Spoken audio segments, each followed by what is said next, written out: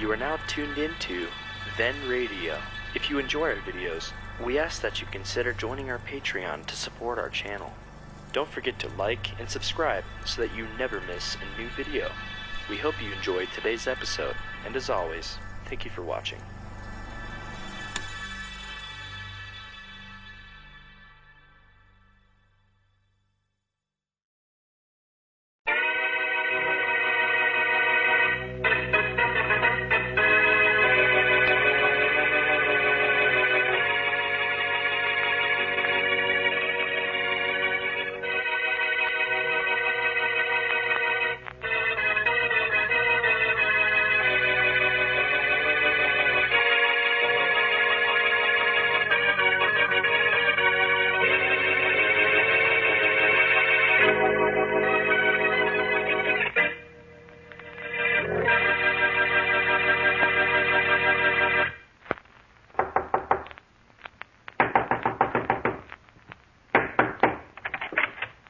Yeah? Are you Jimmy Wells? Yeah. Well, it took me a long time, but I finally did it. Did what?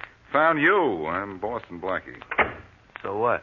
So, for the first time in the last few days, you're safe, unless I have the wrong Jimmy Wells.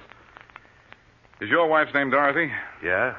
Do you live at 2100 Leslie Boulevard? Uh-huh. And you're a salesman? That's right. Then you're the Jimmy Wells I want. I don't know what for. For protection, Wells. Your protection. What? I got a tip from unhealthy sources that you're going to be killed. Oh, then they're serious about it, huh? They mean business, Wells. With the business end of a gun. But you don't have to worry now. I'll take care of you, and them, too. You will, huh? Yes. Get lost, Blackie. You don't seem to understand. They're going to kill you. You don't seem to understand. That's exactly what I want.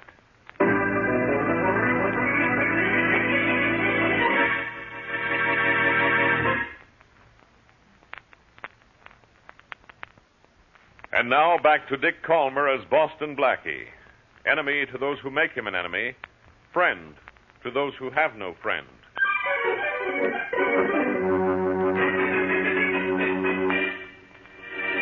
Look, Wells, I didn't spend 48 hours looking for you just to hear you say that you want to be killed. Well, you heard me say it, Blackie. I've heard other bad jokes, too. Oh, this isn't a joke. What is it? New brand of humor? I'm dead serious, Blackie. Dead serious, huh? Well, if you are, you're going to be dead, period. That's exactly what I want to be. I'd like to ask you why, but I'm not going to. I'm afraid of the answer. Look, let's stop this kidding before I begin to think that I'm crazy, too. You are crazy if you think I'm going to let you protect me. Well, if that's the way you feel about it, I'm crazy if I try. So long, Wells. It was weird knowing you. Goodbye, Blackie. I'll be... I know exactly what you'll be if I don't help you, Wells. Dead. But I don't think you really believe that. Oh, yes, I do. I know who's going to kill me, too. Who? You don't think I'm stupid enough to tell you, do you? You'd stop them. That does it, Wells. It does what? That convinces me you're really serious about wanting to be killed. I was wondering how long it'd take you to realize that. Well, I know it now. But what you don't know is you're going to get protection whether you like it or not. Oh. I'm afraid I had to knock you out so your killers, when they come calling, wouldn't find you in.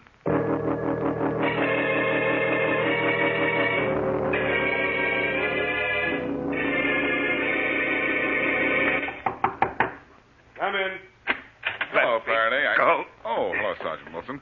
Where's the inspector? Home, Blackie. At least I think he is. Let me go. Oh, come on in, you. Who's your groggy-looking friend? Now, look, will you let me His go? name is Jimmy Wells, and I want you to keep him under lock and key. What's he done, Blackie? Nothing, except he wants to make like a victim. Huh? Let me out of here. I want them to kill me, you understand? Why don't you let me alone? You got no right to hold me here. Well, now, what do you know about that? I don't know anything about it, Sergeant, except he's been marked for execution by the underworld, and he's as happy about it as if he were in his right mind. He's really been put on the spot, eh? For a rub-out, Sergeant, you better give him a nice, safe cell until I can get in touch with Faraday and find out what to do next. Well, I don't know, Blackie. Maybe I can... Hold him in the next room. I'll answer that. Maybe Faraday. Okay, come on, Wells. You can't hold me. Come on and shut up with you. Shut up. Goodbye, Sergeant. Hello. Hello? Oh, hello, Faraday, old pal. This is Blackie. This is all I need. Goodbye. Oh, don't say goodbye, Faraday. You can take more of me than this. What's the matter? Hmm? Why aren't you at your office today? Yeah, why are you in my office? It's none of your business why I'm not there. Where's Wilson? He's in the next room. Look, I've picked up a guy named Jimmy Wells who's trying to get himself knocked off by an underworld mob. How do you know? I got a tip through my unusual sources. This guy Wells doesn't want help, but we'd better give him protection before they give him the works. Yeah, what do you want me to do about it? Just want you to know that I want him locked up. No, you can't put that guy behind bars unless he asks for it. But hold him for a few minutes. I'll see what can be done. Okay. I was afraid when you weren't here that you might be sick. I am sick. Of you. Goodbye. Goodbye. Hey, Wilson, come on in here. Blackie, Hi, I just talked to... Hey, Wilson, where'd you get that swollen eye? That guy Wells gave it to me, Blackie. I got a black eye, and he got away.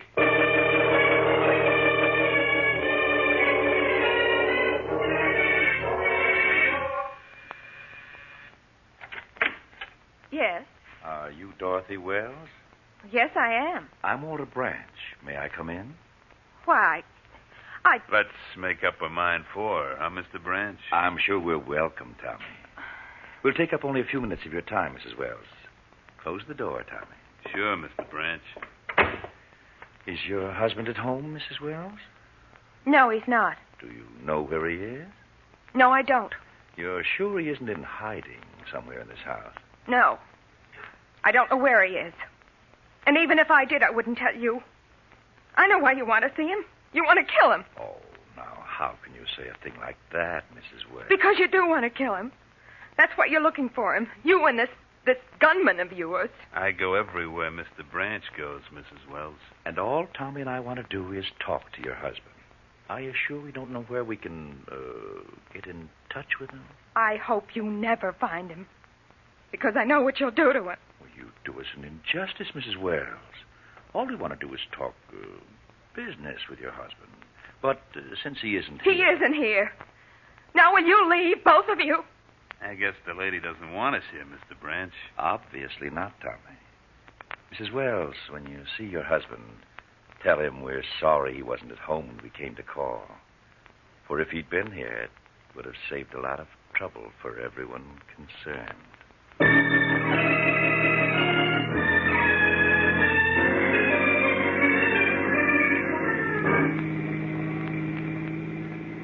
You keep an eye on that side of the street, Mary, and I'll do my best to watch this side. Well, don't you think you better watch where you're driving, Blackie? This isn't a country road. I'm watching, but if we do run into somebody, I hope it's Wells. We've been looking for him for 3 hours. Suppose this is the neighborhood where he hangs out. This can go on forever. It's only going to seem that long.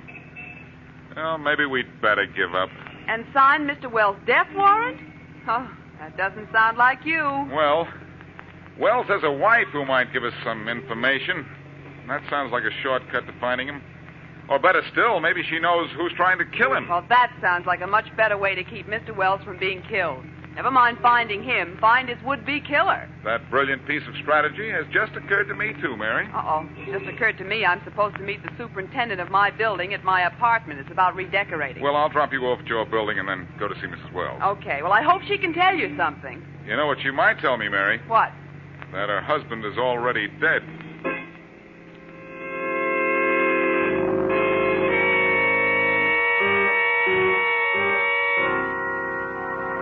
Yes, Blackie, I'm Dorothy Wells, Jim's wife. But I haven't seen him or heard from him since yesterday. Well, I saw him, Mrs. Wells. You did?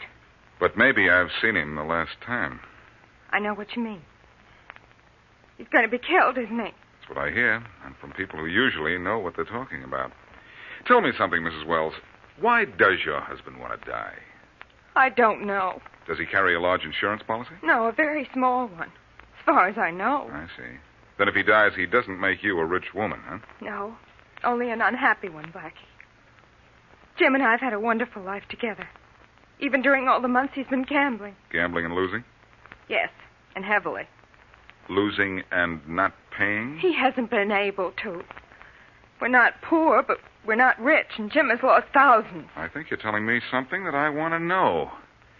Do you know whom he owes this money to? Yes, a man named Walter Branch. He's been here looking for Jim. And Blackie, I'd heard Jim talking on the phone to Mr. Branch a couple of nights ago and threatening to go to the police about something if he had to pay his debts. Uh-huh.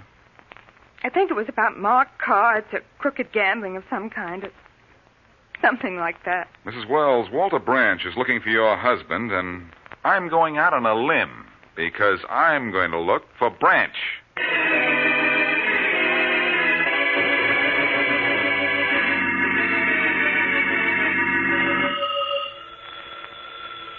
Faraday, your ears aren't ringing. That's your phone. I know it, Blackie. Yes? Inspector? Yes? We've checked the files on Walter Branch. Huh? We broke up his last gambling joint on Lawrence Place 6 months ago. But there's a rumor he's opened up again in a house at 23 Maple Road. Thanks, Wilson. Thanks a lot. Yes, sir. Blackie, we have a tip. Branch is running a gambling joint at 23 Maple Road. Your department's really clicking, huh? Well, let's go see him. This isn't homicide, Blackie. It's out of my field. And it's going to be homicide if Branch gets to Wells before we get to Branch. What would you rather do? Solve a murder or prevent one? You know the answer to that. Come on, I'm ready. Wait, I'm not. I think I'd better phone Mary and tell her that I might be a little late for our date tonight. For the first time, huh? When was the last time you met Miss Wesley when you said you would? I don't know. My memory doesn't go back that far. Yeah, if you thought it'd make trouble for me, you'd be late to your own funeral. Of course, Faraday. I'd be the late Boston Blackie. Ha. You know, the more time you waste on that phone, the more time Branch has to get to Wells. Unless this is all a gag of yours. It's not a gag, Faraday, except that Branch wants to gag Wells permanently. Oh, for the love of Pete, wonder why Mary doesn't answer. And maybe she's like me. She doesn't like to talk to you. Oh, there's no one like you, Faraday. You're the eighth wonder of the world. Oh. And speaking of wonders, I wonder where Mary is. She's certainly not at home. Come in. Oh, a message for you, Inspector Faraday. Oh, thanks, Wilson. Well, no use letting this phone ring anymore. What is this, Wilson? Where'd you get it? A man brought it to the desk a minute ago. Said some guy gave it to him and told him to deliver it to you. Oh. Oh, looks like a letter, Faraday. Getting fan mail? Yeah, ever since I started the Down with Boston Blackie Club. Hey, look who signed this note, Jim Wells. I can't read the note the way you're holding it. What's it say, Inspector Faraday? What's it say, Sergeant? Look, it says, Inspector Faraday, leave me alone. Don't try to protect me. Because I have Mary Wesley in a hideout, and if the police or Boston Blackie come near me, she'll be killed. What? Then maybe I'll die in the electric chair, but at least I'll be able to die.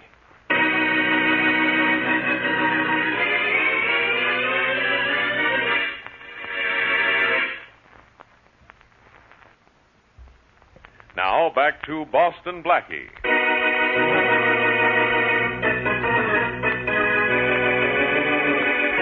Jim Wells has been put on the spot by gamblers who apparently have reason to kill him. Boston Blackie and the police offer to protect the doomed man, but he refuses help and escapes. While Blackie is searching for his would-be killers, Wells abducts Blackie's friend, Mary Wesley, and threatens to kill her and go to the chair for murder if any attempt is made to rescue her. As we return to our story, Wells walks into a room where Mary is gagged and tied to a chair. Well, Miss Wesley, if I take that gag off your mouth, will you promise me not to scream? All right. I'll see if you can be trusted. Yeah. At least that must be more comfortable, huh? Yes, it is. Who are you? Wells is my name. Jim Wells. You're the man Blackie and I've been looking for. Uh-huh, but you didn't find me because I was waiting for you at your apartment. But why? And why kidnap me and tie me up? As protection, Miss Wesley. Protection against protection. Well, you won't have much protection against anything when Blackie finds me Oh, here. I don't think he wants to find you, Miss Wesley, because if he does, he'll find you dead. Dead? Buried. You see, I want to die, and I don't want Blackie or the police to interfere. Oh, I'm not crazy, Miss Wesley. You see, I have a reason for wanting to die. And I'll murder you to do it if I have to. Your only hope is that I don't have to. Are you comfortable? Oh, very comfortable. These ropes aren't cutting into my wrist more than an inch or two. If your friend Blackie shows up, something else will be cutting your throat. Couldn't you think of some more unpleasant way to kill me? I've already thought of it, Miss Wesley. Cutting your throat was merely an expression. Oh. Didn't you wonder what I'd been fixing up with the door there? No, I've been too busy wondering about you. Well, let me tell you what I've done.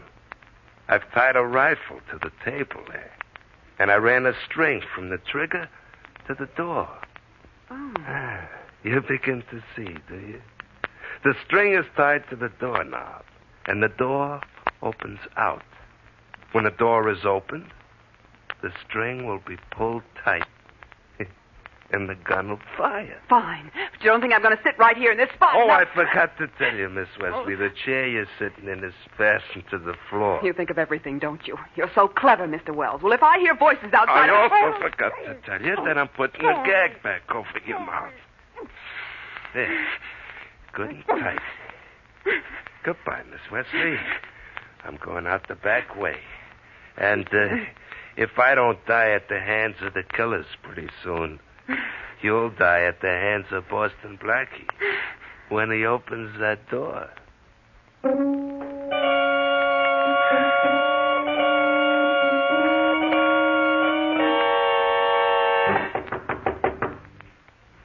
You'd better step aside, Faraday. I want to get this visit to Branch over with so I can go find Mary. Branch and his men probably know a cop when they see one. You think they don't know you too, Blackie? Well, they might let me in if they think I'm alone. I hope that note you got threatening Mary was a gag. Believe me, I hope that. Uh-oh. Someone's coming. Duck to one side. I'll stay on this side so I can give you a hand if we have to shove our way in. Yeah? I'd like to see Walter Branch. Who are you? Just a guy from out of town looking for some action. You won't find it here. The boys said I would. What boys? Just the boys. Let me in. Just a minute.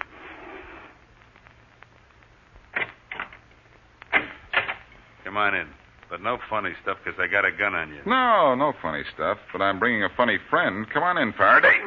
No, you don't. What'll you bet? We're in, Faraday. And he's out. Yeah, but what are we in for? This guy's not alone. And he's not out anymore either. He's coming, too.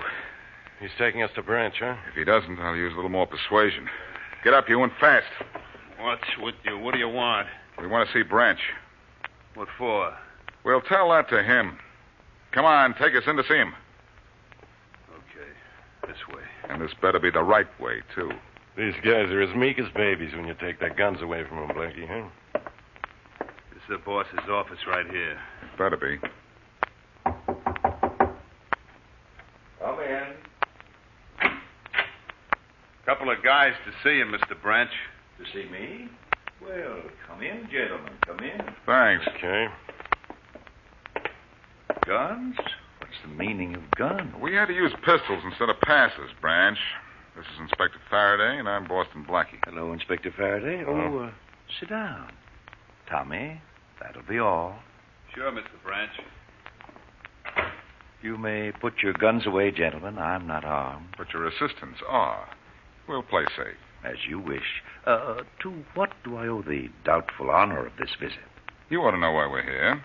It's about Jim Wells. Oh, well. Now, don't say you've never heard of him. No, I know the man well, very well.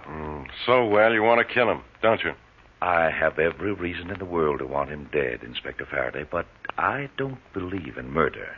The consequences to the killer are equally fatal. I have no intention whatsoever of having Wells eliminated, though, believe me, I'd be quite elated if he'd dropped dead.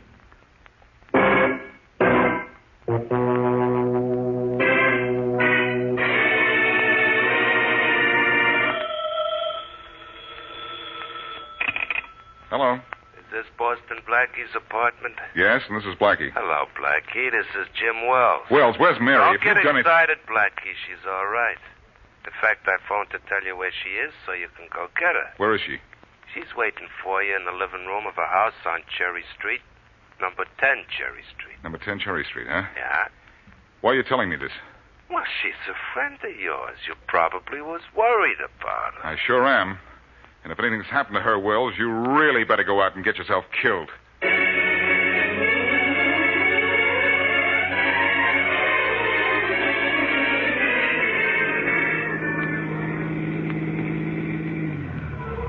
Well, if the boys neighbors were right about it, Mr. Branch. Wells is in this house here. This is number 10 Cherry Street. Let's go up and have a look, Tommy. Sure. I'll get out on your side. Okay. Your gun ready? Always ready, Mr. Branch. Anyhow, Wells doesn't carry a rod. Well, have yours handy just the same. We don't want to take any chances. Okay. Hey, looks like there's a note tacked up on the front door. It is a note. I guess Wells knows he was spotted here and it's scrammed, huh? The note isn't signed, Tommy, but look what it says. Well, I'll be it. It says, "Don't open this door, Blackie, or you'll kill Mary Wesley." Now, how about that? How about this? Hey, Mr. Branch, aren't you going to leave that note there for Blackie? Why should I? Oh, Mr. Branch, if Blackie comes here and opens his door, he'll kill his... That's exactly what I want him to do, Tommy. And that's what he'll do. Exactly.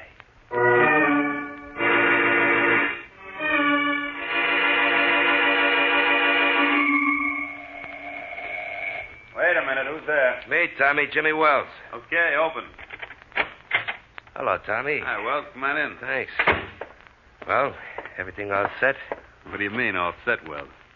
Mean about me killing you on orders from Mr. Branch? Oh, brother, what a setup. Everybody in town has an idea I want to die. You got instructions to kill me, and you're going to be paid to kill me. Yeah. What nobody knows is that it's somebody else's body you're going to show Branch while I fade out of town. It sounds good of you, huh? Only way I know how to beat that Branch guy. He'd get me no matter what protection I had or how long he had to wait or where I ran away to. Lucky I found out you was working for him and that you'd listen to reason. And, dough. Sure. Lucky for you. Well, we better make this good, huh? Yeah, Boston Blackie was on my trail, but I fixed a gimmick with the door and his girl, so he'll be hours trying to get her out without killing her. That'll keep him away until we're finished. I guess it will. You, ready to go, Wells? Yeah, sure. Hey, Tommy, that gun. Put it down. You and I are pals. You were going to be paid not to kill me. I was supposed to give you... You said you was ready to go, didn't you? Oh.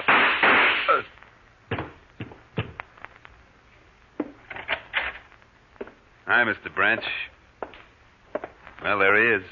Yes, so I see. I'm delighted you came to me with Wells' story about wanting to bribe you, Tommy. I'm delighted that Boston Blackie is about to open a door that will kill his girlfriend. And I'm delighted with your loyalty.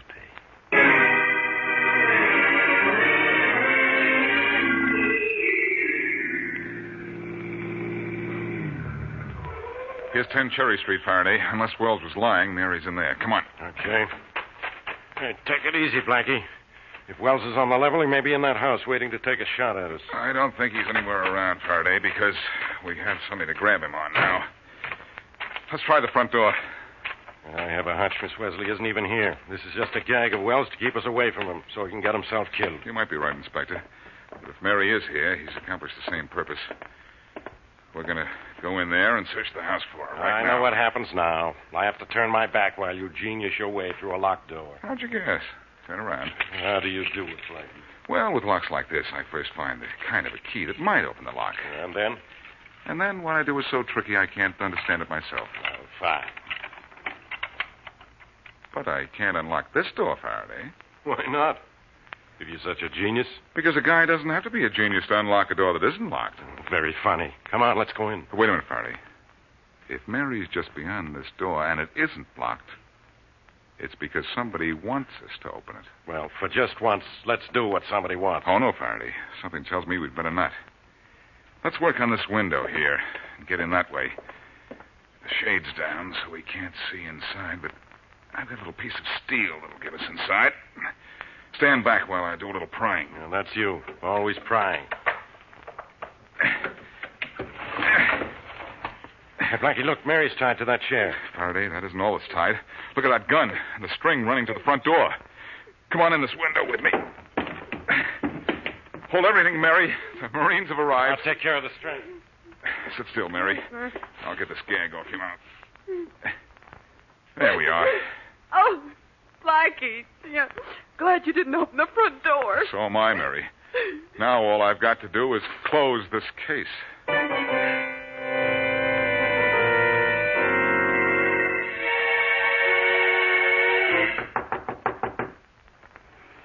Who is it? Boston Blackie. Let me in, Tommy. Oh, sure, Blackie. Just a minute. Come on in. Thanks. You seem almost glad to see me. Why not? I got nothing against you. Neither is the boss. You want to see him? Not just now, Tommy. I think you're the man that I want to see. What for? The police just found Jim Wells' body, and he didn't drop dead. Not too bad. Who killed him, Tommy? I don't know why you ask me. But I did ask you, and I expect an answer. I expect you do. Answer me, or you'll get something you don't expect. Such as what? Such as this. You want some more? Oh, but you do. Oh, yeah. Punk. Oh. Well, I knocked you out, Tommy. Again. Now, maybe, when you wake up, you'll feel like telling me who knocked Wells off.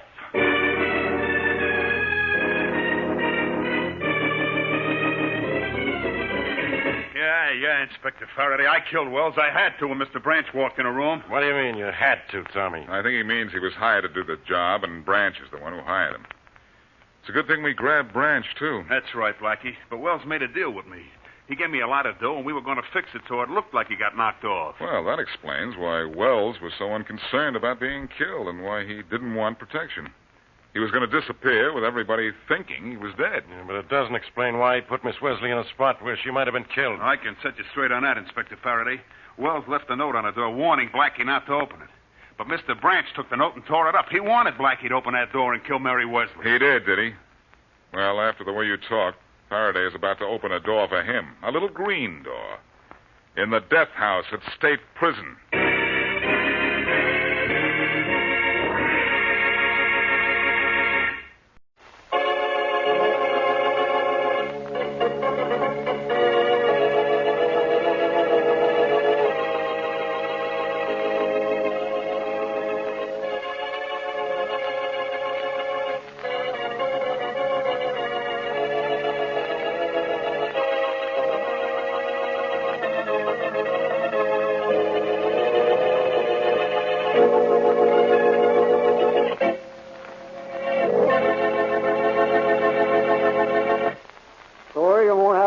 Mr. Williams? No, Mr. Lynch, I don't care for nuts. Okay with me. You don't eat any.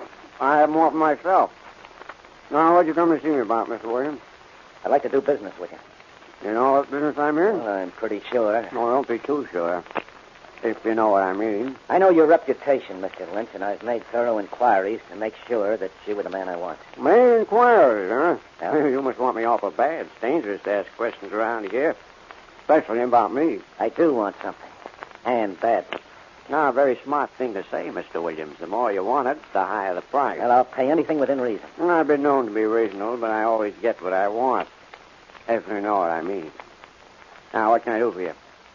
I have an Aunt Sarah, a very rich old woman, and she's about to die. Uh-huh.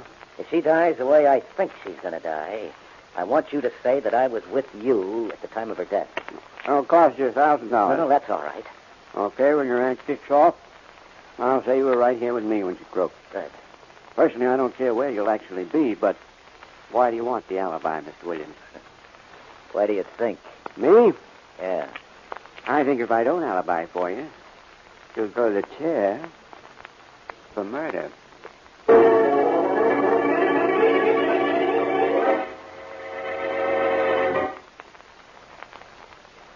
And now on to Dick Calmer as Boston Blackie. Enemy to those who make him an enemy. Friend to those who have no friends.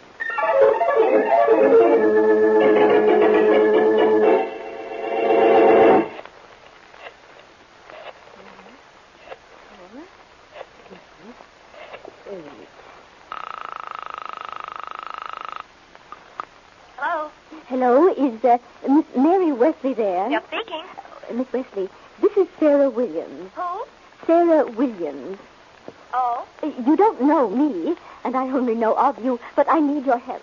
My help? Well, in a way, I really want Boston Blackie, but I haven't been able to reach him at his apartment, and I thought you might know where he is. Well, as a matter of fact, he's on his way over here. Oh, wonderful. I have to see him right away. It's urgent, Miss Wesley. My life's in danger, and only Boston Blackie can help me. Well, what you ought to do is call the police. Oh, no, I can't. There are too many things I don't dare tell them. Please, Miss Wesley, tell Boston Blackie to come here right away. The address is 18 Elm Street. 18 Elm Street. All right, I'll tell him. Thank you. How soon will he be here? Well, I'll meet him down in the lobby, and we'll come right out. We'll be there in half an hour at the latest. Oh, make it sooner if you can. But we'll try. Goodbye. Goodbye, and hurry. Oh, thank heaven.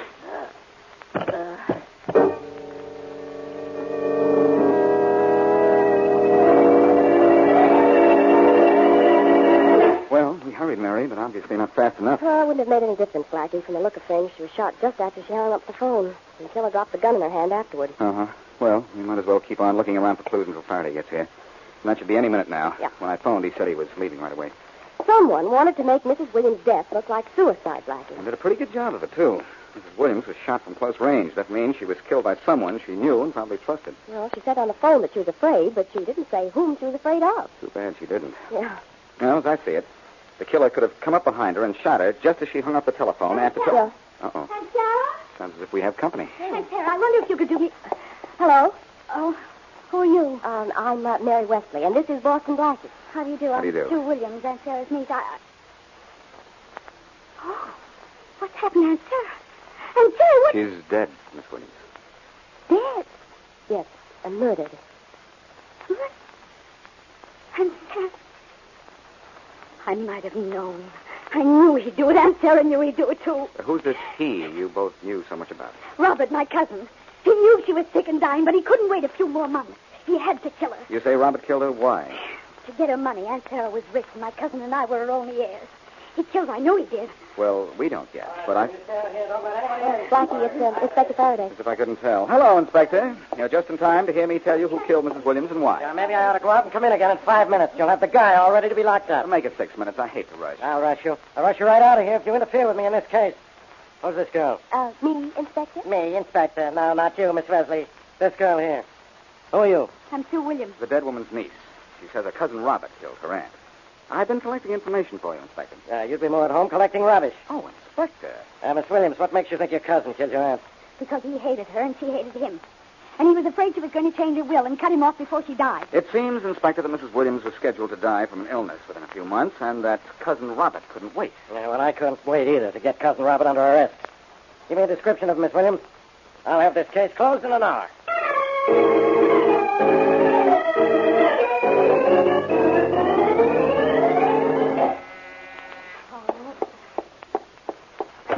Hello, Sue. Frank, darling, come in. Are you all right, Sue? I just heard about your Aunt Sarah over the radio. Have they caught Robert yet? No, but they will any minute now. There's an alarm out for him. I hope they get to him before he gets to you. Said on the radio you practically accused him of killing your aunt. I told the truth, Frank. Aunt Sarah always was afraid of him. Well, you'd better come over to my place and stay with my family until we're sure Robert's in jail. No. If he killed Aunt Sarah, he'll kill you, too. I'm not afraid of him, Frank. I'll stay right here. Darling, you know this will hold up our wedding for a while. I don't think it'd be smart for us to marry so soon after. You fall heir to so much money? Well, it wouldn't look like this. Oh, what do we care? It's Robert. The police are after him. Uh-oh. Expecting anyone? No. It's probably the police, though. I won't say anything about our getting married. Well, no, not right now. Hello, Sue. Robert! Sue, the cops all over town are looking for me. Yes, I know. You've got to tell them I didn't kill Aunt Sarah. You got it. Oh, hello, Frank. I guess I make a little change in your plans, eh, Robert? What do you mean? Frank and I both know who killed Aunt Sarah. In fact, I told the police you were the one who killed her. Sue, that's what I came to see you about. You know that's not true. I didn't kill her. I was with Bill Lynch when Aunt Sarah was killed. Ask him. Go on down to his place and ask him. I don't know him, Robert. And I'm not interested in finding out anything about where you say you were. You better beat it, Robert. We'll turn you into the police. Frank, you have to believe me. I was with Bill Lynch in his house on Barton Road. Call him up or go on down to see him. He'll tell you I was there. Why don't you tell that to the police? Well, they may not give me a chance to talk. I'm afraid to give myself up. Robert, you'd better leave. And that means now. You're against me, both of you. Everyone's against me. We don't like murderers, Robert. We're giving you a break, letting you get out. Now scram. All right, I'll beat it. But I'll get even with you for this. I'll get even with both of you. Get out of here before I throw you. Never mind the rough stuff, Frank. You two won't hide me. I'll keep away from the police some other way. But after the heat's off, you two better keep away from me.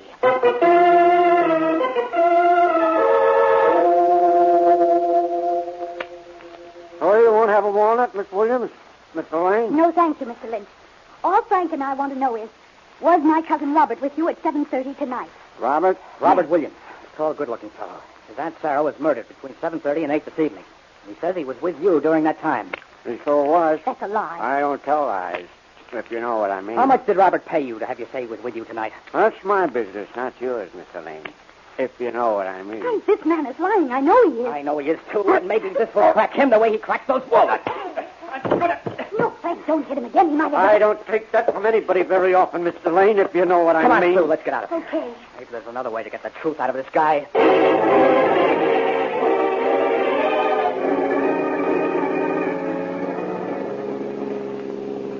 Took me 3 hours of searching to find you, Williams, but now you're on your way to where you belong, police headquarters. Blackie, you didn't find me. Yeah? I was waiting in front of your apartment house just so you could spot me. I thought you'd believe me or give me a chance to prove I was with Bill Lynch when my Aunt Sarah was killed. You'll have plenty of chance to prove it in Faraday's office. Come on, out this way. All right. You're so innocent, Williams. Why have you been hiding from the police? Because I don't know what the police will do. I want to have some time to think before I gave myself up. With an alibi like yours, what do you have to think? We'll go in Faraday's private door right here. Hello, Faraday. Look what I have. Oh, Blackie, get out of here. I don't want it. And that guy with you looks like Williams. Well, I don't know what reason there could be for that, except that he is Williams. Robert Williams. Where'd you find him? In front of my building. That's right. After I searched 50 hiding places. I'm familiar with most of the hiding places in this town, you know. Yeah, someday maybe you'll visit them all and get lost in them so you won't bother me. I'm no bother, really. Yeah, you're no bargain either. Stop ribbing me. After all, I brought in Williams, even though he has an alibi, as he says. I didn't kill my Aunt Sarah, Inspector Faraday. That's what they all say. Your aunt was killed between 7:30 and 8 o'clock this evening.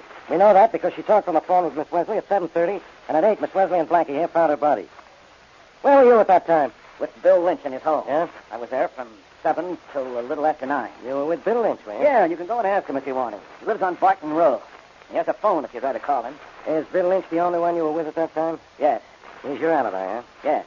All I have to do is ask Bill Lynch, and he'll prove to me you didn't kill your aunt. That's right. Well, instead of talking about it, Faraday, why don't you call up Lynch or let's go out and see him? Well, I'm up. We'll go out to see him. Just like that. Sure, why not? Because where he is, there's no phone. It'll take a long time to find out his current address.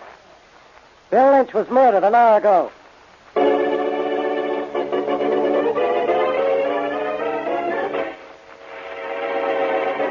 And now back to Boston Blackie.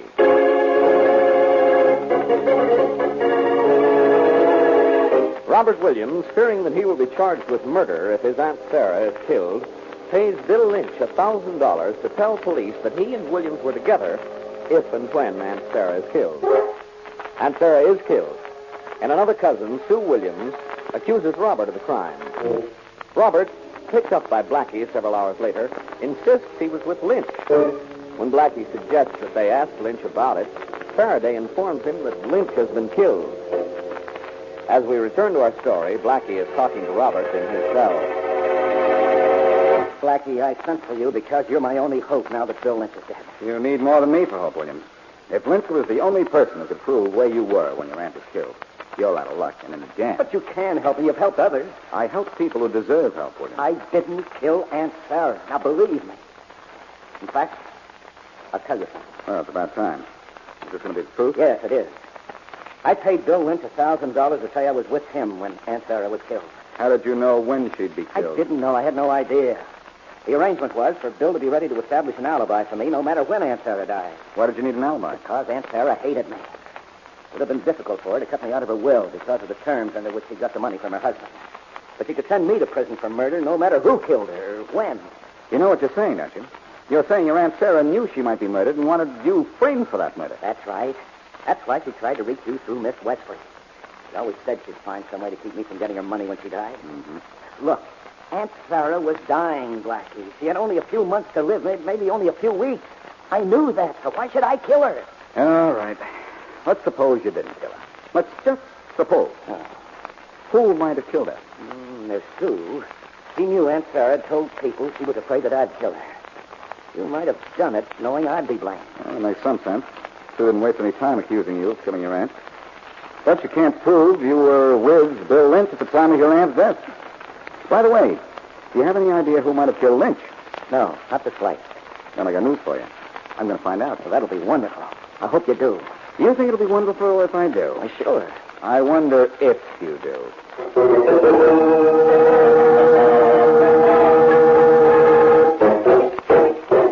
Yes, Blackie. I was Sarah Williams' doctor. I have been for 20 years. Then you're just the man I want to see, Dr. James. Oh, this is Miss Wesley. How do you do? How do you do, Dr. James? Dr. James, Mrs. Williams died of a bullet in the head. But was she really dying of an incurable illness? Yes, Blackie. At the outside, she had 3 or 4 months to live. She might not have lasted another week. Who knew that, Doctor? Did her nephew Robert? Oh, yes. I told Robert about it before I told Miss Williams. Uh-huh. So Robert would have been a fool to kill her, don't you think? I'd say so. Well, what about Mrs. Williams' only other relative, Sue? Oh, I don't think either one of them killed her. But then, I'm a doctor, not a detective. Well, I'm not a detective either, Dr. James. Just a fellow who likes to see the right guy get what's coming to him for going wrong. Well, thanks a lot. You may hear from me again, Doctor. Come on, Mary. Goodbye, Blackie. Miss Wesley. Goodbye, Doctor. Goodbye. Well, Blackie, that accomplished a lot of nothing, didn't it? It accomplished more than you think, Mary. It opens up 3 possibilities. One, that Robert's aunt killed herself. Killed herself? Well, why would she do that? Not leave a note saying so. Because she hated Robert and wanted him to go to the chair for murder. That could account for her calling you. She had nothing to lose. She was dying anyway. Yeah, that's right. Well, what are the other possibilities?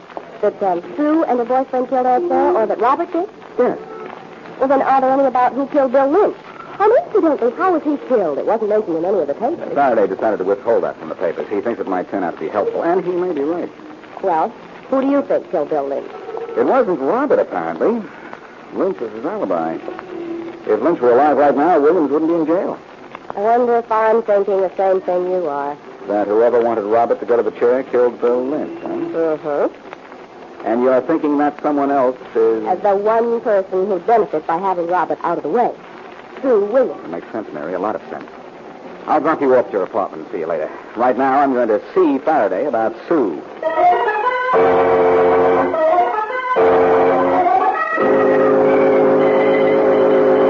I thought I'd better come down and see you, Inspector Faraday. Just a minute, Lane. Come in. Hello, Faraday. What do you want, Blackie? Same thing you want, the killer of Aunt Sarah and Bill Lynch.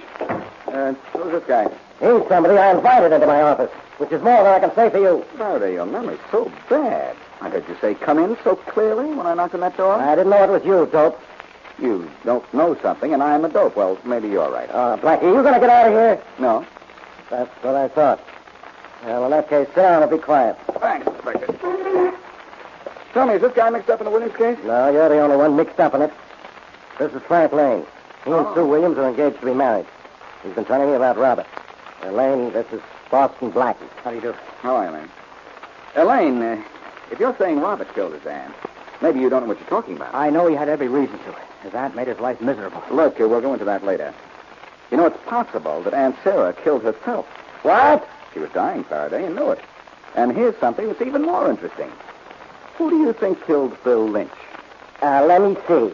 The ghost of Aunt Sarah, I suppose. No, Sue Williams. What? Sue Williams? And why? To ruin Robert's alibi and send him to the chair. Sue didn't kill anyone. She gets all the money if Robert goes to the chair. And she knew about Bill Lynch, didn't she? Yes, she did. Robert told us. Then she could have killed Lynch, or you could. I could.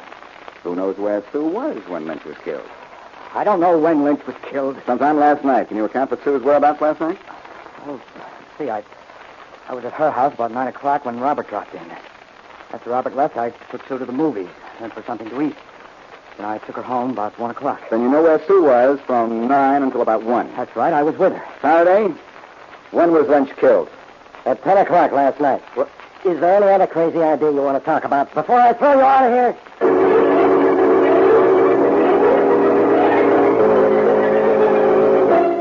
Now, you know exactly what to say when you phone Frank Lane, don't you, Mary? Yes, Blackie, I think so. Oh, I hope the trick works. I'm on the right track, it will. Sue Williams isn't home, so she's probably at Lane's house. Faraday ought to be there, too. Yeah? He doesn't think too much of my theory, but he's too smart a cop to let any possibility go by without looking into it. Hello? Hello. Is this Frank Lane? Yes? I want to give you a little tip, mister. Tip about what? Can you talk? Sure. Who is this? Don't matter none who this is. Look, either tell me who you are or I'll hang up. I don't like guessing games, and I'm busy. I've got no time for nonsense. Now, what do you want? And who are you? Who's going to tell you my name? And I'll tell you who I am. I'm Bill Lynch's girl. So what? So I lost my boyfriend, and I don't like it. I'm sorry about that, but I don't know why you're talking to me about it. Until you about it because I know who it was that murdered Bill. And you know her, too. Her? What do you mean? You know what I mean. And who I mean. I saw her coming out of Bill's house just before he was found dead. It was your little girlfriend, Susie. Yeah? Take care of me with some dough, Lane, or the cops will hear about it. Are you crazy? I'm telling you what I saw. And you must be seeing things. Goodbye. Hey, Sue. Sue. I'm in here, Frank, in the library. I just had the most interesting telephone conversation. Interesting? Frank, who was it? A girl who said she was Bill Lynch's sweetheart. Oh? And guess what she told me? What? That she saw you come out of Bill Lynch's house last night just before he was found murdered. She couldn't have. I wonder just whose bright idea that was. I don't know. What did you say to her? What could I say? Nothing. You were with me when Lynch was killed, and I know it. I think I know what the scheme is. Someone thinks you killed Lynch to destroy Robert's alibi, and that you asked me to alibi for you. You knew I was with you, Frank. Yeah, he knows you were with him. And I know it, too. Inspector Faraday. That's me. Only I'm not very proud of myself for being here. That was Blackie's girlfriend on the telephone just now, trying to trick you two. And I was supposed to wait here in time to hear one of you, or both of you implicate yourselves. That was a pretty low trick. Not if either of you was a killer, Lane. There's no trick that's low if it turns up a murderer. Don't forget that. What does that mean? Means that if either of you knows anything about the murder of your aunt or Lynch, I'm going to find it out if it takes years, and all the tricks in the book. Inspector. What? I've got a confession. Sue. I've got a confession to make. You didn't kill your aunt, did you? No. Neither did you, Frank. And neither did my cousin Robert. Keep talking. It was a terrible thing to do, but I did it. I let Robert be suspected in the death of my aunt, even though I knew she committed suicide. I wanted Robert to be accused of killing her, but he didn't kill her. How do you know? Because I saw her kill herself. I just opened the door to her room when I saw her do it. In front of you? Her back was to the door, Frank. She didn't see me. And I didn't tell the police because I wanted them to find Robert and blame him. Frank and I did go to see Lynch. But he was alive when we left it. Oh, Frank, I don't know what to do. Well, Blackie's phone call did some good, anyhow. At least it told me how your Aunt Sarah died. Now to find out who killed Lynch.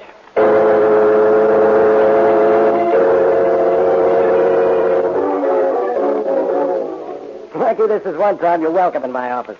Because this time I can laugh right in your face. I know all about it, Faraday. You told me over the phone. Sue didn't kill Bill Lynch, and nobody killed Sarah Williams. She killed herself. I mentioned that possibility to you, remember? Well... And I'm still going to get the last laugh here anyway. Have you sent for Williams? Only because you asked for it. And it's the last thing you're going to ask for in this case that I'm going to do. Thank you very much. Well, don't take any bows on your trick phone call. Might have found out sooner or later that Mrs. Williams was a suicide. Maybe. The real proof was what Sue Williams saw, you know. Come in. Come in, Williams. Oh, you sent for me, Inspector? Yeah. Williams, you're in luck, huh? Your cousin Sue has just admitted that Aunt Sarah knew she wasn't going to live much longer and killed herself. What? And that Sue kept quiet because she wanted you to be accused of murder. Well, that's a fine thing she did. Well, everybody happy? Can I go? Wait a minute. I'm still not happy. I don't know who killed Bill Lynch. I do, Fanny. You do? Who? The same guy who didn't kill his Aunt Sarah. Williams here. You crazy, Blackie. Would I kill my own alibi? Yes, I think you would. Now, Blackie, you're out of your mind. Lynch was the only hope Williams had for proving he wasn't a murderer. That's right, Faraday. But Lynch thought Williams had really killed his aunt and saw a way to make more money on the deal, maybe blackmail our friend here for the rest of his life. Lynch was the kind who'd try that, all right. Williams, you weren't really with Lynch when your aunt was killed, were you? As a matter of fact, I was. I don't think you were. I think you went to see Lynch later, and he tried to hold you up for some more money. You fought and killed him. I didn't kill him. I couldn't afford to, no matter what it cost me. He was my alibi, the only proof I had that I didn't kill my aunt. And a man doesn't kill his alibi, huh? You think he does. I'd have gone to the chair if you hadn't found out Aunt Sarah killed herself. Now, isn't that true? Maybe. But I've done a little research on you, Williams. I know you were a crack shot, the top marksman on your college rifle team. Lynch called you saying he wanted more money or else. His testimony that you tried to bribe him would be very dangerous to you. You went down there, opened the door, and before he could say anything, shot him down. Well, that's fine. Lynch did phone and say that he thought you'd killed your aunt, didn't he? Yes. He did say he wanted more money, didn't he? Yes. You did go down there, stand in the doorway, and shoot him, didn't you? No, I didn't. You know I didn't, because Lynch wasn't shot. He was stabbed in the back. He was what? Nothing. Faraday, Who knew how Lynch was killed? Nobody. I kept that information out of the papers, just hoping for something like this, Blackie. Lynch was stabbed to death by a knife in the back. Hey, Williams, make him break. The only fix he is. Well, Faraday, we're partners in this case. You kept something out of the papers, and I got everything out of Williams.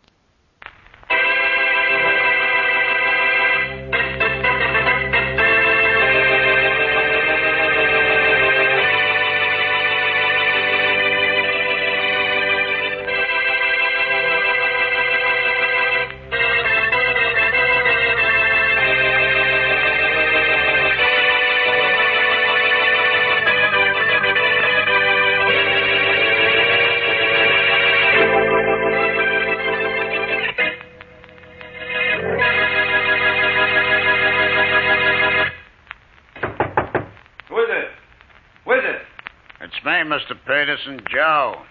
Joe Crain. Oh, just a minute.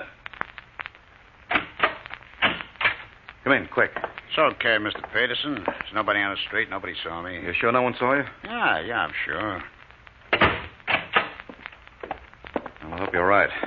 You're right on time. It's exactly 5 o'clock. Well, you hired me for 5 in the afternoon, so here I am at 5 sharp. Want to get started right away? Yes, the sooner we get it over with, the better. There's the rope and something to gag me with. You can tie me to this chair here. Okay. You just sit down. Take it easy, Mr. Peterson. It'll all be over before you know it. All right. Tie me good and tight, Joe. I want this to look like the real thing. Right, I'm doing just that. Ropes feel tight, don't they? I'll say they do. Well, don't worry then, Mr. Peterson. This job will look McCoy enough to fool the smartest cops in town. Got you tied in that chair so tight you're practically part of it. All right, which room's your wife in? That one right there. Now put the gag on me and kill her in a hurry, will you? You leave everything to me, Mr. Peterson.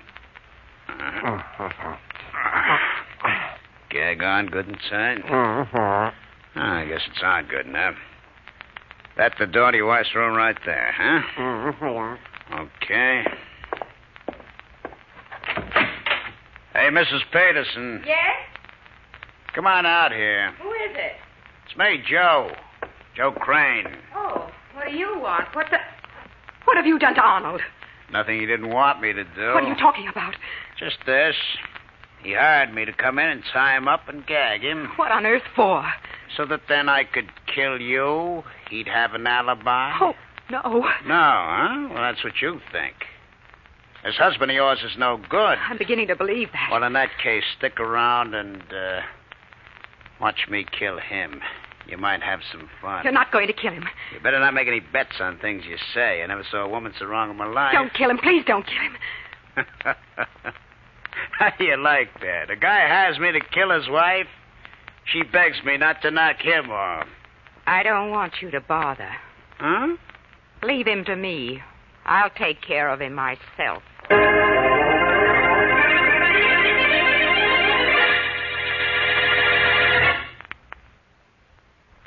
And now meet Dick Calmer as Boston Blackie. Enemy to those who make him an enemy. Friend to those who have no friend.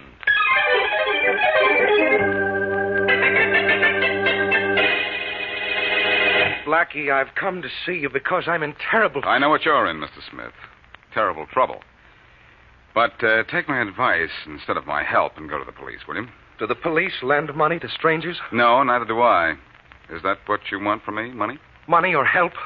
Of the two, I prefer giving you help. But if it's money you want, why don't you go to a bank? I can't. Why not? Well, it's like this. Yeah? I owe Arnold Peterson $50,000. Now, if I could go to a bank and get a loan for my business, I'd be able to pay Peterson back within 6 or 8 months. Uh-huh. But Peterson wants his money right now. Why? Well, because he knows I can't pay him right now. And if I go to a bank for the money, he'll block the loan. Doesn't make any sense, Mr. Smith. Peterson wants his $50,000. He ought to let you borrow it. Well, if all he wanted was his $50,000, he'd wait a few months for it.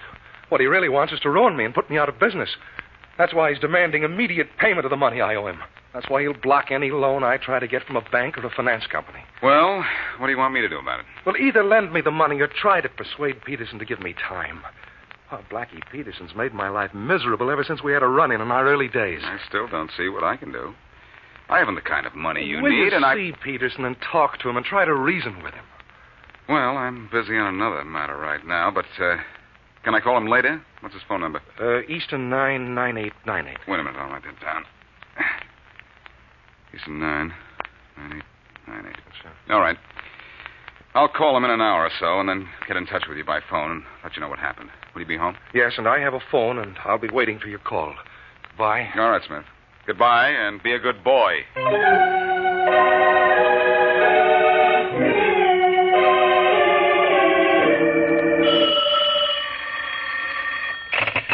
Homicide, Faraday speaking. Inspector Faraday?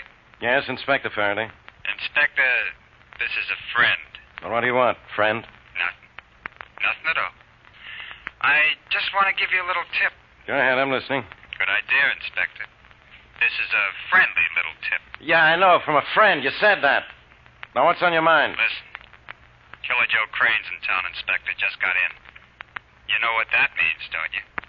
Yeah, I know exactly what that means. When Joe Crain comes to town, a murder comes right after.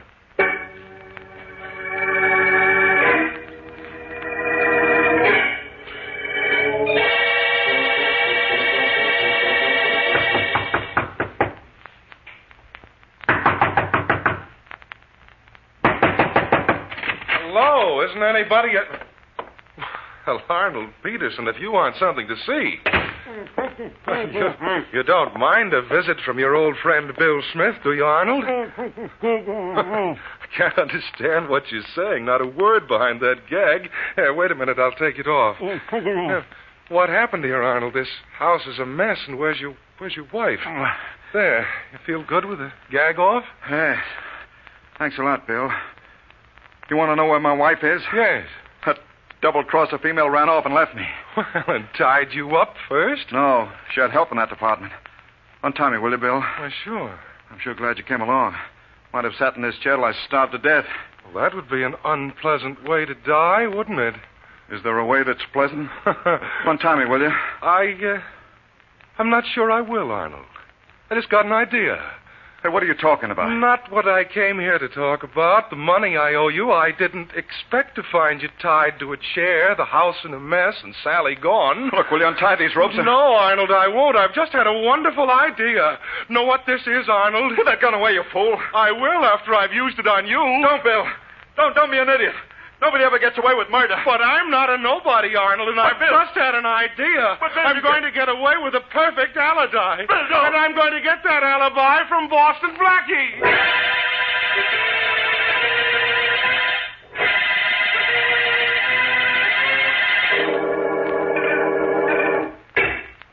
You might hurry, you know, Blackie. It isn't everybody I'd come to pick up and then wait for. It's just 7:30 now. I'm not late. Be with you in just a minute, Mary. Then off to dinner we go. Fair enough? Mm-hmm. Fair enough. I think... Oh, all I know is that isn't the dinner bell. It's the phone, but it won't be a second. Uh-huh. Hello. Blackie? Yeah? This is Bill Smith.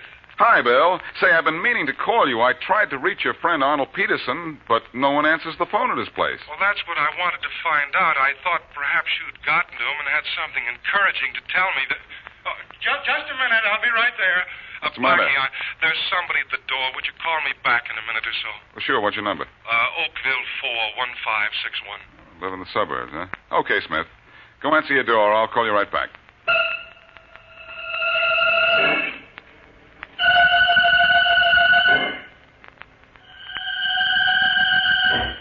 One more second now, Mary. Just want to call Bill Smith back, and then we'll go. Uh-huh. Operator? Operator, I want Oakville 41561, please. Oakville 41561. Just a minute, please.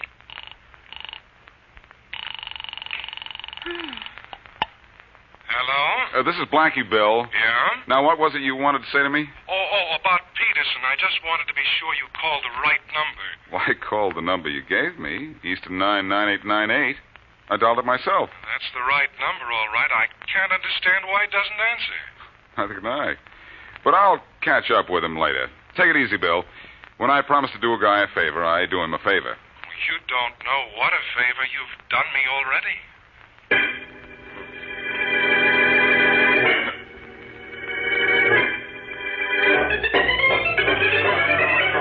All right, you guys, get those fingerprints down to headquarters for checking. Here's a picture of Peterson's wife, Inspector Faraday. Let me see it. I found some papers in the desk that show her name before she married him was Crain. Crain, huh, Matthews? Yeah. Well, that's a coincidence, isn't it?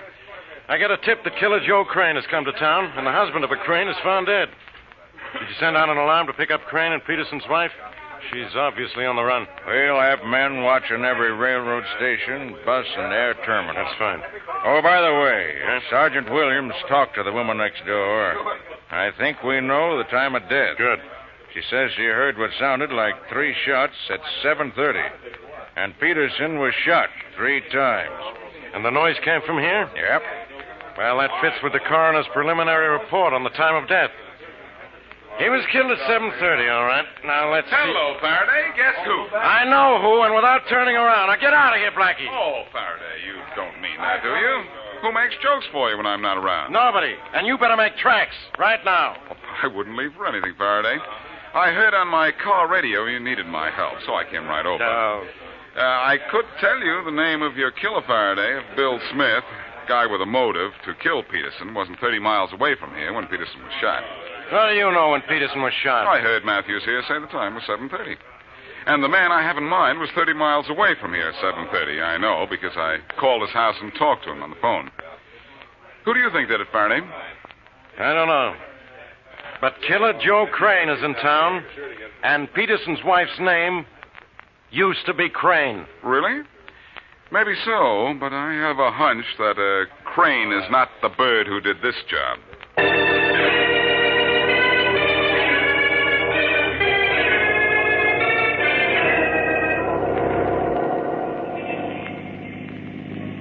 Timed this just right, Sally. Yeah. This cab will get us to the station only a couple of minutes before train time. The station will be full of cops, won't it, Joe? Maybe, but we won't be there long enough for them to spot us. Sally, you did a nice job. You didn't do such a bad job yourself, Joe. No. I guess we couldn't have done better. Now, look. As soon as the cab drives up in front of the station, I'll pay the guy. We'll separate. Uh-huh. That should be about 3 minutes before train time. All right. You go right in, head for the gates. I'll wait outside until you're out of sight. Because it could be the cops know I'm with you and be looking for a man and a woman together. Oh, we're coming to the station. I'm nervous, Joe. Oh, don't be. Now, look, you carry a small bag here. I'll bring the big one. You're going to get on the train, aren't you? Oh, sure. I'll meet you in the club car just after the train pulls out. Here, driver. It's all right. Keep it, Cherry. Yeah, thanks, Mac. Hurry up, Joe. It's all right, Sally. Yeah. Still plenty of time. Train leaves on track 6. That's the gate just beyond the information booth. Yeah, I see. Now, remember, just walk through the station straight to the gate. I won't duck out on you. I'll be in the club car just as I said. All right, Joe. Good luck. Yeah, same to you, honey. Oh, now beat it. See you on the train. We can celebrate. Be careful, Joe. Don't worry. I'll be okay. Just a minute, lady. Oh, say, what's the idea? Let go of my Police arm. department, lady. But, You're Mrs. Peterson, Jay. aren't you? Yes, but Joe, Joe, look out, it's the police. Oh, so he's with you, huh? Stop that man. Stop that man. Let go of me, Regan. Let go. Why do you want me? No reason to get excited about, Mrs. Peterson. Just a little matter of murder.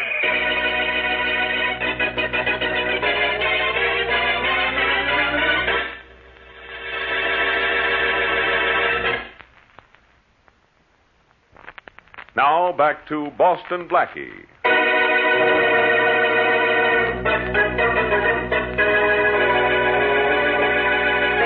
Arnold Peterson plots to have himself alibied by Joe Crain, whom he hired to kill his wife. But Crain refuses to kill Mrs. Peterson, and both she and Crain later attempt to leave town. Bill Smith, in the meantime, finds the helpless husband and indicates he will kill him. Boston Blackie knows that Smith has a motive to kill the dead man, but he also knows that he made a phone call to Smith at his home 30 miles from the scene of the crime at almost the time of the murder. Mrs. Peterson is arrested, and as we return to our story, Blackie is searching for Joe Crain, believed to be the wife's accomplice. Hey, Tiny, can a guy get something to eat in this time of yours? Well. Every damn Boston Blackie. The uptown guy with the lowdown on every bad guy in the world. Well, the lowdown on you is you've been a pretty good boy since I cleared you of that murder rap 2 years ago. Oh, you was a good guy to help me beat that Blackie. But I was innocent, and you always help guys who are being framed. I sure tried, Tiny. Well, you done it. And I kept my promise, Blackie. I've been a good guy ever since. What you doing on the waterfront? Looking for trouble? No, I'm looking for Joe Crain. Looking for Crain and trouble is the same thing, Blackie. But you're going to tell me where I can find him, aren't you? You know, as a sort of a favor for me, for the favor I did for you. Oh. Sure, Blackie, sure. You're a good guy, and I'll help you out. Joe's got a room at the Front Street Hotel, number 10. Front Street Hotel, room number 10. Yeah. Well, thanks, Tiny, and here's a 10 for you. So long. Oh, thanks, Blackie. You're a good guy. Before you're too sure of that, you better find out if that 10 is good. Always making jokes, eh, Blackie? Hey, Pete. Pete. Oh, yeah, Tiny. Stop with that piano. Come here. Yeah. What do you want, Tiny? You see that good-looking guy who was just in there? Yeah, it was Boston Blackie, wasn't it? Who's he looking for? Joe Crain. Huh? I told him Crain was at the Front Street Hotel. Uh-huh. Crain ain't there, of course. But you run up to Wilson's rooming house and tell Crain that he better duck, because Blackie's looking for him. Okay. And Pete. Yeah? Here's $10 for yourself. Oh, yeah. I can't take no money from a guy and then double-cross him. I promised Blackie I'd be honest.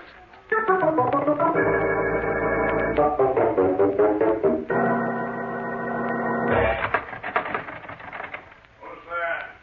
It's me, Joe. Pete. The piano player from down at Tiny's place. What do you want? Open up and I'll tell you. Okay. Come on, then. What's up? Boston Blackie's looking for you, Joe. Tiny gave him a bum steer, but you better get another hideout just the same. Next place he goes is with me. Blackie! Quick, Pete, close the door. Wait, you're too late. I'm already in. And thanks for leading me here, Pete. I didn't think Tiny was telling me the truth. Pete, you dumb piano player, you. We can take care of this guy, Joe. He's too quick for a piano player. Pete!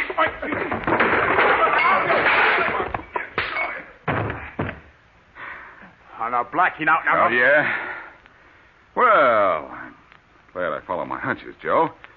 When I saw this guy come out of Tiny's place in such a hurry, I figured I'd follow my hunch and him. And I did, and he led me to you. So what? So take a look at him down there on the floor. You want to go down with him, Joe? No. Then you're going down with me, down to police headquarters.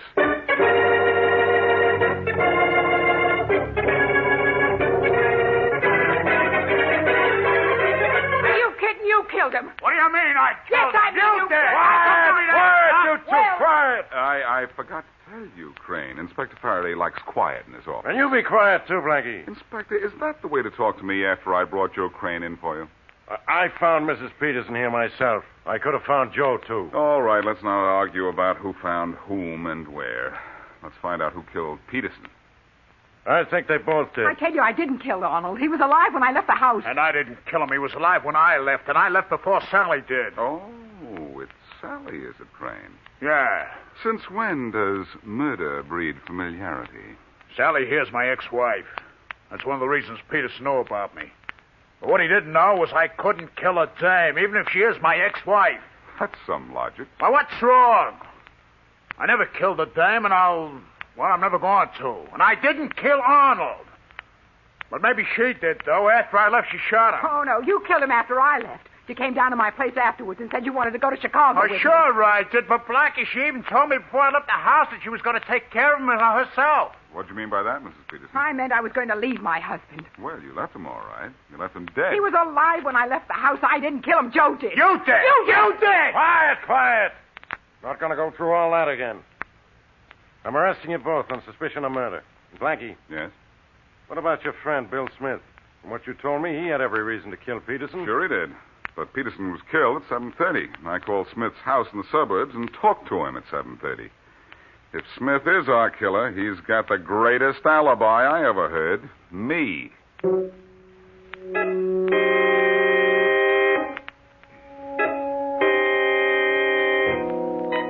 I'm not going to leave my apartment, Mary, until I get an answer to this thing. Oh? Just how long do you think you can stand it up here, Blackie? 1 or 2 years? The case does look just about that tough.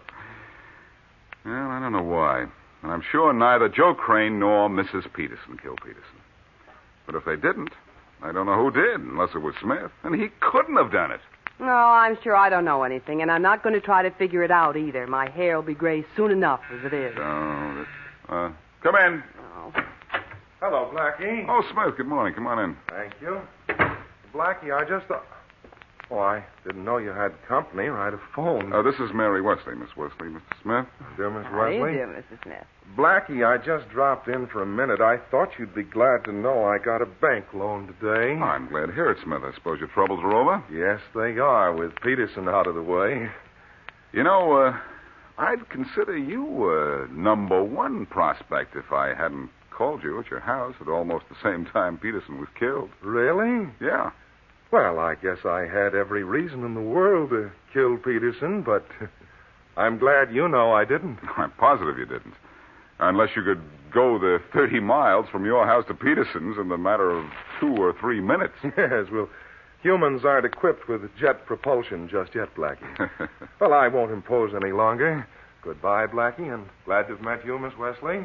Thank you. See you again sometime, Blackie. Could be. Goodbye. Blackie, there's something about that man I don't like. Something about this case I don't like. Of course, the fact you can't solve it. Mary, Smith is a perfect suspect. Oh? Oh, I'd like to figure out how he could be at home at 7:30 and still kill Peterson 30 miles away at that time. He was home, I know. I phoned him. I was here, remember? Oh, yes. Say. Blackie, I don't like the look on your face. And somebody's not going to like the idea that just popped into my mind. Mary, go to your apartment, then in an hour, dial the operator and ask her to ring my number. Oh, all right, but what for? Never mind. Call me crazy if you want to. But I'm going to break this case wide open when you call me on the phone.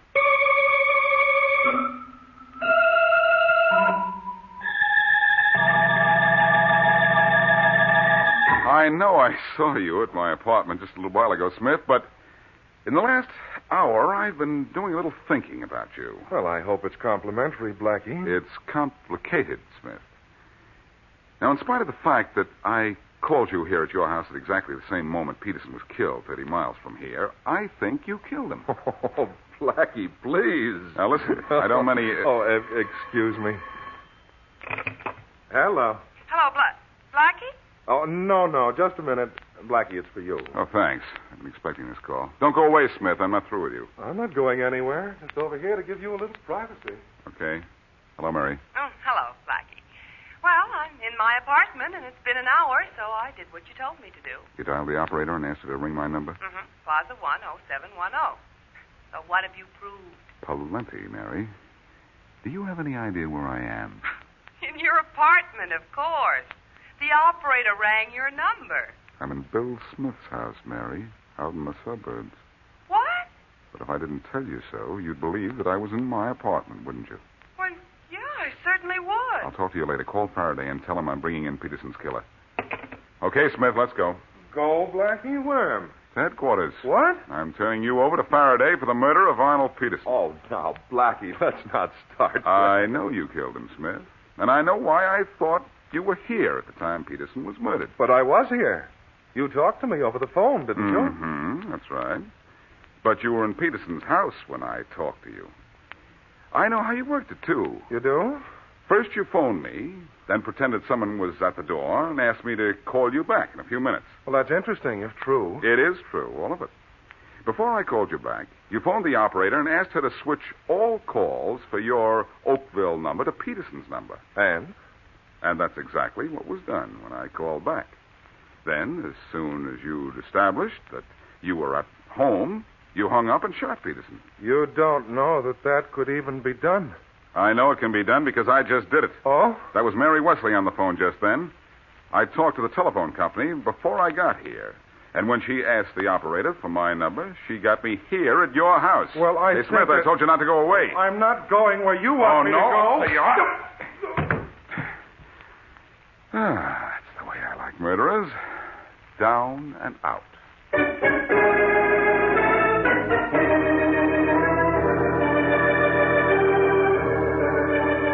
Blackie, before I go, I want to thank you for helping me. Oh, I wasn't necessarily helping you, Mrs. Peterson. I was just trying to find out who killed your husband. Incidentally, I'm waiting in Faraday's office to read a copy of Smith's confession. Don't you want to wait here with me? Well, yes. Well, the sooner I get out of here, the better. My ex-husband, Joe, is being sent back to Kansas. That's because he's wanted out there for the same kind of thing that we thought he was wanted for here. Well, I'm glad he didn't kill Arnold. I'm glad you could prove who did, even though Arnold always threatened to kill me. Did Mr. Smith really kill my husband? Yes, he made a complete confession, Mrs. Peterson, and the telephone company verified my theory that he had them switch all phone calls from his Oakville number to your number. That's how I could phone his number and think I was talking to him at home when actually he was at your house. Probably standing over Arnold's body. No, he didn't kill your husband until a minute or two after I phoned him. He knew I was going to phone him back because he'd asked me to. And he waited for my call, knowing that I'd give him the perfect alibi. Well, it wasn't so perfect, Blackie. He was caught just the same. They're all caught, Mrs. Peterson. And a murderer always gets paid off, Not in currency, of course. Just in current.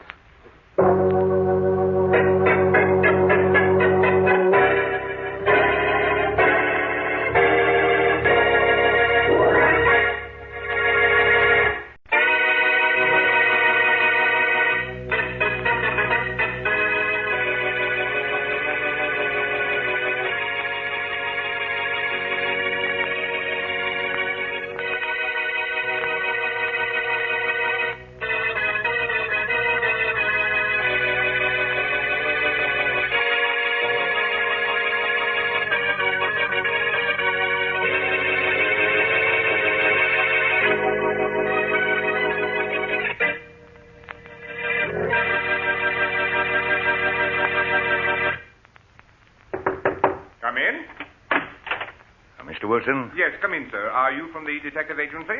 Yes, sir. Evans is the name. Jack Evans. At your service, sir. I hope you're a good man, Evans. No complaints so far, Mr. Wilson. I'm sure there won't be any. You're not afraid of airplanes, are you? Well, I've been up a few times without disastrous results. Well, I think this trip will be as uneventful as an excursion. I've chartered a good plane and hired an excellent pilot. Well, where are we going, sir? East. Oh, yeah? But I've chartered the plane for the return trip, too, so you won't be kept away from home too long. My wife's used to having me away for long stretches, Mr. Wilson. When do we leave? In 2 hours. You have a gun with you, of course? Oh, yes. I wouldn't think of going on a job without it. By the way, why all the precaution of taking me as a bodyguard with you, Mr. Wilson? Because of this, Mr. Evans. This diamond in my hand. Awfully small diamond, isn't it? Small, Mr. Evans. Yes. But it's worth $1 million.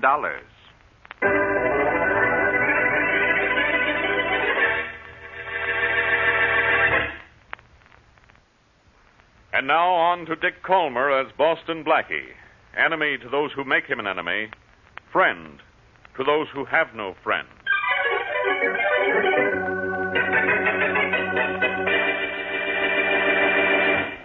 Tower to Flight 59. Proceed on runway 6. Proceed on runway 6. Tower to flight Hey, 59. Sam, hold it. Yeah?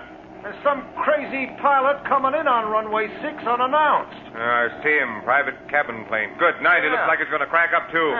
Tower to flight 59, hold it. Flight 59, hold it. Try to talk that Tower crazy to flight pilot out of landing, Sam. Yeah, tower And to turn flight on the 59. crash landing signal. I'm going to have to. Here goes. Tower to flight 59. I'm going out and help pick up the Tower pieces. to flight 59, don't land until we give you the signal. Tower to flight 59. You crazy fool, you! Whoever taught you to land a plane?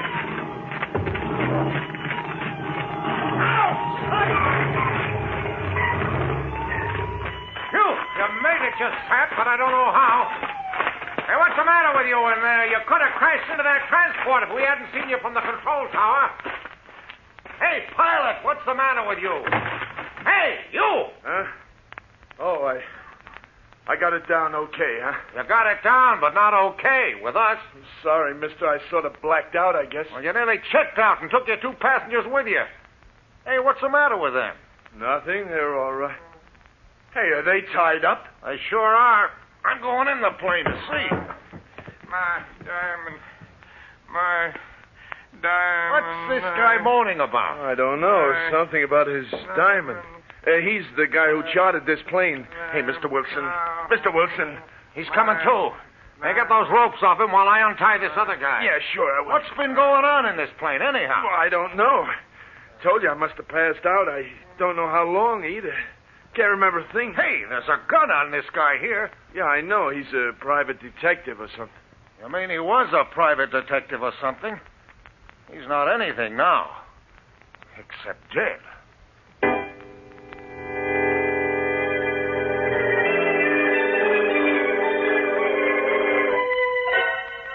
I've heard a lot of strange talk in this office of mine, Mr. Wilson, but this is the strangest yet. You yourself chartered the plane? Yes, Inspector Faraday, and this is the pilot I hired, Bob Johnson. Well, don't ask me what happened, Inspector Faraday. I've been trying to figure it out myself, and I just don't know. This is the craziest thing I ever heard. 3 men are in a plane, 10,000 feet in the air. 2 of them are knocked out and tied. 1 of them dies. And nobody knows what happened. Well, I know what happened. One of you was a murderer. And someone is a thief, Inspector Faraday. My diamond is missing. My $1 million diamond. Mr. Blaine was going to pay $1 million. I'm not interested in your diamond, Wilson, or any Mr. Blaine. I'm interested in who killed Jack Evans. And it was probably either of you or both. Now, wait a minute. Maybe there was somebody else on that plane. Well, I'd like to say there was, Inspector, but there's no room for a 4th in that plane of mine. There was nobody else in the plane. Can't we investigate the murder a little later and first try to find my diamond? We'll find the diamond. Don't worry. But how? Where? The pilot doesn't have it. I don't have it. It wasn't anywhere on Jack Evans' body, and it's not hidden anywhere in the plane. Oh, it's one of those things again. Not only does a guy get murdered in midair by the little man who wasn't there, but $1 million diamond disappears in midair, too. This is one of those cases for your friend Boston Blackie, Inspector. How do you know about Boston Blackie? Well, everybody knows about Blackie. Well, I don't need him. Don't either of you 2 leave town till you get my permission. I'm going to get to the bottom of this before I blow my top.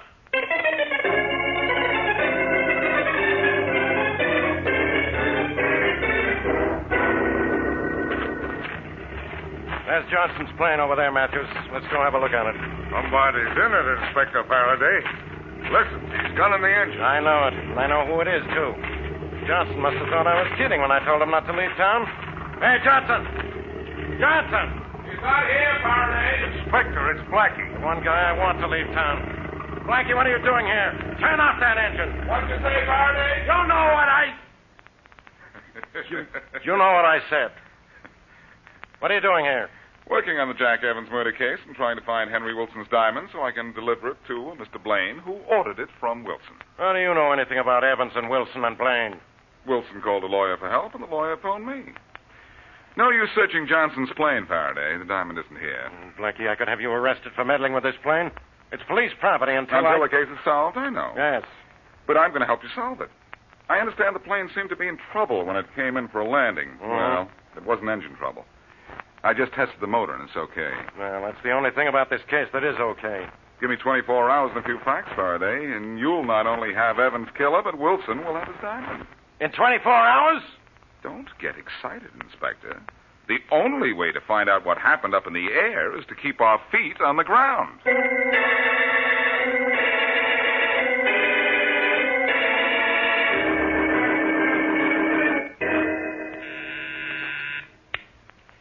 Miss Jones? Bob Johnson calling you, Mr. Blaine. Oh, thank you.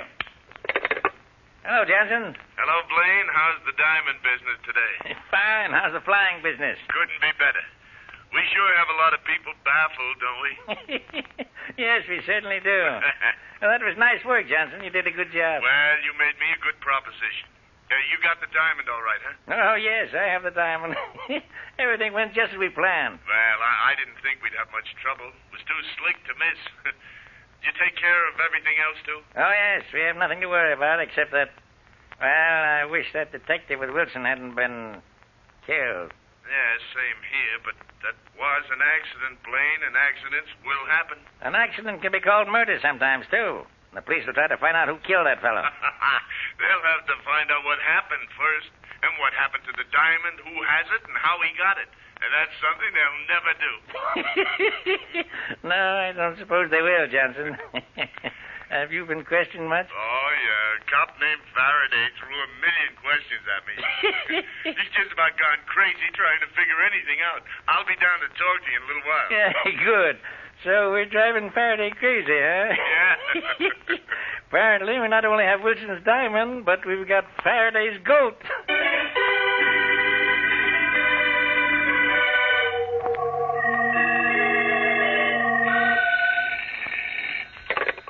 Hello. Hello, Mary. Guess who? What? It's you, isn't it, Blackie? Oh, wait till I look and make sure. Yes, it's me. What are you doing? Well, I was waiting for your call. And now that you've got it, you've got nothing to do, huh? Mm-hmm. Do you have time to meet me, Mary? Of course. What's going on? You and I are going on to a visit a certain Mr. Blaine. He's the fellow who ordered the diamond, which was stolen from that fellow Wilson on the mysterious plane trip. Oh, why are we going to see him? The most important reason is to see whether he can throw any light on what happened to the diamond, because that will tell us who killed the private detective. And maybe tell us how all of that was accomplished while a plane was in the air, huh? Perhaps. Good enough reason for your going to see Blaine? I know one just as good. What? I'm going to be with you.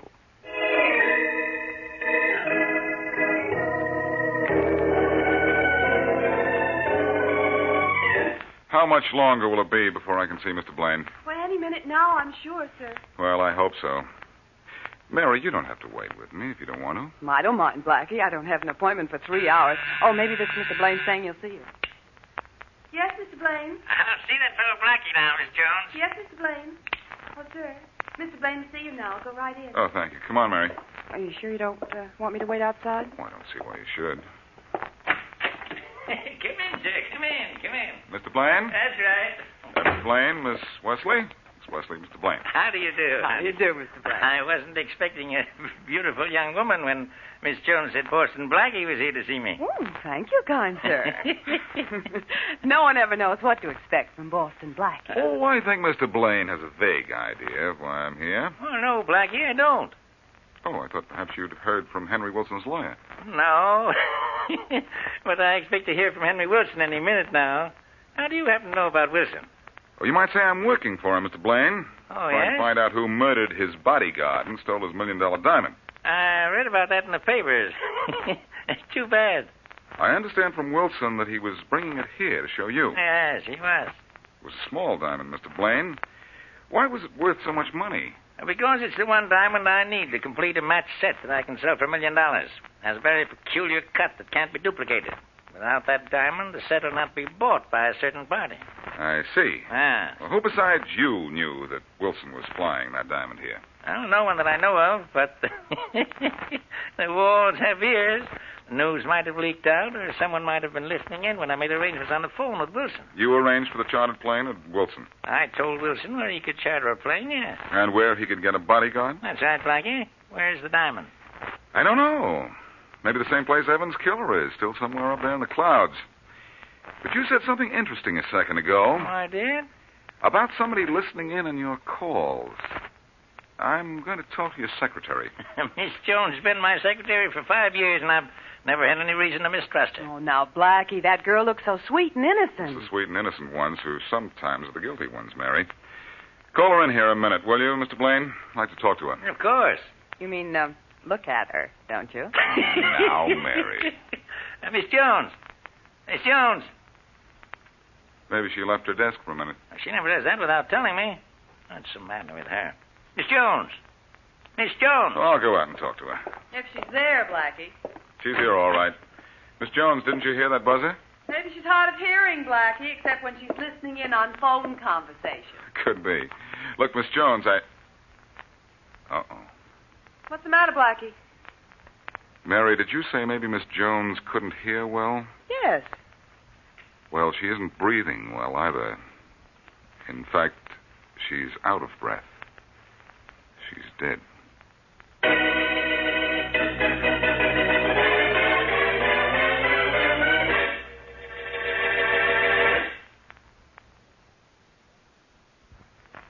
Now, back to Boston Blackie.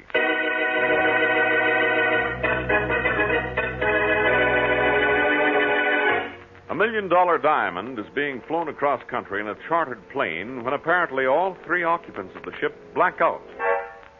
When the pilot, still in a daze, lands the plane, his two passengers are tied up, and the diamond is missing. What's more, one of the passengers is dead from a blow on the head. Later, Boston Blackie visits Bill Blaine, the man to whom the diamond was to have been sold. Blackie suspects Blaine's secretary, Marilyn Jones, of perhaps being involved in the mystery, but when he steps out of Blaine's office to question her, she is dead. As we return to our story, Blackie is in Inspector Faraday's office. You like this case, don't you, Blackie? It's impossible, so you like it. Well, that could account for my liking you, too, Inspector. No, I'm impossible. Look, do you know I could have you thrown out of here? You're bothering me. I can't think while you're here, so you're obstructing justice. I'll be so sorry in the morning. Listen, Faraday, let's get down to the facts. 3 people, and only 3, were in that plane. Brilliant. Positively brilliant. I don't know how you do it. You're obstructing my logic, but unfortunately, that's no crime. Yeah? Now, get this. We know that the private detective didn't engineer this gimmick because he's dead. You continue to amaze me. It couldn't be Wilson, the guy who owned the diamond. He'd have no reason for stealing something that was already his. So, who does that leave? It leaves me with you. And don't think I'm not sorry about the whole thing. Now, beat it, Blackie. Leave me alone. Under normal circumstances, it would be a pleasure to leave you alone, Inspector. This circumstance is normal enough. It's just mixed up. And you want to know something? When you're around, I'm mixed up, too. Well, what's your excuse when I'm not here? Well, so long, Faraday. I'm on my way. Good. I promise not to interfere with you until this case is solved. That's better. You see, I've got a phone call to make at the airport. After I make it, maybe I'll know a little bit more about this mystery. You know, instead of being up in the air on this case, I'm going to find out what happened in the air on that plane.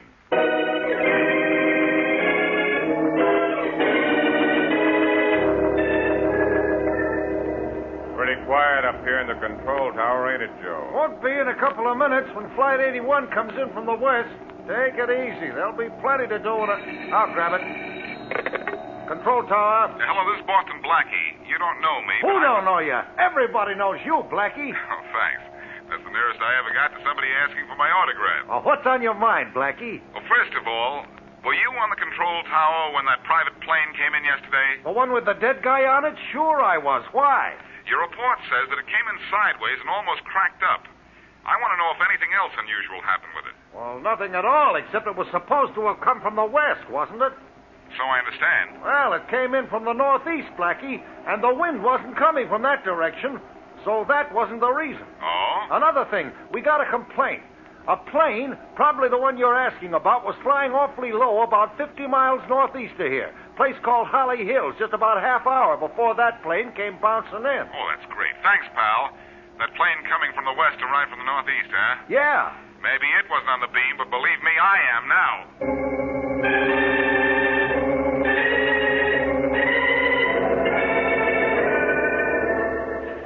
Hey, Blackie, you got a light? Sure, Matthews. Anything to help out the police force. Here you are. One light, by courtesy of my last birthday. And my birthday present. That's right, Mary. Thanks, Blackie. Now we go on looking, huh? Yes, we've covered most of Holly Hills with that metal detector you brought, Matthews, but so far no results. You sure Mr. Blaine owns this estate, Blackie? Positive, Mary. I checked. And this estate is 50 miles northeast of the airport. That checks with the tip a fellow in the control tower gave me. This adds up too well to be wrong. Bring that metal detector over here, Matthews, and let's try going down this side of the hedge, huh? Better be along here somewhere, Blackie. We've covered just about all there is of Blaine's estate. What if he didn't bury it on his own property? Mary, don't make this case any tougher than it is. No. Ready to go down this side of the hedge, Matthews? Sure, Blackie. You sure this was Inspector Faraday's idea? It's a good idea, isn't it? Well, yeah, but... Then it doesn't matter who suggested it as long as we find what we're looking for. How will we know when we found it, Blackie? The metal detector will buzz when Matthews swings the indicator over metal buried in the ground. If there's any metal buried in the ground, out, here we go. Okay, I've got my fingers crossed. Let's just hope the indicator crosses metal, Mary. It's just crossed something, Blackie. Good. Exactly Hey, look, what I Blackie. expected. The ground there, it looks as if it's been dug up. And filled in again. Maybe I haven't been lugging this shovel around for nothing. Want some help, Blackie? No, thanks, Matthews. Ground's soft. You must come up and dig in my flower boxes sometime, Blackie. Thanks, Mary. Uh-oh. Hit something. Rang the bell, huh? Uh-huh. If it's what I'm looking for.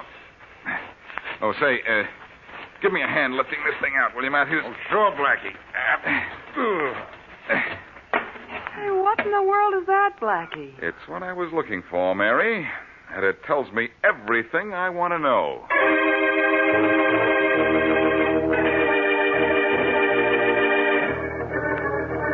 Now, look, Blaine, I came here to your house to tell you I want more dough than you're giving me. I deserve it. I took all the risks. What risks, Johnson? There aren't any risks. No? That detective with Wilson got killed, and I'll take the rap for it if we get found out. Who's going to find us out? Somebody will, Laughing Boy. Laughing Boy? Now, listen, your secretary knew all about us, didn't she? Sure, but she's dead. Yeah, she's dead, thanks to me. And that's another reason I want more dough. I didn't expect to kill anyone on this job. No, asked you to do any killing. No? No. Private Dick was an accident, but I had to kill your secretary. When I came to see you, she told me she knew all about us. She listened in when you phoned me and when we made the plans to steal the diamond. She wanted 50% of the profits to keep her mouth shut. We could have made a deal with her. I gave her the only safe deal. Now, Blaine, I want more dough. Look, Johnson, you're being fairly paid, and there's nothing to worry about from the police. Nothing to worry. No one can figure out who killed Evans and Miss Jones, or who has the diamond, or how it disappeared. We're completely in the clear. Well, I'm glad you think Mind so. a correction, Blaine? Blackie. You're right, Blaine, when you told me in your office that the walls have ears. But so do I, and I like what I just heard. Now, do you and Johnson here want to come quietly, or shall we be noisy about it? I'll take care of this guy, Blaine. He's just my size. Flying, Johnson. You're... Nice work, Blaine. I think you cracked his head with that poke. A gun butt is harder than any man's head, Johnson. Well, we used the gun butt on him. When do we use the other end of it? Not here. When he wakes up, we'll take him for a ride in my car. Yeah?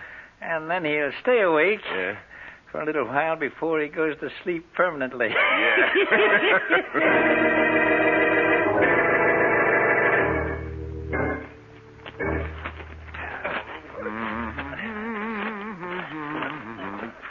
Gently, boys, gently. Oh, why don't you stop? Oh, this Blackie's awful heavy, Mr. Blaine. How much longer do we have to carry him? Just to my car. It's only a little way down the road. Good. Gentlemen, I'm not heavy. It's those ropes that you got me tied up with. Just carry me once around the park, and then I'll dismiss you. You made one mistake, you know. Yeah? What, wise guy? You left my fingers free. When you get me to the car, I can communicate with anybody passing by using the sign language. Some sense of humor. Okay, Johnson, here we are. Stop him. Hey, don't! Oh! You know, for a minute, Blackie, I thought you'd bounce. You mean I didn't? Well, Mr. Blaine, here we are. What goes now? Put him on the floor in the back of the car, drive the car out to the airport, and take care of Mr. Boston Blackie because he's too nosy. How did you find out about us, Blackie? Little bird told me, an owl. Awfully wise, you know. Put him in the car. I'm getting tired of his talk. Here, lift right up. Open the car door. Yeah. There. Now, help me throw him in the back. Hey, take it easy. I'm fragile. Throw him in. In he goes. Oh, you ought to be happy you can still feel pain. Come on, boss, in the front. All right. Too bad you can't enjoy the scenery from back there, Blackie. I can see enough from the floor. Pretty rug you threw me on here. If I'd known you were going to land on top of it, I'd have loaded it with nails. Temper. Ah, shut up. Let's go, Blaine. So, this job sure called for a lot of killing, Blaine.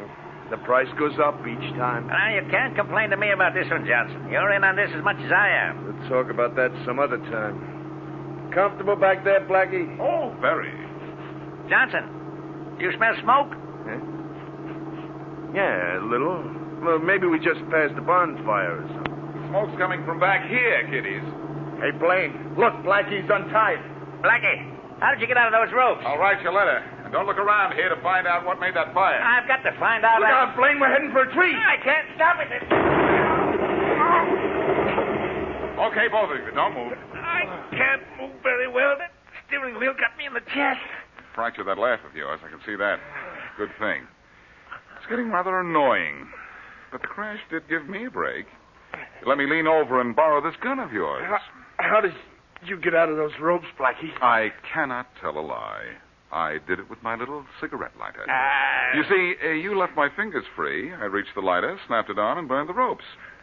But the fire's out now. Let's get down to headquarters and see if Faraday's in.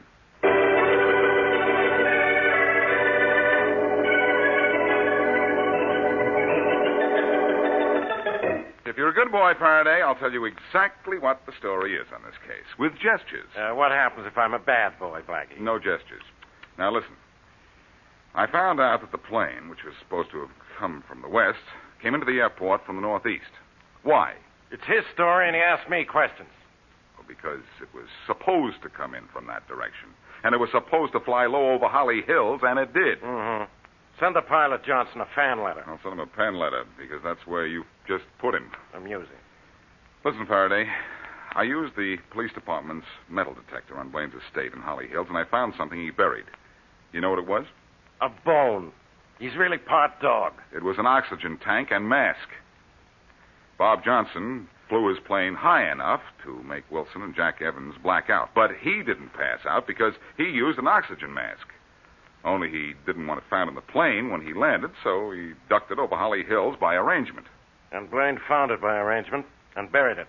But I found it where he buried it because I suspected that's exactly what he'd done. It's the only way that air fantasy could have been accomplished, actually. The pilot, Johnson, didn't black out at all. He went back in the plane to remove the diamond from Wilson, only Jack Evans was still conscious and saw him. So Johnson had to kill him. The diamond was dropped with the oxygen mask on Blaine's estate. But not buried with it.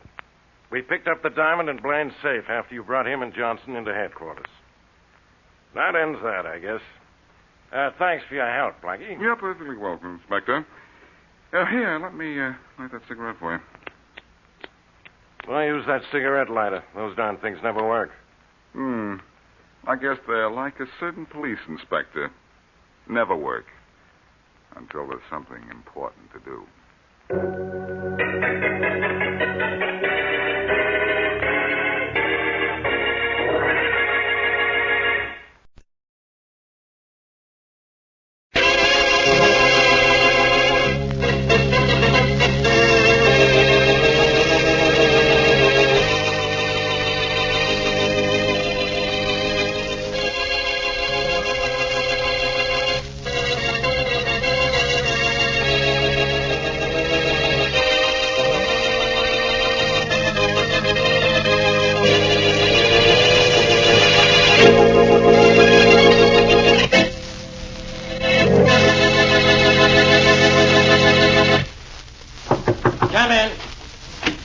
Faraday.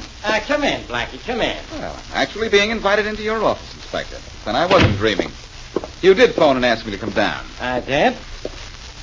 Blackie, do you know anything about a warehouse on Front Street? The one at the corner of Front Street and Bridge Boulevard? Yes. I thought you did. You know anything about the safe robbery there last night? And the murder of that watchman? Maybe. Just maybe, huh? Yeah. Well, sit down. I want to show you something. What? Never mind what. First turn out the lights and then sit down. Oh, you want me in the dark in more ways than one, huh? Okay, the lights are out. Now what happens? I'm going to show you some movies. Watch the screen on the wall over there. Okay, John, turn them on. Okay. Are they good movies, Faraday? They would be. Only you're in them. Tell me what you see. Nothing very interesting. Only myself walking toward a door. That's the door to the warehouse on Front Street. Yes, I recognize And what else do you recognize? I see a gun in my hand. Mm-hmm. And now I'm opening the door. That's right. Starting in. Stopping at the door. And shooting. Oh, that's the end of the film, is it? And the end of you, too, Blackie. Turn on the lights, Johnny. Yeah. Blackie, we found the watchman's body just inside that door. Yes, I know. I read it in the papers. You just read about it, huh? Yeah. Blackie, $100,000 was taken out of the safe, and the safe that was robbed was a tough one. Only you could open it. Thanks for the compliment. Never mind the remarks. The watchman was killed by a bullet from the type of gun you carry. And as further proof, somebody sent me these films showing you at the warehouse with the gun. Offhand, Inspector, I'd say that you had a perfect case against me. Offhand, you'd say it. Yes. You'd say it after you thought it over, too, if you had sense. I don't know who took these pictures, and I don't care. The whole thing is set up so that it has to be you that did the killing and the robbery. Only, I know it wasn't you. It's too good a frame. I know you didn't do the job. Thanks for your confidence, Inspector. Only I don't deserve it. You see, I did do it.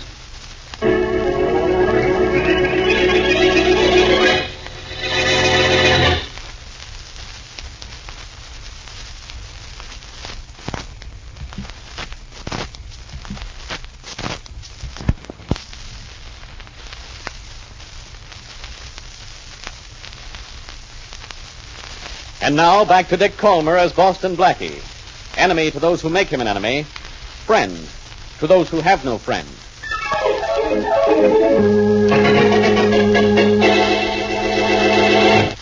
Yes. I saw the morning papers, Blackie, but you didn't kill that watchman. I know you didn't. To disappoint Faraday, so I have to disappoint you, too.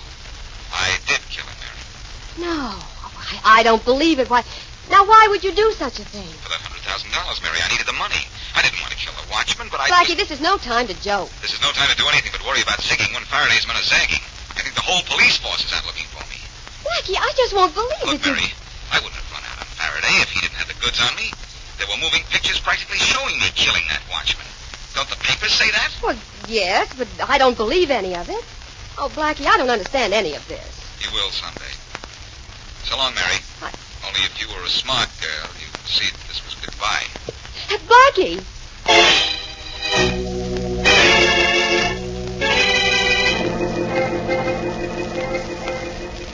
Let's see that newspaper again, Billy boy. Okay. I'm not sure I like what you read to me. Sure, boss. Here. Boston Blackie confessed killer. It isn't like Blackie to confess, is it, boss? No. It was those motion pictures, Billy boy. Those motion pictures we sent Faraday. Only I know what's on Blackie's mind. Yeah?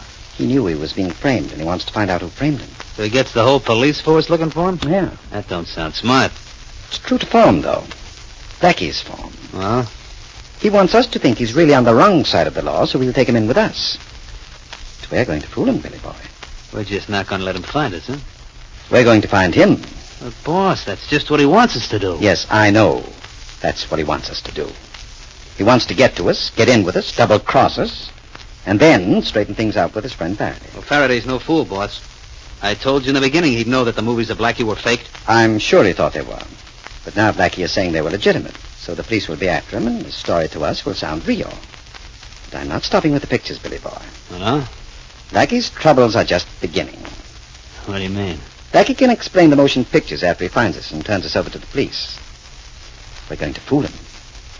I want you and Joe to go out and locate him. Okay. But first... Yeah? Here's another little job for you. Hmm? Here's $5,000 of the stolen money. I want you to give it away.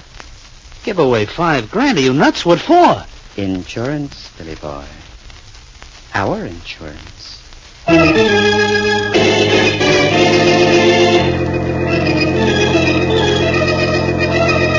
Miss Wesley. Oh, I'm in here, Inspector. In the living room. Well, stay there. I'm coming out. Did you find anything, Inspector? Was there anything in Blackie's bedroom? Yeah, a bed. Oh, Inspector. Give me that again. The story you told me that got me up here. Oh, some man called me and said Blackie had just called him.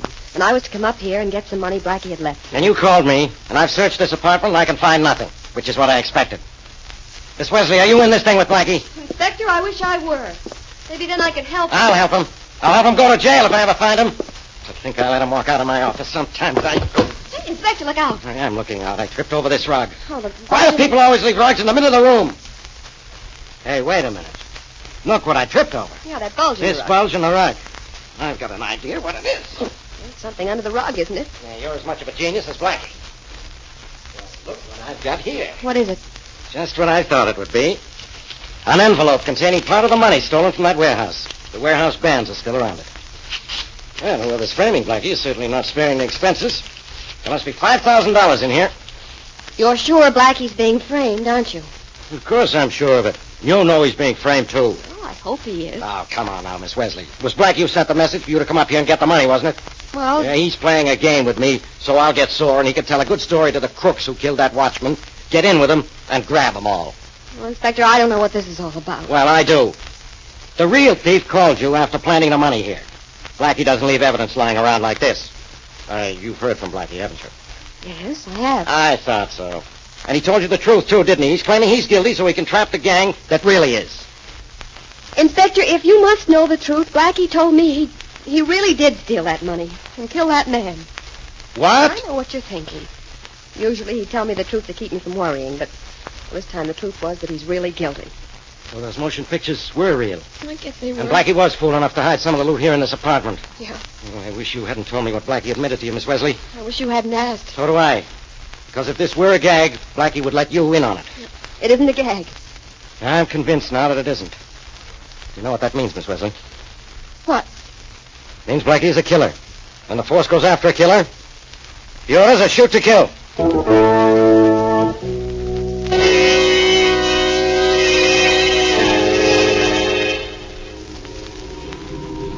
boss figured that Blackie would hide out down here at the waterfront, Billy boy. And maybe the boss was right. But I don't see no Blackie. Just wait here till he shows up, will you, Joey? That cafe is the only eating place down here, and the guy's got to eat. Unless he sends out for food. He's still got to eat, don't he? And Blackie wouldn't trust anyone to go and get it for him.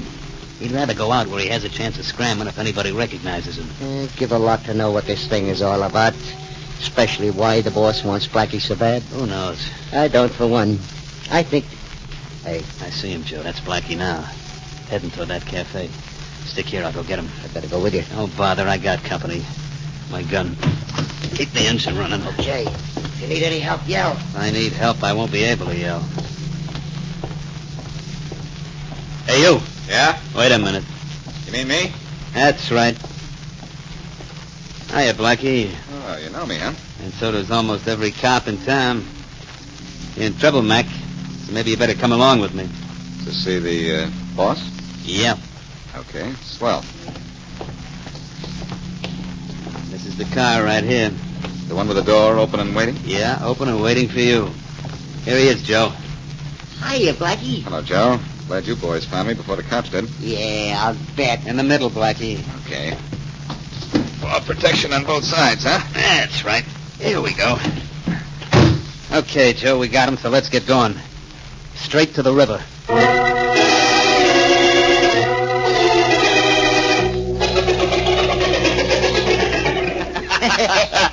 Boys, you should have seen Blackie's face when I told Joe to head straight for the river. Yeah, boys, it was something to see. He nearly jumped through the windshield, too. Right, Blackie? I'm hardly in a position to argue. I didn't know Blackie was so afraid of water. I guess water's something he likes to stay away from, boys, except on Saturday night. I like to stay away from guys with bad senses of humor every night. Blackie, did you really think my boys were going to deposit you in the river? I wouldn't put it past those two characters of yours. Well, we did bring you straight to the river, didn't we? Because there's the river, all right. Right out the window. Do me a favor and jump in as long as it's so close. Oh, brother. I suppose you know why I had my boys pick you up? No, as a matter of fact, I don't. Why don't you tell me? You know all right. You let yourself be picked up, didn't you? I don't argue very well when an automatic is being held in the upper hand. It was me, boss. I had the gun on him. Yes, I know. Blackie, you let yourself be picked up so you could presumably join forces with us and later turn us over to the police. Oh, is that what I did? Definitely.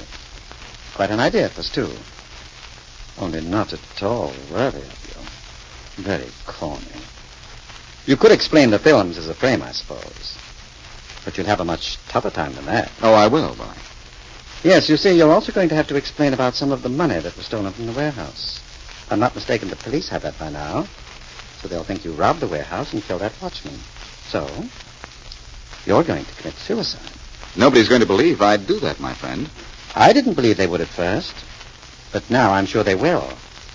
You see, you're going to leave a note saying why you did it. You're smart, Blackie. But how does it feel to be outsmarted?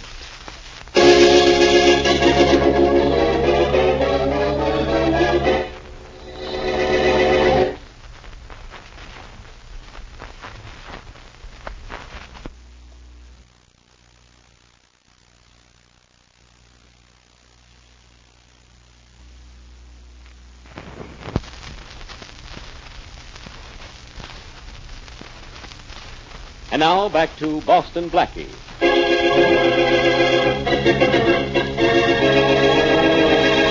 When Inspector Faraday sees motion picture films showing Blackie in the act of shooting a watchman, he thinks the films are faked. But Blackie tells him that they're the real thing. He insists to his friend Murray Wesley, too, that he committed the crime.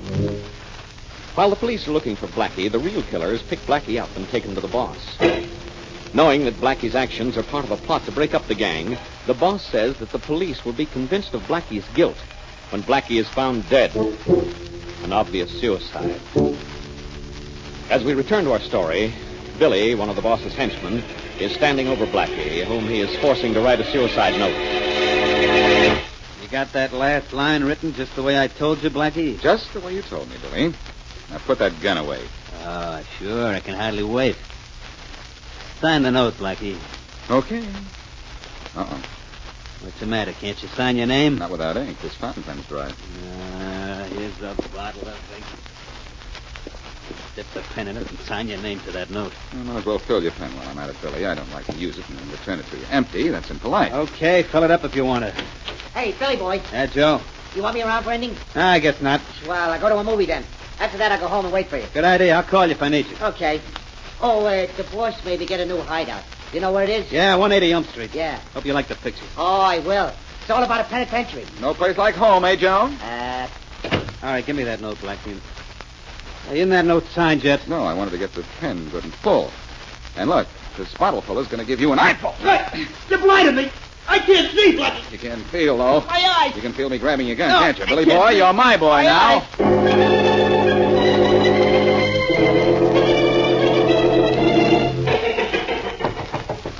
Who is it? Open up, Blackie. It's Mary. Okay, just a minute. Oh, Blackie. Mary, come in. Hurry up. Gee, was I glad to hear your voice on the phone. I wasn't sure you would be after what I read in the late papers. Faraday found some of the stolen money in my apartment, didn't he? Yes, he did. Blackie, what's this all about? It's all a frame-up, Mary. I'll explain everything later. Frame up? Why didn't you tell me that in the beginning? And why are you hiding down here in this room? I'll tell you about the room in just a minute. The reason I wanted you to believe I was guilty is that, well, you have a way of spoiling my plans sometimes by telling the truth. Oh, now, Blackie. And this is one time I didn't want you to know the truth. Blackie, if you just promise never to lie to me again, I promise never to tell the truth. I don't think I'll try this kind of stunt again, Mary. Now, about this room, it belongs to a guy named Joe. I heard him give the address to a pal when I was supposed to be running suicide. Now, Blackie, what is all this? Inspector Faraday is just sick. He doesn't want to believe you killed that watchman, but he has to. I'll have to straighten him out after a while.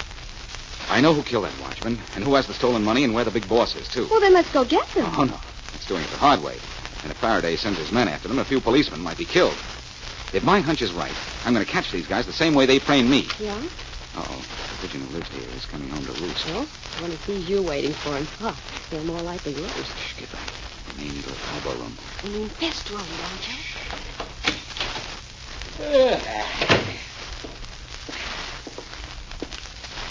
Oh, Joe, like the movie? Blackie, you're not dead. You'll find out. Oh, look, Blackie. Billy boy and me didn't have nothing against you personally. We was hired to grab you. I know. Well, here's where you'll really earn your money, unless you want to tell me about those films that framed me. I don't know anything about them. And I don't talk in front of no dame. Who is she? Oh, I'm Blackie's audience. He likes to have me watch when he starts flipping people like you. So I can applaud.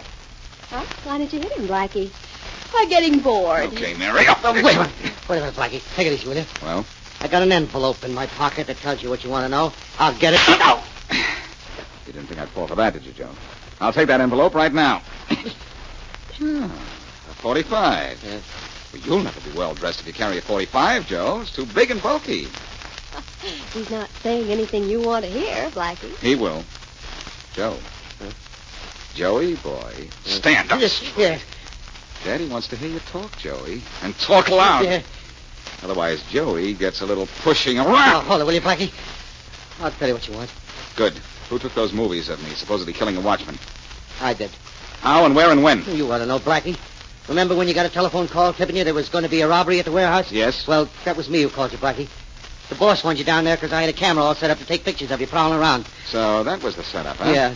Remember when you opened the door and somebody in the shadows reached for a gun and then ducked? Keep talking. That was Billy Boy waiting there so you'd take a shot at him when you opened the door. And then you remember what happened, don't you? Not for a while, not until I came to. That was the boss who knocked you out. Anything else you want to know? No, but there's something I want you to do. You're going to make a call for me so I can call somebody's bluff.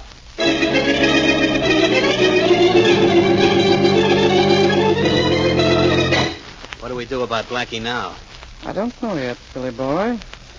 The next time you see me, you better carry a blotter. I'm going to get even with Blackie for squirting that ink. Probably, but before you get even, we've got to get Blackie. You get it, will you, Billy boy? Sure, boss. Hello? Hello. Who's this, Billy Boy? Yeah. This is Joe. Boss there? Yeah. Just a minute. Boss, it's Joe. You talk to him. I don't want to hear stupid excuses from him, too. It's bad enough listening to you. Okay. Hello, Joe. The boss doesn't want to talk to you. And you know why. Yeah, I know why. But I got good news.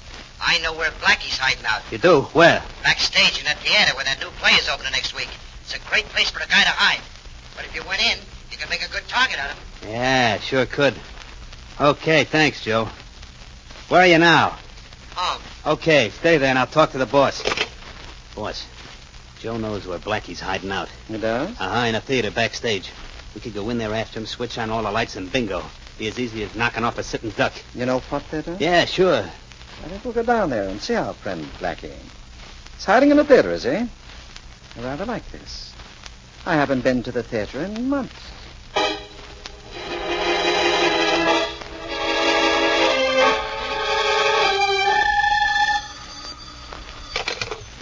Homicide, Faraday speaking. Hello, Faraday, old pal. Blackie, where are you? Out in the morgue, which is where I'd be if any of your men knew where I was. I'm glad you know that.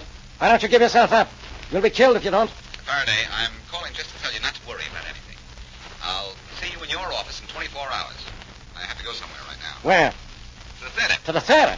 I might have known. At a time like this, only you could go to a play. The play hasn't opened yet, Faraday, but what happens in that theater tonight is going to close this case.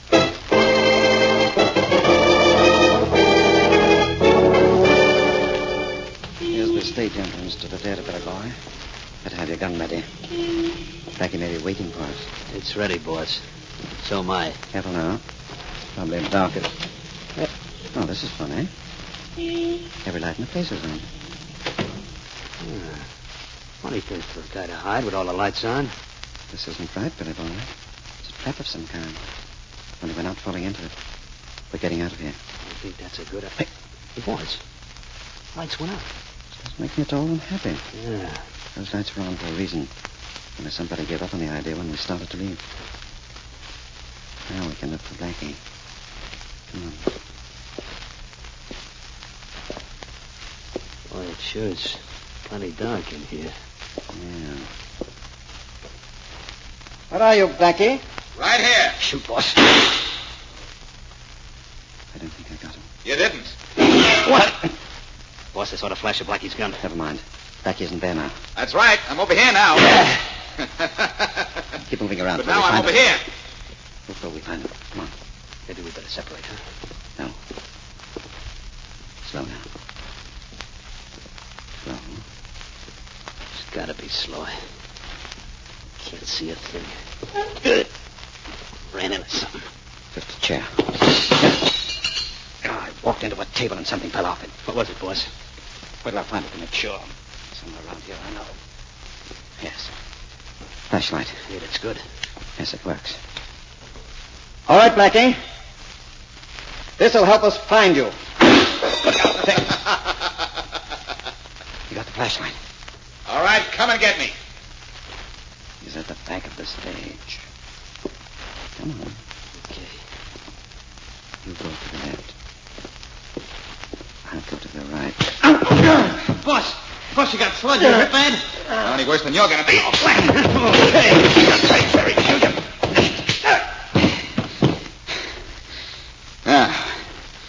As soon as I turn on the lights, I'm going to turn you two over to Faraday.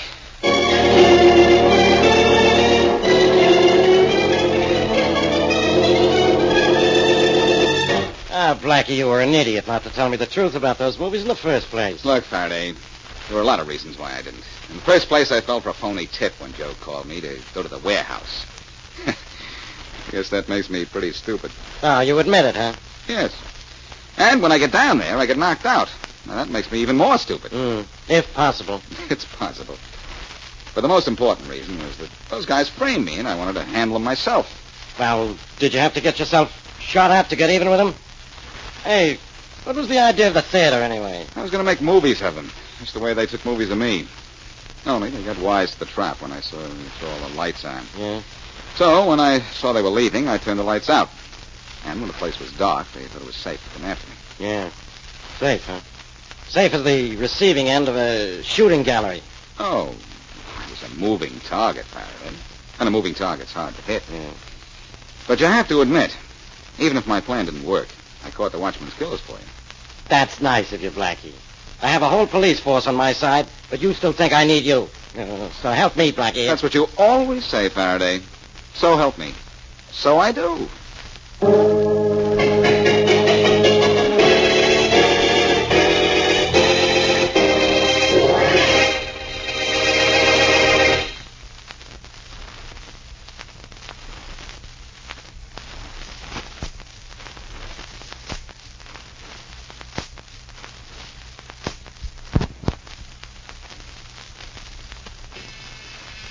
Blackie, someone at the door. Want me to see who it is? No, never mind, Mary. If it's trouble, I'll tell her to go away. I said we were going to the theater tonight, and I meant it. I'll believe we're going after we get there. That's my girl who said that. Package for Boston Blackie. Valuable package. Plenty valuable. You Boston Blackie? Uh-huh. Okay. Sign here and you get the package. All right. What's in this thing that makes it so valuable? And who's it from? I can't say who it's from, and I don't know what's in it. Only I got orders to tell you something, too. Okay. Don't lose this package and what's in it, and get it to the police as fast as you can. Here's an envelope with $1,000 in it for your trouble. So long. Hey, wait a minute. Wait. Hey, Blackie, I know good things come in small packages, but trouble comes in small packages, too. This is some kind of a gag, Mary. A valuable gag, according to the messenger. Wonder what's in the package. No. But this could be a frame-up. I'm not taking it to the police until I see what it is. Well, if it's valuable, maybe the sender wants it taken to the police for safekeeping. That's a thought. I wonder what's so valuable about it. Oh, maybe it's a box of money. $1 million. Oh, jewelry. No. It's too light for that. It was certainly wrapped carefully enough. Must be priceless. Well, open the box, will you? Okay, here goes. What the... Blackie, am I seeing things? Somebody gave you $1,000 to take this to the police? Yes. And all it is a shoe. A worn and battered old shoe.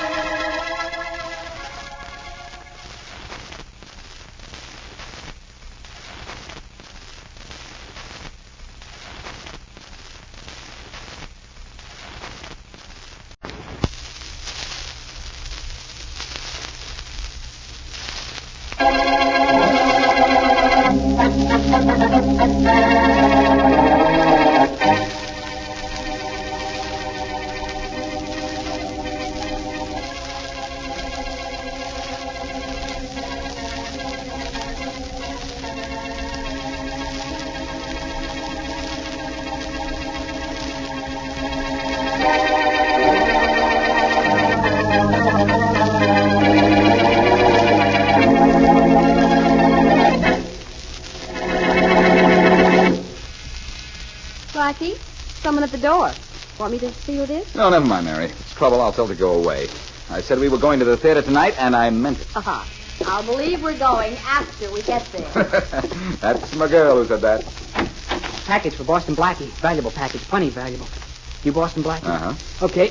Sign here and you get the package. All right. What's in this thing that makes it so valuable? And who's it from? I can't say who it's from, and I don't know what's in it.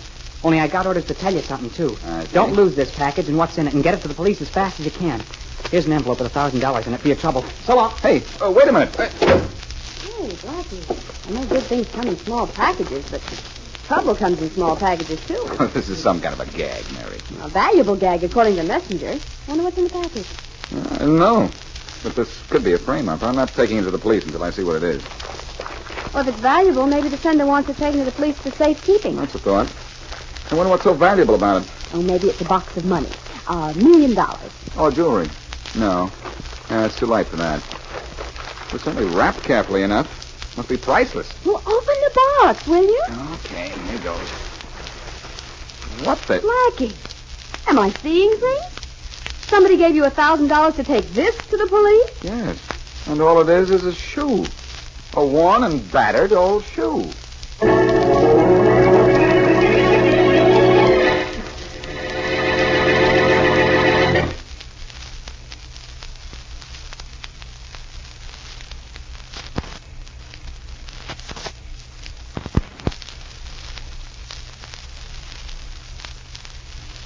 And now back to Dick Calmer as Boston Blackie.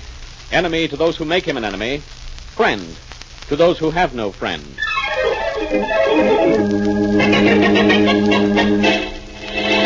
Look, Blackie, it's bad enough when you clutter up my office with a bunch of worthless things, including yourself. But when you bring me an old shoe... Now, wait a minute, Faraday. I thought this shoe was some kind of a gag, too, but I was paid $1,000 to deliver it to you. So someone has a good reason for wanting you to have it. Yeah, well, let him send the mate to it, and I'll wear it. What do I want with an old shoe? Wait a minute, I just thought of something. What? Listen. Yes, Inspector. Matthews, there was a case about 9 or 10 years ago that's still unsolved. Yeah? A case involving a shoe print. We never found the shoe that made it. I think I remember something about it, Inspector. Well, check the files, will you? Tell me what case it was. Yes, sir. Right away. Well, Blackie, what do you think of that? I think it's wonderful, Faraday, if this is the shoe that figured in that case. Some shoe made that print. We never found the shoe. Mm-hmm. Why would anyone want a shoe brought to the police unless it was some kind of evidence in some case? Well, there might be other reasons. What other reasons? Well, I don't know. Seems just a little too simple that this shoe is evidence in a murder case. Oh, you always want to make things complicated, don't you? Well, this is one time... Yeah? Inspector, this is Matthews. Yeah? About that case, What Inspector, case was it? Could you find it? Yes. The only unsolved case we have involving a shoe print's the Richards case. That was 10 years ago. Thanks, Matthews. That's all I want to know for now. Okay. I remember the rest of the case. Yes, sir. Well, your memory's really sharp today, isn't it, Faraday? Yes, I know all about this now.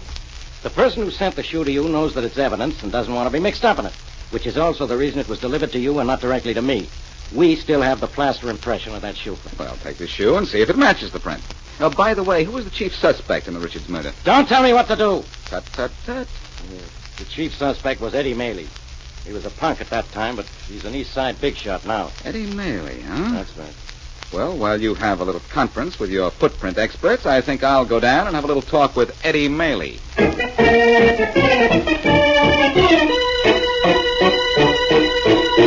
Mr. Maley, I heard over at the joint that Mickey Elvis is looking for you on account of that diamond robbery we pulled. Looking for me, is he, Tom? Yeah. Well, he knows where to find me. Why doesn't he drop in? Because he knows we'll drop him, I guess. I'm going to take it. Hey, Mr. Maley, something smashed the window. Hey, guns where they are, boys. Mr. Maley, it's Boston Blackie. So I see. What's the idea coming through the window, Blackie? Well, I wanted to get in to see you, and some guy at the door had a different idea. Hope I didn't catch you when you were busy, Maley. I'm never too busy to see an old enemy, Blackie. Tom, I'll talk to you later. Sure, Mr. Maley. Sit down, Blackie. No, thanks. I prefer to stand. That's up to you. What can I do for you? Just remember a few things about the Richards murder case, Manley. The Richards murder... For 10 years, the plaster impression of a footprint has been waiting at police headquarters for the shoe that would fit it. Well, we think that shoe turned up this evening, and it might be your shoe. Don't look at me, Prince Charming. I'm not the Cinderella you want. Merely, you were never brought to trial in the Richards case, but you were Richards' only enemy. You don't know what you're talking If that shoe about. fits that plaster impression, and if Faraday can prove that shoe belonged to you, you'll go to trial in the chair. Thanks for the warning, Blackie. So long, Merely. I'll be seeing you, you'll be sorry to hear. The window's open. Why don't you go out the way you came in? You're going out of this world the way you came in. You're going to be carried out. So long.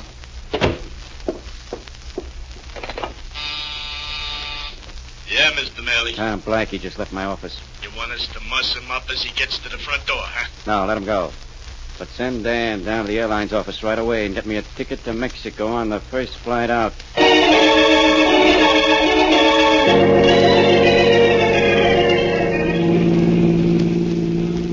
I had a lovely evening, not going to the theater. Mary, I'm sorry, honestly. I promise you we'll see that play tomorrow night, for sure. I'm sure we will. Unless tomorrow night you get another priceless shoe.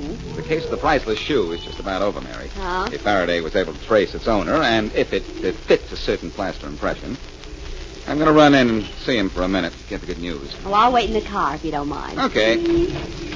Look, there's time to go to a newsreel theater, if that's any consolation. Ah, it's better than nothing. I'll be right back. I'll use Faraday's private entrance so I won't get tangled up with the boys at the desk.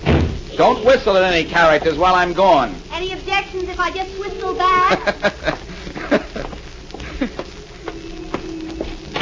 Hello, Faraday. Well, Blackie. What do you know? You didn't say get out of here. Well, And I know why, too. You want to thank me for helping you solve the Richards case. Yeah? It took 10 years, Faraday, You helped but solve the Richards case, all right. Well, that old shoe fit the plaster impression, didn't it? No. That's what I... No. That's right, no. N-O, no. But Faraday... Blackie, that shoe not only didn't fit the impression of the print in the Richards case, but it's a style of shoe that wasn't made till 4 years ago. And the print in the Richards case is 10 years old. Uh-oh. What's the matter, Blackie? You're not laughing.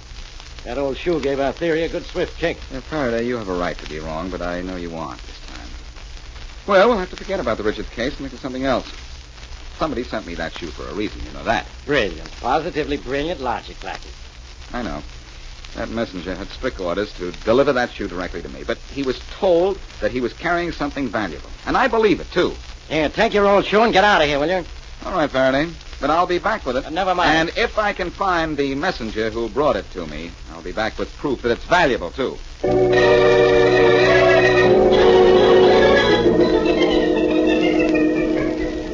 Paper?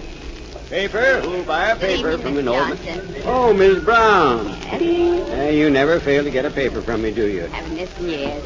How's everything? The same as it's been at my newsstand every night since you bought my first paper. Yeah. Here you are. Thank you. And how's Mr. Brown? Fine, thank you. See you tomorrow evening. Good night. Hi, Miss Johnson. Paper. Paper. Latest papers. Let's Buy a wait paper, across please, here, Roger. mister. Lights will change any minute. Well, might as well cross here as anywhere else, Bill. Paper. Will you buy a paper, please, gentlemen? Oh, why don't you get lost? What a disposition you got, Rod. Buy a paper from the guy. Get lost, will Here, you? Grandpa. This won't buy a yacht, but I'll buy paper from you. Keep the change. Thank you very much. Paper? Who'll buy a paper? Hey, come on, Bill. Lights change, let's cross. Oh, come on, will you? Okay. Holy mackerel, what a disposition you got. Did you inherit that from your old man? I inherited nothing from him. I love this. Me with an old man worth $500,000, and I haven't got a dime. You'll get the money soon. As your lawyer, I can promise that. So what do you care? I care because I want it now. I want to feel it in my pocket. I want to spend it. I want to be rich. I know. I was born to be rich, Bill. And until I am, I'm going to be miserable. I wonder if you won't still be miserable after you get your old man's money.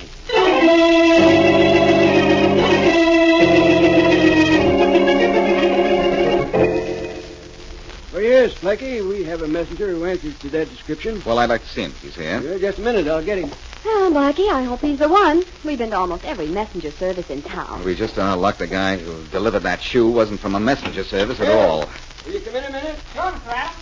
Blackie, this boy fits the description you give me. Is he the one? Yes, he is. Well, at last. Oh, hiya, Blackie. Hello there. What's your name, son? Harry Young? Well, Harry... Yeah? Did you know what was in the package that you delivered to me early this evening? No, I didn't. Well, it was this old shoe. Huh? Who told you to bring it to me? Well, I can't tell you that, Blackie. I promised I wouldn't. Well, give me the address of the place where you picked up the package. This shoe may be involved in a murder, Harry. Well, in that case, I went to 2100 21st Street. 2100 21st Street. Yeah, that's right. Thanks, kid. Come on, Mary. Okay. We're going to 2100 21st Street so we can learn something new about an old shoe.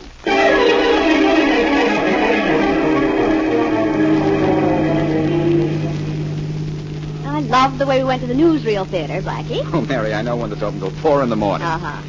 Yeah, there's 2110 21st Street. Uh-huh, and there's 2108. 2106. 2104, going down. 2102. Next is 2100. Yes, there it is. The real estate sign says, yes, that's it. 2100 is an empty lot. So I see. And it's one time when a lot tells us nothing.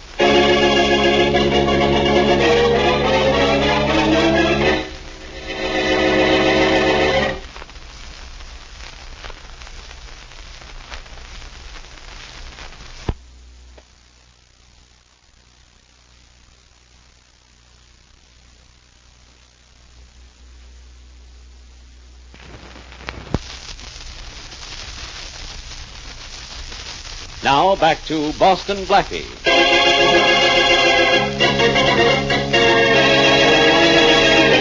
Blackie receives a package, the contents of which are supposed to be valuable. But all the package contains is an old shoe. Blackie surmises that the shoe was the one which made a footprint in a 10-year-old still unsolved murder case. But it isn't. Blackie then finds out at what address the shoe was picked up for delivery. The address is an empty lot.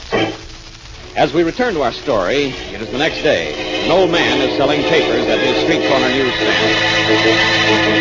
Papers. Who'll buy papers from an old... Mister? Oh, hello there, son. How's the messenger business today? Okay, Grandpa. Hey, but look, I got to talk to you. Why, did something go wrong? No, everything went off okay. You delivered that package to Boston Blackie and you told him to take it to the police? Yeah, sure. I took your dough to do it, so I did it. Hey, but look, Grandpa, what cooks? Well, what do you mean? Well, you said that package was valuable, but all it was in it was a crummy-looking old shoe. Son, I told you not to look at what was in that package. I didn't, but Blackie came and told me what was in it. And then you told him you delivered it for me. No, Son, I shouldn't. didn't do that. I didn't open my yap, Gramp. And I even told Blackie that I picked up the package from you at an empty lot. Oh, thank you, son, thank you. You'll be rewarded for what you've done. Look, that dough you gave me was plenty for the job. But I sure wish I knew what was such hot stuff about that old shoe. My boy? Yeah? To someone in this town, it's worth $500,000.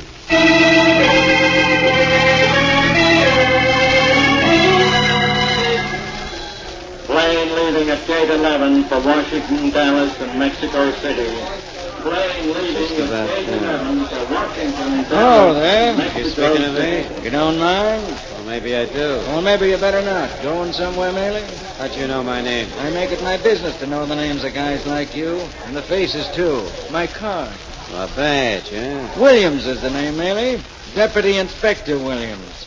Now that we're old friends, maybe you'd like to come along with me. Some other time, Williams. I have other plans right now. Plans for a trip on a plane, huh, Maley? I don't think you'll like it in Mexico. The chili con carne might not agree with it. Besides, I don't think Inspector Faraday would like you leaving town. Look, I'm not doing anything wrong. No, but there's a chance you did do something wrong, and very recently. Come on, Maley. Inspector Faraday wants to talk to you. You haven't any right to take me in. I know. Isn't that all? Come on, Maley. Let's get moving. Hey, wait a minute. My plane's leaving. Isn't that a coincidence? Your plane's leaving, and so are you. Only you're heading in different directions.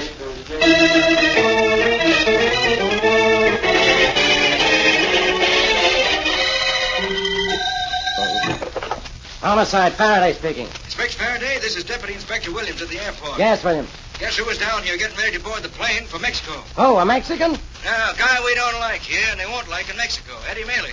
Maley, huh? Yeah, I spotted him just a minute ago. And Blackie talked to him yesterday about the Richards murder case. Yeah, I know. But I found a lot of stolen diamonds on him. The stuff taken in that big hold-up last week. Swell. Don't go away, Inspector. I'm bringing him in.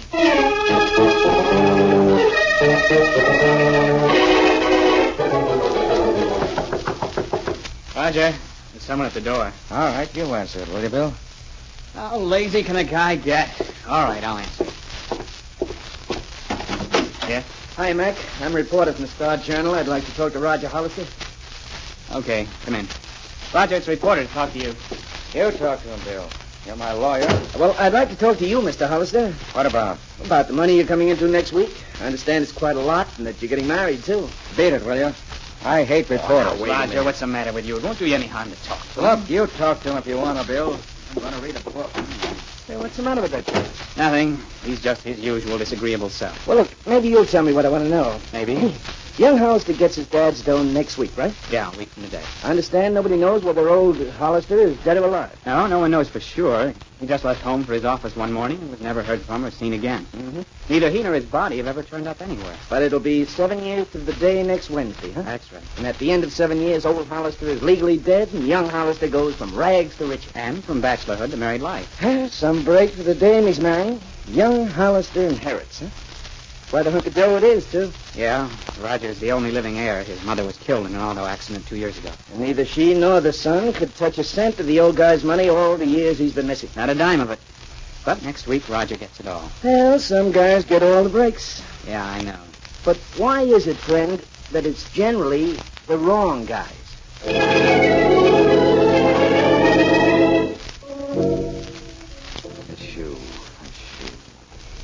Blackie, will you stop it? You know you've been sitting there staring at that shoe for a half hour. I know it. Mary, look at it. Sitting there on the table. Now, what Now, how can you be interested in an old shoe when there's so much in the newspapers? What's in the newspapers but news? Well, Roger Hollister's getting married. So what? A shoe. An old shoe. Who's Roger Hollister? The sole survivor of the famous Hollister family. Now, what an old shoe. The Hollister family certainly had tough luck. Roger's mother was killed in an accident 2 years ago, and the father disappeared nearly 7 years ago. Roger comes into $500,000 a week from today, when his father will be declared legally dead. Mary, why would an old shoe be valuable? I don't know. Wouldn't it be funny if old man Hollister were alive? I'll bet anything his son wouldn't be getting married next week. Could be. He's marrying Sally Lawrence, and she marries for money at least once a year. Mary. What's the matter? Mary, the shoe.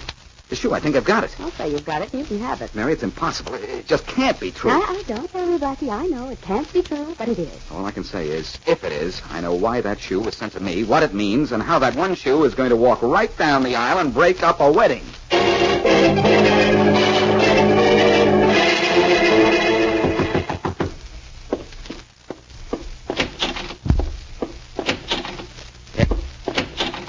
Yes? Are you Roger Hollister?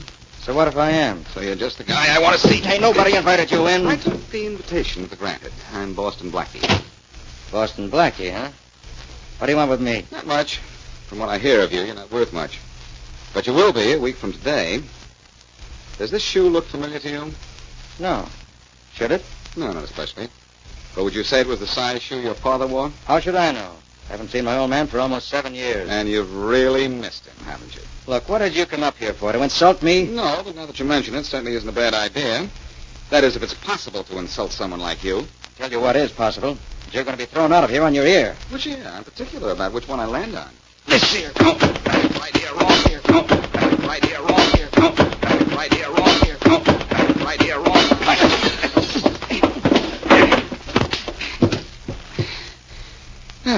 Very unpleasant visit, Hollister. I'm going to see Faraday now. But if I were you, I wouldn't mention the fact that I was here. If you do, I might come back.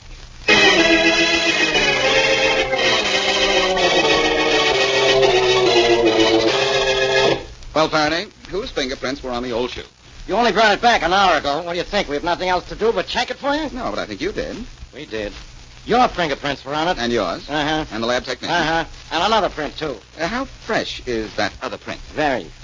It was made in the last day or two, I'd say. And made very definitely, too. You know whose print that is? Yeah.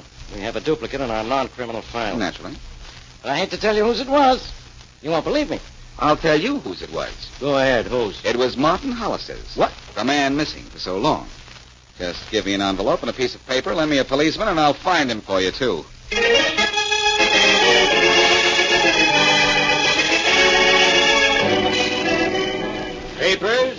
Papers? Who'll buy Hey, papers Grandpa. from... Grandpa. Oh, hello there, son. Still delivering messages? Yeah, and this time I got one for you. For me? Uh-huh. A man came into the office and asked for him. Then he gave me this envelope and told me to deliver it to whoever sent that old shoe to Boston Blackie. Oh, I see. Maybe you better open it, huh? And maybe you want me to take a message back. The guy said he'd wait in the office. Yes, I'll open it. Look, Grandpa, what cooks? I don't know. I couldn't sleep last night thinking about that old shoe. Are you nuts or something? No, but there are some people who might think so, son.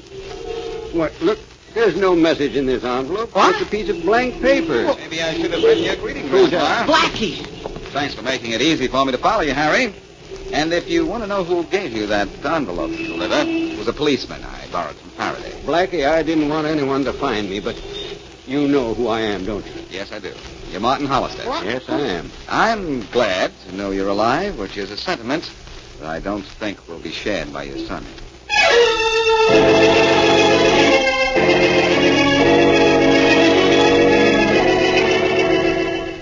Well, Mr. Hollister, how does it feel to be back from the dead? Never having been dead, Miss Wesley, I wouldn't know. But as Blackie probably told you, my whole scheme was to make it known that I was still alive, but not to give up my disguise as the old newsstand owner on the corner. I had to break through your disguise to prove my theory to Faraday, Mr. Hollister. I may have brought you out of hiding, but I didn't upset your primary purpose in sending me that shoe. Oh, what was that, Blackie? To prove he was alive so his son Roger couldn't get his money? Exactly. Hollister was going to continue to let the world think him dead if his son Roger changed his ways. Yeah, but he didn't change, Miss Wesley. I opened my newsstand on a corner that he passed every day just so I could watch him. But he continued to be the same Roger Hollister I ran away from. And my wife was just like him. I see where your son's marriage to gold-digging Sally Lawrence has been called off. Yes, I read that. No money, no love. Well, I assure you, my son isn't upset about it. I don't imagine he is. No. I like the way you tied up your fortune so that it couldn't be inherited until you were declared legally dead. My family deserved to live in comparative poverty, Blackie. As you guessed, I hoped it would change them, but when it didn't, I decided never to let them see me again. No, let your remaining heir get your money. Well, you certainly accomplished your purpose. But I can't understand why your son never recognized you if he passed your newsstand every day. Well, you see, I've changed a lot. I left town at first and became quite ill. I had lost a lot of weight. My hair had turned quite white. And then I came back to open the newsstand when I was sure I wouldn't be recognized and could watch Roger without his seeing me. Oh, I see. Well, Mr. Hollister, I guess that's that. We've accomplished everything we set out to do. Oh, did we, Blackie? Oh, hey, that's right. We never did get to the theater, did we, Mary? Oh, we never even got to a newsreel. Say, I've got an idea. Suppose you and I and Mr. Hollister go to the theater tonight. No, thank you, Blackie. I don't care to get to the theater. Well, in that case, Mr. Hollister, by all means, come with us. We'll never get there either.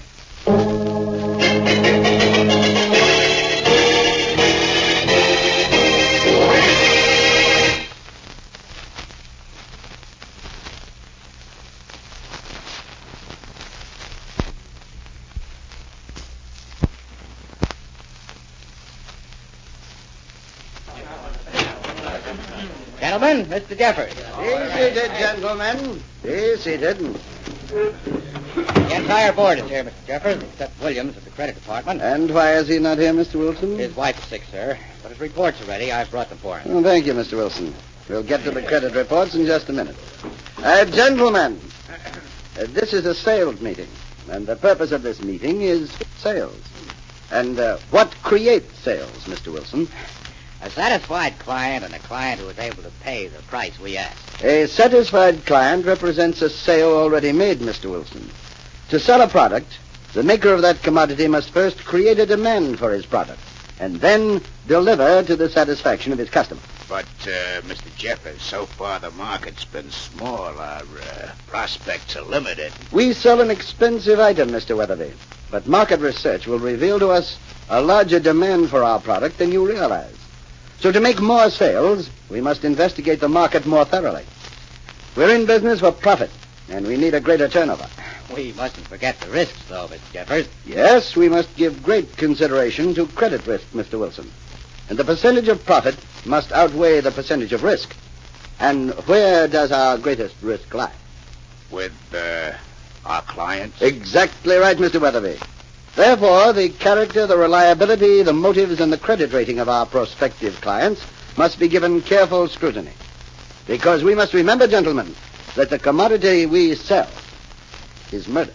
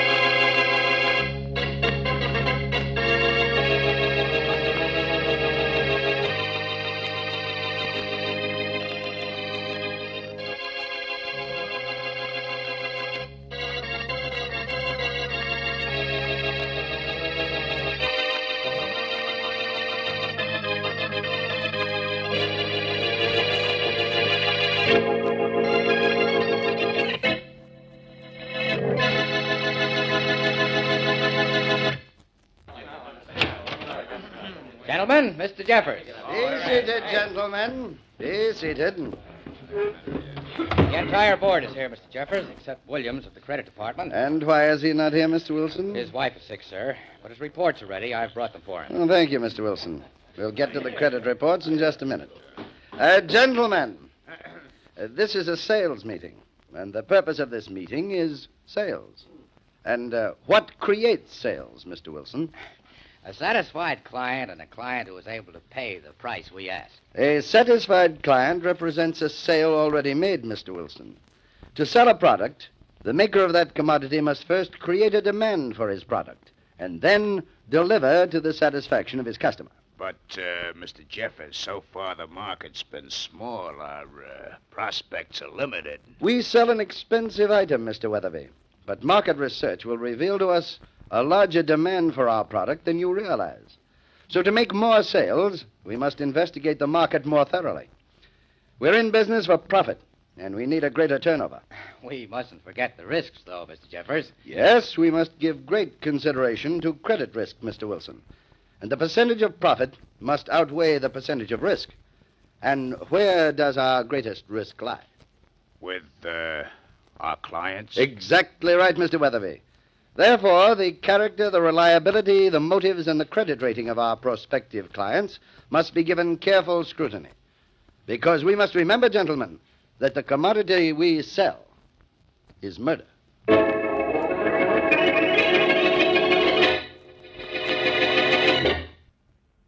And now meet Dick Calmer as Boston Blackie. Enemy to those who make him an enemy. Friend to those who have no friend.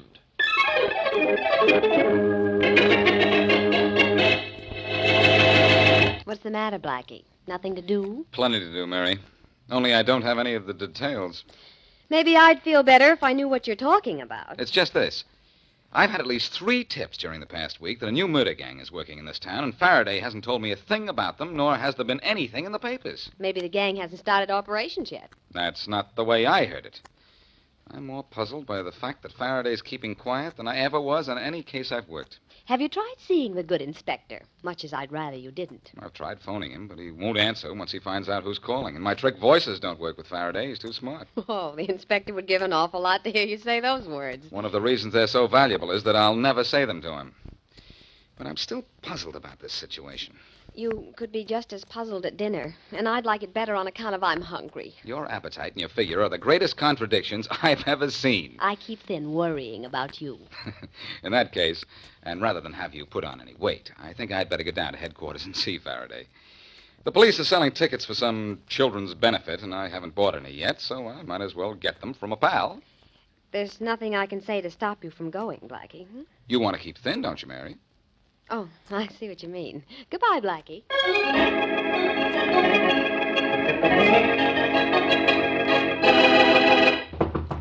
Come in, Matthews. My name isn't Matthews, Faraday, but I'll accept the invitation. Get lost, Blackie. I'm busy. If I get lost, you'll be busy trying to find me. The only place I want to find you is out. Well, that's where you'll find me. If you come to my apartment to sell me tickets to the children's benefit, so I've come down to your office to buy them. Well, I've got more to worry about today than selling tickets. Well, I'll make it easy for you. This is the last day of the sale. I'll buy every ticket you have left. I'll give you a check for them right now. Okay, here are 10 tickets. Now get out of here. What'll I make out the check? Say, what's troubling you today, Faraday? What's usually troubling me? Murder. Oh, tell me about it, Inspector. Your troubles are over. It isn't it, it's them. And any minute I expect to hear about another one. I haven't seen anything in the papers about murders. That's because I can't prove there's been a murder. I know of 5 killings in the last month, but I can't prove one of them. Elusive killers? Elusive corpses. In the last 30 days, 5 men have disappeared without a trace. I even know who killed them. But I can't prove murder because I can't find the victims. Good old corpus delicti, huh? Complicates more murder cases. Who's the trigger man? It's not one trigger man. It's a whole corporation which is selling murder. Wholesale. Wait a minute. You know all this, but you can't do a thing about it? Nothing but wait for the corporation to make a slip. It's run like a business, Blackie. And by a former big businessman, too. Ed Jeffers. He used to be head of a large wholesale house. Here's your check for the tickets. Thanks. You certainly were informative, Faraday. You haven't told me about this case before. Why now? Because I don't want to be bothered with your questions. But you do want to be bothered with my help, don't you? Oh, do what you want. Who cares? I can. Now, just tell me where this murder syndicate can be found, and the corporation will have company.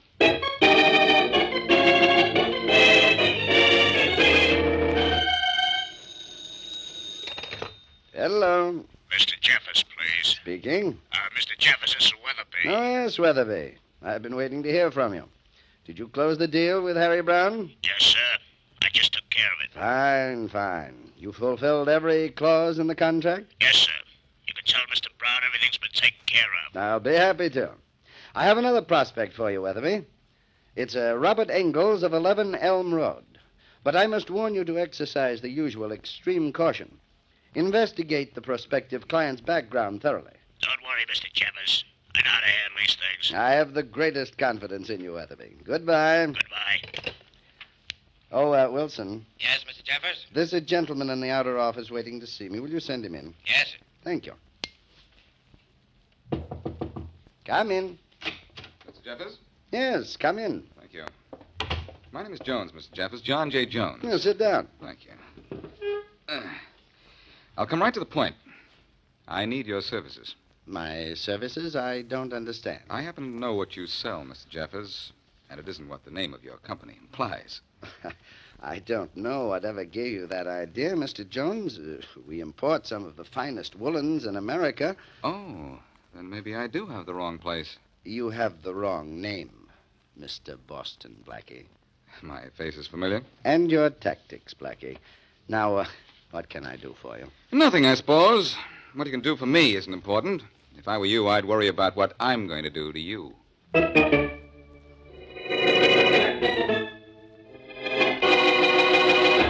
Inspector Faraday, the Missing Persons Bureau just phoned. Again, Matthews? Who's missing this time? A man named Johnson. The Missing Persons Bureau questioned his wife, and she said Johnson's only enemy was Harry Brown. Well, let's get hold of We've Brown. already done that, Inspector. He has a perfect alibi. Johnson left his own office at 5 this afternoon. He told his wife he'd be home at 6. Brown was at home at 5 and was still there when we questioned him at 8 this evening. Yeah. Several friends were with him all the time, and one of them is a friend of the mayor's. Brown's alibi is perfect. Well, in that case, Brown certainly didn't kill Johnson. Brown has money, of course. Yes, a lot. And this is another one of those things. Another killing by those guys who sell murder. You have everything but a body and proof, Inspector. Yeah, I've got everything, all right. The best police force in the country, the best scientific methods of crime detection, the best criminologists in the world, but I've also got a company specializing in murder. And that's exactly what they're getting away with.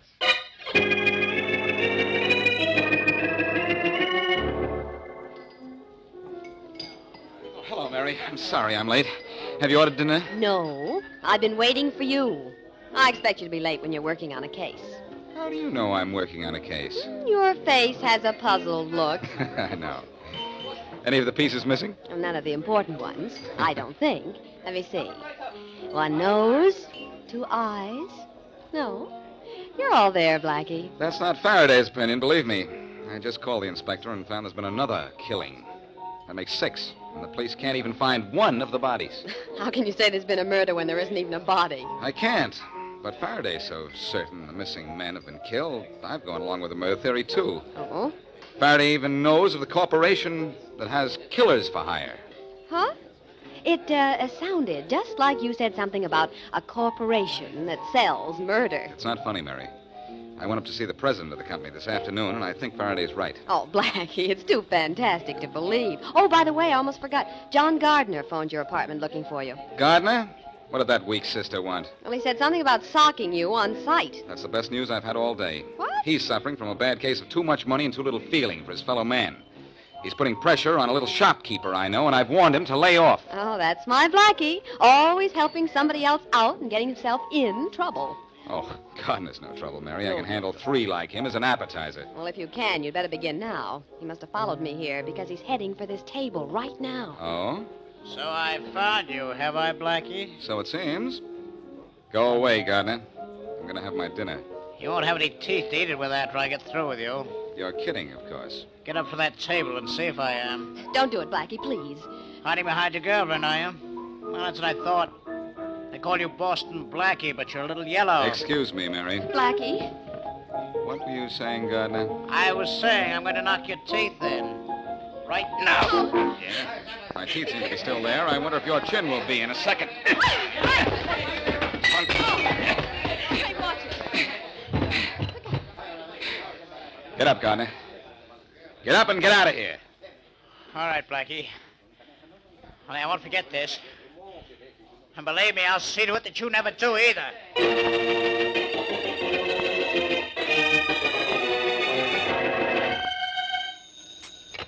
Hello? Oh, hello, Blackie. This is Faraday. Oh, hello, Inspector. I don't want to hear what you say. I want you to hear what I say. Okay, say away. What's the idea of clipping John Gardner, Blackie? The best idea I've had in months. Oh, it was a good idea, was it? Well, this is not in my department, but I got wind of it. So I'm just giving you a little tip.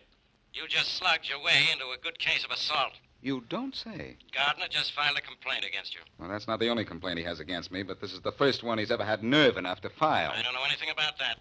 I just want to tell you, a sergeant from the 18th Precinct is coming up to arrest you. I don't want you to pull any tricks. All right, Faraday. I'll promise to be a good boy. Good to myself. I'm leaving here right now. Blackie, if Gardner makes that complaint stick, you're going to be in a jam. Why did you clip him? I had a reason, Faraday. You see, he had a chin I love to touch.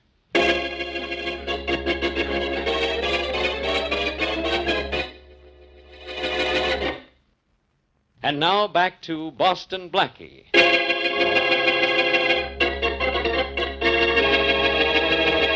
Ed Jeffers runs a well-ordered business in a strictly businesslike manner. But what his company sells is murder. Police in Boston Blackie are sure of Jeffers' activities, but cannot prove murder against him because they have no evidence, and the bodies of 6 men his firm has allegedly killed cannot be found. Unable to make headway with the baffling case, Blackie apparently drops the matter to settle a personal difference with wealthy John Gardner. As we return to our story, Gardner is at home. Yes? Mr. Gardner, there's a gentleman to see you. Tell him I see people by appointment only, Jameson. I told him that, sir, but he says the matter is urgent. Now tell this man... Well, all right, Jameson. I'll see him. Very good, sir. Mr. Wilson, Mr. Gardner will see you in the library. Thanks a lot. Come in, sir. That'll be all, Jameson. Yes, sir. What can I do for you? I think there's something I can do for you, Mr. Gardner. Allow me to introduce myself. My name is Wilson. I represent the Jeffers Importers. I'm not interested in... But you'll be very interested in our services, Mr. Gardner. We do specialized work, and I can assure you that we're the best and most thorough in the business. The best and most thorough at what? Mr. Gardner, we read in the papers last evening that you brought an assault charge against Boston Blackie. Yes, that's true, I did, but that has nothing to do with... Mr. Gardner, if you won't take offense, during the past 12 hours, my company has taken the liberty of investigating your background, your character, and your financial status, and your, acceptability as a client. What in the world are you talking about? Your acceptability as a client, Mr. Gardner. This isn't the first time you've had trouble with Boston Blackie, and it probably won't be the last. But buy what we have to offer, and we'll settle everything for you. What do you have in mind? Murder, Mr. Gardner. Murder. You'll kill Boston Blackie? Well, for a price, and I don't hesitate to say it'll quite naturally be a considerable sum. Yes, naturally. Of course, you're interested, Mr. Gardner. Well, I don't know. How can I be sure I won't be involved? Oh, you won't be. You see, our method is flawless. First, we investigate our prospective clients. Our investigation determines whether or not they'll cooperate with us in keeping quiet about what we do for them. Oh, I see. Then we kill the person. Our client is not involved in the crime because we kill his enemy at a time our client has a perfect alibi. You're very thorough. Very. The killer, one of our employees, can't be charged with a crime because the police can never prove a connection between the killer and his victim. Besides, the victim's body disappears. Do you see how perfect our method is? Yes, quite clearly. Well, what do you say, Mr. Gardner? Mr. Wilson, you have a client.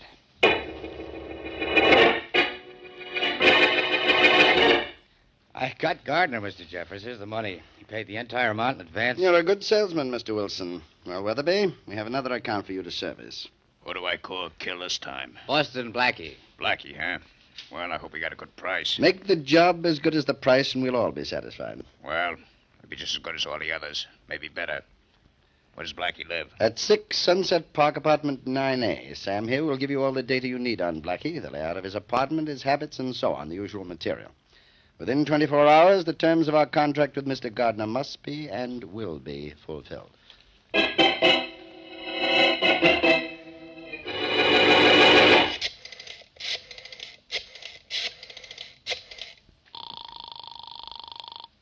Hello? Hello, Mary. This is Blackie. Hello, Blackie. Where are you? In my apartment. Oh, well, I told you your fight with Mr. Gardner would make the papers. Aren't you sorry you hit him now? I'm just sorry I didn't hit him harder. Blackie, what's the matter with you? Nothing. I just don't like guys who... Uh-oh. Hey, what's the matter? Nothing. Nothing at all. Blackie! Blackie! Blackie! I'll get you another way, Blackie. Not with your gun. It stays on the floor where I just knocked it. Oh, no, it doesn't. Oh, then you go on the floor with it. Yeah, yeah. Well, you want to get up for more? No, thanks. Then I'll help you. There. Who are you? None of your business. You came up behind me with a gun in your hand. I suppose that was none of my business either. You're one of Ed Jeffers' men, aren't you? I'm not saying. Well, I am. To tell you the truth, I thought someone like you might come calling. That's why I sat so I could look in the mirror and see what was behind me. You sound like you were expecting me. I was expecting someone. What's your name? You mean to say there's something the great Boston Blackie doesn't know? How would you like the great Boston Blackie to go to work on you to find out what your name is? It's Weatherby. That answers my first question. My next is, who sent you here? This was my own idea. Oh, it's going to be like that, huh? You wouldn't happen to know a man named Jeffers. Who? You're being awfully stupid, Weatherby.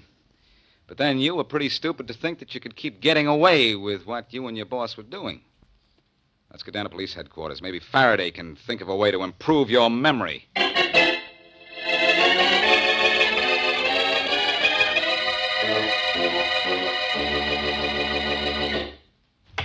Inspector, I've got to see you. Apparently. From the way you just crashed into my office, Miss Wesley. Look, Inspector, a little while ago I was talking on the phone to Blackie when suddenly something happened. I know what it was. He got tired of talking to you. No, Inspector. He stopped so abruptly. I know something happened to him. I tried to get you on the phone, but you weren't in. I just got here. Well, Miss Wesley, either Blackie hung up or someone hung one on him. Now, I got no time. Oh, now look. Wait a minute. Hello. Hello, Faraday. This is Blackie. Oh, fine. I've got Miss Wesley here. She's scared stiff. Now, what goes on? Plenty. Tell Mary I'm all right. I tried to call her back, but her line was busy. Well, I'm busy, too. What is this, the telephone exchange? No, but I'm doing a little exchanging. I'm exchanging a theory of mine for the murder syndicate you're trying to grab. And I'll be down to headquarters with the syndicate's production manager in half an hour.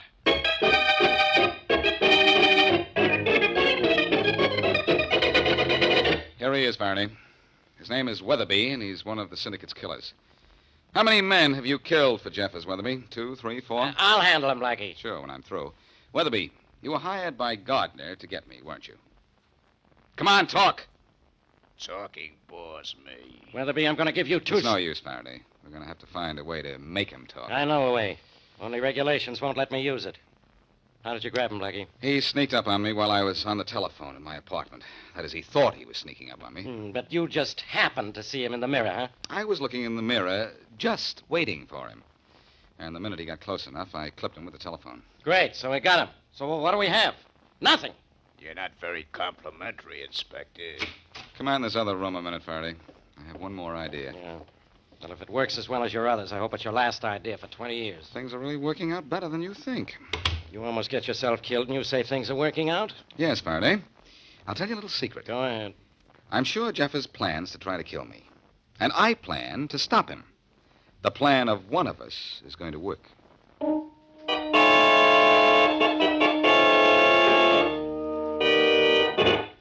Mr. Jeffers, I want to talk to you. Oh, sit down, Mr. Gardner. Sit down. I know exactly what you want to talk to me about, too. As you should. I know Boston Blackie is still alive. I know... And I know I paid you to kill Boston for me. But your man didn't kill him. Do you want your money refunded? I'd rather have Boston Blackie dead. In that case, I promise you a satisfied customer. Give us another 24 hours and we'll fulfill the terms of our contract. Phone Blackie and have him up to your house for a reconciliation. Have him there at 10 o'clock tonight. All right. Make sure the servants are out. I'll ring the bell at 10. You'll open the door for me and then join some friends next door so you'll have an alibi. All right, Mr. Jeffers. Very good. I'll see you at 10, Mr. Gardner, because this job I'm going to do myself.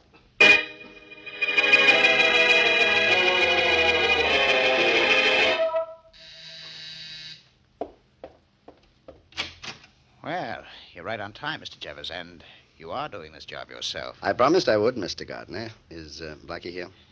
Yes, in the library. Alone? I told you we'd be alone here. Who's that? Blackie, in the library. I thought you said he was alone. He is. Oh, why is he laughing? We're going over some old cartoons. He must be leafing through the rest of them. You see, we patched up our differences. He thinks. He has no idea whom I came to the door to meet. Fine. Now, where's he sitting in there? In what position? Well, if he's just as I left him, he has his back to the door, sitting in a low-back chair. You can open the door and get a clear shot at him. You're being a great help, Gardner. I really shouldn't charge you the full fee for this. All right, never mind. Get the job done. It's as good as done right now. Oh, you're leaving? Yes. I want to be sure I'm next door when the shots are heard. You will be. Good night. Don't move, Blackie. Oh, hello, Jeffers. You want to see these cartoons? They're wonderful. I'll have to take your word for it. But you won't have to take my word for the fact that you'll be dead in 30 seconds. Take my gun's word for that. You're going to kill me, are you? That's what he thinks. Ah! Drop that gun, Jeffers. Faraday! I said drop the gun. Oh, my hand! You're not hurt, friend. Guns in guys' hands make me nervous. How about fists? You want to play, do you? Keep away from here, Blackie. This is my fun. Okay. Go ahead. Enjoy yourself, Faraday.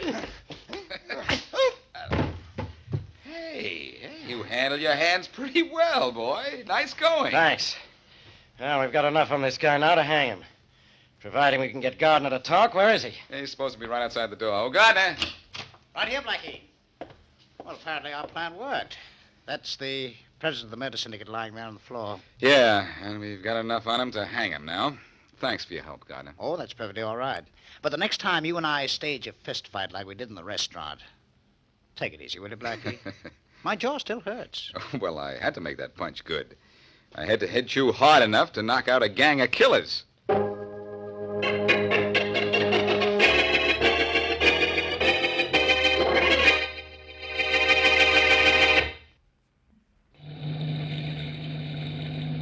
Some night. Some rain, Jack? Yeah, it is, Tom. What kind of a night to be hauling $100,000 in cash through the countryside? All you gotta do is protect the dough. I gotta drive this truck. And I ain't sure if we're in the country or the city. This rain's so thick I can't see 10 feet in front of me. It is a heavy rain, all right. Yeah, it's some black night, too.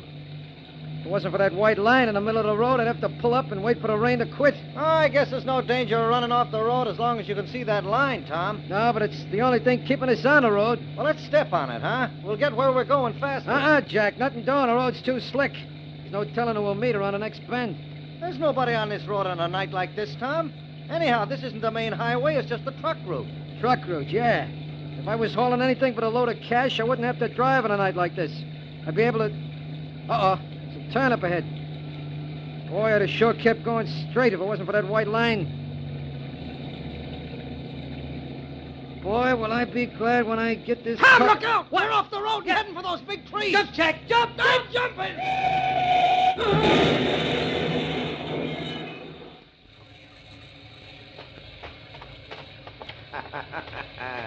What a plan, Harry. What a plan. That armored truck cracked up just the way I said it would. Yeah, Bob. Split wide open. Now all we gotta do is climb in and haul out that $100,000. Sure thing. But first go around to the cab of the truck and see how the driver is. And if the crash didn't kill him, see that you do.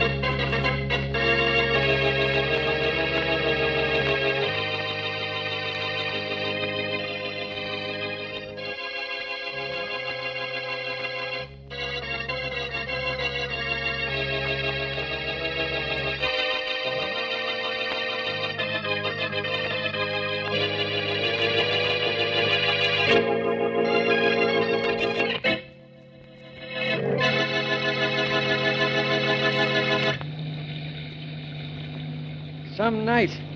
Some rain, Jack? Yeah, it is, Tom. What kind of a night to be hauling $100,000 in cash to the countryside? All you gotta do is protect the dough. I gotta drive this truck. And I ain't sure if we're in the country or the city. This rain's so thick I can't see 10 feet in front of me. It is a heavy rain, all right. Yeah, it's some black night, too. If it wasn't for that white line in the middle of the road, I'd have to pull up and wait for the rain to quit. Oh, I guess there's no danger of running off the road as long as you can see that line, Tom. No, but it's the only thing keeping us on the road. Well, let's step on it, huh? We'll get where we're going faster. Jack. Nothing doing. The road's too slick. There's no telling who we'll meet around the next bend. There's nobody on this road on a night like this, Tom. Anyhow, this isn't the main highway. It's just the truck route. Truck route, yeah.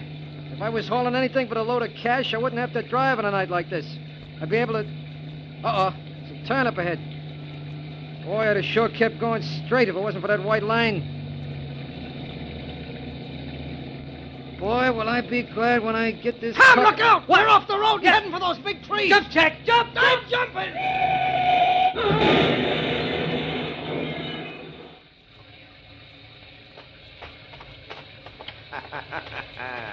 What a plan, Harry. What a plan. That armored truck cracked up just the way I said it would. Yeah, Bob. Split wide open. Now all we gotta do is climb in and haul out that $100,000. Sure thing. But first go around to the cab of the truck and see how the driver is. And if the crash didn't kill him, see that you do.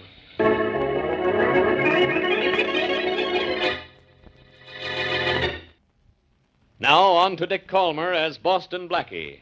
Enemy to those who make him an enemy. Friend to those who have no friend.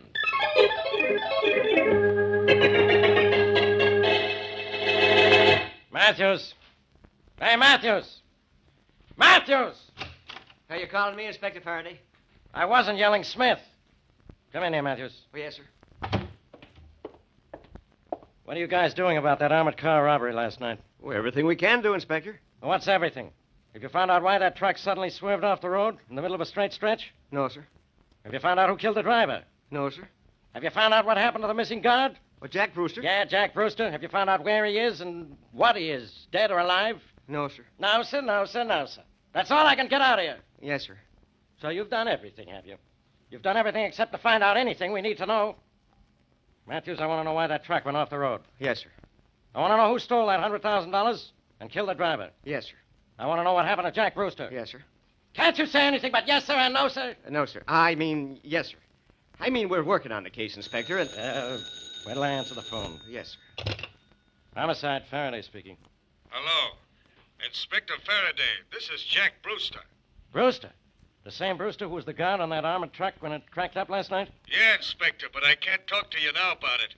All I can tell you is I had nothing to do with the robbery, but that I know I'm going to be murdered tonight. You're going to be murdered? Yeah, Inspector, tonight at 10 o'clock. I can't come down to headquarters now to give myself up because I'm on the track of the men who robbed the truck. I'll tell you the whole story when I see you. All right. Where will you be at 10 o'clock? At my apartment, 824 East 40th Street. Okay, don't worry. I'll be there before that. Hey, how are you so sure you're going to be murdered? I'm positive, because the man who said he'd kill me tonight has never broken his word. You know him, Inspector. His name is Boston Blackie.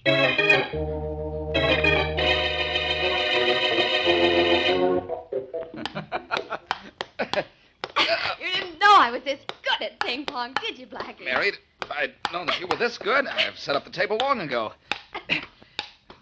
been gathering dust in the closet for over a year.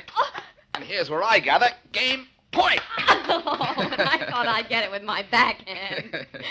Well, you didn't because you signaled you were going to use it beforehand. Oh, now I've had enough of that. And of ping pong. Oh. I'm in the mood for something to eat. How about you? Oh, definitely. Let's go and see what's in the icebox. And I'll have 2 of everything. Well, I'm not quite that hungry. But I think I...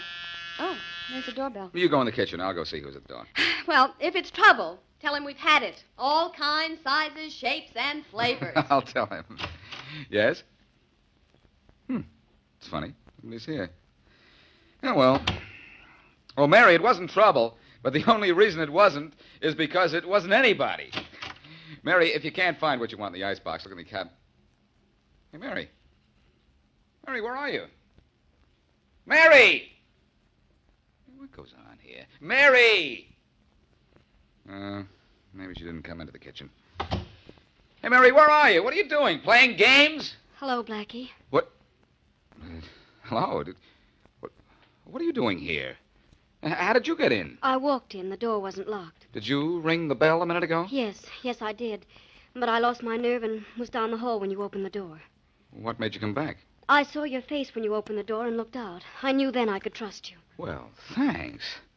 Trust me with what? Blackie, I have to talk to you. I'm Doris Brewster. My brother is Jack Brewster. Jack Brewster? The guard who disappeared when that armored truck ran off the road and crashed last night? Yes, and it's about him that I... Excuse me. Mary, is that you? Oh, yes, Blackie. I just stepped across the back hall to borrow some sugar from the woman next door. Who's in there with you? We've got company. Come on in. Oh, okay, in a minute. I'm sorry, Miss Brewster. What were you saying? My brother asked me to come to you, Blackie. He had a friend call and tell me you'd help us. You see, he's innocent, no matter what the police think. But he knows who is guilty. Well, why doesn't he go to the police and tell them? He says he doesn't dare, that they'll arrest him and never give him a chance to clear himself. I was told to see if you'd come to his apartment at 9:30 tonight. Here's the address. You know, Miss Brewster, I don't see any reason for me to get into this at all. All I can tell you is that Jack is innocent, and he can prove his innocence with your help. Isn't that reason enough?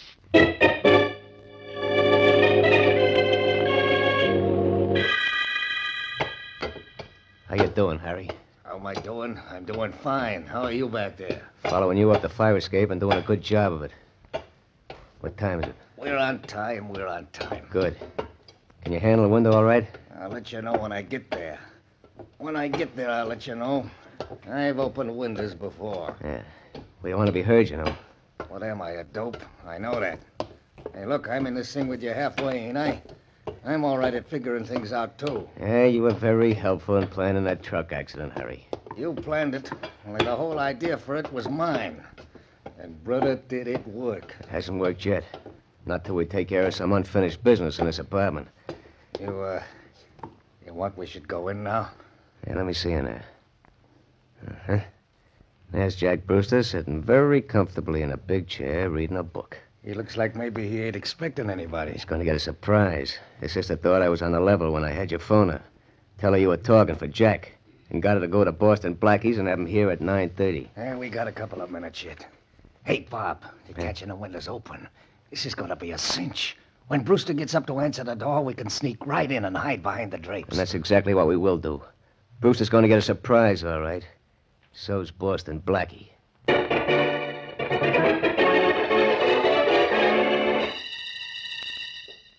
now for the 9:30 news. Here in the city, residents are signing a petition to coordinate street repair operations. Who is it? So that the city's thoroughfares will not be torn Oh, just up a 3 or minute 4 while I times turn in off one the spot by radio.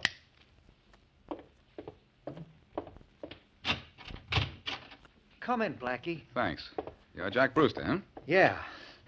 Oh, gosh, Blackie, I'm surprised to see you, but it's swell of you to come here. I'll know more about that when I know why I'm here. You know what happened last night? Sure, an armored truck ran off the road in a deserted spot and plunged down a cliff. You were supposed to be the guard on that truck. I was the guard, Blackie, until just before the crash. Well, I'll tell you about it, but first, do you know how much money was stolen? Sure I do. It was in the papers, $100,000 in cash, headed for a steel company payroll, only it never got there. Then you know I'm suspected of helping to rob that truck. Mm-hmm. It's been in all the papers. What's this? Blackie, I'll pay you to help prove I'm innocent. If you're innocent, you don't need my help. If you're guilty, you couldn't buy it. Come on, Brewster. Let's have the story. Why did you have somebody call your sister and have her call me to Come up here. My sister? Well, I know. Oh! Brewster. Brewster. Trouble. Hey, this is... Straighten up, but don't turn around, Boston Blackie. I don't want to make a production of this. Just keep your back toward me. Okay. Who are you, and what's this all about? You'll find out when the right time comes. Okay. When is the right time that I'm... Good work, Bob. Lucky we weren't caught by Jack or Blackie hiding in here. Yeah. I hope Blackie sleeps tight, Harry, and has pleasant dreams. Because when he wakes up, he's going to have a nightmare.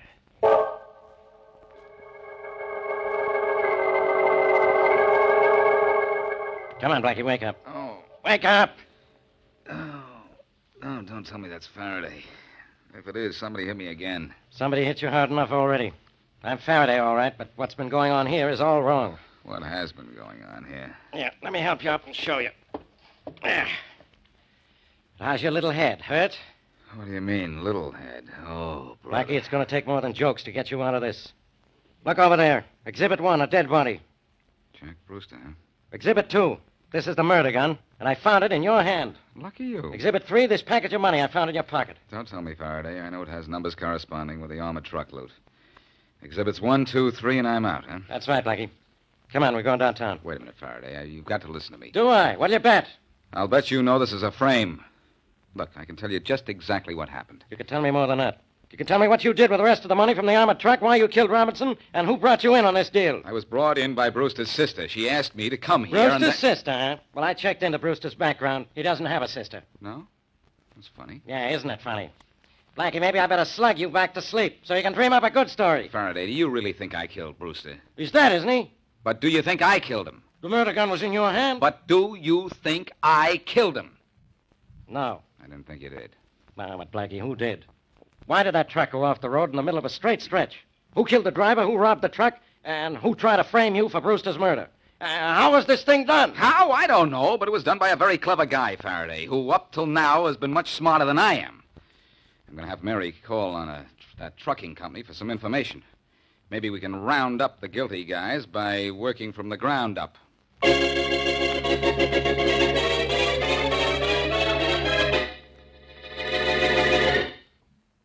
Now back to Boston Blackie.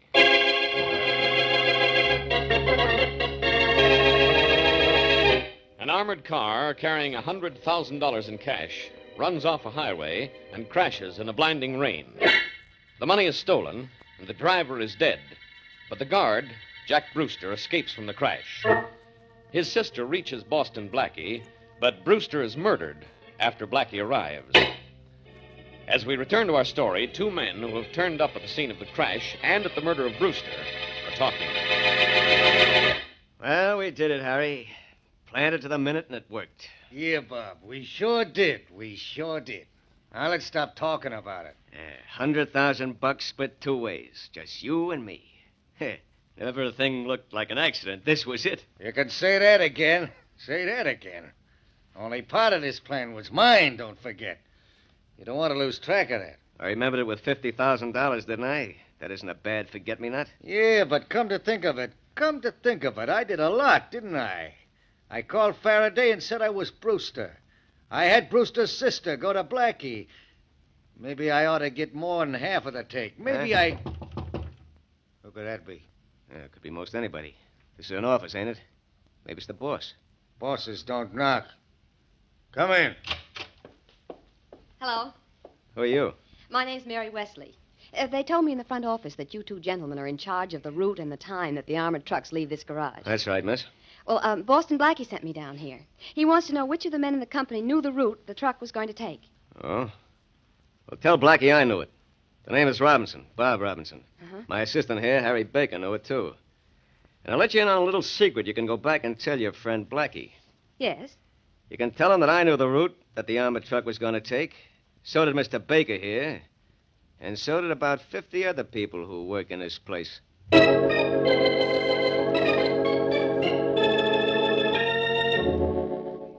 Well, genius, how much more time do we have to waste down here? Where would you prefer to waste the time, Faraday? In your office? Blackie, I've taken enough of your nonsense. You can stay out here in the country looking at a road if you want to. I'm going back to town. What's there to see here, anyhow? A 2-lane road with a white line in the middle. Let's wait here for Mary, Inspector. She can't be too long now. You know I sent her to the armored truck offices to get us some information. Yeah, you told me that. Okay, you sent her. You wait for her. I can't see any reason that armored car went off the road at this particular spot, despite what you think. And with those little words of wisdom... There's a car headed this way, Faraday. I can hear. You can? My wonders never cease.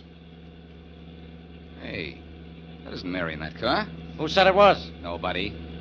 Faraday. It's the girl that you said doesn't exist. The girl who told me that she was Jack Brewster's sister. Hey, Miss Brewster! Miss Brewster! Hey! My, she was glad to see you. She probably got a look at you. That face of yours could stop a clock, but it works the other way around with a car. Very amusing. Now what? Say, Faraday, I've got an idea. Why did Miss Brewster's car go straight down the road? Why did a chicken cross the street? How do I know why it went straight down the road? It was following the white line in the center. Oh, Blackie, you continue to amaze me. Of course it was. All cars use that white line as a guide. Take a look at that line, Inspector. It's been freshly painted for a short distance, maybe 100 feet. Look. I'm looking. So what? I've got it. Faraday, the night the armored...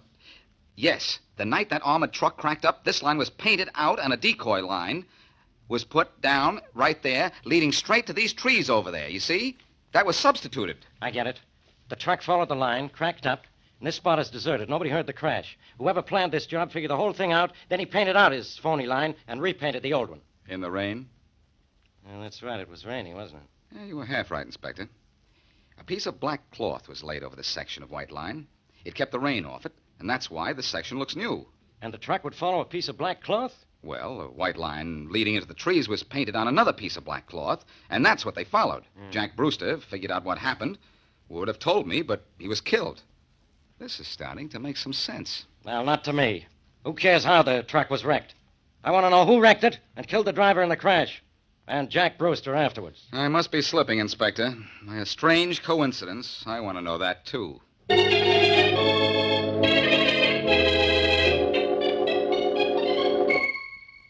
Oh, I'm glad you tried phoning my apartment before you came down to the spot where the truck cracked up, Mary. Yeah, so am I, Blackie.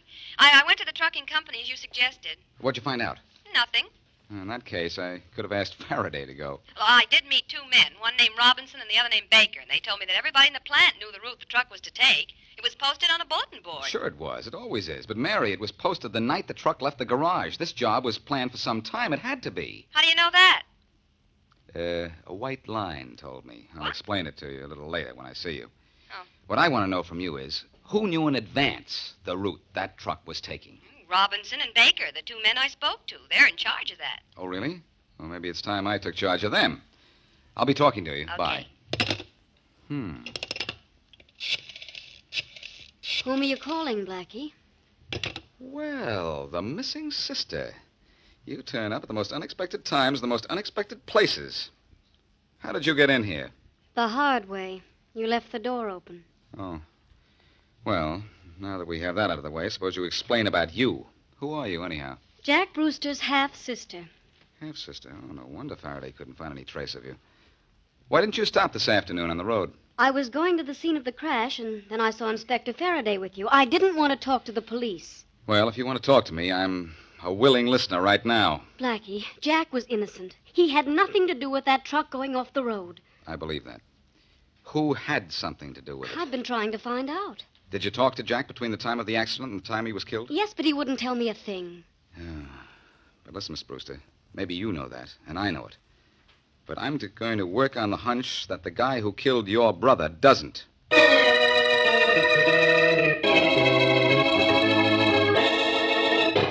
You work here 2 more weeks and quit. Get that, Harry? Sure, Bob, I got it.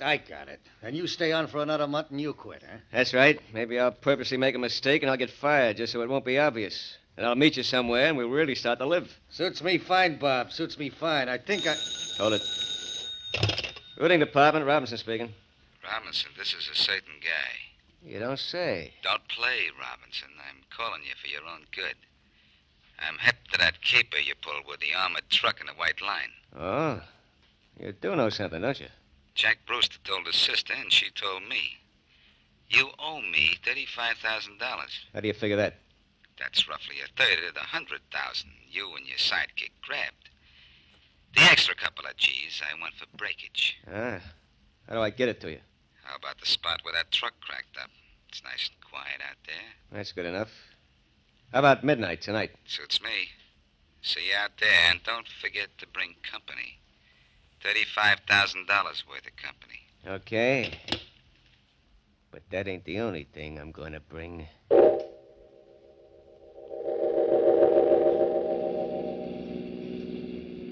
Gee, Bob, this road is dark. Real dark, I mean. So it's dark. Of course it is. That's why we picked it when we routed that truck, ain't it, Harry? I guess so. How much further do we go? Well, according to the speedometer, not much. You know what to do. Sure. I better get in the back, huh? Yeah, go ahead. Climb over the seat. Holy smoke. When that guy shows up to get his money, let him have it. He knew something all right, or he wouldn't have cracked about the white line. Then we'll get Brewster's sister, and we're in the clear. Sounds right to me. Can you see the drive all right? Sure. All I have to do is follow the white line. Good old white line. It was a very good friend of ours, Harry. Yeah. Hey, Bob, are you turning? There's no turning the road here. Sure there is. The white line is turning, so we gotta turn. Bob, stop the car! Somebody's pulling the same trick on us! Oh, Faraday, if I'm not mistaken, we'll see our little birds sitting nice and comfy waiting for you to put them in their cages. Their own phony white line trick worked perfectly on them. You suppose they were killed in that crash, Blackie? It couldn't happen to nicer guys. Can you get that door open? Oh, it's pretty well banged up. I think I can handle it. Well, the driver's breathing. That's something. Means he's alive. You're breathing too, Inspector. Let's get better proof than that. How about the guy in the back? He's got his gun in his hand. He's out cold, but... Yeah, he's alive, too. Good. Better get his gun, Faraday. Don't tell me what to do. Come on, help me lug these lugs back to my car so I can drive them down to headquarters. You'll probably find the money they stole in their apartments, but the mere fact that they came out here looking for me is enough proof that they're guilty. I really convinced them on the telephone that Jack Brewster had talked to his sister and she'd talked to me. Yeah, they should know that nobody talks to you. But I guess they're excused. They didn't know who you really were. You know who I really am, though, don't you, Inspector? I'm the guy who took a white line and turned it into a bee line to the solution of this case.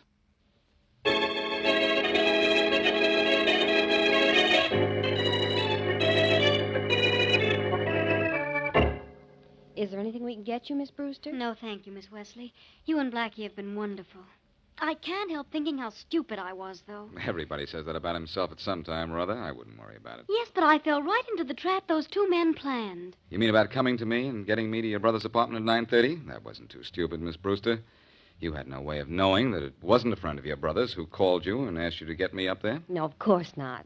We really met a couple of cute characters in this case, didn't we, Blackie? Bob Robinson and his pal phoned Faraday pretending to be Brewster, and then called Miss Brewster and pretended to be a friend of her brother's. I know why now. They wanted to be sure Blackie was at my brother's apartment when they killed Jack. And they wanted Faraday to find Blackie there. Oh, I said they were cute, didn't I? The cutest thing they did was that white line on the road idea. It's the most unusual gimmick I've come across in months. It would have been foolproof, too, except for the rain. After the rain, part of the white line on the road, the part that was covered by the cloth they set down, looked different from the rest of the white line. That's what started you on the right track, wasn't it, Blackie? Yes, and the track led right to Robinson and his friend. You know, switching their own idea by making them run their car off the road gave us practically all the proof against them we needed. Yes, I'd say that when their car crashed, it was their plan that really cracked up.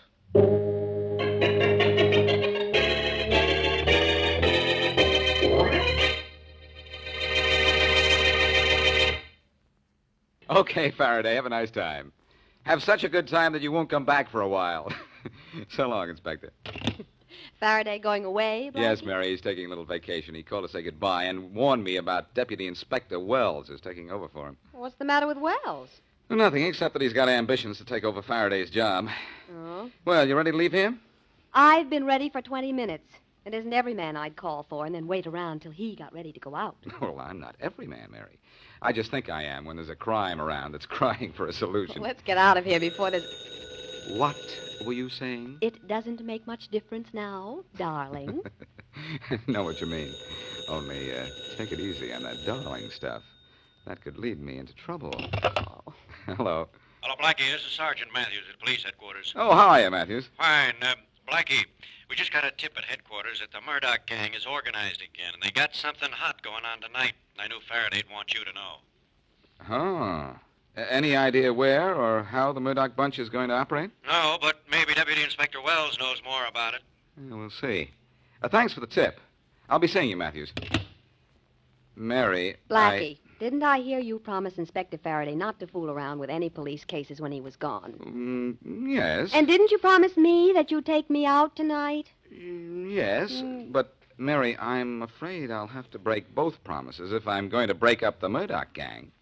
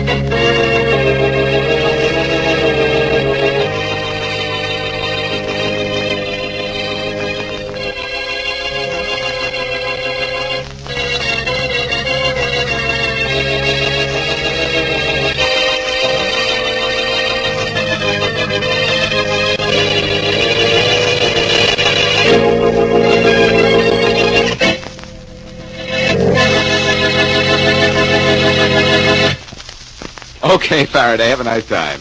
Have such a good time that you won't come back for a while. So long, Inspector. Faraday going away? Blackie? Yes, Mary, he's taking a little vacation. He called to say goodbye and warned me about Deputy Inspector Wells is taking over for him. What's the matter with Wells? Well, nothing, except that he's got ambitions to take over Faraday's job. Oh? Well, you ready to leave here? I've been ready for 20 minutes. It isn't every man I'd call for and then wait around till he got ready to go out. Well, I'm not every man, Mary. I just think I am when there's a crime around that's crying for a solution. Let's get out of here before there's... What were you saying? It doesn't make much difference now, darling. I know what you mean. Only, take it easy on that darling stuff. That could lead me into trouble. Oh. Hello. Hello, Blackie. This is Sergeant Matthews at police headquarters. Oh, how are you, Matthews? Fine. Blackie, we just got a tip at headquarters that the Murdock gang is organized again. They got something hot going on tonight. I knew Faraday'd want you to know. Oh. Any idea where or how the Murdock bunch is going to operate? No, but maybe Deputy Inspector Wells knows more about it. We'll see. Thanks for the tip. I'll be seeing you, Matthews. Mary, Blackie, didn't I hear you promise Inspector Faraday not to fool around with any police cases when he was gone? Yes. And didn't you promise me that you'd take me out tonight? Yes, but, Mary, I'm afraid I'll have to break both promises if I'm going to break up the Murdock gang.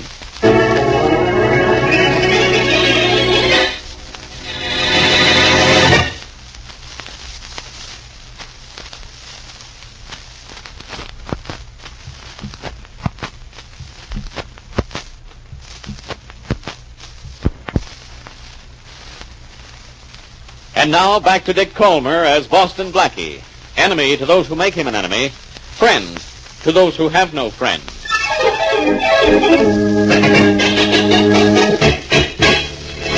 Tom, where is little Lemmy? I ain't seen him since yesterday, Mr. Murdock. Well, we can go on without him.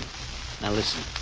Yesterday we get the combination to the safe, but there is $500,000 in jewels. Tonight we open the safe and we are back in business again. Ain't that diamond company where the safe is got more armed guards near it than the U.S. Treasury, Mr. Murdock? True, Tommy, but since we are opening the safe with the combination, the guards do not know we are around. Mr. Henry Carson, who is kind enough to give us the combination, also is kind enough to tell us where we turn off the burglar alarm. So we have nothing to worry about. That's great, Mr. Murdock. But I guess we give this guy Carson half the haul for helping us out, huh? No, Tommy. Mr. Henry Carson is very unhappy because he is talked into doing such a dishonest thing as helping us to rob the company which employs him. So we are going to repay him for his generosity by putting him out of his misery. Oh, we're gonna knock the guy off, huh? Yes, Tom. We will give him a sudden send-off. But when the police find his body, they will think that Mr. Henry Carson is just one more citizen who is so annoyed with living that he takes the easy way out.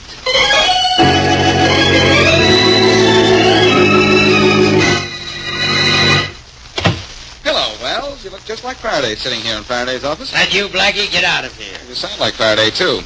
Look, I came down I here don't to- care what you came down to do. You're not going to do it. And look, I'm not fooling with you. This is police headquarters. You've got no business here, and I've got work to do. Work like the Murdock mob? Who told you about Murdock? What's the difference? As long as I know, let's do this thing together. Let's figure out a way to... Blackie, I'm not Faraday. I'm not working with you. I'm going to get the Murdock gang, and I'm going to get them myself. Oh, vice versa. What was that? Just an expression. And speaking of expressions, I don't like the one on your face. As a matter of fact, I don't like the way you're sitting in Faraday's chair. In fact, as long as we're getting down to cases, I don't like you. Blackie, I'm going to... Remember, this is police headquarters, and you work here. Mustn't hit a citizen. You're a public servant, and technically, I'm your boss. Remember that. Did you come down here to annoy me, Blackie? No, but if I had, at least my visit would have been successful. I came down to offer to help round up the Murdock gang before they get active again. I don't want any help, and I don't need any help. Do I make myself clear? You do. And aren't you surprised? Beat it, Blackie, fast. Beat it before I lose my temper. Faraday's office has gone to your head, hasn't it, Wells? Are you getting out of here or not? I'm going. Only I've got news for you. Maybe you fill Faraday's office, maybe you even fill Faraday's chair, but, Wells, you'll never fill Faraday's shoes.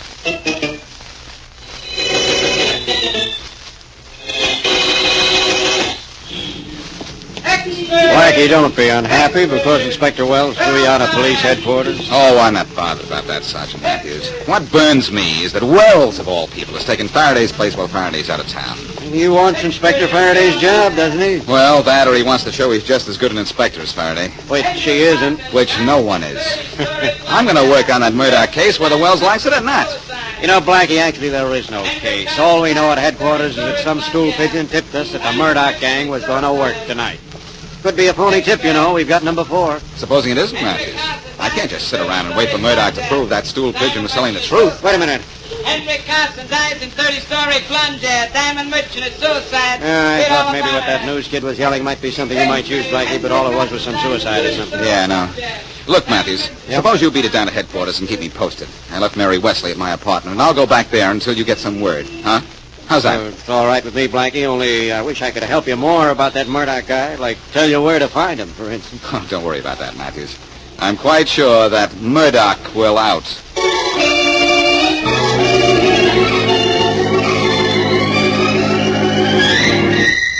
in the city, a man fell to his death from the roof of a building in Midtown. The victim was Henry Carson, 51, executive of the Larchmont Diamond Company. Blackie, isn't that awful? It's not good, Mary. Why do people do such things? I don't know why people even listen to such things. Mind if I turn off the radio? It's all right with me. Thought a few minutes relaxation might help me think of some way to break... You want me to answer the door, darling? No, thanks, Mary. I'll get it. And please don't use that word darling. Somehow it's got to lead to trouble. All right, Blackie, if you say so. I won't use it again. I bet for once you wish Inspector Faraday were ringing the doorbell, now don't you? How right you are. Yes? You Boston Blackie? Mm-hmm. Okay, come along with me. Who are you? Never mind who I am, Bud. Come on. Well, I don't know you, and obviously you don't know me, or you wouldn't talk to me like that. I know who you are, Bud, and you're coming with me if I have to drag you all the way. Get a couple of guys to help you, so this will be an even fight. I don't need anybody except these 5 friends, my knuckles. Oh, brother, how wrong you are. Blackie, what's the matter? This guy wants me to go out with him, but he's going out alone. Well, I'm glad he fell out in the hall. Now I don't have to sweep him out. It's that. Blackie, who was he? I don't know. I asked him, but he seemed to want to talk with his fists. So we had a brief but successful conversation. You certainly made quick work of him. What did he want? He wanted me to go somewhere with him. I have an idea he was sent up here by the Murdock gang. And I'm glad he was, too. Glad? Uh-huh. I needed the exercise. Oh. Now all I need is some information that will lead me to Murdock.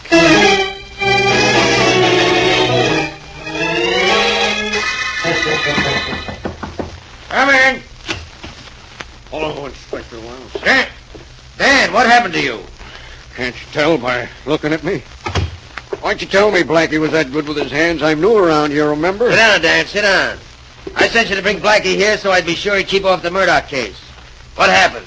Oh, Inspector, I went up to get Blackie and bring him in like you asked me to, but before I knew it, we were pitching fists at each other. They look as if Blackie did all the pitching and you did all the catching. Well, that ain't wrong either. Fine detective you are. If you can't bring in Boston Blackie, how can you ever bring in a criminal? I guess I'll have to bring in him myself. Well, how? How are you going to do it? Blackie hit a policeman, didn't he? Well, there's a law against that. And I'm going to use the law against Boston Blackie.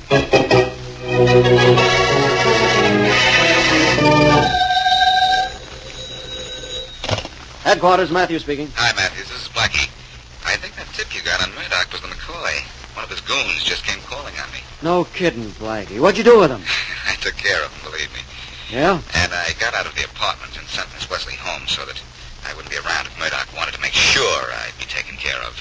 You're calling me because you figure I can't reach you. That right, Blackie? Uh-huh. And also because I want to know where Murdock is hiding out. I figure on calling on him in person. We still don't know, Blackie, only that's not the only thing we don't know down at headquarters. If we knew where he was, we'd pick him up. Thought maybe you had nothing on him. Matthews, can you meet me in an hour at the corner of Lincoln Square and the Drive? Well, sure, I guess so. What's up? I'll get you in a jam if I keep calling headquarters like this. The evening's early yet, and we may still have time to get to Murdock, and either of us, well, if we get some more information. Meet me at Lincoln Square, and we'll try and get an angle.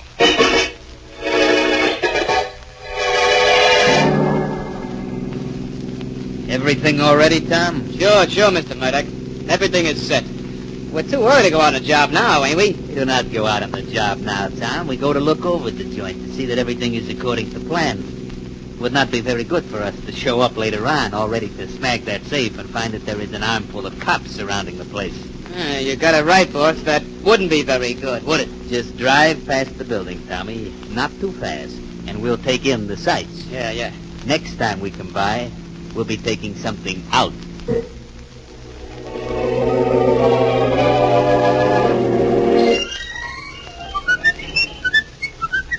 Blackie! Hey, Blackie. Oh, hi, Sergeant Matthews. I've been waiting for you. Yeah? Say, you look excited. What's going on? Got a lead on Murdock? Not exactly. Blackie, why did you beat up What detective? Dan Wilson, the detective Inspector Wells sent to your apartment to pick you up? What? That big guy was a detective? Yes, Wells sent him to bring you in so he could talk to you about keeping your nose out of the Murdock case. Oh, this is great. Now I'm up to my neck in an assault case. But, Matthews, I didn't know that guy was a detective. I'd never seen him before. I know he's new, Blackie, but Wells is hopping mad. He's got some men out looking for you. Thanks for the tip-off. I'm really in a spot this time. How am I going to get on Murdock's trail if I've got to keep ducking cops? You got me, Blackie. I've also got a problem. Are you supposed to arrest me, Sergeant? No. Well, that's one thing in my favor. At least I haven't got 3 stripes against me.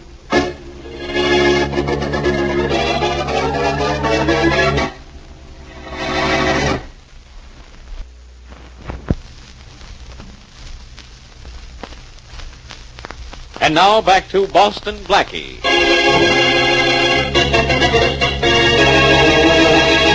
The notorious Murdock gang, once broken up by the police, has reorganized, and police have a tip that they will begin operations within a few hours. Inspector Faraday is out of town, and Jim Wells, the deputy inspector taking Faraday's place, doesn't want Blackie in on the case. A detective, unknown to Blackie, comes to take him to headquarters, but Blackie beats him up. Now, Blackie not only has to break up the Murdock gang, but has to avoid arrest himself. As we return to our story, he phones his friend, Mary Wesley. Hello? Hello, Mary. This is Blackie. Blackie, where are you? Every policeman in town is looking for you. I was just listening to the police calls on my radio, and there's an alarm out for you. I know, but I've just come up with a crazy idea, Mary. Now, look. The reason I didn't know how to deal with the Murdock gang is because I couldn't figure out what they're up to. Here's hoping you still haven't. Remember I told you what I heard that newsboy yelling? Yeah, something about the suicide of a diamond merchant. Uh-huh, and we heard the same story over the radio. The victim's name was Henry Carson, and he was a big shot at the Larchmont Diamond Company. Yeah, so what? So this. The Larchmont Diamond Company has a break-proof safe. It can't be jimmied or blasted open. Now, this is just a crazy hunch.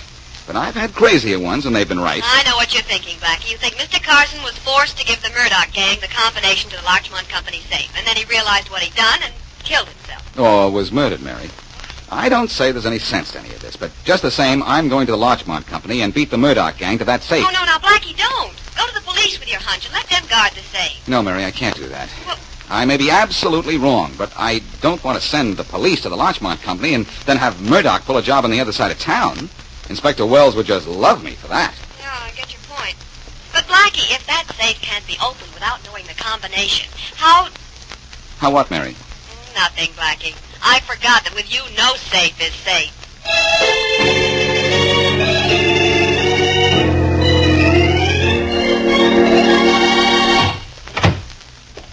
Inspector Wells, I've got a confession to make. See you later, Dan, and get out with the other detectives looking for Blackie. Look, Inspector Blackie didn't know I'm a policeman. He didn't? Didn't you tell him? No, I guess I thought I was tougher than he is. Maybe I should have told him. Yes, Dan, you should have.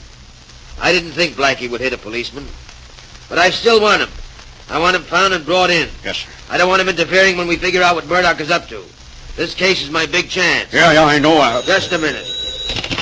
Hello? Inspector Wells, this is Andrews, 3rd Precinct. Yes, Andrews, what is it? I just spotted Boston Blackie, Inspector Wells. He was trying to get into the Larchmont Diamond Company, a small building on Reading Road. Huh? I thought maybe you wanted to grab him really doing something wrong. He's still in there. Thanks, Andrews. I'll take it from here. Yes, sir. Come on, Dan. Where to, Inspector? The Larchmont Diamond Company.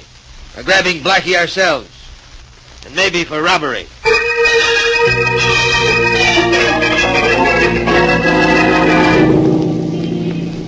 What time is it, Tom? Plenty early yet, Mr. Murdock. We'll get to the Larchmont Diamond Company right on schedule. Yeah, we will. But it is very interesting to me to find out whether our other two boys will be there on time. Well, Lenny and his partner left 15 minutes ahead of us just to make sure. I hope they will remember what to do. And I hope you will remember what I tell you to do. This is a big job. We'll make it an easy one, too, Mr. Murdock. Easy for us, but hard for anyone who is in our way. Let us step on it, Tom. I'm in a great hurry to get rich.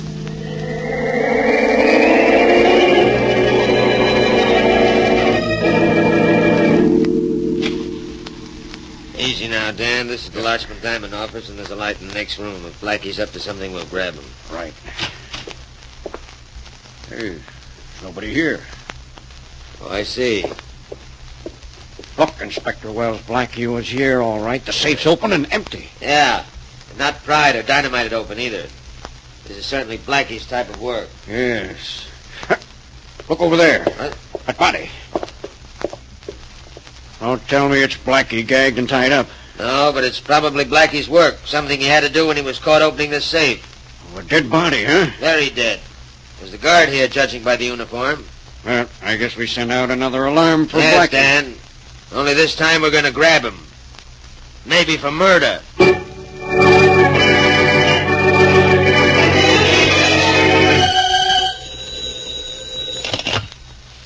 Hello? Hello, Mary. This is Blackie. Oh. Hello, Blackie. Well, I did it. Yeah, I know. I heard it on the radio. I did a good job of it, didn't I? Too good, Blackie. You know that you wanted... You know what you're wanted for? Robbery, I suppose. But I'll clear that up. I'm going to put the jewelry in a box and send it down to Inspector Wells right away. Yeah, well, that's nice. Maybe Inspector Wells will put that corpse in a box and send it to you, darling. What corpse? The guard they found dead at the Larchmont Diamond Company, not 10 feet away from the safe. What? Blackie, darling, I know you didn't kill that man, but who did? It's easy to figure out who did, Mary. I was right. The Larchmont Diamond Company is the place the Murdock gang was going to rob. They got there after I did, found the safe empty, and the guard there. They killed him when he wouldn't say where the diamonds were. Well, that's fine, darling. Only how can you prove it? Well, I'll be able to prove it by finding the Murdock gang. Oh, I've been right so far, haven't I? I guess the meaning of Henry Carson's death. yeah, that was a good guess. But suppose you do the rest of your guessing up here in my apartment. You'll be all right up here, darling. Say, that sounds like a good idea. I'll be right up. See you in a few minutes. Yeah, bye, darling. So long. You do a good job of what I tell you to do, Miss Wesley. All right then, Mr. Murdock. Now, will you stop pointing that gun at me? I'm pretty smart figuring Blackie would call you, which is why we came here. Tom. Yeah, Mr. Murdock. We will stand here on either side of this girl and face the front door. I get it, Mr. Murdock. You mean it's Blackie who gets it when he comes in the door? Yeah. Not exactly. First, Blackie will tell us where he hides the jewelry. It's a good thing I figure he's the only one in town who could do that job on a Larchmont safe. Keep your eye on the front door, Tommy. I was just thinking, Mr. Murdock, maybe I should face the other way and keep a gun on the back door. Tommy, no guy comes to see his girl by the back door, especially if he does not suspect anything, and Blackie has no reason to. We will face the front door here, like this. Okay, I guess you're right. Mr. Murdock, what happens after Blackie tells you where he's hidden the jewelry? We kill him, and then we kill you. What? But because we are gentlemen, it will be ladies first.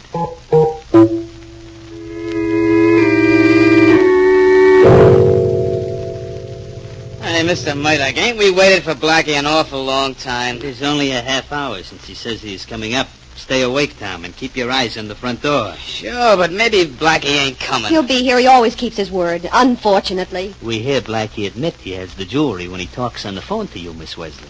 But we already know he has it because at the Larchmont Company we meet a guard. And before we kill him, he says his safe is already robbed. Yeah, Miss Wesley, and we looked at that safe, and it wasn't blasted open or nothing. And who can open a safe without the combination but Boss and Blackie? Boss is smart. So he keeps assuring Hey, me. Mr. Murdock, I think I heard a noise in the hall. Good, maybe this is Blackie now. Oh, Blackie, for once, go back on your word and don't show up. You say come in when Blackie knocks on the door, Miss Wesley. No, I won't do it. Oh, yes, you Hey, will. hands up, are you? Mr. Murdock, he's behind us. He came in the back way. Shoot, Tom. Just be stupid enough to try that. Grab your guns, both of you. Hurry up. I've got a gun, and I don't have all day. Murdock? Okay. You, punk. What are you waiting for? Nothing, Blackie. I ain't waiting for nothing. Both of you look much prettier without those guns. Now, I think I'll just... Open up in there. Open this door. So your apartment is getting to be the most popular place in town, Mary. Better open the door. Oh, but it might be some of Murdock's men, Blackie. It also might be Deputy Inspector Wells and some of his men. In fact, that's who I'm sure it is. Oh, well, okay, if you say so. They must have made the noise that Murdock's stooge heard. Here we are. All right. Oh, welcome, gentlemen. What's going on here? Blackie, drop that gun. I will now, Inspector Wells. You know this man here? Hey, that's Murdock. Come on, Murdock. You're coming with me. And so are you, Blackie. I want you. Well, what you should want him for is to thank him. He didn't kill that guard. I know he didn't. I heard this Murdock admit killing the guard while I was outside the door with my men. I just wanted Blackie downtown as a material witness. You can get there when you like, Blackie. Well, thank you. Come on, you two characters. All right, boys, rush these guys out. Well, Blackie, I'm glad you understood what I tried to tell you on the telephone. Am I? If you hadn't kept calling me darling on the telephone, I wouldn't have suspected something was wrong, and I would have come barging in the front door right into our friends Murdock and Company. Yeah, I'm glad you warned me that word darling would lead me into trouble. I'm glad, too. Hey, how did Inspector Wells get here, by the way? Inspector Wells? Oh, I called him and told him if he'd meet me here, I'd give myself up. I figured Wells would come in handy in the event that Murdock got out of hand.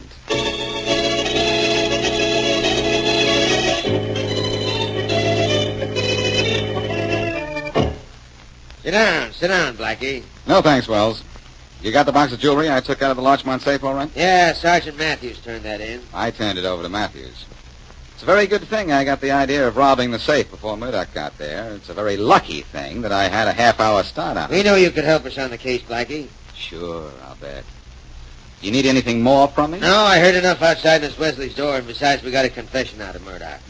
Wells, you know why Murdock and his gang killed the guard when you thought I killed him. I never really thought you killed him, Blackie. I was Wells? sure.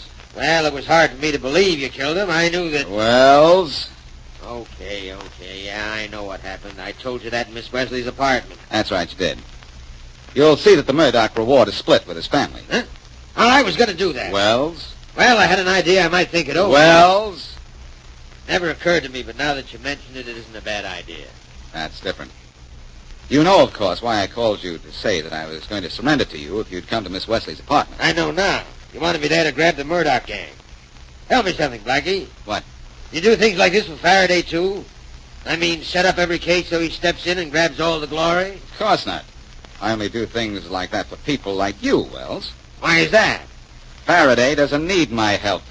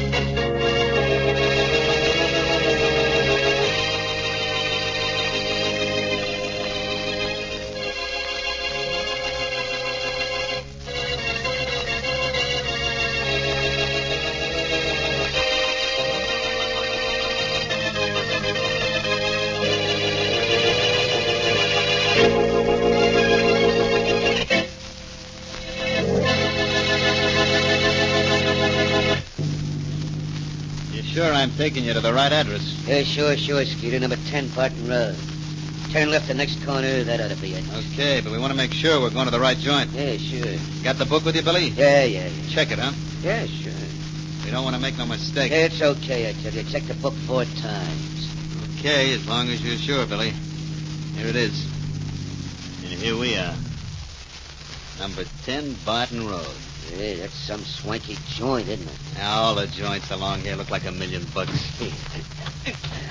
Hey, keep the motor running, Skeeter. I'll be right back. Sure thing. And make it good, huh? Yeah, it'll be the best.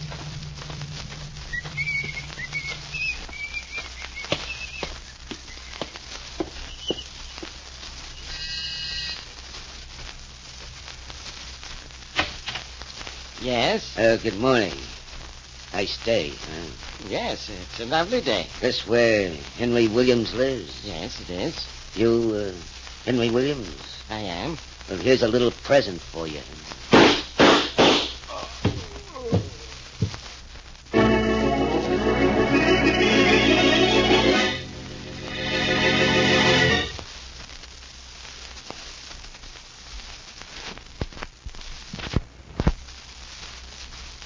Now on to Dick Calmer as Boston Blackie.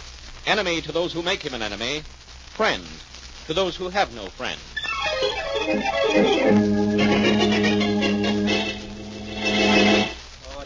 All right, quiet. All right, men. Now let's get down to business. I've called you all together to explain the new setup. Hey, Jim, will you put down the newspaper? Yeah, but, boss, I've heard all this before. All right, just the same, it won't hurt you to hear it again. Okay. All right, that's better. Fellas, we've done pretty well during the last year for an outfit that's had to operate in the poor section of town. Yeah, we've done pretty well. Hey, Jim, will you put down that paper? Yeah, but, boss, there's news in the paper, and what you're saying's whole stuff to me. All right, just the same, it won't... I know it won't hurt me to hear it again. Okay. Now, to continue. We've done so well, we can afford to expand during the coming year. And I've got my eye on Joe Carter's territory. There's money in Joe Carter's side of town and 1,000 suckers to the square foot, so... Jim, for the last time, will you put down that paper? Oh, I just happened to see something on the front page, boy. I just had to look at it. Well, look at it later. Oh, but it gave me a jolt, boss. Hey, it says here a guy named Henry Williams was shot and killed this morning. Hey, that's funny. Henry Williams, that's your name, too. Well, let me see that paper, Yeah, Jim. sure, here. Ooh, sort of gives you a jolt to see your name in a front-page obituary, don't it? Wonder why anybody would knock off that other Woody. Hey, he was a big philanthropist. Just like you, boss. I don't think this is anything to laugh about, Jim. No? Why not? Because I got a funny feeling that I'm the Henry Williams who was supposed to be killed.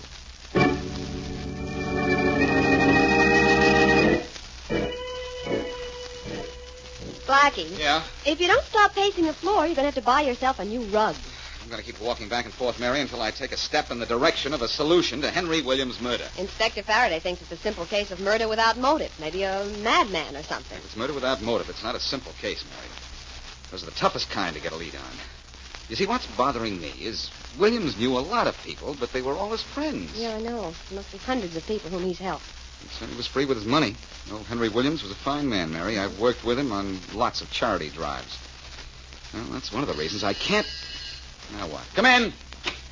Telephone company. Here's your new telephone book. No, thanks. Just leave it on the table there. I'll have to take the old one. You're welcome to it. I think if I used it just once more, it'd fall apart. We almost had a new book yesterday. I got within a few blocks. You had quitting time. So long. So long. Now, where were we? Oh, I was right here in this chair where I am now, and you were somewhere in your third mile of pacing up and down the floor. Yeah, it's getting nowhere in the Henry Williams case. You read any good phone books lately? Oh, somebody's at the door. Probably the neighbors to complain about that joke. Come in. Boston Blackie? Yes? Oh, good. Blackie, I've got to talk to you in private. It's very important. Anything you have to say, you can say in front of Miss Wesley here. I think you forgot to tell me your name. Well, it's Williams. Henry Williams. Miss Wesley, Mr. What'd you say your name is? Williams. Henry Williams. That's what I thought you said. Oh, I know why you're startled, Blackie. I have the same name as the man who was murdered this morning. If I were you, I'd go into hiding. Well, that's why I've come to see Blackie, Miss Wesley. I'm afraid that I'm the next Henry Williams to be killed. I was only teasing. What do you mean, the next Henry Williams to be killed? Is this open season on Henry Williamses? Blackie, it's no joking matter. The Henry Williams who died this morning was killed by accident, I'm sure. I'm the Henry Williams that gunman was after. What makes you think that? Because I got a vicious enemy, a Joe Carter. Uh-huh. I happen to be in a business that competes with Carter's, and I've received threatening messages warning me not to try to get into Carter's territory. Territory? Yeah. That sounds like you and Carter operate rival rackets. Oh, no, Blackie, I'm a legitimate businessman, but Carter isn't. I was making plans to expand, that's all. Carter must have heard about it, sent some men to kill me, only they made a mistake. Blackie, I need your help. Carter has an office in the Morgan building. Okay. And if you're on the level, Williams, you'll get my help. And your friend is going to get it, too. I'm going to help Joe Carter right into a prison cell.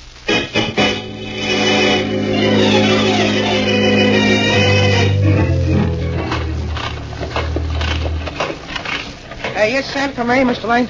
Yes, Gary, come in. Yeah, sure. I see in the report there's a breakdown on number 2 press last night. That's right. What are we running, a newspaper or a repair shop? Well, that was a bad drum when we put it in the presses 2 days ago, Mr. Lane. That's so? If you check the files, you see I put in a complaint at that time. If you complained, why wasn't something done about it? I don't know. It's one of those things, I guess. Well, one of those things caused a breakdown. We hit the streets 10 minutes late with that edition. Next time, don't just file a complaint. Yell your head off. Yes, sir. Okay. Now, look. There's too much white space in page 6, column 8. Take out the leads and tighten up the column. Okay. Stop the presses after this edition and drop in a couple of 3-line boilerplate items to fill. Yeah, sure, Mr. Lane. Any special boilerplate items you got in mind? I'll send some down to you. Cattle exports, the Argentine, oil production in Syria, something like that. No must on any of it. Drop in any of the items you like this time. Come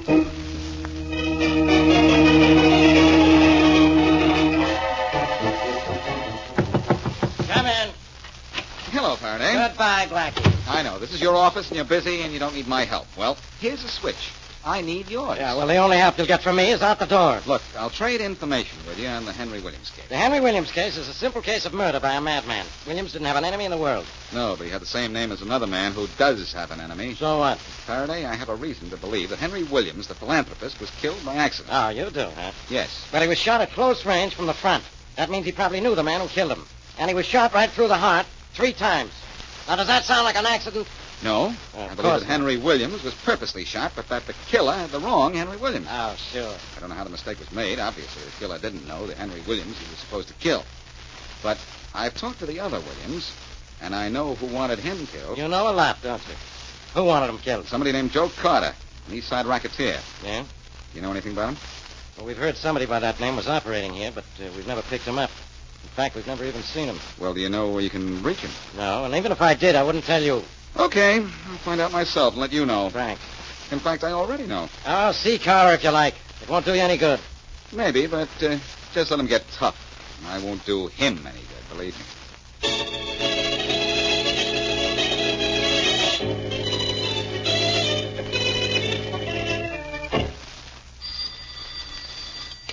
Hello. Miss Wesley. Speaking. This is Faraday. Well, Inspector, this is a great honor to have you call me. I do things like that for people all the time. Oh? Where's Blackie? I wouldn't know. That is, if you want to scream at him. And if I didn't? Then I just plain don't know. What's the trouble? Well, after he left me a little while ago, I got to thinking. Wait till Blackie hears that. Miss Wesley, will you stop? This is serious business. I'm sorry. Go ahead, Inspector. Blackie's playing with dynamite when he's fooling around with the Joe Carter mob. Now, the minute you see him or you hear from him, tell him that. You understand? Well, if I did, it would only make him more anxious to get Carter. You know that, Inspector. Well, I know it. Of course I know it. But something's got to be done. I can't have him knocked off just because he thinks he's a one-man addition of the United States Marines. Well, if you know Blackie's going to Carter's, why don't you go there, too? Because I don't know where to find Carter, that's why. But Blackie does. He told me he's going up there. Well? Miss Wesley, what I'm afraid of is that he might walk into Carter, all right, but he might be carried out.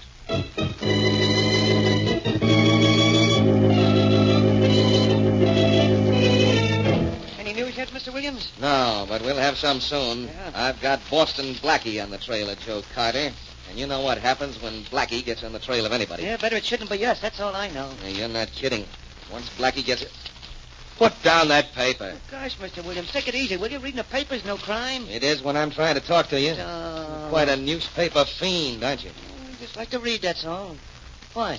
Oh, nothing. Well... Only I'm pretty sure that some friend of ours is going to wind up in the obituary column sometime very soon. What? It'll be either Boston Blackie or Joe Carter. And personally, I don't care which one it is.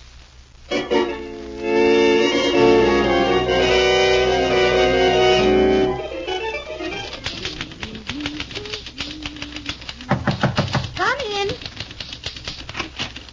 Oh, hello. Hi there. I'm Boston Blackie. I want to see Joe Carter. Really? What about? I'll tell him if you don't mind, miss. Oh, but I do mind. You look angry enough at Carter to do something drastic about it. Sister, I am. I'm ready to knock him halfway home, no matter where he lives. I don't think you're going to. He's tough, isn't it? Not exactly. You're not going to let me see him. Oh, you can see Carter all right. Well, what are we waiting for? Where's Carter? I'm Carter. Huh? Still want to slug me, Blackie? I'm not so sure. Now. Joe Carter, I get it. Do you? There's no E on Joe, huh? Right. Okay, that only alters one little detail of my visit. Oh? I want to know what you know about the murder of Henry Williams this morning. What was that name again? Williams. Henry Williams. Oh. I think some of your men killed him by mistake, thinking he was another man with the same name. You know another Henry Williams, don't you? Just enough to say goodbye to. Why? I wish you were a man for just about 5 minutes, kid. You wouldn't talk so cute. Look, Blackie, suppose I did order Henry Williams to be killed. Suppose the wrong man was killed. You'll never find any connection between him and me. Or between the killer and him. Or the killer and me. Put that in your case and solve it.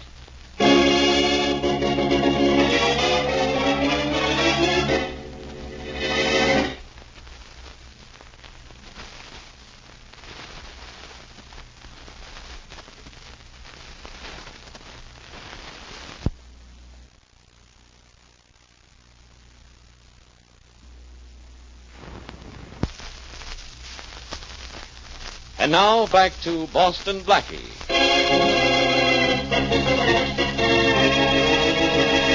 Philanthropist Henry Williams is shot and killed by a hired gunman. Gangster Henry Williams, suspecting that it is he who is marked for death and that the philanthropist was murdered by mistake, comes to Boston Blackie for help, saying that racketeer Joe Carter is the enemy he fears.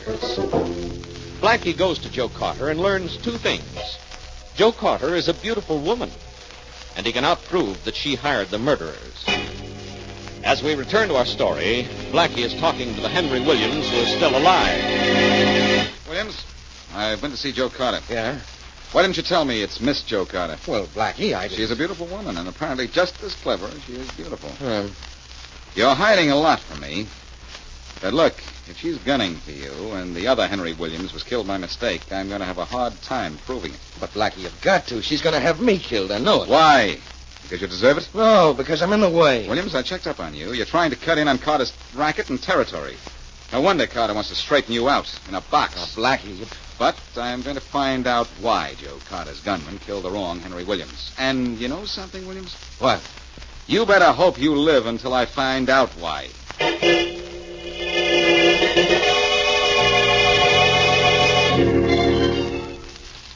Hey, Skeeter.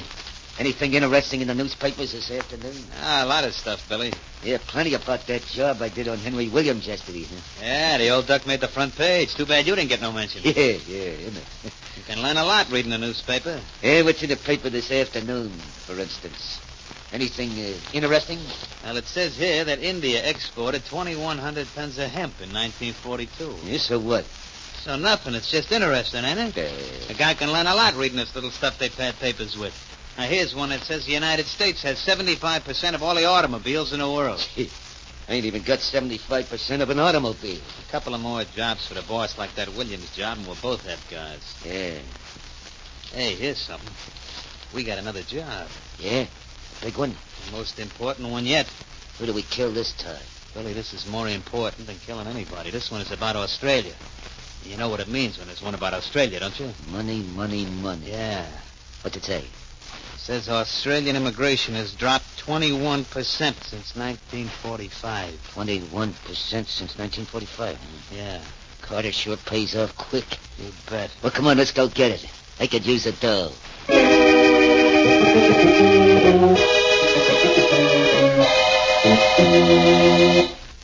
I know you have an office full of headaches, Faraday, but I have a head full of problems. Yeah. Now, And so do I. Just watching you two trying to solve a case that won't solve. Maybe I shouldn't have come with you, Blackie. Maybe he shouldn't have come either, Miss Wesley. Get rid of him, will you, please? not yet, Faraday. Now, look, I still say that the wrong Henry Williams was killed. Now, don't forget, the killers didn't know either Williams. But they knew the address of the racketeer, Williams, didn't they? Obviously not, because they went to the wrong place and... Wait a minute.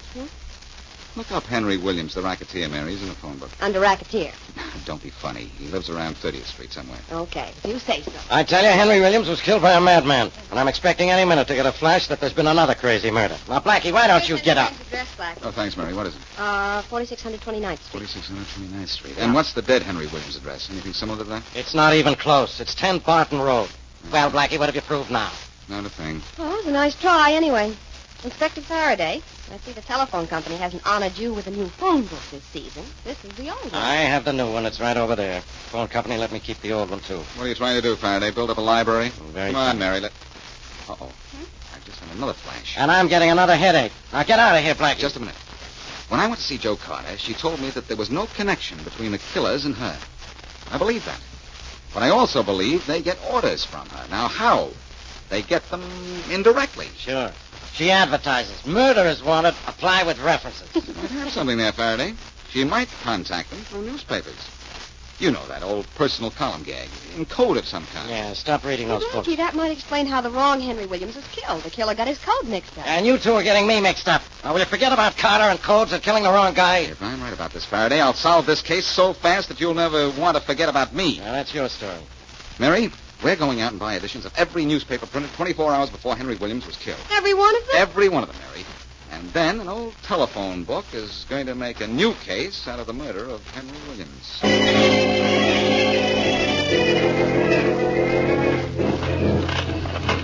Gary, before you run the 4-star edition, stop the presses and drop in this boilerplate, will you? Page 2, column 2. There's room for it. You kill the last paragraph in the story. It's too long. Yeah, good enough. Lucky we've got those boilerplate items. We need this one to fill the column. Yeah, I wonder who ever thought of boilerplate. Oh, I don't know. Some editor with a lot of knowledge about a lot of little unimportant things who thought his readers should have a lot of knowledge about a lot of little unimportant things. I guess that's right. Now, what's this new one about? How cold it can get in Switzerland, as if anybody cares. No, Gary, but it's information just as useless, except, of course, to somebody who understands it.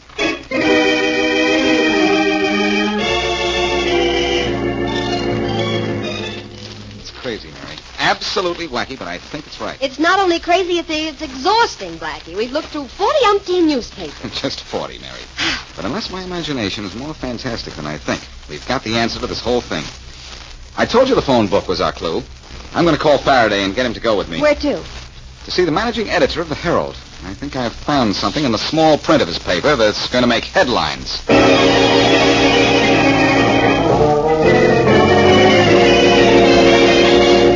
Hi, Miss Lane. Hello, Lane. How do you do? The managing editor tells me you're responsible for inserting boilerplate items in the Herald. That's right. I'm chief makeup man. Why?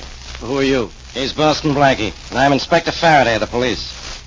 Well, what about it? Lane, is it entirely up to you what and when boilerplate is used? Why, yes. In that case, I want you to drop this boilerplate item into the next edition. Okay, what's up? Read it, and maybe you'll see. Year 506 in North America. Well, this is ridiculous. I don't have to print anything like this. It goes in and in the next edition. No, it doesn't. That's all I want to know. Grab it, Faraday. Nobody's grabbing me. I'm getting out of here. That's what you think.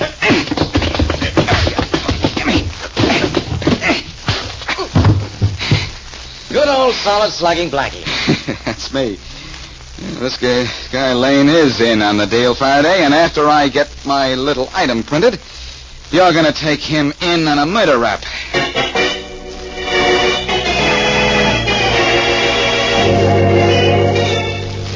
You get all the papers this evening, Skeeter? Yeah, Billy, all that was up. Anything interesting? I don't know yet. Now, here's something, Billy. Yeah? Get out the phone book and get this. Yeah, sure. Hey, we got a new phone book. Did you know that? We got it yesterday, Dope. This here in the paper says in the year 506 in North America, there were 2 major tribes of Indians, composed of at least 14 minor tribes. 506, 14, I got it. Who do we kill this time, Billy? I'll let you know, Skeet. As soon as I look in the phone book and see whose number is up.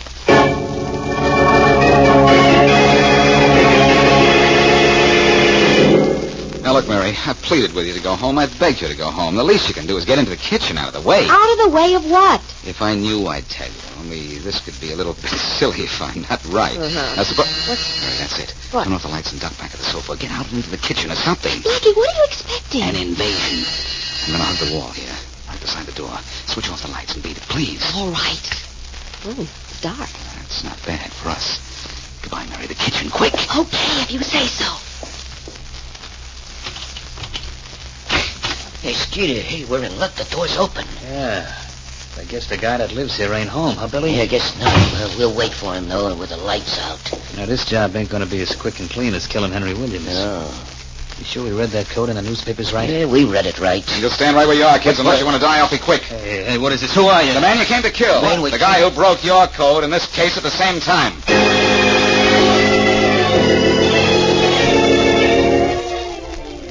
How much longer do we have to wait in this post office, Blackie? Until Joe Carter comes to pick up the package she thinks is here for her. You got the confession from Lane, the newspaper man.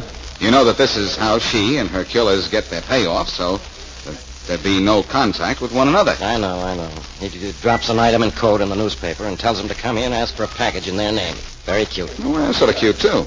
We dropped an item into the newspaper in Lane's own code, so Joe Carter will come down here, I'm sure.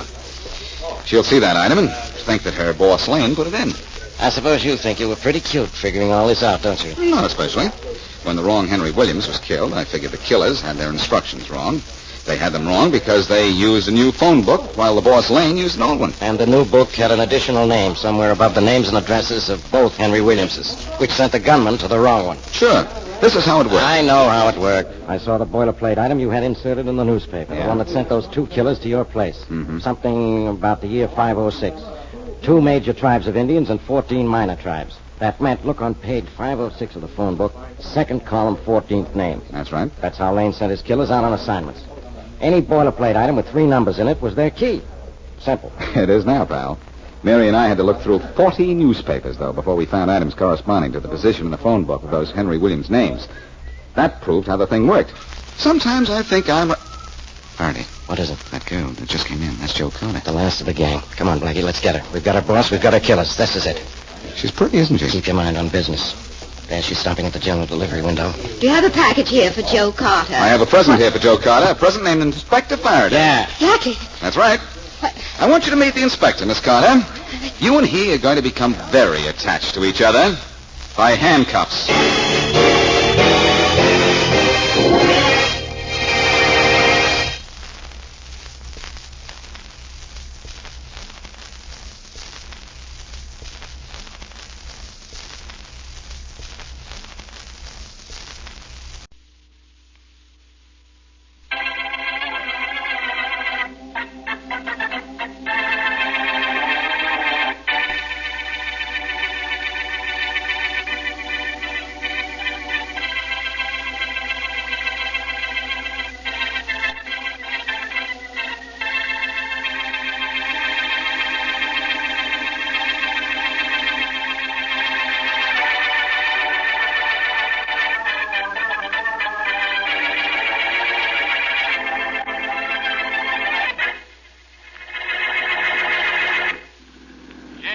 bells, jingle bells, jingle Faraday. Huh? Faraday, just because we're going out to have Christmas dinner together, don't forget you're driving an automobile, not a sleigh. Now, Blackie, don't tell me you object to Inspector Faraday's being full of Christmas spirit on Christmas Eve. No, Mary, I just object to his voice. Very amusing. Blackie, I know now what I should have given you for Christmas. A sense of humor. If I didn't already have one, how could I tolerate you? Well, somebody should give you both a book of instructions on how to get along. And especially he, him. You know we're only kidding, Mary. We are. Stop that man! Stop that man! What? Hey! Did you hear that, Blackie? Stop it! Oh, now Only talk hear it, about I see it. Christmas Eve. Shopkeeper's chasing a man up the street. Step on it, Faraday. We can catch him. Don't tell me what to do. Pull up to the curb now, Inspector, and I can grab him. Now, take it easy. Take it easy. Okay, we just passed him. Wait, don't jump till I've slowed down a little. Well, hurry up, or he'll pass us. Now, Blackie, be careful. You mean Blackie, be quick. Well, now look out. Here goes. All right, you. You hold it right here now. Go, man. Let go, man. Sure, as soon as the shopkeeper you just robbed gets here, and here he comes. Hold on to him. He took 4 diamond rings out of my store. Now, give me those rings. Give them to me. I had no rings of yours, Mac. Oh, yes, you do. Right in your pocket here. I've watched you since you ran out of the store. You couldn't have given them to anybody. I'll hold them while you say. Okay.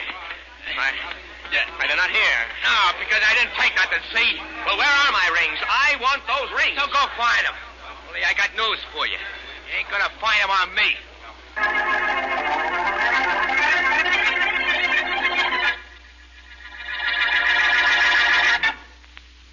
And now on to Dick Calmer as Boston Blackie. Enemy to those who make him an enemy. Friend to those who have no friend.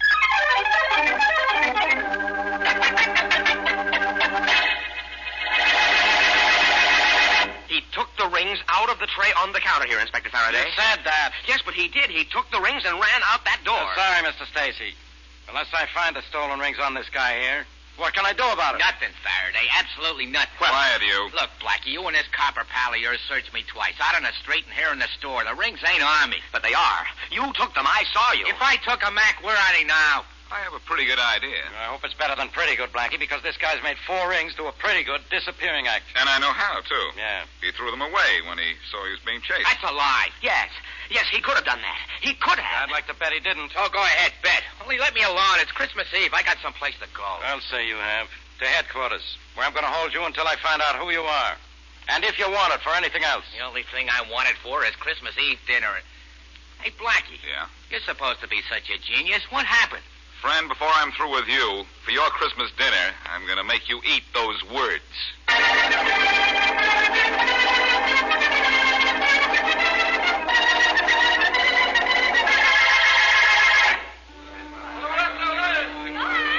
All visitors back behind the ropes, please. The passengers are coming down the gangplank now. Hey, guard. Guard. Yes, what is it? My name's Clark. I'm here to pick up a guy who don't speak English. Say not a word of it. Will you help me find him? You know what he looks like? Yeah, he's a big guy, about 6'6", maybe 250 pounds. His name's Abby. Well, there's a big guy coming down the gangplank now with a sign on him. Maybe that's the guy. Oh, yeah, he looks like the guy I want. Hey, Abby! Abby! Yeah, he's coming over, so I guess he understands his name, even if he doesn't understand English. Yeah, I guess so. Thanks. No trouble at all. All visitors behind the ropes, please. He took you for a ride. Tanya Abby. Polo Grino. Redsim Clark. Redsim Clark. Praga. Sit up, Abby, you big jerk. Praga. Redsim Clark. All right. You don't know what I'm talking about, Abby, because you don't know a word of English. But you use a gun good. Pretty good, they tell me. And if you do, we'll be speaking the same language, all right?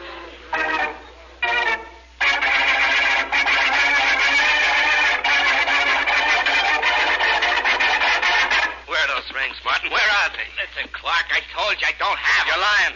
I know you took them out of the store because I saw you run out of the place and beat it up the street. Well, if you'd hung around, you'd have seen me nabbed and hauled off to police headquarters. If you were caught by the police, you'd still be in jail. Not me. I ain't got no record, remember? Blackie and that cop Faraday took me down there, checked on me, and let me go. All right, you ran into trouble, but you got out of it. Now, where are those rings? I ain't got You them. took them out of the store, so why haven't you got them? Calm down and give me a chance to tell you. I'll give you just 10 seconds to hand over those rings. I spotted a jewelry store and cased it for you. Now, don't try to cross me. Hey, now, look, don't get tough, or maybe I'll just leave the rings lay right where they are. Oh, you will.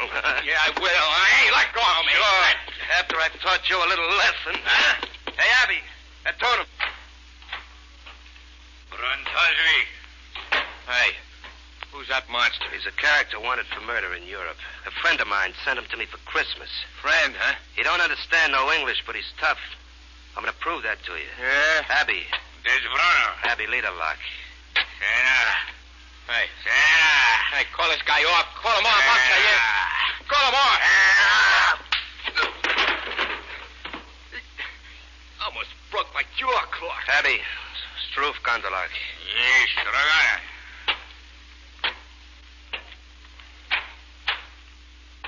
You lay off now, Martin. That is, unless you still have the idea you're not telling me what you did with those rings. Sure, I'll tell you. When the jeweler was chasing me, I see a Santa Claus up the street ringing his bell and collecting stuff. So?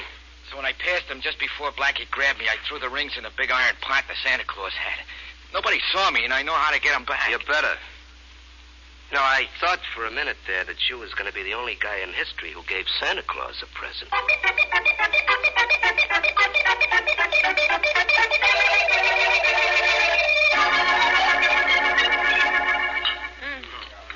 Blackie, what's the matter with you and Inspector Faraday? Everybody else in this restaurant's having fun, but look at you two. I'm sorry, Mary. And I don't like what that guy Joe Martin did to us this evening. And I don't like the fact that we had nothing on him in the file at headquarters. No, eat your dinner, both of you. All right. This is Christmas Eve, and we're supposed to be having a party. When we let Martin go, my appetite went with him. Well, Blackie, what did he do with those rings? Who knows? He took them according to the jeweler, but he got rid of them somehow without being seen. Apparently he didn't throw them away because we searched the street. no. When you two see Santa Claus, tell him that what you want for Christmas is an explanation of how Martin got rid of those rings. Hey, wait a minute, Mary. That's not a bad thought. Really? No. I know how those rings were hidden and why they haven't been found. Oh, now, wait a minute, Blackie. What's Santa Claus got to do with that? Martin gave the rings to Santa Claus. What? Blackie, haven't you heard? There ain't no Santa Claus. There was one ringing a little bell on the corner near the jewelry store. Yes, and Martin passed him just a few seconds before I caught up with him. Yeah, but how would Martin give those rings to Santa Claus without Santa Claus knowing it? By tossing them in his collection bucket, Faraday. Come on, we're getting out of here. Blackie, that Santa Claus won't still be there. No, but all those street corner St. Nick's are working for the Welfare Society. Yeah, so? I'll call them, and they'll tell me where we can find the guy. You think Santa Claus still has the rings, huh? Yep. If Martin hasn't found him by now and taken them back, in which case we'll find Santa Claus has been clipped.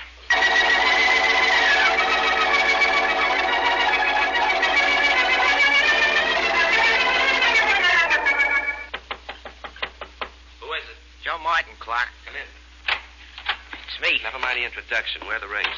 Well, keep Two-Ton Tony from Tibet away from me. I got the rings right here. Well, where I want them is right here in my hand. Sure. Here you are.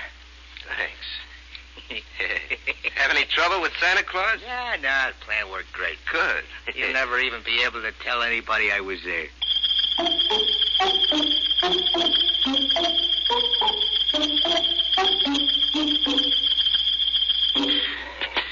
I'll be a good little boy. And I take you in to see Santa Claus, Faraday, and maybe he'll bring you a nice little promotion. Yeah. Look, he's an off-duty Santa Claus right now. I know. According to the Welfare Society, his name is Henry James. How many more flights are there? Only this is a fine way to spend Christmas Eve. Yeah, we may spend from now till New Year's working on a murder case, Faraday, if the welfare agency was right. And another guy phoned for information about the same Santa Claus just before we did. I know. Oh, finally, here's the door. Yeah, if he's in the kind of trouble you claim he is, he won't be in any condition to answer the door. Don't remind me.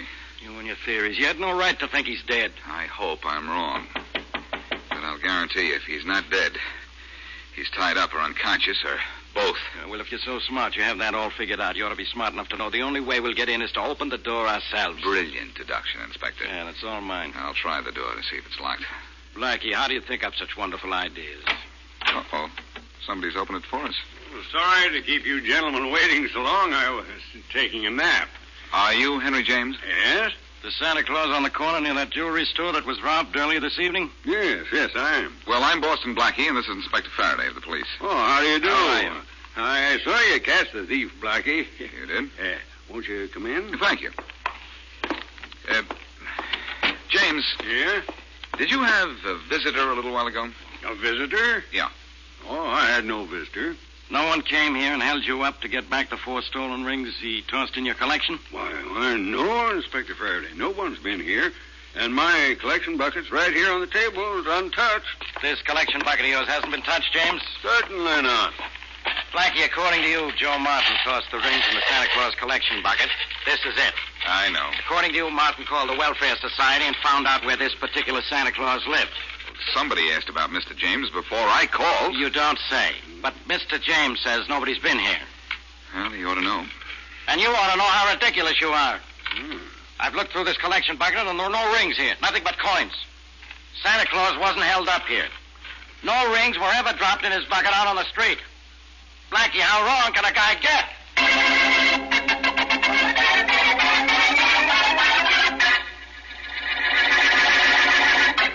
And now, back to Boston Blackie.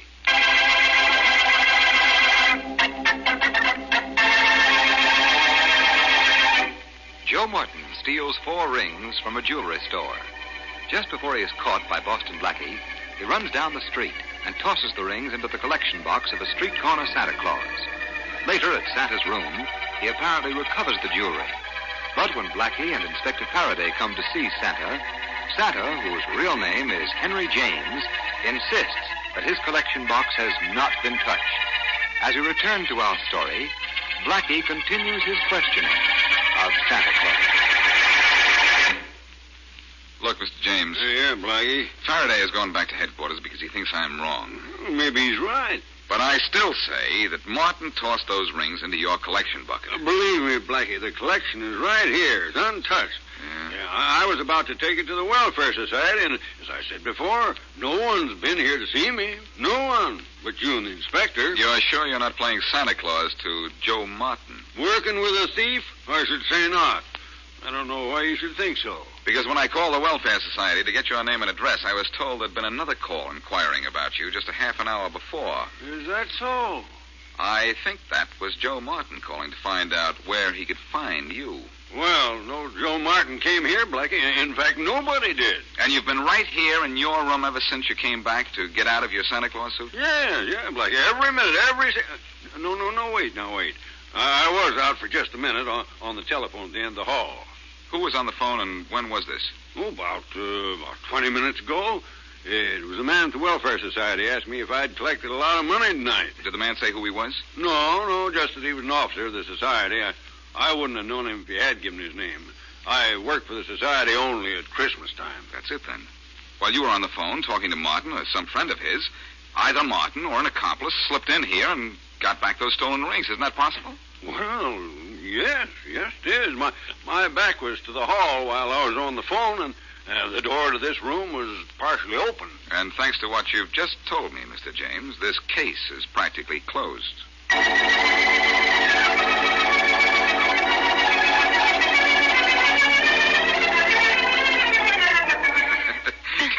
Mary, don't stuff me so full of pillows that I can't stand up. Blackie, you want to look like a big, fat, jolly Santa Claus, don't you? Yes, but not like an overstuffed chair. There.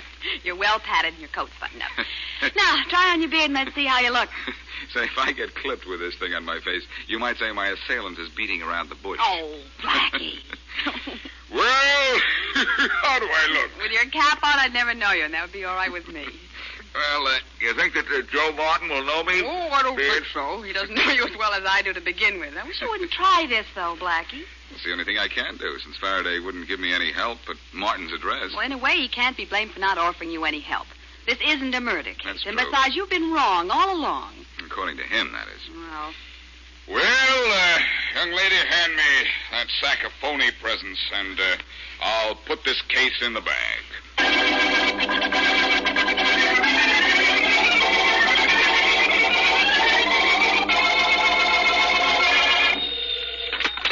Faraday, homicide. Hello, Inspector. This is Mary Wesley. All right, let's have it, Miss Wesley. Have what? Blackie's newest theory on how to make me waste my time. Blackie's newest plan isn't going to waste any of your time, Inspector. In That's fact, new. you may not have enough time to get down there and help him.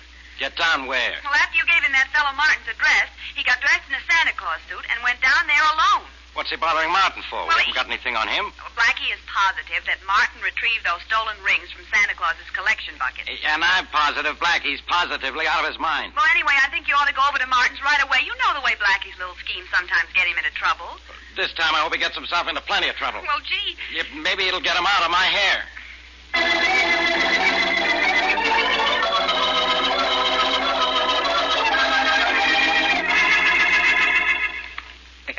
I gotta hand it to you, Clark. That was a slick trick calling that Santa Claus at his house and keeping him on the phone while I sneaked in and got the rings out of his collection. It was just luck that it worked.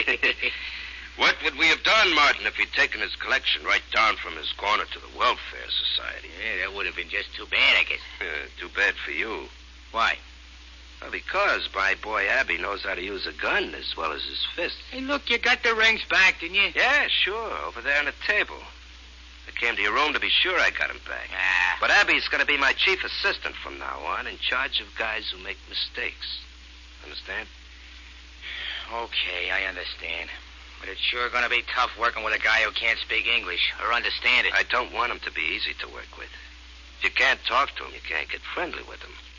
Trigger men shouldn't have friends. They can... Hey, wait a minute. Who's there? Santa Claus. Get rid of him, Martin. Okay. Merry Christmas, son. Merry Christmas. Hey, fatso, beat it. The same Santa, Martin? No. Beat it, Mac. You got the wrong house. Oh, Merry Christmas, my boy. Can you spare... Beat it, I said. Now, wait a minute, Martin. He's collecting for the poor. Let him come in a minute. Okay. Come on, Santa. Come on in. Thank you. And a Merry Christmas. What do you want from us, Santa? Oh, anything you care to give. Just anything to help make it a Merry Christmas for the poor. Like those 4 diamond rings on the table there. How about letting me give that beard of yours a touch? Hey, no. Hey, it's Boston Blackie. I thought it was some kind of gag. Watch out, he's going to swing that sack he's carrying. You'll have to swing it faster than that. All right. Good work, Martin. You really flattened him. Now get him up on his feet. I've got a gun on him. Sure. Oh, come on, Blackie, get up. Thanks. Hey, what are you going to do with him? You can't kill him here. I'm going to turn him over to Abby and let Abby take him for a little walk. Hey, Abby. This is pretty dangerous, Clark. Be a whole lot more dangerous if Blackie stays alive. Don't forget he's seen the rings, and I'm wanted for murder out west, and Blackie can describe me. I sure can. Hey, Abby. What's the matter with that big hog?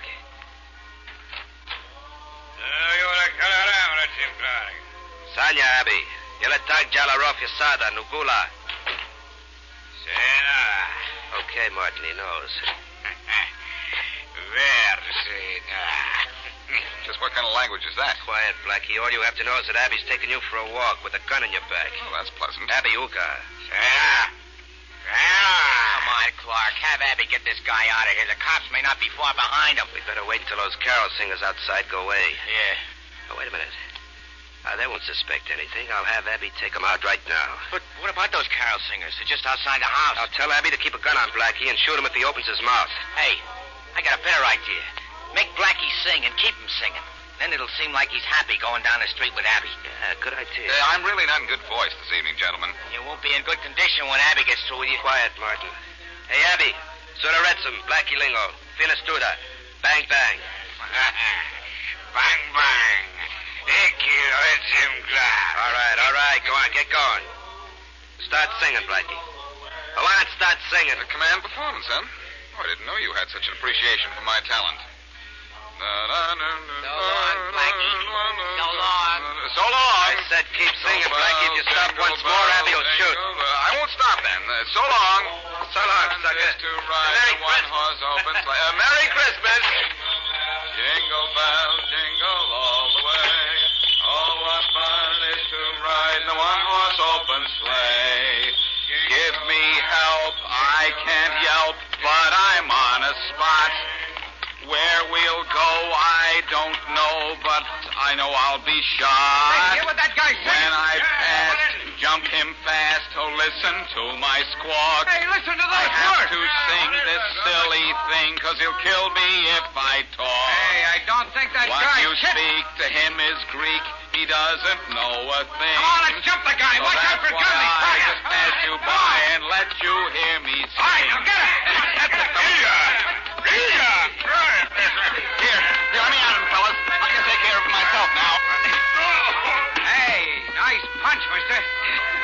going yourself, fellas. For understanding those words I was singing. Okay, but at first we thought you were nuts. Hey, here comes the police car. Hey, Blackie, you all right? Well, Faraday, you decided to give me some help after all. Yeah. When Miss Wesley phoned me and said you were going through with your crazy plan, I thought I'd better get down here and keep you out of trouble. Who's the big guy on the sidewalk? The guy working for Martin and his buddy who was going to give me a one-way ride into the country. Oh, great. He's safe here. Let's go into the house and get Martin and his friend who wanted to go out west. Yeah, come on. Oh, look. There they go making a break first. Yeah. Well, let's break up that break. Stop, you. Stop in the name of the law. Look out, Faraday. They're trying to shoot their way out. This'll stop him. Yeah, that made him stop. Come on, let's grab him. Watch out, Blackie. That guy's got a gun. You're not going to get a chance to use it, though, boy. I've got this one. Take care of the other one, Faraday. Don't tell me what to do. Okay, lay off, copper. No more, Blackie, no more. Okay, Martin, no more. If you give me those rings. Clark's got them. Come on, you Clark. Let's have them. Yeah. Okay, here they are. There. 1, 2, 3, 4. They're all there, Faraday. Good. And Martin, Clark, and their pal Abby are all yours. Wow. You take these guys back to my squad car, will you, Blackie?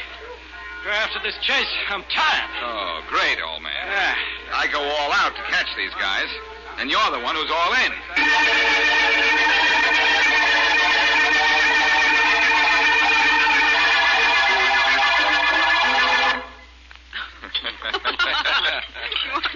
More in turkey, Inspector Faraday? Yeah, a little bit, Miss Weatherly. And Blackie? How about you? Oh, I'll have more of everything, Mary. You.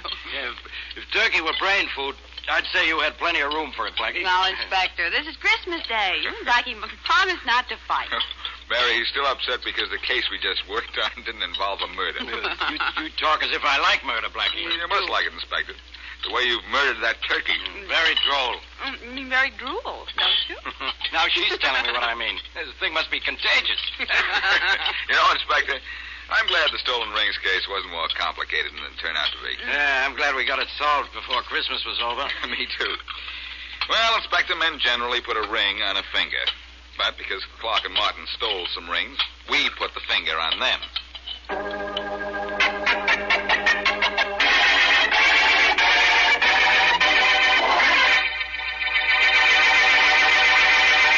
Hello, everybody. This is Dick Calmer.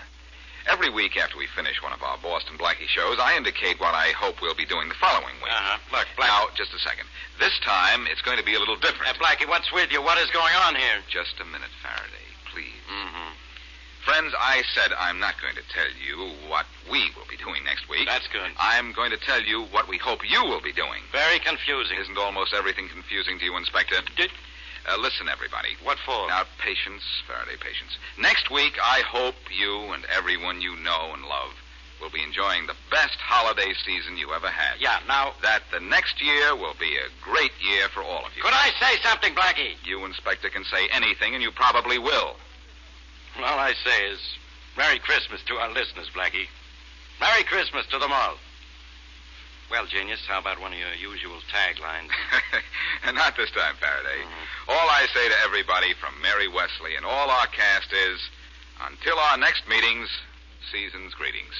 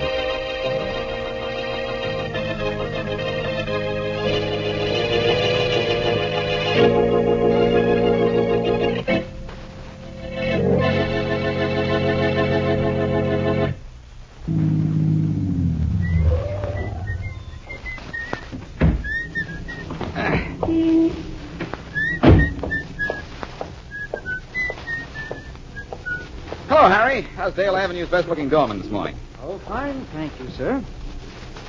How did you know my name? I have a terrific memory, Harry. I've called you by that name almost every day for 3 years. Every day for 3... Oh, I'm sorry, sir, but I don't recall having seen you as long as I've been on this door. Oh, kid. Do I know you, sir? I'm Boston Blackie, and you should know me. You've talked to me often enough. What goes on here? I don't understand this at all, sir. Oh, you must come have on. the wrong doorman. Perhaps the nightman. Or perhaps the wrong building. Oh, give it up, will you, Harry? It's not that good a joke. How are the children? Sir, this is terribly confusing. I have no children. Will you stop? I don't know what the idea is, but... Oh, well, never mind. Oh, well, never mind. Oh, well, never mind. Oh, well, never mind. Is Miss Wesley waiting for me in the lobby, or is she still up in her apartment? Miss Wesley, sir? You're going to run this right into the ground, aren't you? Yes, Miss Wesley. Miss Mary Wesley. I'm very sorry, sir, but I Look, don't... this is 1919 Dale Avenue, isn't it? Yes, sir. Your name is Harry, isn't it? Yes, sir. And in apartment 19G, you have a blonde tenant named Mary Wesley, don't you? I'm very sorry, sir, but I've been on this door for 12 years, and no one named Mary Wesley has ever lived in this building.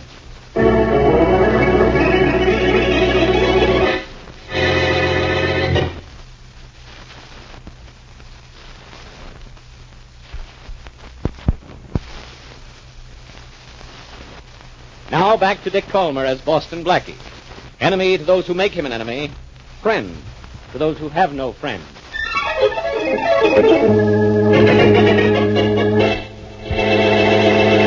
Harry, what's it say on this door? 19G, sir. But no Miss Wesley lives here. Are you kidding? A tenant named Wanda Bennett occupies 19G and has for several years. We'll see about that in just... Yes? Well, who are you, and where is Mary Wesley? Mary Wesley? That's right. I'm afraid you have the wrong apartment. Forgive me, sir, but I told you so. All right, Harry. I'll take over from here alone. Very well, sir. Miss Bennett, I'd like to talk to you. Why, of course. Come right in. Thank you. Harry, I'll see you downstairs later. Yes, sir. Miss Bennett, my name is Boston Blackie. You probably never heard of me, Why, but... of course I've heard of you, Blackie. Read about you and seen your pictures in the papers. What's with this room? You're much more handsome than your photographs. This place looks different. What's the matter, Blackie? You sound puzzled. I'm beginning to get a little annoyed. This is Mary Wesley's apartment, but it's been completely refurnished since yesterday afternoon. I don't know why you say that, Blackie. This is my apartment. And it's been my apartment for a long time, and I've never heard of anybody named Mary Wesley. Isn't this apartment 19G? It is. Now that you've found that out, how about getting out? Something's screwy somewhere. According to this setup, I must be in the wrong building and the wrong apartment, but I can't be. No. No. Even the great Boston Blackie can't be right all the time. Listen, I don't know Mary Wesley. I don't know why you think this is her apartment, and from now on, Blackie, let's just say I don't know you.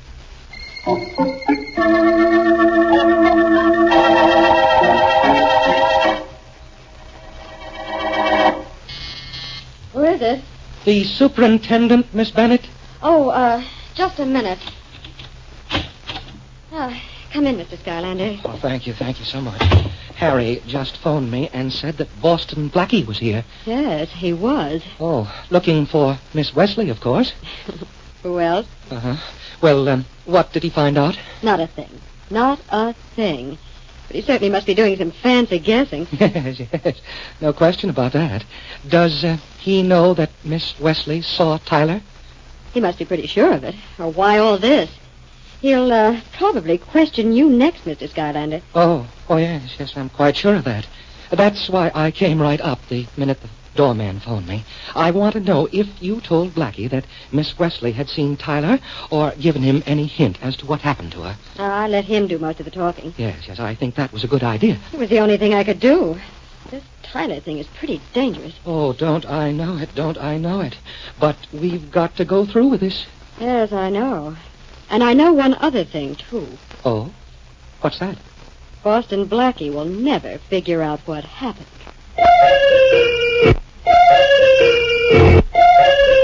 Sorted. That's his... I'm sorry I didn't get here last night, Mr. Tyler, but I was over to Buddy's house and didn't get your message till this morning. Now, that's all right, Bill. I was pretty busy last night myself, anyway. Yeah? Blonde, brunette, or redhead? Assorted. You really kill 'em, don't you, Mr. Tyler? Well, I'm not being fooled. It's my money they like. But I like them, so it doesn't matter. Now, Bill, our little partnership has satisfied me perfectly. Yeah, things have gone like clockwork. Yes, like clockwork. But results of your activities are going to be discovered any day now. Before that happens, I want you out of town. Change your name from Bill Willoughby to, let me see, Jim Lawrence. I suggest you leave town today. Okay, but what about my share of the money? I know you paid the cost of everything, but you said we'd split the profits 50-50. We will. But I have a lot of money outstanding. Yeah? Now, when you come back in a month or two, I'll have your money for you. Okay, but look, don't spend all our profits on those dames of yours. You don't mind if I spend my share, do you? That's okay with me. Who gets it, huh? That blonde girl named Mary you were out with last night? What? The one you picked up at the Club 60? How'd you know I was with a blonde named Mary at the Club 60 last night? Your butler told me. He said you came home last night mumbling to yourself about her. Is she the one you're going to start seeing steady? No, Bill. I doubt if I'll ever see that particular blonde again.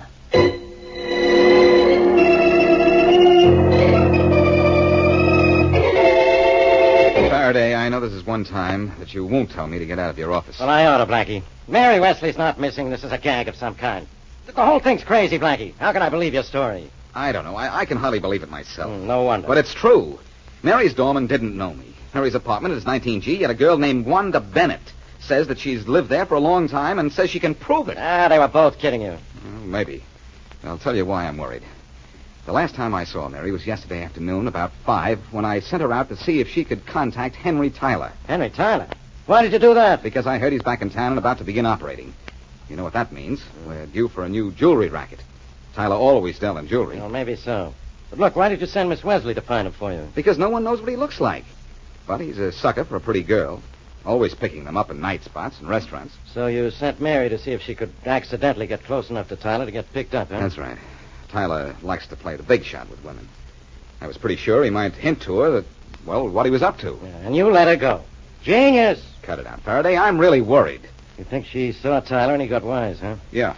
Come on, I'll take you up to Miss Wesley's and show you how to get the truth out of that doorman, that Wanda Bennett, or somebody in that building.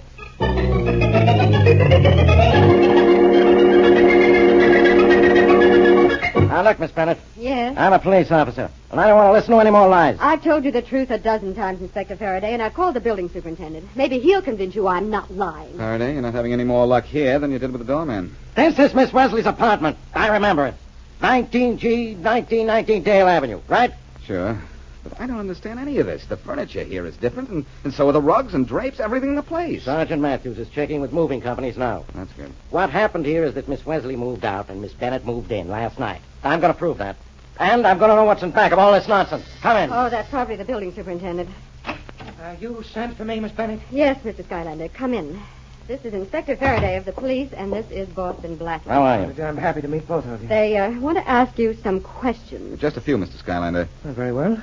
How long has Miss Bennett lived in this apartment? A long time. A long time, huh? That's Can you right. prove that? I think so, Blackie. We'll find out. Suppose we say Miss Wesley doesn't live in this apartment. Where in this building does she live? Miss Wesley? Yes. Oh, we have no Miss Wesley here. Are you sure you have the right name? Yeah, that's the only thing he does have right so far, Mr. Skylander. And I'll...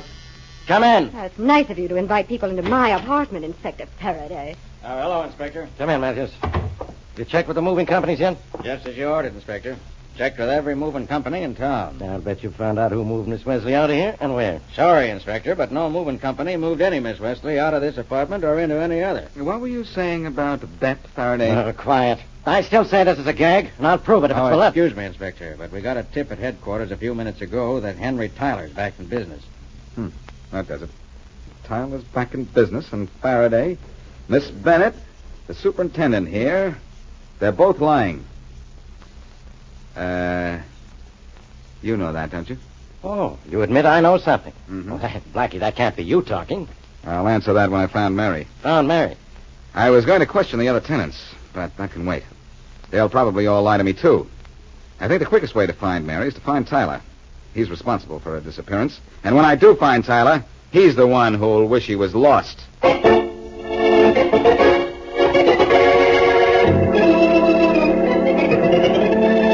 Mr. Tyler, I can't believe it. You'll sell me those Stanley watches for $20 each. For $20 each, Mr. Johnson. Well, And please don't say that they're stolen goods. You'll hurt my feelings. Well, I can't help but think You that heard what I said. Well, Stanley watches can't be bought for less than $30 in wholesale. Mr. Johnson, have you by any chance heard of the theft of any Stanley watches? Oh, no, I haven't. But then I assure you, you're being offered legitimately procured merchandise. And I'll tell you something else. Right. The watches I'm offering you are the last I have. Oh, I see. In other words, if I don't take these, I can't come back and do business with you later. No, you can't. And this is my last offer to what I trust will be my last customer.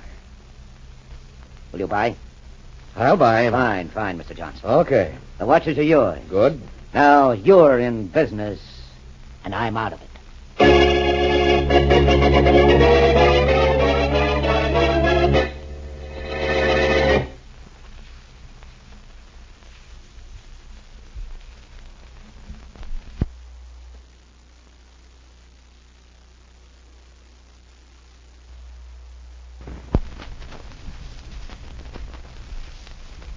And now back to Boston Blackie.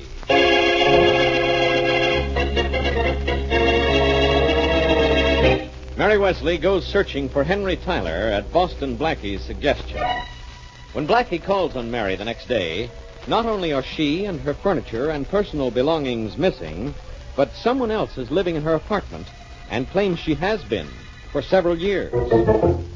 Meanwhile, Henry Tyler, famed jewelry racketeer, completes his latest operations before either Blackie or the police can find out what he is doing. As we return to our story, a phone call comes to police headquarters. Hello? Officer, this is Miss Snyder. I'm secretary to John Stanley of the Stanley Watch Company, and I want to report the disappearance of the chief of our package and shipping department, Bill Willoughby. Now, what makes you think he's disappeared? Well, he didn't show up for work this morning, and he isn't home. Your firm hasn't heard from him for 24 hours, and you think he's missing, Miss Snyder. That's right. I wouldn't call that a good... Now, let me explain. Shipments of our watches are being returned to us. Shipments of watches that had to go through Willoughby's hands. What's the connection? Well, they weren't our watches. They had Stanley cases and dials, but the movements were cheap things that could be bought for about $2. I get it. Somebody grabbed a lot of Stanley cases, put cheap movements in them, and sold them. Yes, that's right. And you think that was Willoughby, huh? Mr. Stanley thinks so. Willoughby had access to the cases, and now he's missing. Now, that makes sense, doesn't it? Sure. But I have an idea that your missing man is more than missing. I'm afraid If he so. fooled around with a racket, he probably had a connection with somebody else. And that somebody else might want to make sure he was missing permanently. Somebody might have used him to steal the watch casings and then stopped his clock.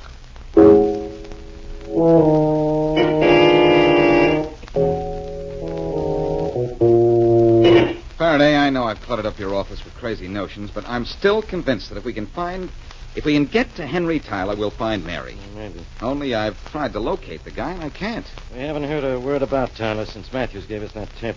Blackie, you had no right to send Miss Wesley out to look for him. You ought to know Tyler's too smart to spill anything to anyone, even a pretty girl. Tyler likes to brag about himself to women. I know that much about him. Well, you obviously had nothing to brag about. Well, maybe he bragged plenty and then discovered who she was. It's a fine time to think of that, you know. Anyway. Homicide, Faraday. Oh, hello, Inspector. This is Matthews. Yeah? You haven't picked up a body today that we can't identify, have you? Not that I know of. Why? Well, the gal secretary to John Stanley at the Stanley Watch Company says the chief of their packing and shipping department's missing. Missing, huh? The name's Bill Willoughby. No one by that name in our morgue. Well, I may have to reserve a slab for him yet. Looks as if he was mixed up in a watch switching racket at the Stanley Company. Anyhow, he's missing. Okay, I'll check on it. I'll have an alarm sent out for him to every city within 1,000 miles. Get me a good description of the guy. Right, Inspector. So long. What was that all about, Faraday? Why shouldn't I ask? No, nothing important. A guy at the Stanley Watch Company was in on a gimmick to switch watches. Now he's missing. I'm more interested in Mary's being missing. I still say she's pulling a gag of some kind. But why? She has no reason to. Faraday, this is beyond the joke stage. It's very serious. Either Mary has dropped out of this world or we're out of our minds.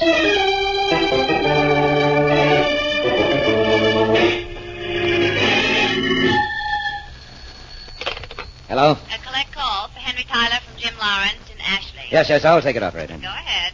Hello? Hello? Hello, Mr. Tyler. Oh, yes, Bill. How are you? Broke, Mr. Tyler, or I wouldn't have reversed the charges on this call. But you had money when you left? Well, I got into a card game and lost it all, Mr. Tyler. Send me some. I told you I wouldn't have money for you for a while. Look, I can't wait. I'm broke. No, I'm sorry, Bill, but I'm not ready to... What is this, Tyler? The double cross? Now, look, if it weren't for my brains and money, you'd still be nothing more than a glorified shipping clerk at a watch company. I bought the cheap movements. Sold the legitimate Stanley movements and the gimmick watches, didn't I? Sure, but your idea wasn't worth a dime without my help. I filled every order and kept my inventory right so we wouldn't be found out till we were ready to quit. Now I want my dough. All right. I'll send you some. Now, what's your address? General Delivery, Ashley. All right. The name is Lawrence, is it? Yeah, Jim Lawrence. I'll send you some money tonight. And don't gamble at this time. Yeah. You'll get all your money, Bill. Yes, you'll get everything you're entitled to.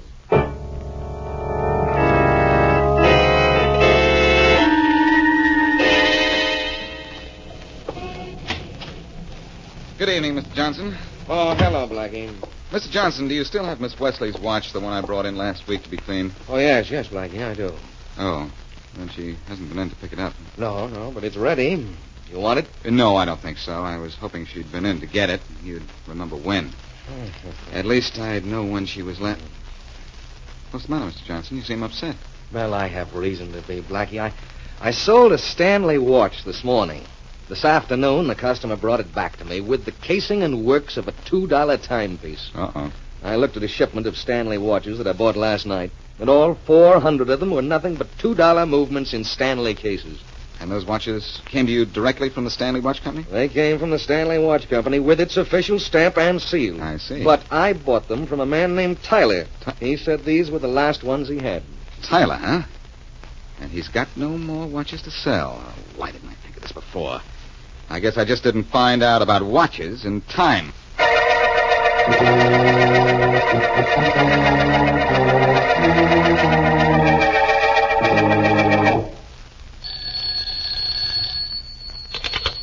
Hello? Miss Bennett, Yes? this is Skylander. Oh, Are you alone? it's all right to talk. What's up? I just want to tip you off. If Blackie or Inspector Faraday call, it's all right to send them to the other tenants on your floor. I've talked to them all. Oh, that's fine. Only, I'm getting worried. Oh? Has Blackie been there since I was there? No, it isn't that. Well? It's just that I don't think we can get away with this. Tyler or no Tyler, we can't keep this up much longer. We won't have to. Only don't do any talking. Tyler wouldn't like it. I wouldn't like it. And I'm quite sure Miss Wesley wouldn't like it. Understand?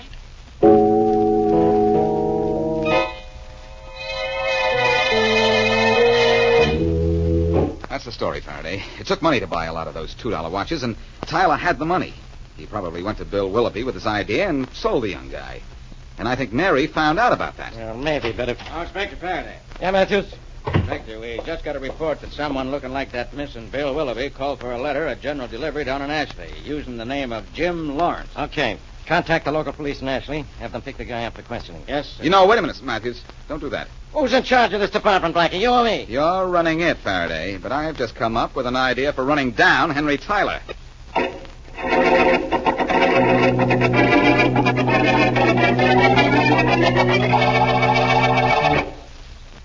Hello there. Got anything for me today? Let me see. What was that name again? Jim... I know you were in yesterday. I gave you a letter sent in care of General Delivery, Yes. but I don't remember the name. The name is Lawrence. Jim Lawrence. Oh, yes, that's right. Yeah, glad you think so. You got anything for me? Yep, a wire. Uh-huh. That's a telegram, only people call them wires. Yes, I don't know why. I never could figure it out. Let me have it. Okay, young fella, here you are. Now, you sign right here. Yes, sure. That's There it. we are. Now, might as well open this, eh? Uh-huh. Well, I'll be... What's the matter, son? Bad news? Yes.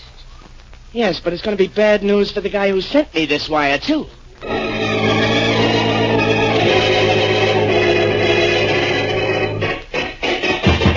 Open up in there, Tyler. Open up. Yes, who is it? Bill Willoughby, open up. Just a minute. Hey, what's the matter with you, Bill?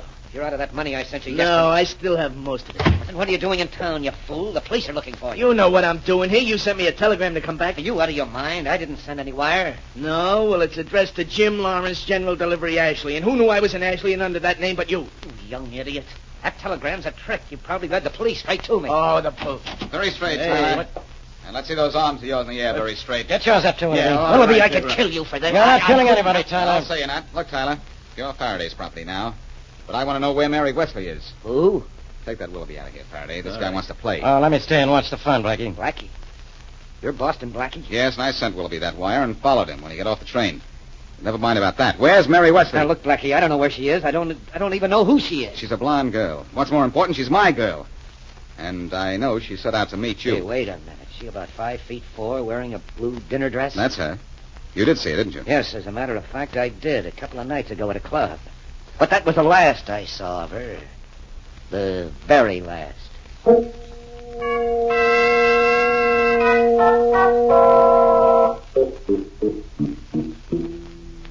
Stick close to me, Faraday. I'm going into Mary's apartment and get the truth out of that Bennett girl. Well, you're a sucker to want witnesses. But go ahead, ring the bell. You've got Tyler and Willoughby. Now it's my turn to get somebody. When that gal answers this door, I'm going to get... Mary! Hello, Blackie. Mary, Hey, what's going on Now, here? please, now, come on in, both of you, and don't scold me. Don't scold you. I ought to Oh, put you... Blackie, I had to do what I did. I bet. Well, Where have you been? I've And who was the girl in this place? Look, I've been hiding. And that was a very good friend of mine, Wanda Bennett. Now, it's all very simple, but it took a lot of fast work and the cooperation of a lot of people. Now, sit down, and I'll tell you all about it. You are Mary Wesley, aren't you? Yes, Blackie. And here's a very simple explanation of what happened. I saw Henry Tyler. He picked me up just as you said he would. But he knew who I was, which you said he wouldn't. Uh-oh. And threatened you, I suppose. No, he threatened you. Well, then why didn't you come and tell me? Because I know you. You'd have forced me to tell you what he looked like, and you'd have gone after him. So what? So I liked you too much to want you to go to a funeral, Blackie. Thanks. And Tyler said he'd kill you on sight, so I arranged this. I said all along it was a gag. I really got cooperation, didn't I? You sure did. The moving company promised not to say they'd move my stuff out and Wanda's in. Yeah? Mm-hmm. And Harry the doorman and the superintendent, Mr. Skylander, and the other tenants all But cooperated. why, Mary, why did you do such a crazy thing? What did it accomplish? Just what I wanted it to accomplish. Oh. You were so busy trying to figure out the mystery of what happened to me, you didn't try to find Henry Tyler. You see, it... Uh-oh. Good heavens. You did find him, didn't you? Yes, I did. Even before I found you. Next time you want to play tricks on me, do me a favor, will you, Mary? What, for instance? Think of something to do that will baffle, upset, and bewilder me, and then... And then? And then don't do it.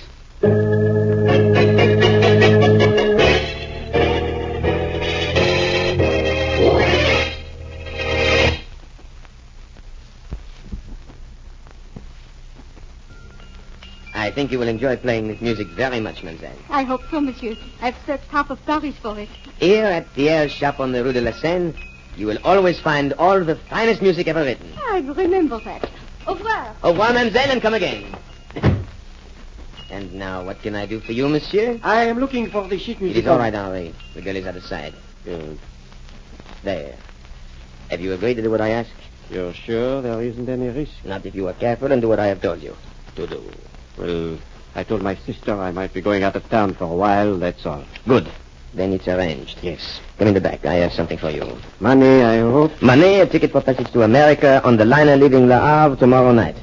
And something I want you to carry with you, which is very valuable. What is that? I will show you. Yes. First, here is what you must guard with your life. Now that is my life? That's nothing but a small buzzer and battery set. An ordinary door buzzer. Ah, a door buzzer, Henri. Oui. But you will open a door with this that will make both of us rich. Comprenez-vous?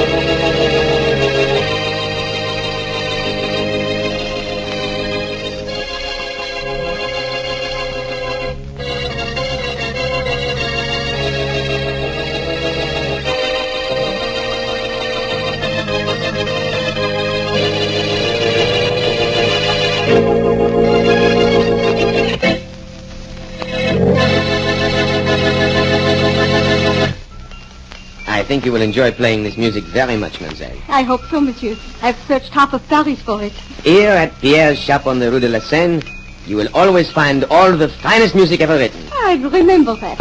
Au revoir. Au revoir, mademoiselle, and come again. And now, what can I do for you, monsieur? I am looking for the chicken. It is all right, Henri. The girl is out of sight. Good.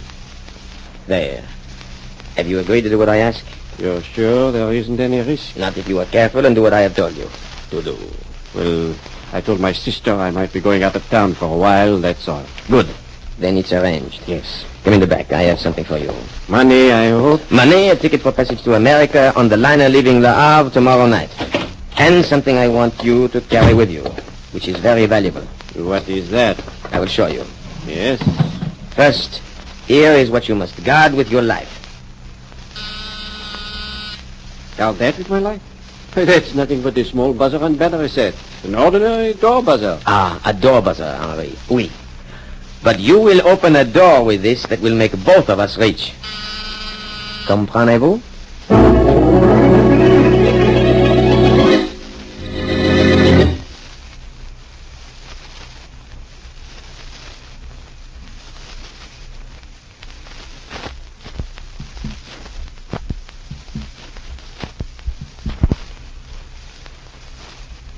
And now on to Dick Calmer as Boston Blackie.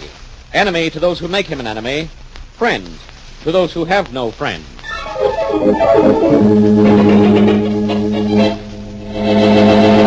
All right, you're next. Anything to declare? No, I have nothing to declare. It's your luggage? Yes, this is my... Well, I didn't recognize you at first. Oh, you did? If it isn't my old friend, Henry Taylor. Yes? I'll say you have nothing to declare, nothing you want to declare.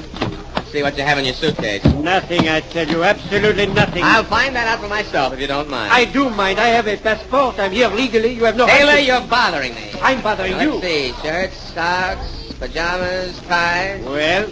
You're traveling light this trip, Taylor. I'm not staying long. I'm glad to hear that. Say, what's this? What's a bell and battery set doing in your valise? It's a buzzer. So it is, isn't it? There is no law against bringing a buzzer into this country, is there? No, there isn't. But there might be a law against why you're bringing it in. What's the idea, Taylor? Oh, the idea is not mine, friend. But you'd be surprised at what a great idea it is.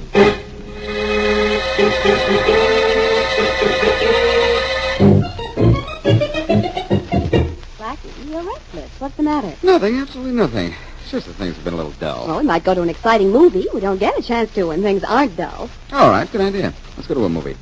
There's a good film over... Uh-oh. There's something about the way that phone's ringing that tells me we're not going to a movie. Here's hoping. Uh-huh. Hello. Hello, Blackie? Yes? Blackie, this is Harry Johnson, Customs Inspector. Oh, yes. Remember me? Sure, Johnson. What's up? Something a little silly. You remember Henry Taylor, don't you? I should say I do. Slickest diamond smuggler in the business. Is he back in this country? Yes, just arrived from France. And guess what I found in his luggage? What? A buzzer and battery set that works. A door buzzer and battery set? Yeah. Huh? I took it apart, but that's all it is. Only I'm sure he had a reason for bringing it in. What do you make of it? Nothing at the moment. I'll call you if I do. If I find out anything about a buzzer, I'll give you a buzz. You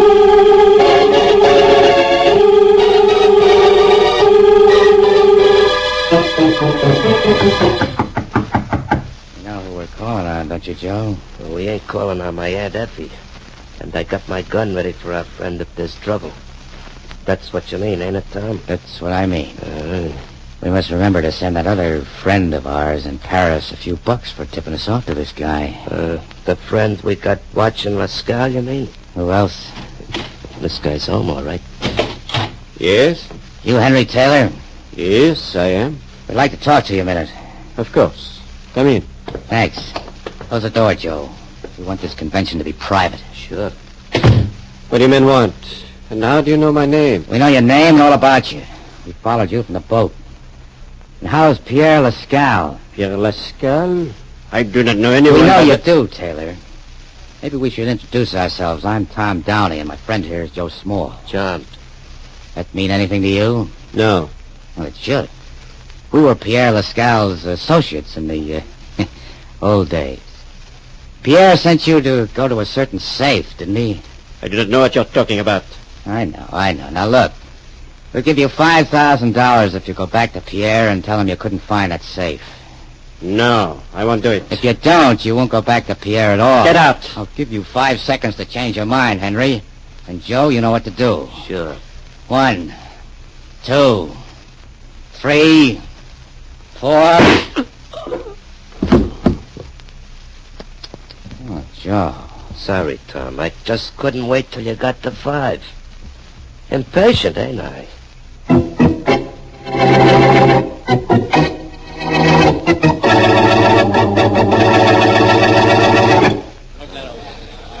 All right, man. Keep searching this room till you find something.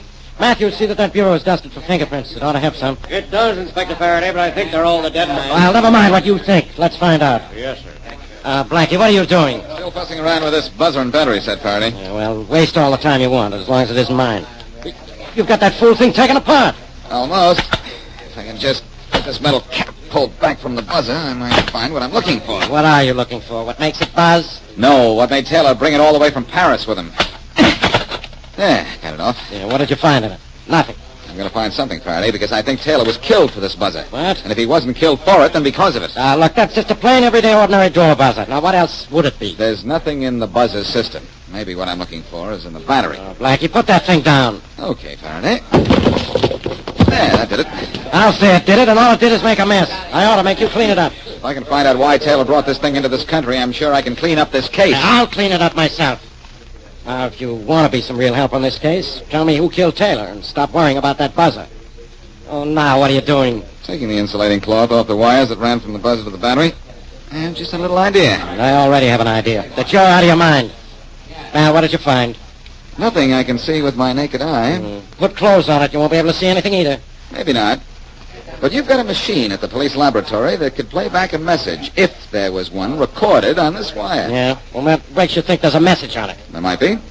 There's got to be some reason for Taylor to have brought this gadget here. Maybe. Let's run this through the wire recording machine, and even if we find nothing, we've lost nothing.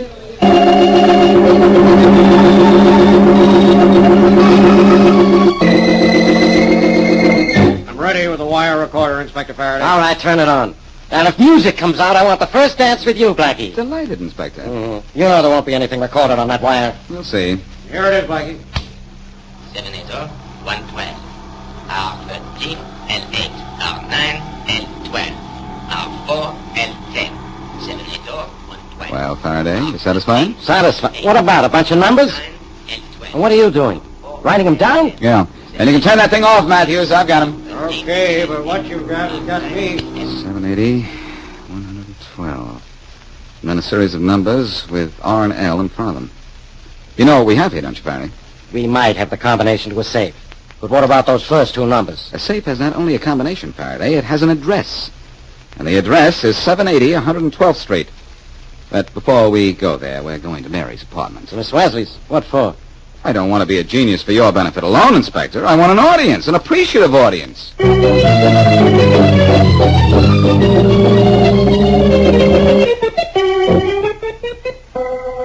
Tommy, you sure we searched everything in Taylor's room? You sure there still ain't something the cops could find on him that'll link him to Pierre's safe? Yeah, we searched him and his whole room. All we found was that buzzer and battery set.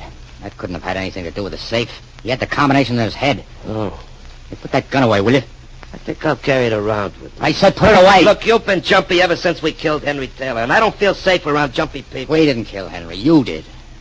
Huh. You're as cute as my Aunt Effie's poodle. I was waiting for you to say that. I'll say a lot more if you don't put down that gun. A lot more if you don't put down that gun. A lot more if you don't put down that gun. A lot more if you don't put down that gun. A lot more if you don't. But the next one is going to get you. And that'll be on purpose, too.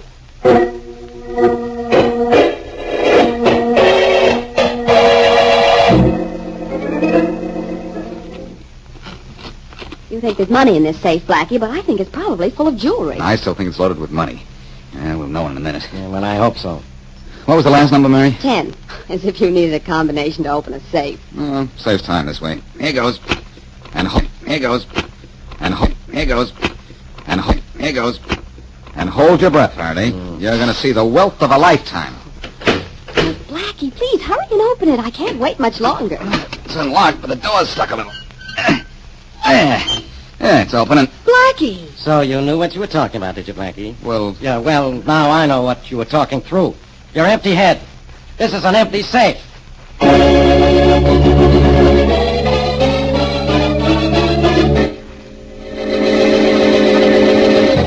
And now back to Boston Blackie.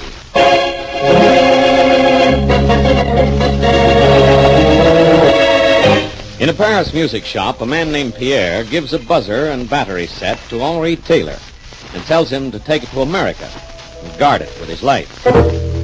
In this country, Henri is met by two of Pierre's former partners. Because Henri will not deal with them, he is killed. Later, Boston Blackie discovers a safe combination recorded on the wires of the set. But when Blackie opens the safe, it's empty. As we return to our story, Blackie is in Inspector Faraday's office at police headquarters. Well, genius, you happy now? Don't bother me, Faraday. I'm thinking. Nobody thinks in my office. You're not kidding. You run me ragged on a chase up to an empty house. What do we find? An empty safe. Well, that's what has me thinking. When we found that safe empty, we found out something. Whoever sent that fellow Henri was under the impression that whatever had been in the safe still was in it. Now you know what impression somebody was under. Tell me, Blackie, what do you eat to make you so smart? I'll be eating my words if this doesn't turn out the way I think. Yeah, well, Don't you see, Faraday? Whoever sent Henri gave him the address and the safe combination on the piece of wire because he wanted to be sure there was no slip-up. That Henri would find whatever it was he was sent for. Yeah, he wasn't sent for any bullet, and he found that. It found him. I think I have this whole thing figured out now. Congratulations. Write me a letter telling me all about it. Listen, get this picture. Oh, paint it. Do you remember the Pierre Lascal mob? So Lascal disappeared a couple of years ago. Nobody ever knew what became of him, or the money that we knew that he stole.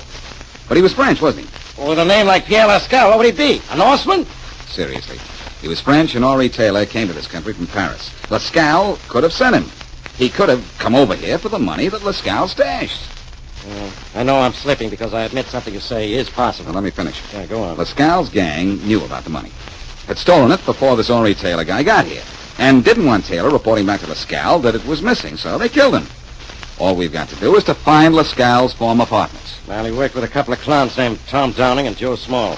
How do we find them? I'll figure out a way. And when I start to figure, pal, things generally add up.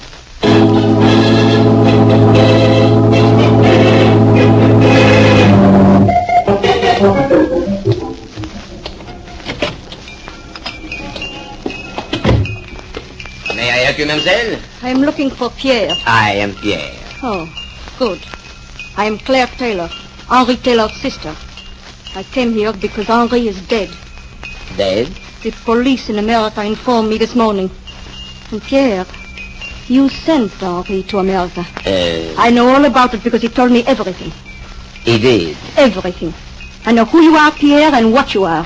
And I'm going to the Paris police. Come into the other room with me a moment, mademoiselle, and I will show you something that will perhaps change your mind about going to the police. What is it? Come, I will show you.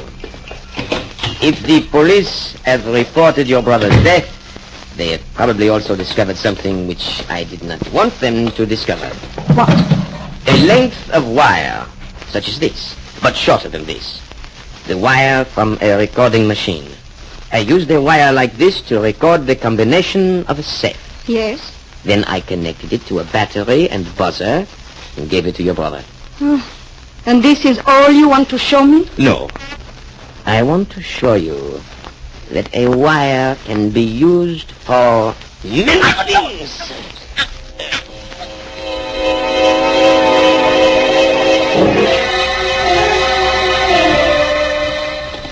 I've killed a guy. I have a lot of money. Now what do I do? Oh, Blackie. Sorry, Mary. I've got to think this thing out. I'm two people, Tom Downey and Joe Small. Wait till Barnum and Bailey hear about you. Mary, right now, I'm trying to put myself in the place of Pierre Lascal's two partners who double-crossed him. I've spread word through the underworld that I'm after them, but so far they haven't shown their faces. Well, remind me to thank them for that if I ever see them. Wait a minute. Well? Wait here a minute. I've just thought of something. I'm going to telephone Faraday and ask him to check the Paris police for Lascal. Oh, Faraday will love calling Paris for you. He won't mind. He has a French phone. Oh, Blackie. Don't go away. I'm going to hop across the street to that cigar store and call. Be right back, Mary. All right, Blackie. I'll look in the shop window right here. Blackie! Look out! That car! Oh, Blackie! Let me through. Please, excuse me. Let me through. Let me through. Look out. Blackie. Blackie, are you hurt badly? I don't think so, Mary. Oh. The car knocked me down, but I think I'm all right. Yeah, I'm okay. Oh, Blackie, that could have been such a terrible accident. What accident? That little production was done on purpose. Oh, no. Mary, maybe I couldn't find Lascal's chums, Tom Downey and Joe Small, but I guarantee they just found me. And I still want to make the phone call to Faraday.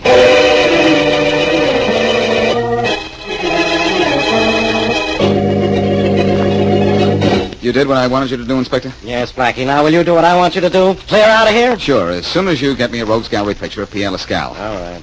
If that story I asked you to plant in the French newspapers does what I want it to do, we're going to have a visit to this country. You think Lascal will come here? Why shouldn't he when he reads that the guy he sent here was killed? And what's more important, that when we opened the safe, there was nothing in it. Lascal will know that he was double-crossed by his old partners, and he'll know, and we'll know, where to find them. Well, what makes you think you'll know where to find Lascal? He'll be in a big hurry to get to those characters, Faraday, and he'll fly here. There's only one airport where transatlantic planes land, and I'll be at that airport. And when he lands, I'll land him.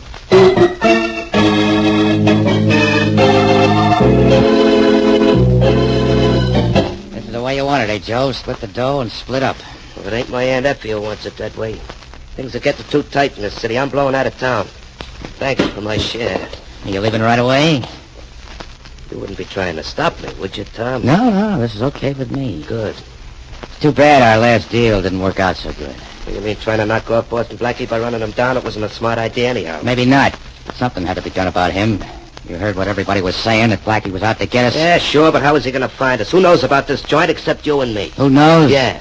Somebody else knows. Well, it ain't my Aunt Effie. No, it's our ex-partner, Pierre. That Frenchie knows. He should. This was his place, remember? Yeah, sure, but he's in Paris. That's a long way from here. I know. Look, I'm going to the next room and lay down. Oh, the kid comes with my railroad tickets. Let him in, will you? I ordered the things on the phone. It's safer than going out. There's dough on the table to pay him. Okay, I'll take care of it. Take your nap, Joe. Sleep like you ain't got a worry in the world. Oh, I won't have no worries, Tom. I'm locking the door from the inside.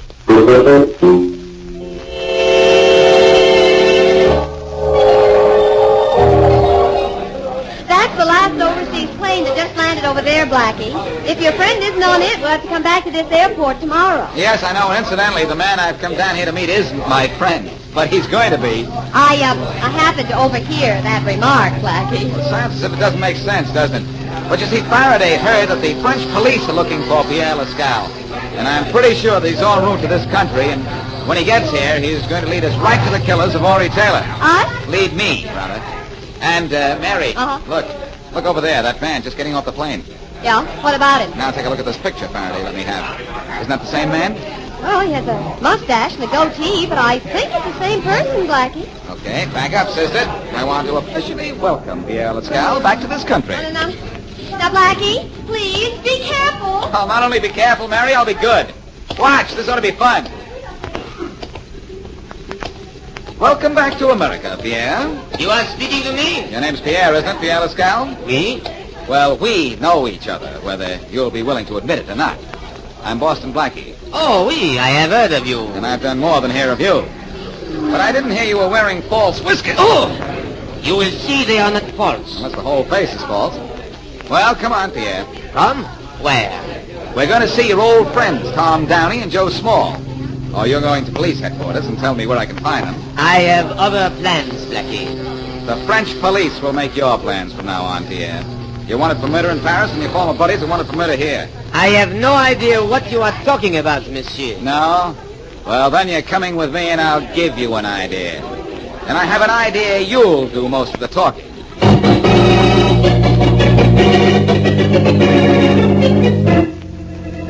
Well, so long, Joe. If you see your Aunt Effie, don't forget, say hello for me. Yeah, sure. Take care of yourself, Tom, but not too good. Well, I won't be seeing you. That's okay with me. Fine. What are you going to do about your tickets? That boy never got here, you know. I'll get him at the station. In case... Yeah, that must be the kid now. Who is it? Kid must be hard of hearing. What's the difference? What does he have to do? Pass a physical to deliver a couple of tickets? Wait a minute. Okay, I'll take... Hey, you're no kid. And you're not kidding. Back up, you clowns. Hey, what's going on? Anybody here remember me? I didn't have this gun the last time we met, but you haven't got the car you tried to knock me off with, so we're even. Oh, Blackie, huh? That ain't your Aunt Effie. How'd you find us, Blackie? I persuaded Pierre Lascal to tell me where you might be found. Faraday's persuading him right now to go back to France, where he's wanted for murder. What? Let's go, fellas. I'm sure Lascal wants to say goodbye to you. You know, Blackie, maybe we could make a deal. We've got a lot of dough, and it would still be a lot. Split 3 ways. No fooling. Yeah. And stop moving around, you. I don't like guys who get nervous. The light's still. You can turn them on. I sure could. Oh, in the dark, huh, you clowns? Okay, my back's to the door. You want out? Come past me. I got his gun, hand, Joe. Get him in the back.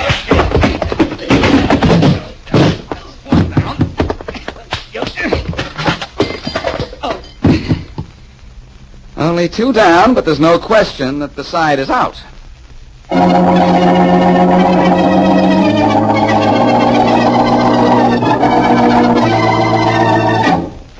Blackie, do you realize something? You know, this is the first time you've solved a French murder case. Oh, it wasn't too difficult, Mary.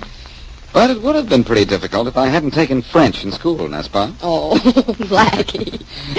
Well, actually, I didn't solve the French side of the case at all. The Paris police did that. They knew it was Lascal who murdered Claire Taylor from fingerprints they found in his music shop. Uh-huh. You did all right, though, Blackie. Every theory of yours was correct, except for one. What? Which one was that? The theory you had that Pierre Lascal's whiskers were false. Oh, that. Well, that little error hurt him a lot more than it did me, Mary. Okay. It was when I threatened to test them again that he finally decided to tell me where his former partners were. Well, I think he was stupid to come to this country, Blackie. You'd never have found his former partners if he hadn't come over here to see them. I know that, Mary. That's why I had Faraday put a story in the Paris papers that the safe was empty when the police opened it. Oh, I see. Pierre came to this country to get his share of the loot. And now he and his partners will share the same fate.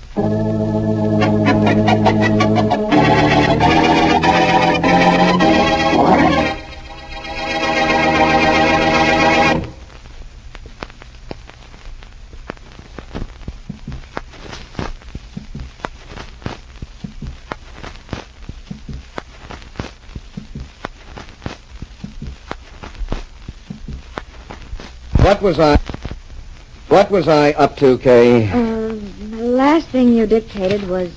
Now, let me see. Oh, here we are. Jeffrey felt that there was something in the room. Something he couldn't see. Mm-hmm. He knew he was alone, but had the feeling he wasn't. Now what? Had the feeling he wasn't. And, well, never mind. Let's take 5, Kathy. We've been at this story for hours now. Suits me, Master. Tell me, how are things between you and Jim, Kay? I haven't heard you talk about him lately. That's all over, David. Oh? I told you we quarreled. Yes, I know. About me. Uh-huh. Well, you listen to me, young lady. I never knew a couple of kids in love who didn't quarrel. And very often it's about the girl's employer. Jim and I aren't in love. So? David, you're so smart in so many things. Yet when it comes... This is a fine thing. Supposed to be staying late because you were working, Kay. You call that working? Come in, Jim. Sit down. How are things at the Riding Academy? Never mind being concerned with my business. I didn't come up here for any friendly discussion. Oh. Now, Dave, you listen to me. Stop spilling those... Stop it. Go off my coat, will you, please? Jim, just leave him alone. I'll leave him alone. Wait, you. Hey, the 2 of you alone. First, I've got to convince this guy that he better stop telling you lies about me. They can leave us alone from now on. Oh, now, really, Jim, I don't know what... Look out! Takes care of that. Get out of here, Jim. Get out of here! Oh, just look what you've done to Dave. Isn't half what he deserves. He's a mystery writer, isn't he? And the greatest mystery about him is why I don't knock him off instead of just knocking him out.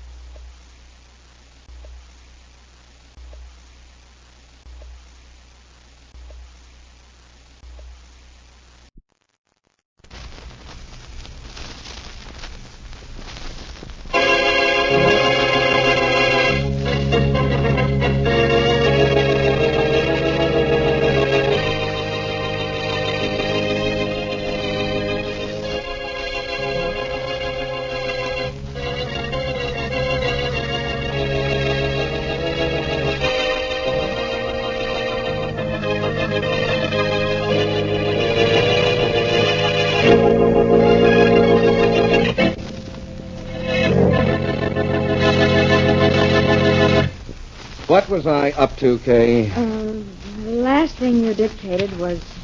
Now, let me see. Oh, here we are. Jeffrey felt that there was something in the room. Something he couldn't see. Mm-hmm. He knew he was alone, but had the feeling he wasn't. Now what? Had the feeling he wasn't. And, oh, never mind. Let's take 5, Kathy. We've been at this story for hours now. Suits me, Master. Tell me, how are things between you and Jim, Kay? I haven't heard you talk about him lately. That's all over, David. Oh? I told you we quarreled. Yes, I know. About me. Uh-huh. Well, you listen to me, young lady. I never knew a couple of kids in love who didn't quarrel, and very often it's about the girl's employer. Jim and I aren't in love. So? David, you're so smart in so many things. Yet when it comes to... This is a fine thing. Supposed to be staying late because you were working, Kay. You call that working? Come in, Jim. Sit down. How are things at the Riding Academy? Never mind being concerned with my business. I didn't come up here for any friendly discussion. Oh. Now, Dave, you listen to me. Stop spilling those... Stop it. Go off my coat, will you, please? Jim, just leave him alone. I'll leave him alone. You. Leave the two of you alone. First, I got to convince this guy that he better stop telling you lies about me. Then he can leave us alone from now on. Oh, now, really, Jim, I don't know why... Look out! All right, takes care of that. Get out of here, Jim. Get out of here. Oh, just look what you've done to Dave. Isn't half what he deserves. He's a mystery writer, isn't he? And the greatest mystery about him is why I don't knock him off instead of just knocking him out.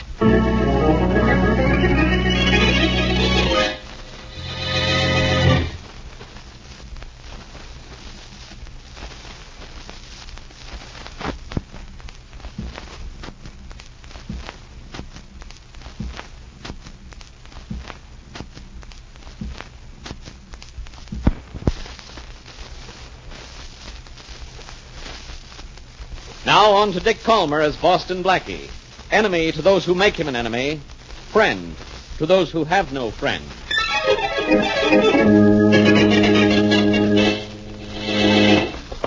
Want this piece of sugar, Beauty? Come on, take it. Oh, no. Hold it a little bit further away from you. You'd like to get out of that stall and at me, wouldn't you, Beauty?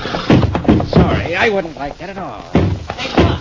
Take it? Hey, Jim, Come get away on. from that horse. He'll kill you. He'd like to, I'll tell you that.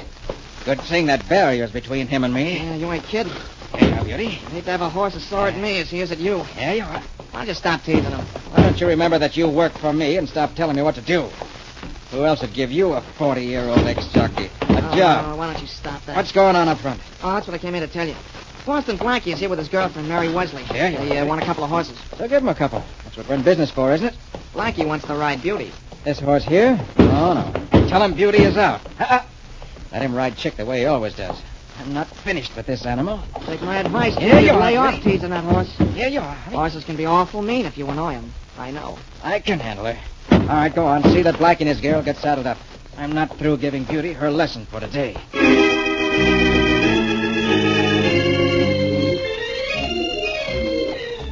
It's a beautiful day for a ride, isn't it, Blackie? Maybe we ought to ask the horses how they feel. Oh.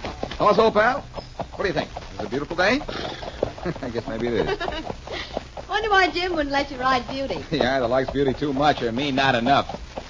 Chick here's a good horse, though. I'm happy. Well, I'm overjoyed. Just think, it's been 3 days since you've worked on a murder case. 3 days since you've seen Inspector Faraday. Whoa, Dan, take it easy. Whoa. Yeah, I sort of miss that old goat. If I ever kill anybody, I wouldn't want anyone to catch me except the inspector. Say, I'll race you to the bend in the path up ahead. All right, you ready? Sure. I'll give you a little head... Wait a minute. Huh? Here comes Johnny, the stable boy, and from the way he's riding, he's either got something on his mind or the horse has. Blackie, I'm glad I found you. Hey, aren't you glad you found me, too? What's the matter, Johnny? I've been riding around looking for you for half an hour. Blackie, Jim's dead. What? Yeah, he's been killed. Oh, I found him lying outside Beauty's stall. I called the police, and I came looking for you. I'm glad you did. Mary, how would you like riding no. alone? I won't like it, but under the circumstances. Well, it's still a beautiful day, and it's starting to get exciting. I've got a murder to work on. Come on, Johnny. Okay. What are we waiting for? Let's go.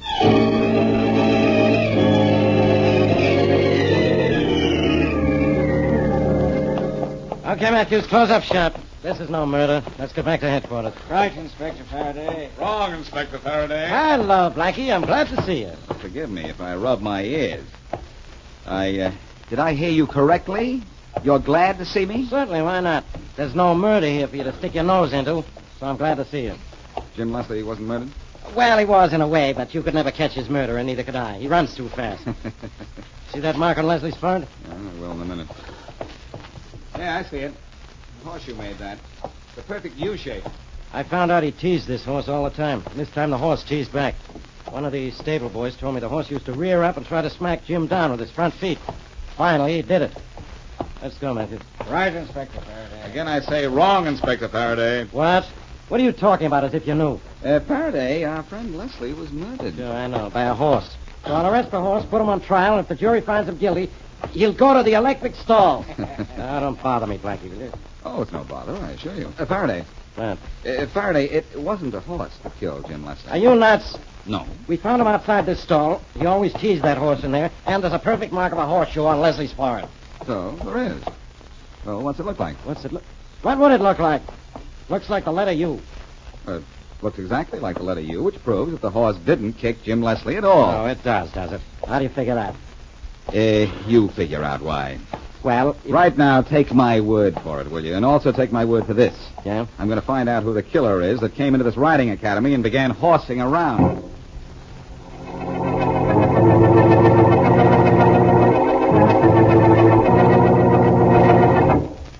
Yeah, I can reserve a horse for you, Mrs. Wilson. Yeah, 1:30 it'll be. Okay, goodbye. Get on the hook. Oh, now what? Leslie Riding Academy, Johnny speaking. Hiya, Johnny. This is Jumbo. All right, I can't talk to you now, Jumbo. I gotta You're get back. going to talk to me whether you like it or not. Look, I'd like to talk to you, but I can't. Something You happened. better find a way, and right now. I was gonna call you today, just the way I promised, but... Only you didn't call me, and that isn't the way you promised. Let me explain, will you? You just talk.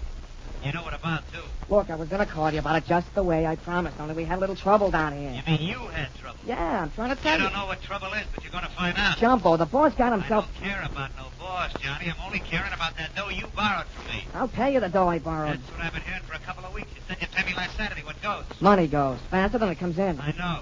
Look, I'll have it for you, Jumbo. Honest, I will. Now, where you going to get it? Ask somebody for it? Well, I was going to ask Jim for it, but now I don't have to ask nobody. Oh, yeah? I'll have that money and $50 extra for you in a week. How you going to do it? Print your own? Take my word for it, Jumbo. You'll have your money. And I'll have a whole lot more for myself.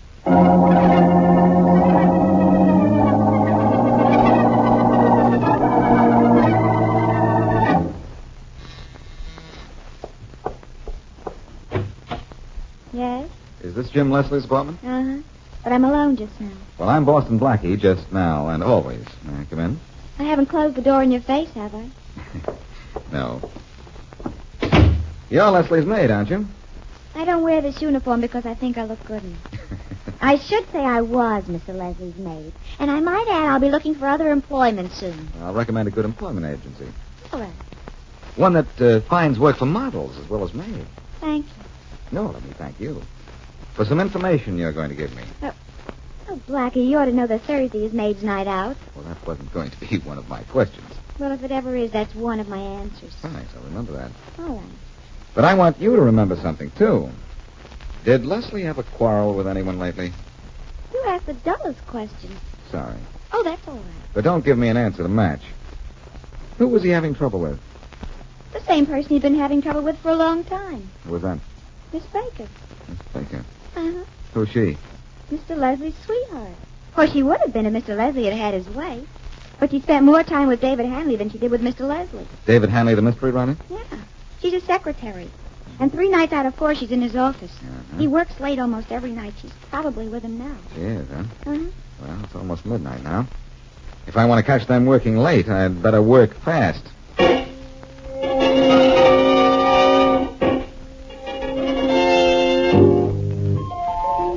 Oh, this was a terrible thing, Kay. Yes. Terrible accident. Poor Jim. Dave, I really didn't like him anymore. I couldn't even look at him after he came in here the other night and knocked you down, but I didn't want to see him dead. Newspaper says he used to tease the horse, and that apparently he teased him one time too many. Yes.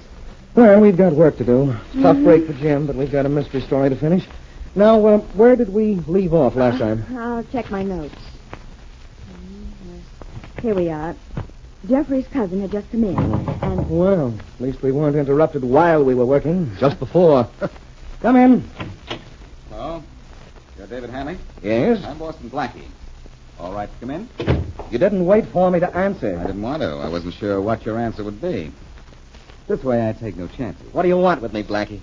I don't want anything with you, Henry. Well, what are you doing here, then? I want to talk to this young lady. Well, You're Kay Baker, aren't you, miss? what about it? What happened to nice people, I wonder? Miss Baker, I've been talking to Jim Leslie's maid, and she told me that Jim and you were kind of a romantic team, that you worked here and often very late. What are you investigating, Blackie? Working conditions of secretaries? No, Miss Baker. I'm investigating Jim Leslie's murder. Murder? Jim Leslie wasn't murdered, Blackie. The papers say the horse killed him.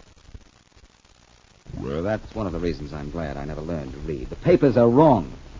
And I think maybe one of you knows something about this murder. Blackie, get out of here. Get out of this office or I'll throw you out. That's the best offer I've had all week. Come on, friend. Just try it. All right. You won't leave here. Maybe this will make you... Oh, Dave, put that All right, gun let away. go. Let go. I don't want I'll to take care of that. Let go, my hand. That's a pretty voice you have, my dear. The shot went wild, I'm happy to say. Shouldn't have grabbed my hand, Kay. Then you shouldn't have had a gun in it. So what? However, this rod is a very logical argument you advanced. I've got to go and brush up on my social studies. I want to know what to say if I ever meet a gun again.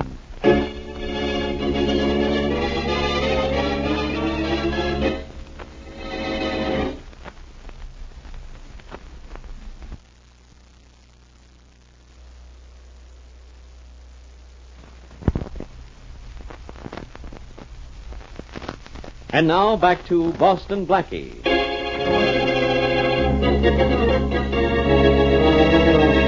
Jim Leslie and mystery writer David Hanley have a fight over Leslie's girlfriend, Kay Baker, who is Hanley's secretary. Leslie says he'd like to murder his mystery writing rival, but later it is Leslie himself who is found dead. It looks as if Leslie was killed by a horse, but Blackie believes that it was murder. As we return to our story, we're back at Leslie's stable, the scene of the crime, with Johnny, who worked for Leslie, and a friend. No! Cut it out, Jumbo. Cut it out, will you? Cut your heart out, Johnny. That's what I do. Now, where's the dough? Where's the money you promised me? Give me enough time. I told you I'd have it for you. Don't tell me nothing. Just let that money do the talking. I get it up before I leave this journey. You'll be spending more than you owe me for adhesive tape. Look, Jumbo. I'll get this thing to you right on the nose. This is straight. Feedback stuff. Just stop knocking me around and listen. I can listen and keep clipping you. Don't, Jumbo. Please don't. Okay. All right, now get this. I'll have that money for you this week. Only I can prove I'll have it. Go ahead, prove. The guy who runs this riding academy, Jim Leslie, is dead, right? Sure, and you're out of a job, and I want my dough. He left a will. What? You don't believe me? You can go to his lawyers. They'll tell you. He left me $5,000 in the will, Jumbo, on it. Now, look, all you got to do is wait till that will is read, and you'll get paid. You knew he left you the money, huh? What's that for? Interest. The kid is getting to be a little talk around that your boss wasn't kicked by no horse. You're giving me reason to think that all that talk that's going around ain't wrong.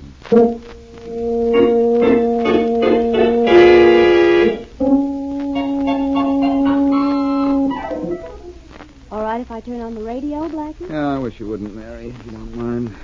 Well, how about playing some two-handed gin rummy? You play. By myself? You've got two hands, haven't you? Oh, no, Blackie, no. I'm sorry, Mary. But I'm trying to think this case out, and I'm just not getting very far.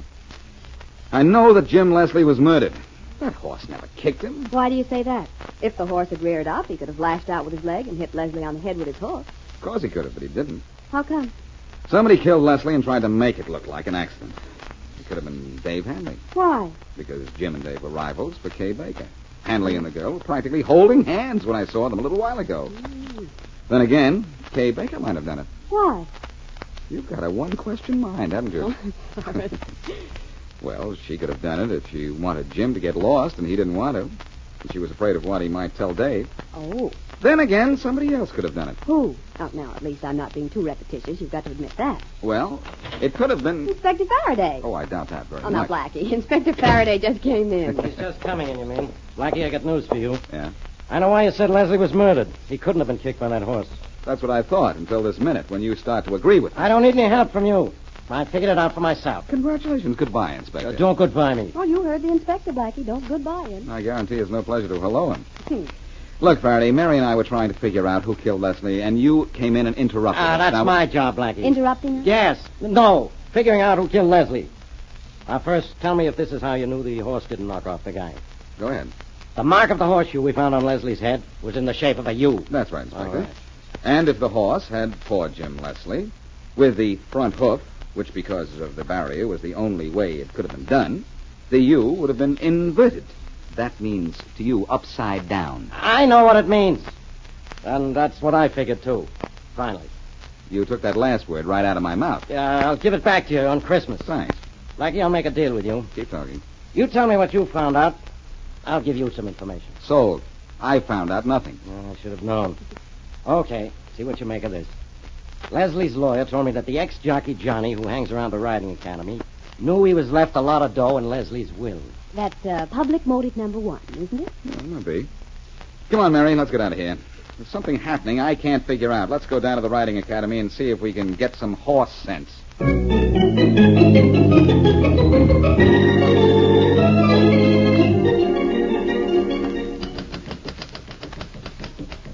Dave, Yes, Kane? is it all right if I don't type this last page of notes right now? No hurry that I know of. Thanks. Well, Jim's death has you very upset, hasn't it? Mm-hmm. Well, I can't blame you. It was an awful thing that happened to him. It's worse now that Boston Blackie thinks it's murder. It was bad enough when everybody thought it was an accident. What are you driving at? I was going to break up with Jim. Well? I don't know. I was just thinking. If the person who killed him knew that, maybe Jim would still be alive. Now, look, Kay, that's pretty ridiculous reasoning. You don't think that I would... I don't think anything. I just wanted you to know the way I felt about it. That's all. And I want you to know something else. What's that?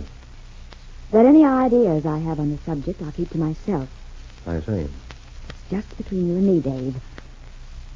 Unless, of course, you ever do something to make me change my mind.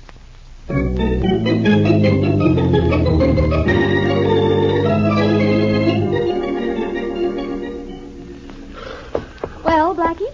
Oh, I don't know. Looks like our trip was wasted. Johnny isn't around, and I did want to ask him some questions. Ask me. I've got a lot of answers that aren't working at the moment. Have they anything to do with this case? No. I have news for them. They're still unemployed. How about you and I having a little ride? We'll get some horses and go. I see my favorite horse, Chick, is all saddled and ready over there. Okay, Blackie, count me in. But if we're going to do any racing, I want to ride him. You take another horse. Oh, you want to ride my horse? Yes, I do. All right. Get aboard, lady. Okay. I'll take that animal in the corner. Here, I'll help you up. There we are. Good. Oh, now take it easy there, Chick. Relax. You and I are going to beat Blackie and whatever horse he picks. We'll see. I don't think you're so. Hey! Help me, the horse is ready. Stay with him, Mary. Stay with him. Down, Chick, down. If I could reach up and grab his bridle there. Mary, slide out of the saddle. Tell me that noise. Here I come. Easy, boy. Oh. Come on, boy. Oh, Easy. I've never been so scared in all my life. Take it easy. Had me a little scared, too. Say, I wonder what made Chick do that. Oh, brother, I don't know. Seems all right Easy. now, though. He is all right now. Yeah. And I think I know what made him act up. What? I'm going to look under his saddle. Huh? Good horse. Easy now. Take it easy. Uh-oh. Huh? What is it? Well, I thought it would be, Mary. What's a that? bar under Chick's saddle. What? Somebody put it there, hoping the horse would throw me. Blackie, I couldn't have stayed on Chick's back a minute longer. That horse could have broken my neck. And it's time I broke this case. Somebody wanted that horse to throw me, Mary. And I'm going to do something right quick before the killer thinks of a plan that will work on me. What are you going to do? Well, for one thing, call Faraday and get Kay Baker, Little Johnny, and Dave Hanley down here to the stables. Yeah, okay. I don't like the idea of having this horse throw me. Mm-mm. I never liked the idea of being a fall guy.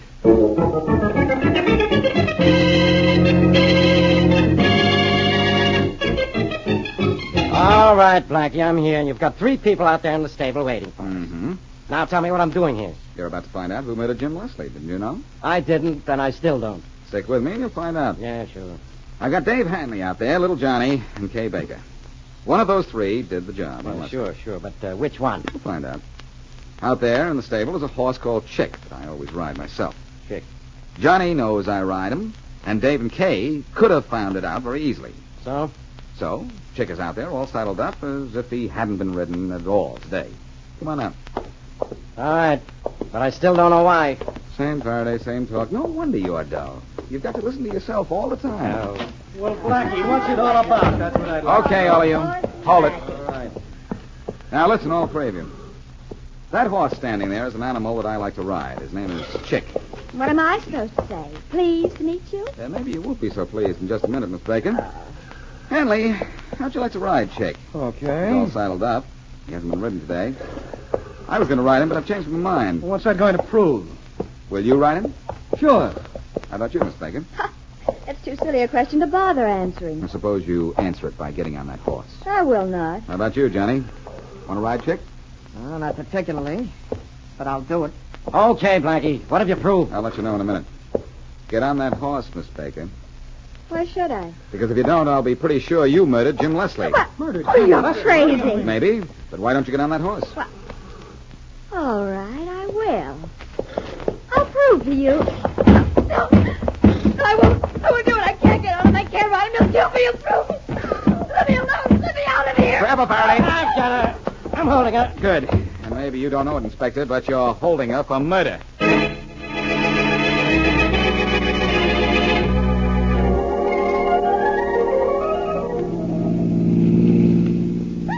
Nice afternoon for a ride, isn't it, Blackie? Yes, in a car. Oh.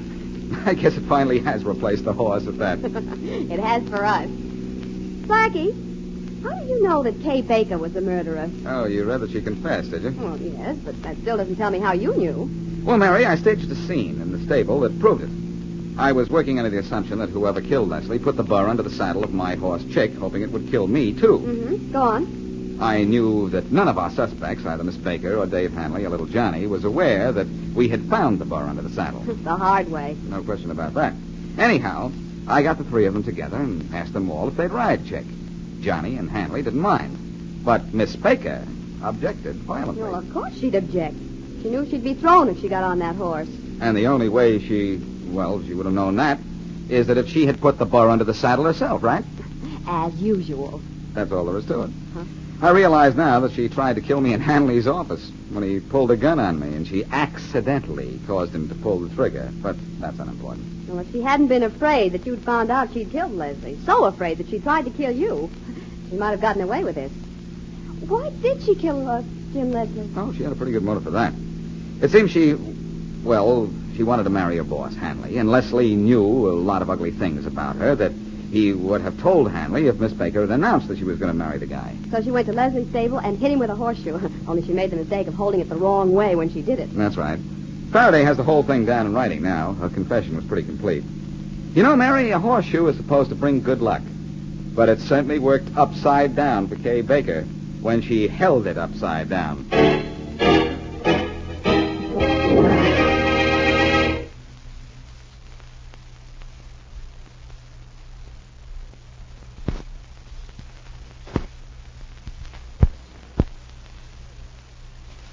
Here are the house phones, Mary. Uh-huh. This won't take but a minute. Well, it'll take less time than that if Roger Harrison isn't registered here yet. Are you sure he is, Blackie? Positive. Yes? Give me Roger Harrison's room number, will you, please? I'm sorry, it's against the rules of the hotel to give out room numbers. I'll ring him for you, though. Oh, that'll do. 1 moment, please. Trouble, Blackie? No, I forgot a hotel doesn't give out room numbers. Oh, I see. You know, a hotel is a good place for a guy to hide if he sticks to his room. Yeah. It'd be impossible to find a guy's room number if he didn't want you to know it. I guess that's right. Hello. Mr. Harrison, Roger Harrison? Yes? This is Boston Blackie, Mr. Harrison. Charlie Kingston probably told you that I'd be... You're going to look over the plans for my new invention? That's what I'm supposed to do. When do you want to see me? Could you come up, say, in 30 minutes? Yes? I have to make a long-distance phone call first. All right. I'll be up in 30 minutes. That's fine. What's your room number? 909. But, Blackie, Uh-huh. don't repeat my room number to anyone. I don't want anyone to know what room I'm in. Nobody knows except you. These plans I have are worth killing for, and I don't want to be the one who's killed for them.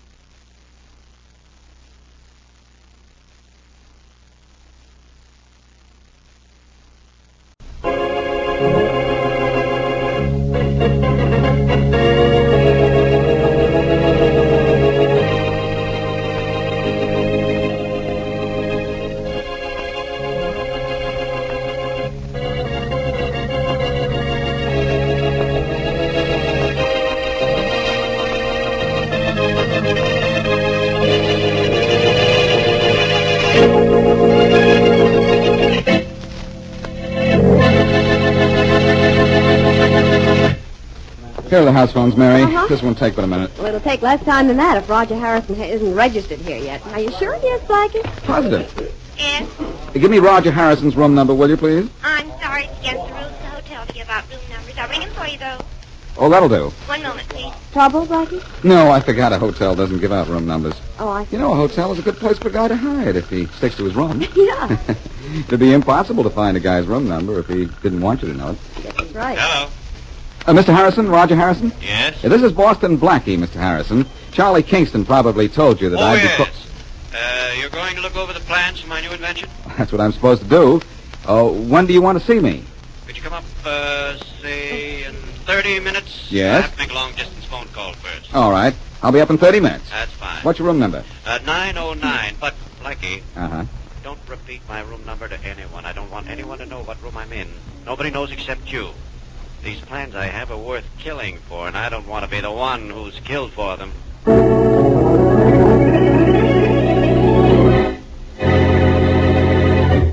Now back to Dick Calmer as Boston Blackie. Enemy to those who make him an enemy.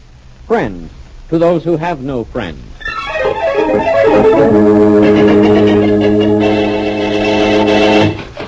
Here you are, sir. The Thank flowers are $2.20. You gave me 5. That's $2.20, 3, 4, 5. Thank Right. you. Call again. Now, what can I do for you, madam? Do you deliver flowers to the hotel in the next block, direct? Oh, yes. Not to the rooms, of course, but to the hotel. The hotel's delivery men take care of it after Oh, that. that's all right. What kind of flower do you want? I'm not sure yet. I think I'd rather have a plant. We have some very lovely plants. Something bright, perhaps? Any particular color? No, the color doesn't matter. A flowering plant or just a leafy plant? Trying to decide. This one here is rather nice. Yeah, but it's not exactly what I want. Well, if you aren't particular how much you pay... No, the cost doesn't matter. As long as it isn't too high, of course. Well, then, how about this rubber plant? Yeah. Yeah, I think that'll do. Very well, madam. Kind of a funny-looking thing, isn't it? Oh, most unusual, madam. Most unusual. Well, I want it for a most unusual reason.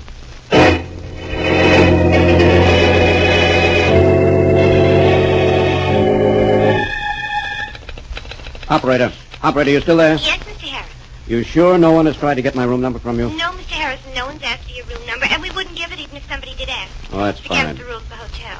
Well, you see that you stick to those rules. Let me know if anyone asks for my room number. Yes, sir. Nobody has up until now? Just the call I put through to you. Well, that was Boston Blackie. That was all right. Just a minute. I think there's someone at the door. Yes, Mr. Harrison. No. Oh, no. Don't! Oh, Mr. Harrison. Mr. Harrison. Mr. Harrison.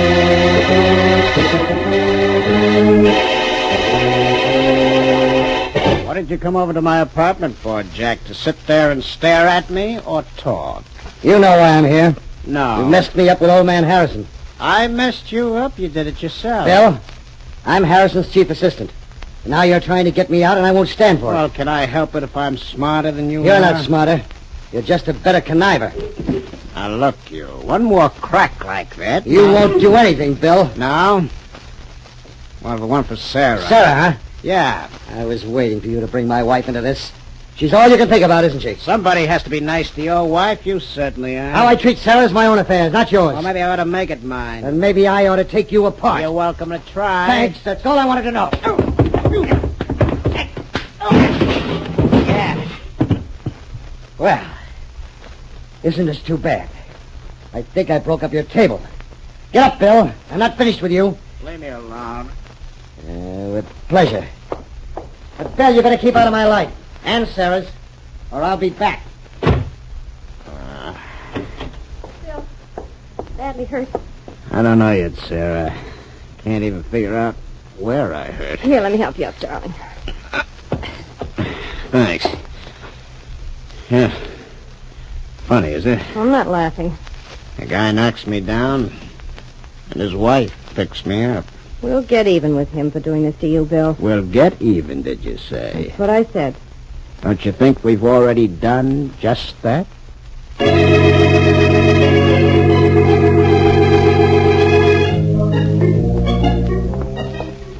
There's room 909 right down there, Mary. If I hadn't been with the brilliant Boston Blackie, I might never find it. Unless I looked at the number on the door. Well, according to Harrison, he wouldn't have wanted you to find it. You or anybody else. What kind of a person is he, Blackie? One of those people who's afraid of his own shadow? I don't know. I've never met him. But we're both about to meet him now. I bet you the most expensive dinner in town you won't like his invention. Now, why do you say that? What's the difference? I'm hungry, and I don't care who pays for dinner as long as I eat. Well, what do you... Blackie. Faraday. Well, I certainly don't want you. Hello, Inspector. What are you inspecting today? The usual thing, Miss Wesley. And Blackie, I don't want any help from you. I haven't even offered you any help. Who's dead? Who did you come to see? It's not who, it's whom. Oh, whom? What's the difference? If Roger Harrison's the guy you came to see, the whom is dead. Harrison's dead, huh? Well, maybe you'd better wait out here, Mary. No. If I don't stick with you, I won't see you till this case is solved. I'm coming in, too. Maybe I shouldn't let either one of you come in here. Oh, Inspector. Blackie, how did you find Harrison's room? The hotel said his room number wasn't given out. And even he didn't tell his room number to anyone. He gave it to me, Faraday, because I had business with him. To do what? Shoot him? Oh, no. What I came to see him about isn't important now. What is important is how anyone found his room number. How was it done? How? Don't ask me. Tell me. If I could tell you that, I could tell you who killed him. Mm-hmm. Go ahead. I think I know why he was killed, though, Faraday. Yeah, I do, too. For plans for his invention. Quiet, Miss Wesley. Well, what she says is probably true, Faraday. But the big question is, Harrison didn't give out his room number. The hotel didn't. So how did the killer find Harrison's room number? While you two get into another chorus of that, I think I'll look around. Stay where you are, Miss Wesley. What for? Nothing in this room is to be touched. No, Mary, you better not. Hey, wait a minute. Do you know anything about that plant over there, Faraday? I know it's a rubber plant. But how did it get up here? It bounced up. How do you think it got here? A bellboy from the hotel delivered it. I checked on him. He's 100% okay. Yes, he probably is. But if I can find the florist who sold that rubber plant, I'll show you how the man who found Harrison with a bullet first found his victim's room.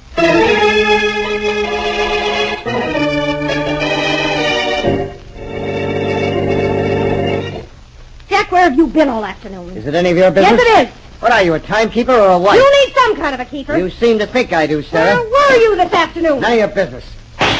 My, what a temper you have, darling. Oh, more than a vase at you the next time you give me that kind of an answer. And I won't miss either. Now, where were you? Does it matter? Yes, it matters. I was minding my own business. Why don't you mind yours? Jack, I warned It you. won't do you any good to throw things. Now put that poker down. I'll put it down across that thick skull of yours. My skull isn't so thick. A few things don't penetrate it, darling. A few things you think I don't know about. Like what? Would you like to hear what I know about you and Bill Williams, for instance? I don't want to hear anything from you. Can you stay where you are? If you take one more step You toward won't me... do anything, Sarah, because I'm going to beat you to it. You're not going to touch me. Now keep away Put from that me. poker down. I'll put it down across your head. Give me that poker, Sarah. Give it to me. All right, I'll give it to you. You missed me, darling. You're lucky I did. Now leave me alone. Oh, no. I'm going to hang around here. I'll decide what to do about you first thing in the morning. If it's something I don't like, it'll be the last thing you ever do.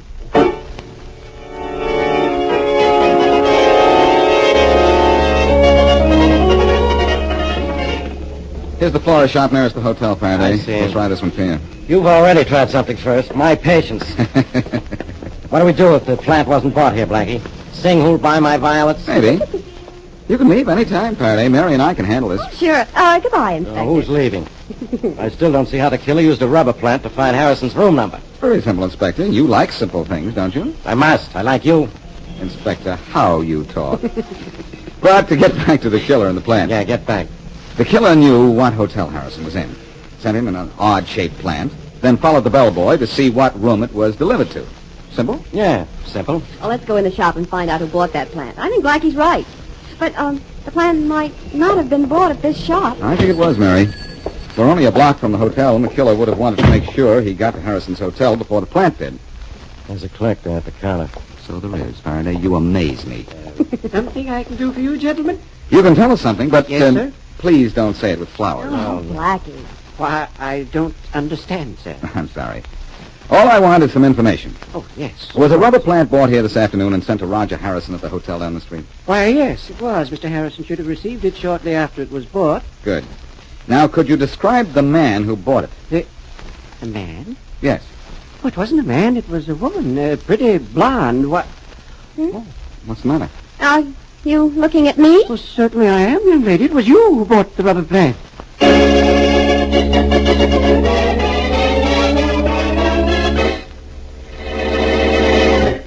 And now back to Boston Blackie.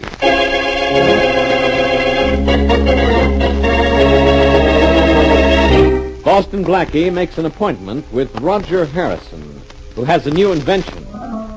No one but Blackie knows Harrison's room number. When Blackie gets to Harrison's room, the man has been murdered. Blackie theorizes that the killer found his victim's room number by sending him an odd-shaped plant and following its delivery. He goes to the shop where the plant was bought, only to have the clerk identify Mary Wesley, Blackie's girlfriend, as the purchaser of the plant. As we return to our story, Faraday has done some excellent police work, and he and Blackie are in a police car. So you think you're on your way to question a killer, do you, Faraday?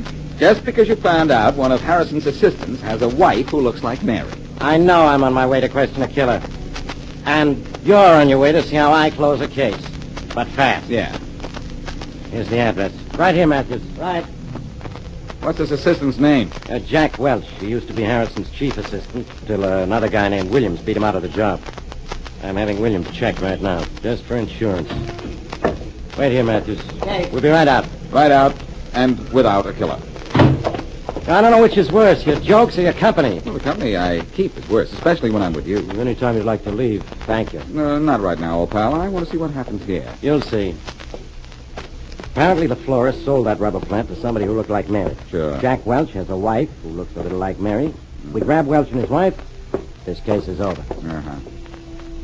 Now, you just keep quiet, let me do the talking. Not a word out, you understand?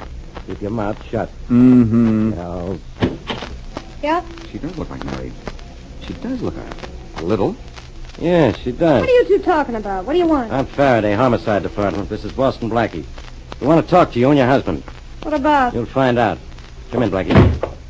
My husband's taking a shower right now. We'll wait. If I'd known you were coming, I'd have baked a cake. Mrs. Welch, you bought a plant and sent it to Roger Harrison this afternoon, didn't you?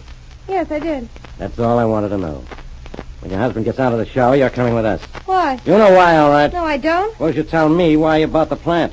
My husband insisted I buy it. It was your husband's idea to buy the plant and send it to Harrison? I said he told me to buy it. He even told me what kind of a plant to buy. Jack, aren't you through with your shower yet? How long has he been in there, Mrs. Welch? Well, he turned the water off just before you rang the bell, but then it went on again just after I opened the door. Faraday, I don't like this. I know what you mean. Where's the shower, Mrs. Welch? Through the bedroom there, that door on the right. That's the bathroom door. Come on, Blackie. Don't you leave this place, Mrs. Welch. Are you kidding? I got no place to go. The guy heard us at the door, got scared and scrammed. That what you're thinking, Blackie? That's right. We'll see. There's the bathroom door. Let's go in. Empty. Just what I thought. Just what who thought? All right, you. Now, Jack Welch took a shower and then scrammed. So it seems. Well, anyhow, if you ever do pick him up, Faraday, it's a cinch he'll come clean.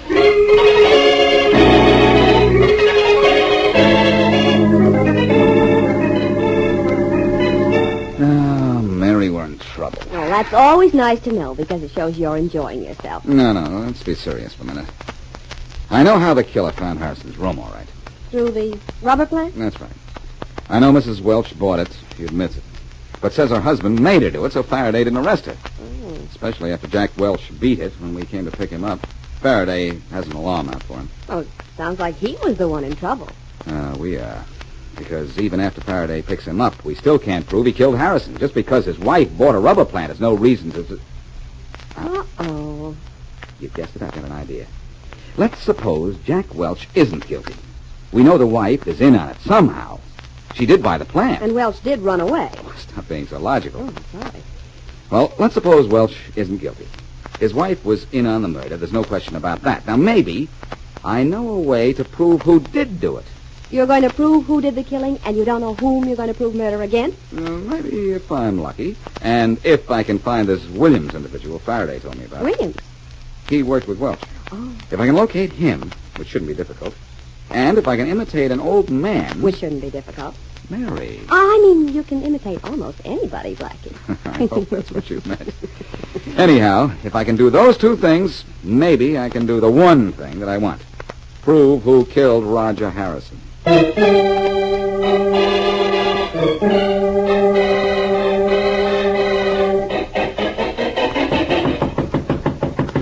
is it? Jack Welch. Open the door, Bill. Sure, just a minute. Come in, kid. Thanks, Bill. Thanks a lot. You and I have had our battles, but you're proving yourself a real friend. No one followed you here, huh? No, I was careful about that. No one will think of looking for me here. Thanks a lot for offering to let me hide here, Bill. Oh, I'm glad to do it. I nearly fell over when you phoned a while ago. Said the police were after you. What for?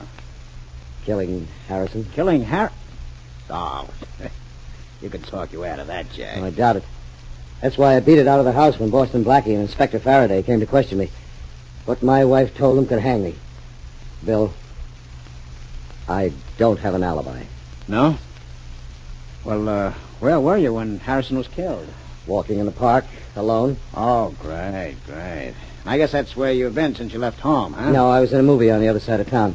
That's why it took me over half an hour to get here. I was wondering why it took you so long. I was afraid the police had picked you up.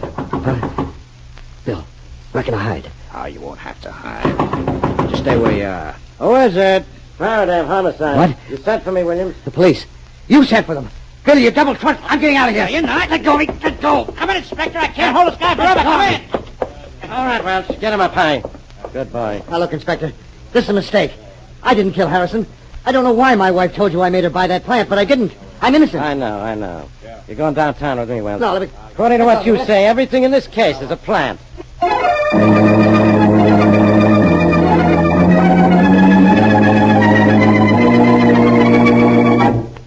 Blackie, sometimes I wonder what it would be like to go around with a normal person. I hope you never find out. Well, even that clerk in his costume shop wondered what you want with a messenger's uniform and a set of whiskers. Well, he went into the stock room to get them, so let him wonder.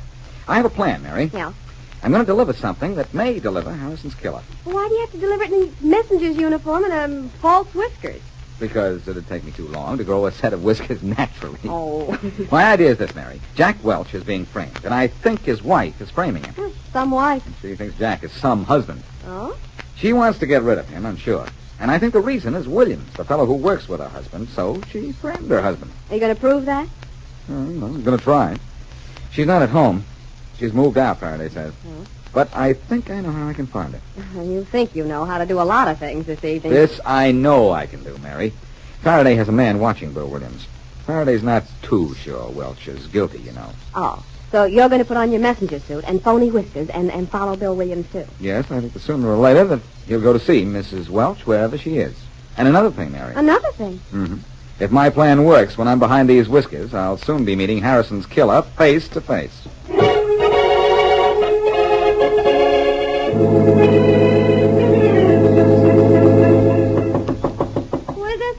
Bill, Sarah, open the door. Just a minute. Hello, Bill, darling. Sarah, you crazy? What's the idea of leaving your house and hiding out in this dingy hall room? I wanted to get away from the police. I was sick and tired of questions. And those newspaper reporters, they're worse than the police. Questions. And questions require answers, don't they? Well, that's another reason I wanted to hide. I was afraid I'd slip up in an answer sometime. Not you. Well, I called you to tell you where I was, didn't I? Yes, and I'm here. Yeah. Sarah, you didn't say the wrong thing to the police. No. Never arrested Jack. You got nothing to be afraid of. Well, neither of you in that case. I'm not so sure. You'd feel a lot safer if I didn't know so much about you, wouldn't you? I'll take my chances with you. Well, I'm not taking any chances with you, Bill. You might decide to kill me. Me, honey? Yeah, you, honey. Just because you know I killed Harrison? Why, baby, you're in that as much... You expecting anyone? Nobody knows I'm in this place except you. Probably the landlady. Come in. Howdy, got a plant for Mrs. Sarah Welch. You, Mrs. Welch? Plant for me? That's right. Nobody knows I'm here. Who? Bill. What is it, Sarah? Nobody knows I took this room except you. Bill, you're trying to have me killed. Sarah, you fool, shut up. I won't shut up. You had somebody follow this messenger, and then when you leave and get yourself an alibi, somebody will come up and kill me. Sarah, don't be a dope. I wouldn't kill Not you. much you wouldn't. You killed Harrison and framed Jack so Jack wouldn't be in the way of your Stop job. it. Not because you wanted me. Stop it, will but you? you're not going to kill me. You ought to have your head examined. Who's that Now, for? Sarah, listen to me. No. I didn't have to send a plant if I wanted you killed. I could have told somebody. Hands off of me. I'm getting out of here. Sarah. That plant idea was a good one. Sarah. It worked when you killed Harrison, but it isn't going to work with me. Shut up. It's going Seems to me you ought to let Sarah. it go, young fella.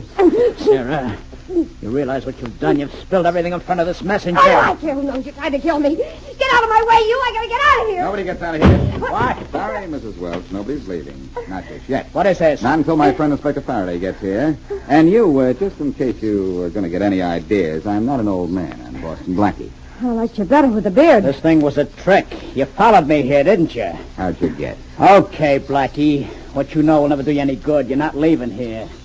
I'm gonna see to it. I'm gonna see to it. I'm gonna see to it. I'm gonna see to it.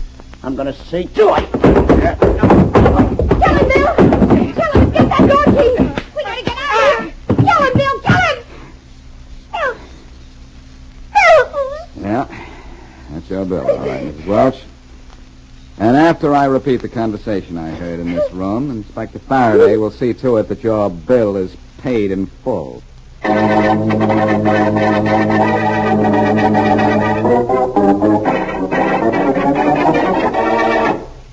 Faraday, Matthews tells me you just gave your story on the Harrison case to the newspapers. That's right. The reporters left just before you got here. And I mentioned your name, Blackie. Don't worry. I told them how you solved the case by posing as a messenger with a rubber plant. Even I could have done it. What genius does it take to stand there and listen? Well, it didn't take genius, but it took patience. Patience? I knew the minute Mrs. Welch saw that plant that my hunch was right. She and Williams had killed Harrison and tried to frame her husband. But I had to wait until I'd heard everything before I grabbed him. All right, it took patience. Do you want a medal because you have patience? No, but I think we ought to give Mrs. Welch a medal for the most terrific case of hysterics of the year. When she thought she was being marked for murder by her own idea, well, you know what happened. Yes, I know what happened. I suppose you'll never stop telling me. No. I'll tell you just one more thing, though. Yeah, what? Mrs. Welch used her head to spot Harrison for murder and lost her head when she thought she was marked for death. That little bit of irony put her behind iron bars.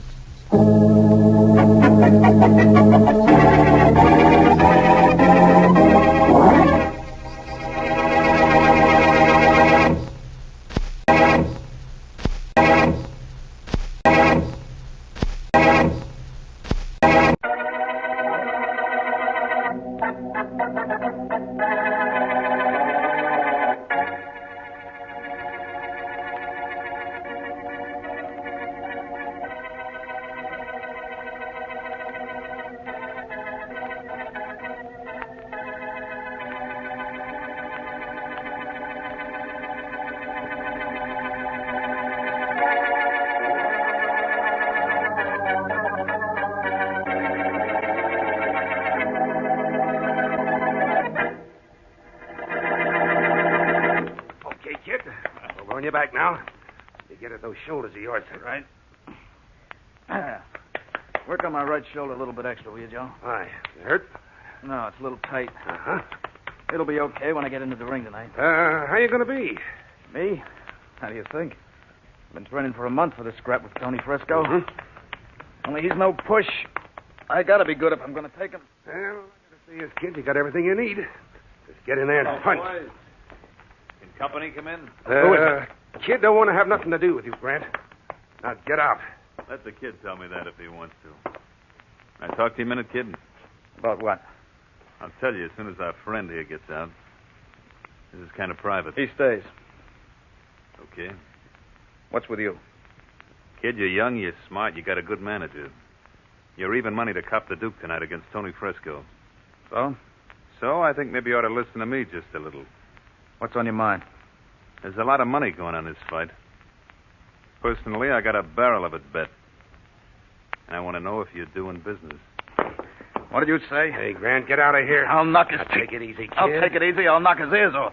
Silly boy. Silly boy? Silly boy. I'll knock you from here to China. That hurt, kid. That smack you just gave me hurt. Beat it, Grant. I was only kidding with that first one. And don't ever come nowhere near me and try to get me to lay down the fight. Don't do it, understand? I don't like it. The kid don't like it, Grant. I know, I hurt him. But I didn't want the kid to toss the scrap tonight. I wanted him to win. Only now I'm not so sure I want that. And I'm very sure I'm going to do something about it.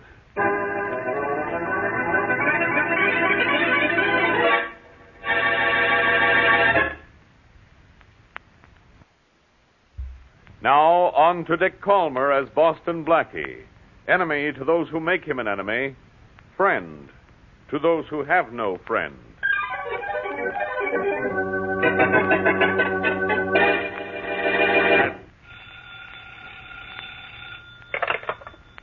Hello? Hello, kid. How are you? This is Dorothy. Yeah, I know who it is. Well, you don't seem very pleased about it. Sorry, I got a lot on my mind. So have I. Dad's furious because I've been seeing you so much. Maybe that old man of yours should stick to writing about fighters instead of writing them off for his daughter.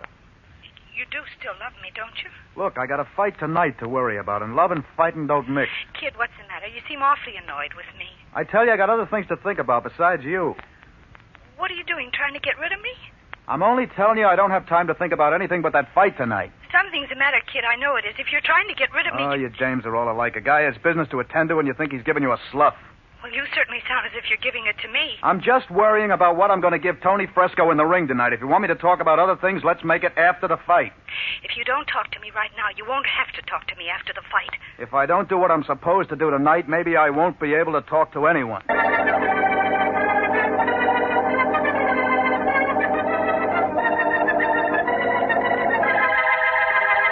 Punk, I'll take care of him. Oh, relax, will you, boy? I'll relax. You've been blowing off steam ever since you got back from the kid's dressing room. I got plenty to let loose.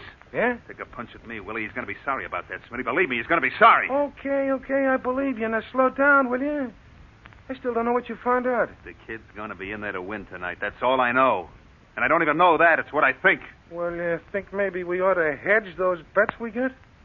Well... The kid takes it on the chin, we take it on the nose. I'll think it over. Okay. Maybe we ought to bet a few on Tony Fresco, just in case. Just in case of what? Just in case I'm still sore at the kid by tonight, and I decide to do something about it.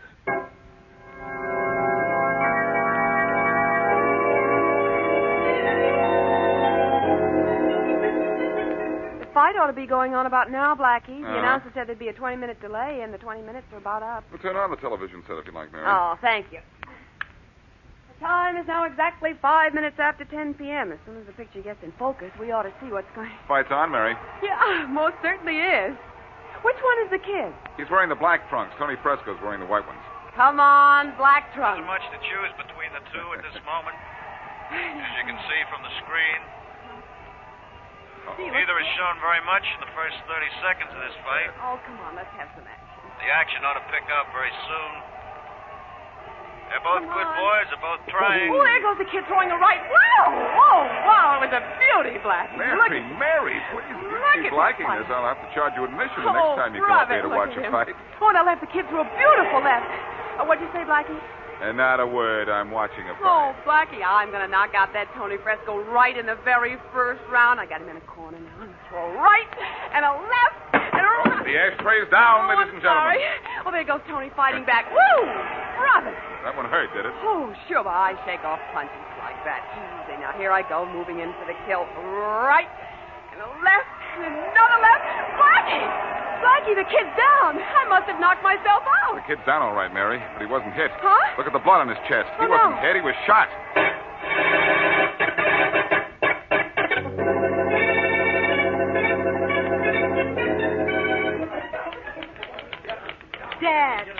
Dad, please listen to me, please. No. Got the story to knock out. Got work to do, Dorothy. I know, and the story is more important than I am. Oh, don't be silly. But it's nowhere near your deadline, Dad. You've got all day to write what you're doing. No, I haven't. Want to get out on the street. I'm going to pick up something on the murder of the kid last night. But that's what I want to talk to you about, Dad. I think I might have know something. Come in. The door's open. Okay. Won't you talk to me? Hello, Mr. Corley. Miss Corley. Hi, Duffy. What's with you? I came down here to talk about the kid, Mr. Corley. Nobody knew the kid like I knew the kid. You should have known him. You trained him, practically managed him. Sure, it was always the kid and me, everything he did. Now I want you to do something about the guy who knocked him off. Yeah? And I think I know who done it. Who? Who was it, Duffy? Come on, Duffy. Who was it? Well, Mr. Corley, you being the top sport writer in town, you know all the angles of why and maybe even how. Dad, when I tell you that the kid gave a going over to Johnny Grant yesterday in the dressing room. I seen it. The kid clipped that gambler, did he? I don't know nothing else, and I'll be running along. I just thought you might want to know this. Yeah, I didn't sure. tell nobody else. Good. And I'm telling you because of a couple of reasons.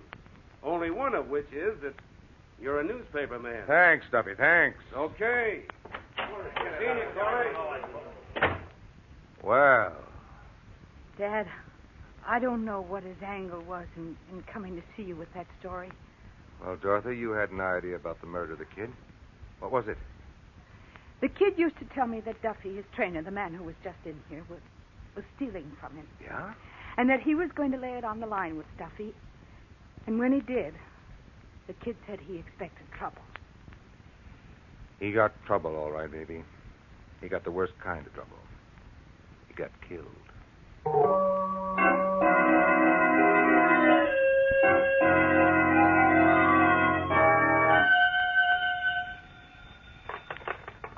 Homicide, Faraday. Inspector, this is Blackie. How do you feel? I was fine until just now. What do you want, Blackie? I want to know what you're going to do about the killing of the kid. What am I doing? What do you think I'm doing? I'd prefer to ignore what I think you're doing. Yeah? Make up something interesting. The kid was shot in front of 18,000 people at the arena last night, but nobody will say they saw the shooting. Probably nobody did. So what am I supposed to do in a case like that? Call on Boston Blackie. It isn't you I'm going to call on. You're lucky I was just leaving the office when the phone rang. You mean I might have missed you? Oh, Inspector, imagine why, that would have ruined my whole day. Yeah, imagine what I could be doing if you weren't bothering me. I'm going to see the one guy in this town who knows the inside of the boxing racket. He knows boxing backwards. In that case, you will understand him very easily. What? Nothing. No, I'll just meet you there, Faraday. You'll meet me where? At Red Coley's office in the Daily Beacon. Yeah? He's the top sports writer in town. That's where you're going, isn't it? Yeah. I'll meet you outside his office, and we'll find out the inside of this killing.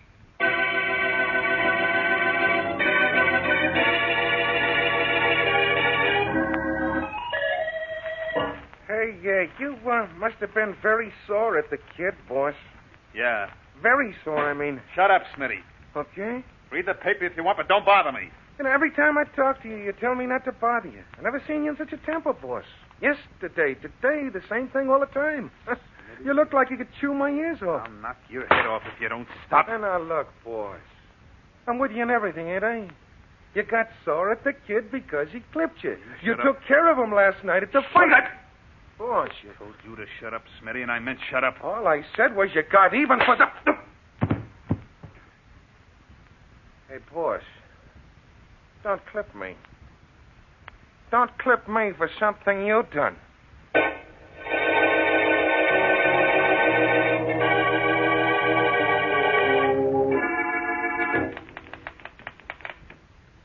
Okay, now, Blackie, my story's done. What's on your mind? Well, never mind what's on his mind, Corley. You listen to what's on my mind. do that. It won't take any time at all. Oh. What is it, Inspector Faraday? All right, look. You know the boxing racket. You You've bet. been around for 20 years or so. Now, what's the lowdown on the kid's murder? Who had it in for him? Well, now, Inspector, I'm a newspaper man. If I knew anything, I'd have gone right to the police. You're a very good newspaper man, Corley. Thank you. Sometimes very good newspaper men think they are the police, and they get hurt. The times they don't get hurt to get a story, don't they? Yes? Look, I don't know what you guys are talking about, and I don't care. A man's been killed. Were you at the arena last night, Corley? That's right. I was doing human interest stuff. Crowds, celebrities, my story's in the paper today. Yes, I read it. By the way, we aren't interrupting your deadline, are we? No, my deadline's 10 o'clock. Uh-huh. Oh, Faraday, you'll want to know if I saw anybody at the arena fire a gun. Well, I didn't. Well, I don't want to know that at all. I don't expect miracles. I want to know who had it in for the kid. There had to be a reason he was killed. I have a couple of ideas. That's two more than the inspector has. Oh. Keep talking, Corley. Well, my daughter knew the kid. She told me that he was having trouble with his trainer, Duffy. Something about Duffy stealing from him. Well, now we're getting somewhere. Then there's another angle. Yeah? I talked to Duffy.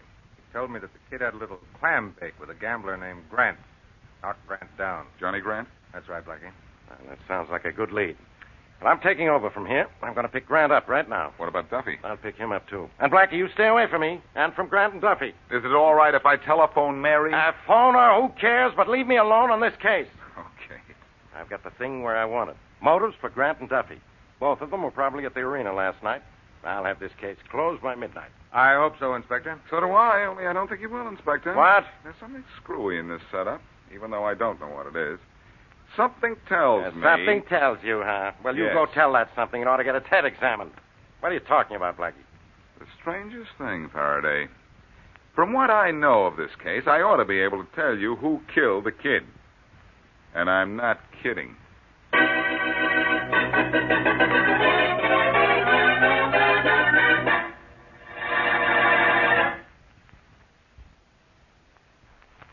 And now, back to Boston Blackie.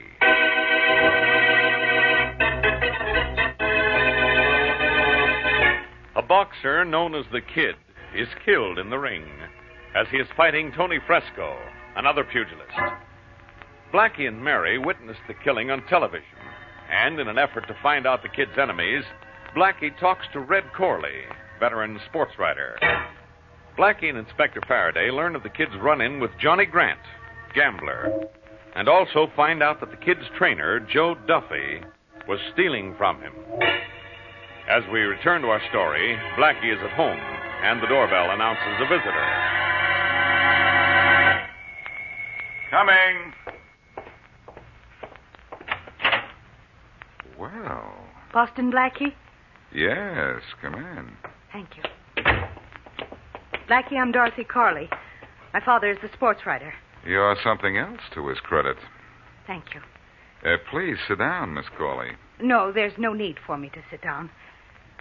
Blackie, my father told me you were in to see him. Yes, that's right. And he told me what you had told him about Joe Duffy. Did he tell you I was engaged to the kid? No. Well, I was.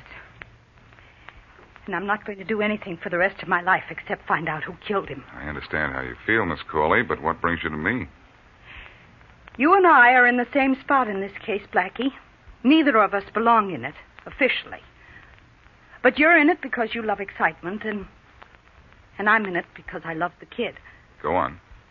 Well, there's nothing else. I want you to help the police find the kid's killer. And I want your promise to let me know anything you find out. In return, I'll tell you what I've uncovered. We'll work on this together. Is that fair, Blackie? You are, and it is. I'll keep in touch with you. All right. My first stop is a gym where I understand Joe Duffy is training a new fighter. Uh-huh. I'm going down there and give Duffy a workout.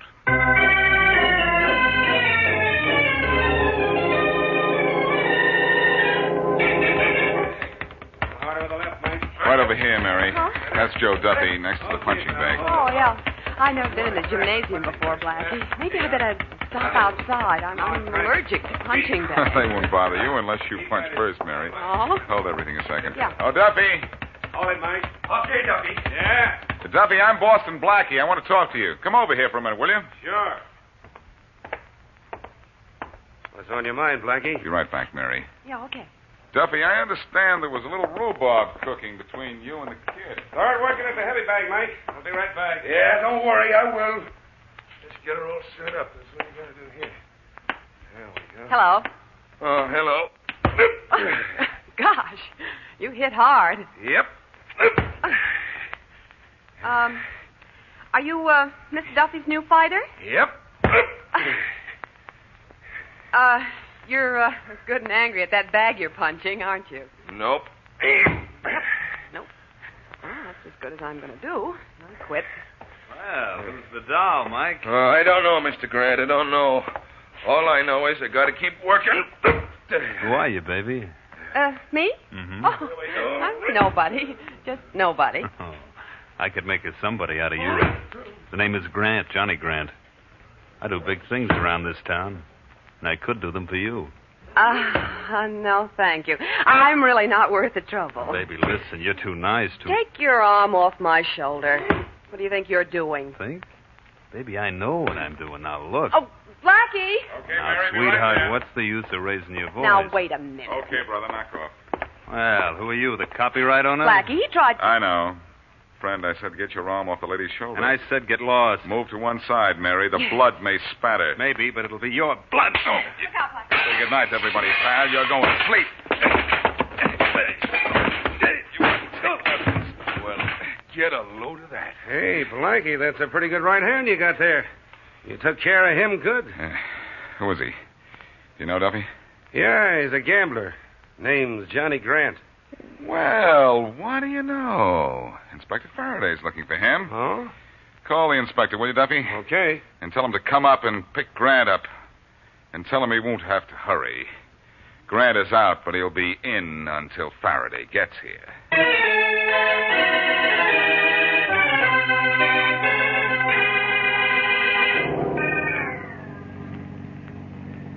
Blackie? It's all right, Mary. I'm just thinking. I'm thinking, and I'm not getting anywhere particularly. Well, what are you thinking about? Maybe I can help you. Mary, something's been wrong with this case ever since I started working on it. I should know who the murderer is. It's completely obvious. I'm sure of it. But I don't know. Well, now I'll help you.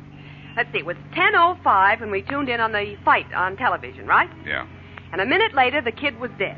Now, your suspects are Johnny Grant, whom you just knocked out in the gym, and Joe Duffy, the kid's trainer.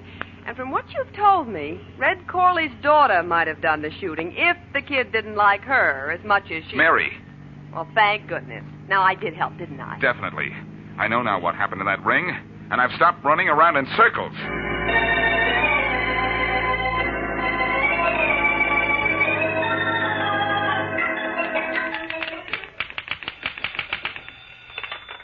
Corley speaking. Corley, this is Duffy. Yeah. Joe Duffy. What is it? I'm busy. You're going to be busier after you listen to me. Some other time. Well, I think you'd be interested in this. I tell you, I'm not Look, Corley, give me a chance, will you?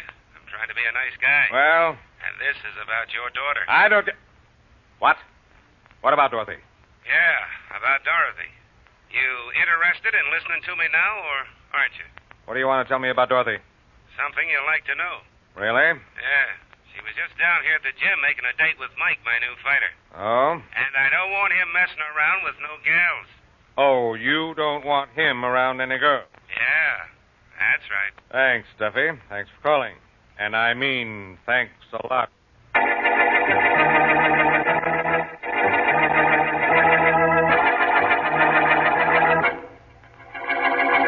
All right, Grant, sit down. Okay. Now tell me what you know about the killing of the kid. Come on, talk. I'm in a listening mood. I don't know anything about the kid you don't know, Faraday. You can't hold me for anything. I haven't done anything. Nothing but get yourself a black eye, huh? That's a good one. A black eye from Blackie. It's not funny. No, it's a black eye. It's a beaut, too. I'm sorry I wasn't there to see it. You don't know I got this black eye from Blackie? No? Well, when Duffy phoned me and told me where to pick you up, he said you'd be the one eating the beefsteak. And you don't look hungry. So what? Look, I came along peacefully when your men came to get me. Does that sound as if I've done anything or know anything? You know I was looking for you. That doesn't matter. I got news for you, Grant. Maybe good, maybe not. Blackie called again just before you were brought in. He said to hold everything until I heard from him. Okay, that's great. That means I can go, doesn't it? Blackie said hold everything. And that means hold everything. And everything includes you. For how long? For as long as it takes Blackie to contact me again. And if he tells me what I think he's going to tell me, that's forever.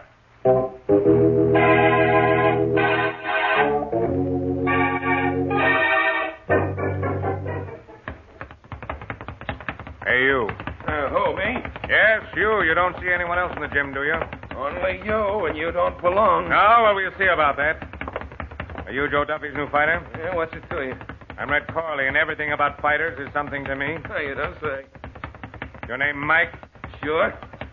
Okay, stop pushing that bag and listen to me. Oh, wait a minute, sir. Wait a minute. Careful who you shove. I'll do more than shove you in a minute. Yeah? What was my daughter doing down here a while ago?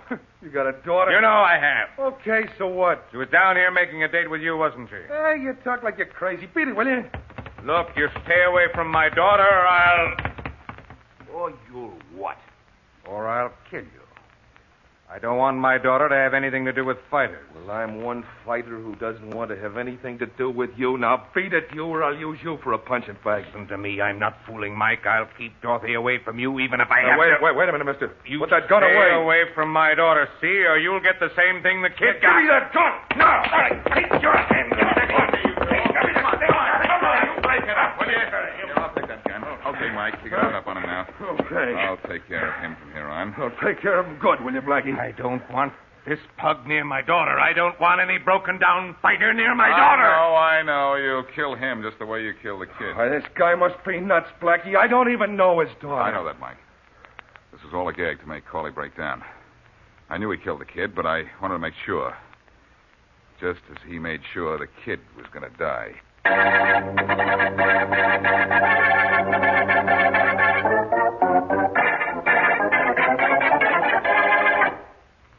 All right, Blackie, so you're a genius. Corley blew his top and you listened. That took a lot of genius. I didn't have to let Corley spill to know he killed the kid. I knew that before, Faraday. How long before? The minute I realized Corley had made a 10 o'clock deadline with a murder story when the kid wasn't killed until 6 minutes after 10. What? Corley filed the murder story 6 minutes before it happened? 6 minutes before it happened. And here's why. This fight was scheduled for 9:45, right? Right. But the lighting system went haywire, so the kids' fight didn't get going till 5 minutes after 10. Yeah, I know that. And we know that Corley himself admitted his deadline was 10 o'clock, didn't we? That's right. We even read a story of the murder, and it was filed just before 10. But Blackie, how could he do such a stupid thing? Well, deadlines are sacred to newspaperman Faraday. When Corley saw his deadline approaching, he just couldn't resist filing the story, even though he hadn't yet killed the kid. He planned the murder for 9:45, huh? Mm-hmm. And he wouldn't have filed the story at all and gone through with the murder, except that he was afraid his daughter and the kid were going to be married right after the fight. Yeah, I know. I read all that in his confession. But look, Blackie. Yeah? If you knew that Corley was guilty, why did you go to all the trouble of making him spill in front of Joe Duffy's new fighter? I arranged with Duffy to make that phone call about Mike and Corley's daughter because I wanted to make sure about Corley. I wanted to be certain of his motive. And when Corley spilled, it corroborated what you knew. Yeah. And you know, it's a funny thing, Faraday. What? If Corley hadn't been trained to make a dead line, we might never have found out why the kid became a dead man.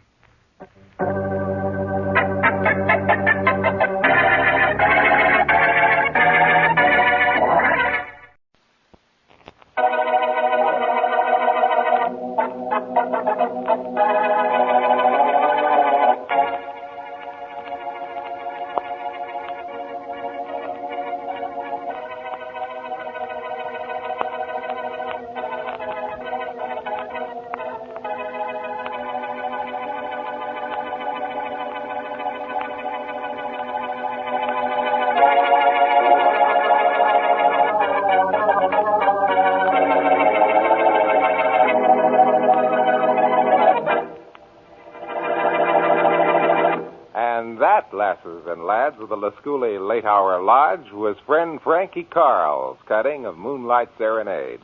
For late tune earners, this is Jack Lasculi, the only disc jockey in captivity who was born with a platter in his mouth. Run, do not walk to the nearest telephone and register your requests with the Lord of Lasculi's Lodge. If we've got it, you'll get it, because here nothing matters except what's on the platter. Then, another call, another customer. Lasculi Lodge, Lasculi speaking. Hello, Jack. Well, it isn't Hector, it isn't Rector, but my very good friend, the record collector. That's right. I recognize your voice. What's collecting, kid? I'm still looking for that old OK recording of Malibu Malaby. You've been chasing that for over 6 months, chum. Yeah, I've been trying to get it for years. And I'll catch up with it one of these days, too. I've got my ears open for it. Good. What do you want me to play that's more in the current crop? Well, how about my Made in America Maiden? That it'll be. Swell. Okay. I'd like to have it played at 10 o'clock. Will do. You know, something funny's been happening lately. What do you mean? I don't know. I'm not sure. But I'm going to make sure. Well, Jack, what you do is your business. Only maybe it wouldn't be healthy if it interfered with mine.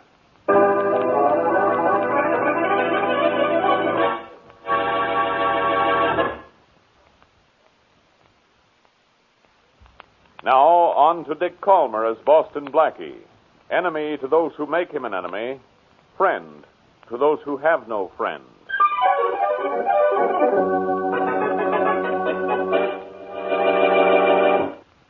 No, I tell you. I'll call you if I do. Now, let me see. Where was I? I didn't think you knew, Inspector. That's why I came down to see you. Blackie, you're all I need. That's what I thought. That's another reason I'm here at headquarters. Blackie, let's understand something. Only one of us belongs down here. I know, but I have so many other things to do. Well, in that case, go do them. What do you want, anyway? Just came down to offer my help in case there's a murder case lying around that needs a solution. Well, there isn't any lying around, so suppose you turn around and get lost. Oh, I can't turn around, Inspector. It makes me dizzy. What's your excuse when you're standing still? Now, beat it, will you, Blackie? I got work to do. I never heard a better reason for my staying. How would you like me to throw you out? You mean I have a choice? Let me see now. I think possibly... You think? Are you kidding? You never had a thought in your life. Now, get out of here. Call up your friend Mary Wesley. Waste her time. Do something. Do anything. But don't do it here. Well, at least my intentions were good. I thought maybe there was something puzzling you. There is. Oh, I'll tell you the time. It's exactly time for my patients to be exhausted. There's nothing for you to work on, Blackie. Nobody's been shot. Nobody's been killed. Nobody's even been hurt. But so help me, if you don't get out of here now, there's going to be somebody hurt. Somebody named you.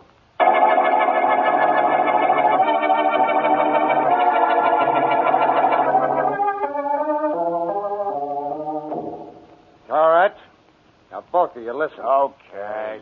Now, the spot for tonight is a warehouse at number 18 Maiden Lane. Yeah. You break into place on the dot of 10. You got it? Got it, Mr. Barnes. Larry, are you listening? Yes, I'm listening. But look, boss, I think we ought to lay low for a while. We're having too much luck. It's going to run out on us. We're doing all right. We're going to keep on doing all right. Yeah. Now, maybe we will be interrupted one of these nights, but company won't bother you. If you're ready to shoot and shoot to kill. I tell you, boss, I don't want to do it. We have enough Be now. quiet, Larry. Okay. Now, get everything ready and be set for that 10 o'clock date you have. I'll see you back here at midnight. You don't want to come with us for a change, Mr. Barnes? No, Henry, I don't. I have some recordings I want to play. That's what I like. While we work, he plays.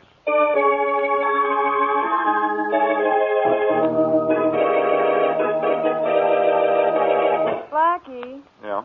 what'd you think of that robbery on Maiden Lane a little while ago? Well, Mary, according to the radio, 2 people were killed, so I guess Faraday's thinking about it plenty. He knows his stuff, though. Yeah. I'll get it. Mm-hmm. Yes?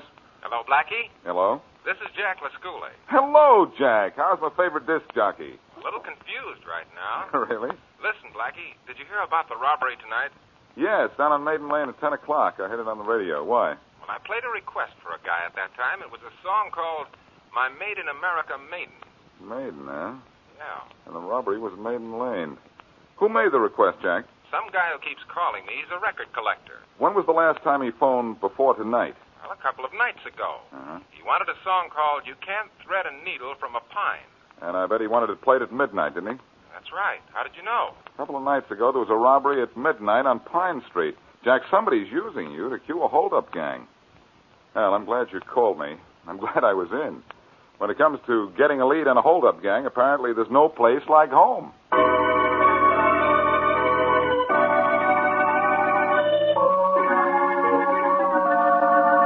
Henry, I told you there'd be trouble on that Maiden Lane job tonight. I told you. Oh, will you dry up? Just be lucky you aren't Tony. Tony would still be alive, but Will you shut up, Larry? Say that once more, I'll take you apart. You're too yellow to even try. Tony wouldn't have been killed if you hadn't turned yellow and run. That's all, Leary. I heard enough from you. No. Here's one to shut you up. Good.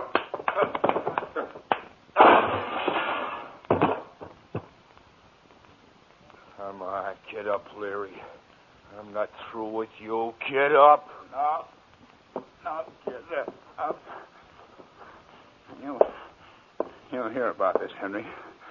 You'll hear about it. One way or another.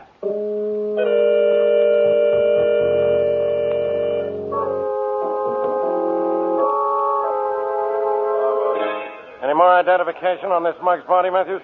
No, we emptied his pockets. His name's Tony. Tony Bromwell. Just a cheap hoodlum. Yeah, well, we're going to round up the rest Hello, of it. Faraday. Well, goodbye, Blackie. You mean good boy, Blackie. I bring not only good cheer, but good news. Mm-hmm. I have a line on the outfit that pulled this job tonight, and I know how we can be there waiting for them when they go to work again. Oh, Mr. Know-It-All, huh? Well, I don't want to know any of it. Oh, yes, you do. Come on, we're going down to a radio station and listen to Jack Lascule, the disc jockey. I'm right in the middle of a murder case, and you want me to listen to records? Yes, Faraday, I do. Lascule's show is an all-request program, and Jack gets certain requests from a certain character, and that signals his gang where to go next. Blackie, sometimes I think you're out of your mind. Out of my mind, am I? Well, you and I are going to watch Jack Lascule's program and get some information out of the air.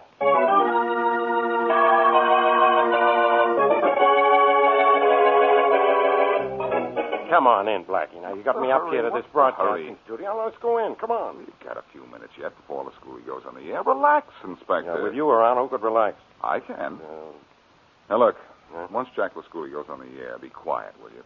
Tell you what you do. Say whatever you're thinking. That'll guarantee you won't open your mouth. All I care about is that there's a call from that record collector you seem to think is the clue to this whole case. I hope there will be.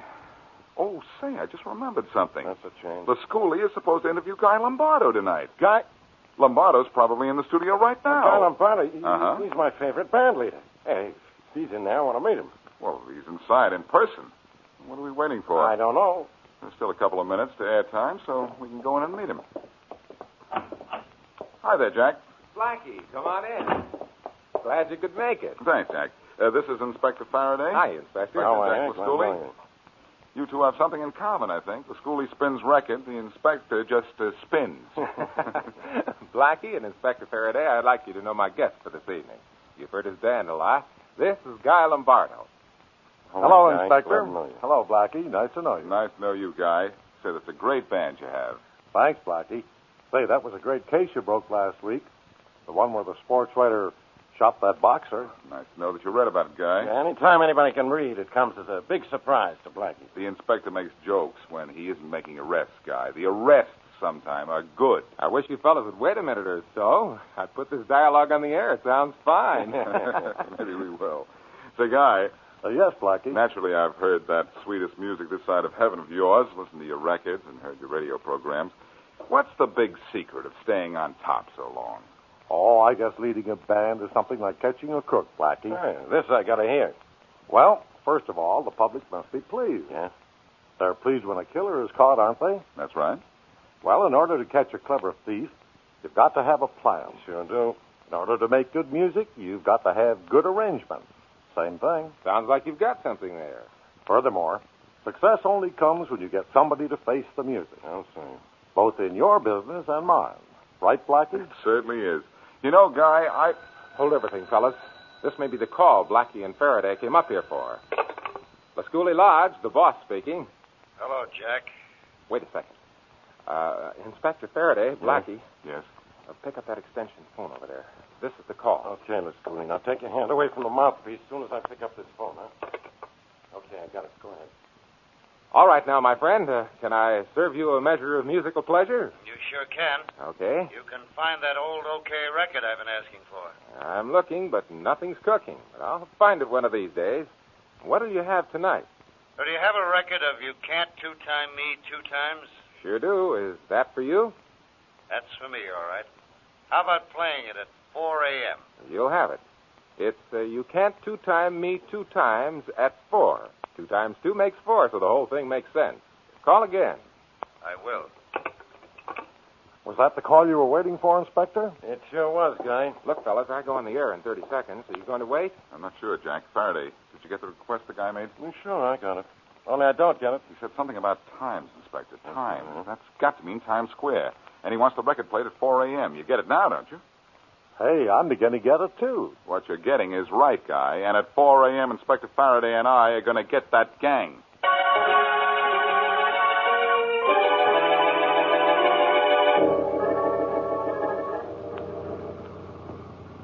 Turn left at the end of the block, and we'll be on the north side of Times Square, Leary. I know where we'll be. Still sore from that kicking around I gave you, huh? If anybody gets killed tonight, Henry, I hope it's you. And it may be my fault. You just better hope you don't get shot in the back yourself. Turn here. I know where to turn.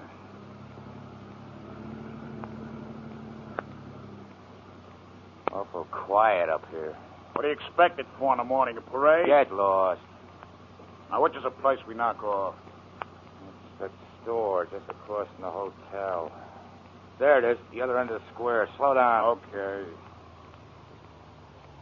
What do we have to drive the whole length of Times Square for? That's asking for trouble. Mr. Barnes said to drive across Times Square.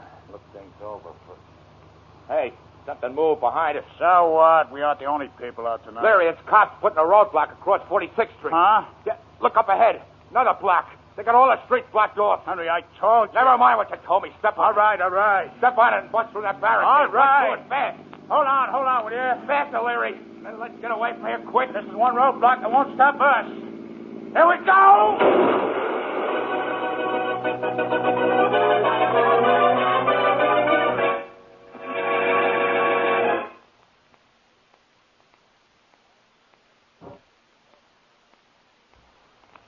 And now, let's get back to Boston Blackie.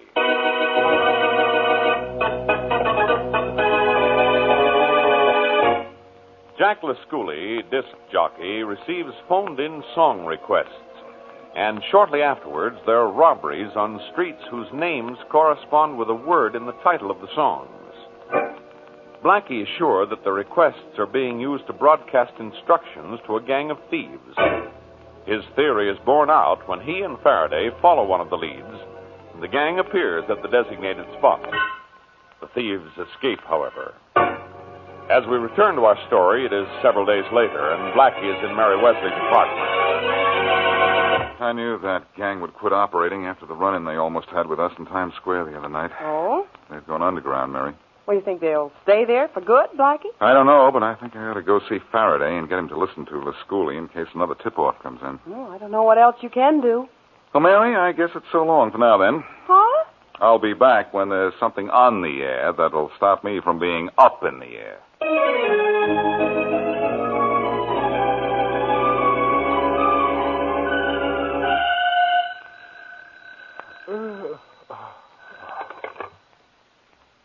Hello? Good afternoon, Jack. What's the matter? You asleep? No, I was, though, until the phone rang. Oh, I'm sorry, Jack. I forgot you sleep in the afternoons. You know who this is, don't you? Yes, my old friend the collector. Collect some other time, will you? Oh, sure, Jack, but I just... No, wait a minute. I guess I wasn't as awake as I thought. You have another message for me? Another one of those weird ones? No, not now. Uh-huh. I might have one tonight, though. Oh, swell. I'll be waiting for your call. You might get one. But Good. look, what I really want to know is, have you had any luck finding that okay recording of Malibu Malaby? No, Joe, I'm working on it. Leave it to me. Leave everything to me.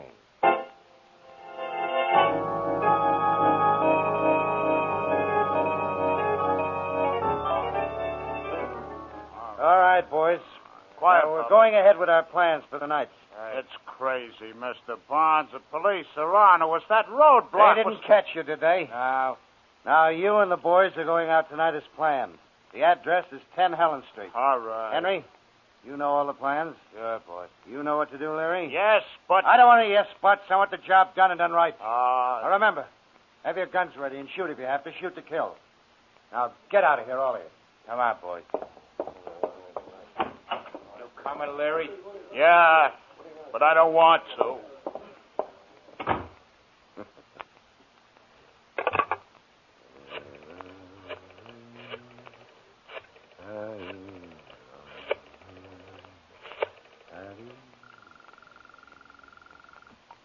Good evening. Radio station. I know what radio station it is. Just connect me with Jack Lasculi.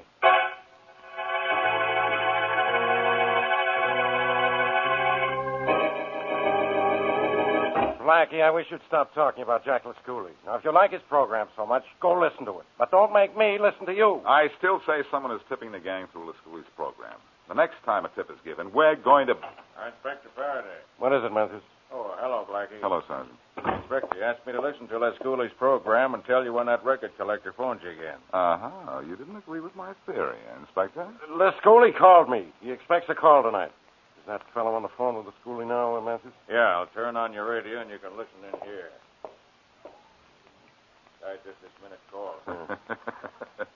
Faraday, I think your face is red. Well, it's warm in here. I hadn't noticed it. That okay record? Sorry, but I'm still looking. Sure, you know I'll play anything you want, anytime you want. What'll it be? Hello, Helen? Why, sure, with a twist of the table, it's on. Oh, you don't want to hear it till 10. Okay, at 10. Then it's hello, Helen. Turn it off, for the Matthews. old I've heard record enough. collector. So long. Well, Faraday, I guess at 10 o'clock we go to Helen Street. That's right. Only it's a long street. As far as this gang is concerned, pal, it won't be long now.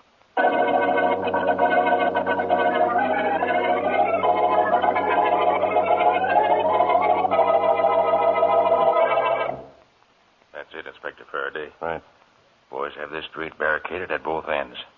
I'll go back and see that the riot squad's ready. Good enough. Do that, Memphis. Right. I'll be seeing you, Inspector. All I can tell you, Faraday, is I hope I'm right. You hope you're right. Blackie, I've got 24 men down here on Helen Street. We know there's a load of diamonds in this jewelry store down the block, and that's where the gang is probably heading. And you hope you're right. If that disturbs you so much, Faraday, I'll change it. I hope I'm wrong. Like that better? I certainly don't like you better, I'll tell you that. It's almost time for some action. Less than a minute, isn't it? That's right. And if you were right, we'll have the whole gang exactly where we want them. Maybe. Now, he says maybe. Didn't you tell me we could round up the gang when we heard that tip-off from the Schooley's program? Didn't you? Yes, but I have another idea. What? I don't think that we're going to catch the boss. Oh, it's a fine time to think that. There they are, Blackie. 4 guys in a car. Well, let's go. What are we waiting for? I got 24 men out there. They'll handle that gang. Looks like they've started to handle them right now. Two of those guys are down already. Pick up the third one. Hatchet took the last one. Good work, boys. Good work. Hold everything. All right, Inspector. We got them all. Every one of them. They're all dead. Start cleaning this gang up. Well, thanks for your help, Blackie. Oh, that's all right, Inspector. Glad to be of assistance.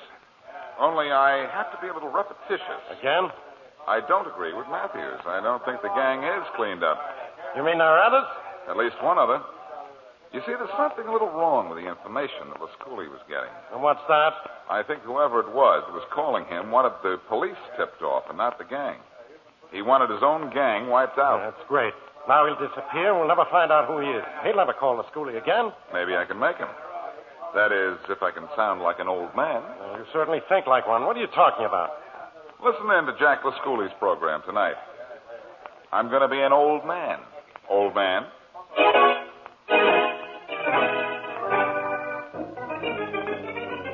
Blackie, Yeah. you sure you can play the part of an old man without whiskers? This is radio, Mary, not television. Oh, well, that makes a big difference. Oh, Jack's just given me the signal to come on into the studio. Well, Mary, wish me luck. Good luck, old man. Huh? Shh, here goes. Okay. And now we have a surprise for all you lads and lasses, and especially for one listener in particular who wants a certain record like I want $1 million. Here in the studio tonight, I have a guest, a young guest, about 80 years young, I'd say. Yep. And he's a record collector. His name is Ezra Lawrence. That's right. How long have you been collecting records, Mr. Lawrence? Oh, about as long as they've been making things, son. I suppose you have some really rare discs then, haven't you? I got some as far back as the first Ediphones. Oh, those things an inch thick, hmm? Some of them ain't discs at all, just cylinders. Say, I'd certainly like to hear some of your old records sometime. Be glad to play them for you, son. I'll accept that invitation. By the way, you don't have any old OK records, do you? It's got a few. You don't by any chance have Malibu Malibu, do you? Sure have. Great. They're the only copy in existence, I reckon. I suppose you wouldn't part with it, though. Well, now I mind. A fella's got to eat, and I can't eat my records. You could eat plenty for what you could get for that old OK record, Mr. Lawrence. I wouldn't be surprised if... Excuse me. Lasculi Lodge, Lasculi speaking. Jack, hold that old man up there. Don't let him get away. Oh, hello. You heard about your OK record, did you? Yeah, and I have to have it, Jack. I have to have it. Will that old man sell it to me? I don't know. I'll ask him. Okay. Mr. Lawrence? What's that? Mr. Lawrence, you have a buyer for that OK record of yours?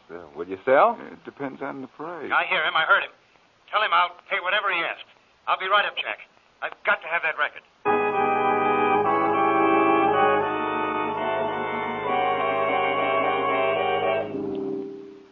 Stay back at the curtains, Faraday. All right. We don't want this guy to see anyone in this office but the schoolie. The things I have to do when I listen to your ideas. The thing you do is catch the guys you're looking for, though.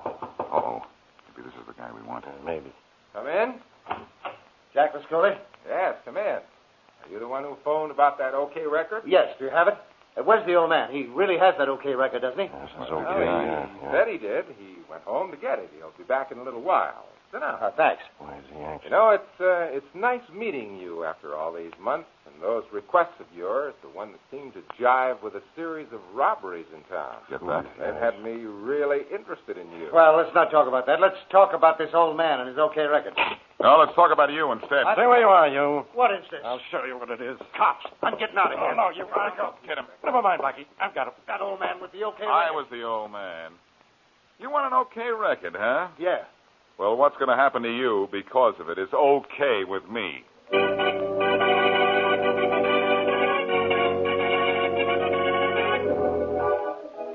Well, Blackie, I hope you're happy. You were right about the tips Lasculi was getting. Well, you should be happy, too. Sure, I am, too. So why don't you smile, Inspector? What's there to smile about? Oh, I think you have a lot to smile about, Inspector Faraday. You have that Mr. What's his name? Barnes, Mary. William Barnes. Yeah, you have Mr. Barnes in jail, and all the men who worked for him are dead. I'll tell you why Faraday isn't smiling, Mary. Why? I was right about everything. too right. I agree that Bonds was tipping off his gang with those requests he made to Lasculi. But that's where you were wrong, Faraday. He wasn't tipping his gang. He was tipping off Lasculi. Even I didn't realize that, though, until just before we knocked off his gang. What made you realize it then? Mary, he asked for his request to be played at the exact time scheduled for the robberies. Yeah. The tips were too late for his gang, but not too late for Lasculi to inform the police. Blackie, I hate to do this, but I'm going to have to ask why Barnes went to all that trouble. Bonds was rich, Mary.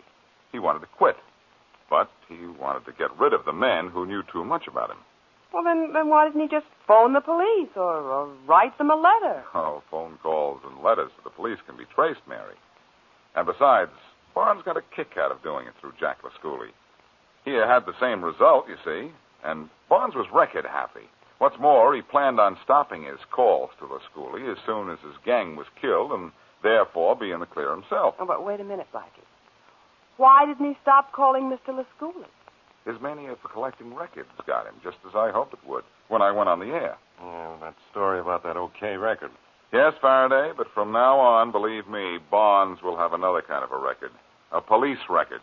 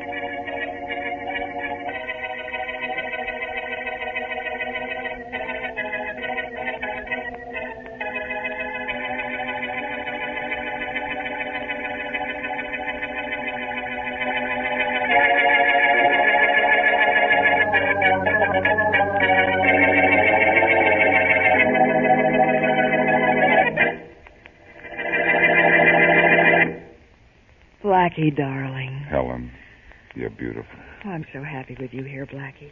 It just doesn't seem possible that this happened to me. I've lived 25 whole years without falling in love until now. You only thought you were living, honey. Blackie, what about Mary Wesley? Well, You've been going with her for a long time. I'll explain to Mary. It won't be easy, but she's entitled to know. And Helen. Yes, dear. I don't want to talk anymore. Oh, but I've got so much to say. This will stop you, won't it?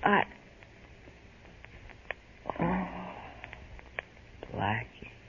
You see what I meant about talking? You better do that again. I feel some more worse coming. Oh, well. Mary.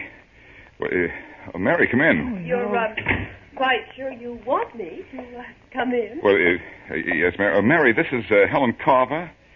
Miss Wesley, Miss Carver. Miss Wesley, I'm sure you have every reason to be embarrassed finding you and Blackie making love. I'm sorry, but I know Blackie. Were you two rehearsing a play? Oh, you don't understand. Mary, you've got to know something, and it might just as well be now. Miss Carver and I... Blackie, stop. Oh, I wish you... I don't know what the gag is, but I know this isn't on the level. You're either helping Miss Carver rehearse a scene, or she'll turn out to be a relative of yours. It's the only thing it can be. I don't know how to say this, Mary, but it isn't anything like that. Oh, now, come on. There's only one other thing it could be, and that's exactly what it is.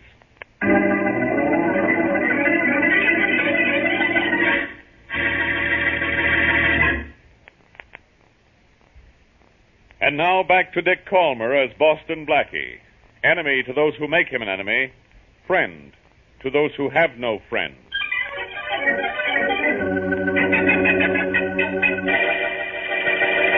I tell you, Inspector Inspector Faraday. Yeah. I don't know what Blackie's idea is, but it was the silliest thing I ever walked in on. He and that girl was Okay, so it was silly. What? Now, did you have to come down here all the way to police headquarters to tell me you caught Blackie necking with a girl? Well, I thought you'd get a kick out of it, too.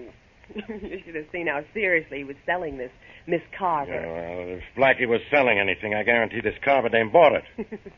Oh, Inspector, you're priceless. I'm going to be jobless if you don't get out of here, no? Your phone is ringing, Inspector. I know, I can hear it. I can hear you, too, only I'd much rather not. Homicide, Faraday. Hello, Inspector. What am I running here, an office for Boston Blackie Incorporated? Hey, is that Blackie? Yeah, this is Blackie. What do you want? Who am I talking to? Mary Wesley. She's here annoying me. You're calling up to annoy me. It's a good thing you haven't got a brother. He'd be giving me a hot foot. What's Mary doing there? I'll let you talk. No, don't. I don't have anything to say to her. Well, I've got something to say to you. Go ahead. What kind of a routine are you doing? What's with you and this Helen Carver gal? That, Inspector, is one of the most important things I've ever done in my life.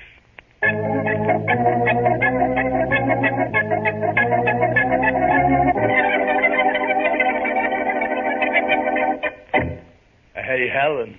What do you mean, hey, Helen? Well, Whom do you think you're talking to? Now, don't give me that. Whom do you think? You and I are in the same business, remember, kid? Making a sucker out of Boston Blackie. Well, that still doesn't give you any license to hey, Helen me. Oh, forget it. Huh. Hey, look, you know something? You make love pretty good. What? Well, didn't you hear me? I said you make love pretty good. What? You did a swell job on Blackie before his girlfriend got there last night. You weren't spying on us. I wasn't. Who said so? Why, you? Well, look, that's what I'm supposed to do, ain't it? Wasn't very comfortable on the fire escape, but the entertainment was very good. Listen, you. Don't let me catch you. Why, you won't catch me. Blackie hasn't, and I've been tailing him for 2 days. You've been I've been tailing, yeah. I'm supposed to see that he really goes for you and doesn't try to get in touch with that Mary Wesley girl. That's my job. Well, don't overdo it, Joe. Oh, Remember what I tell you. come on, kid. Now, relax. You and I could be friends. Well, let's let it stop right there. You know, Helen, you kiss pretty good. I'd like a little of that for myself.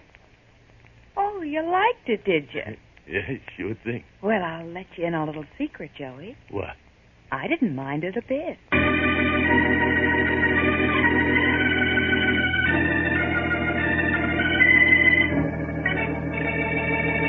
Look, Mr. King. Yeah? I followed Blackie all over town for 2 days. He ain't been near that Mary Wesley day. That's good, Joe. Good work. Oh, thanks, boss. So Helen's really got him, has she? Oh, she sure has. You can take my word for that. Okay. All right, but... Now go on back and stay on Blackie's trail and make sure he doesn't see Miss Wesley. Okay. If he even talks to her, I want to know it. Well, boss, I don't think... Okay, I'm going. I do what you tell me and you clip me. What's going to happen sometime when I don't do like you say? Beat it, Joe. Out the other door. I'm expecting a friend. Okay, Mr. Kane. Okay, I'll go back to tailing Blackie. So long. All right, wait a minute. I'm coming. Come on in, Johnson. I've been waiting for you. Sit down. Glad you accepted my invitation to come over here, Johnson. Very glad. What's your story? Now, look. You've got me like I've never been gotten in my life. That's my story. What's yours? I haven't got the $50,000 you want for those papers. So long, King. Now, wait a minute. Yeah? I can raise $10,000, 15 at the outside. Take that, will you? $50,000's the price. Now, look, you can't do that. Sending me to jail won't do you any good. It won't be exactly a vacation for you either. $50,000 and papers stay right in my safe. All right, look, give me a little more time. A week. You got till tomorrow. Well, I won't be able to raise the money that soon. That's your problem. Look, Johnson, wait just 1 week. Just a week. That's all I ask you to do. So long, King.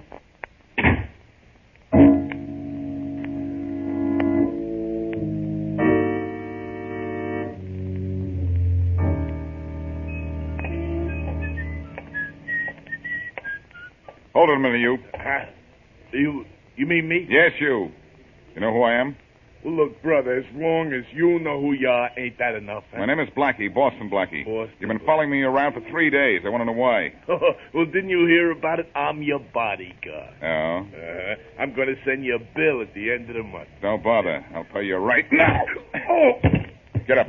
Get up before you attract a crowd or flies. Why should I get up so you can knock me down again? No, so you can walk along with me.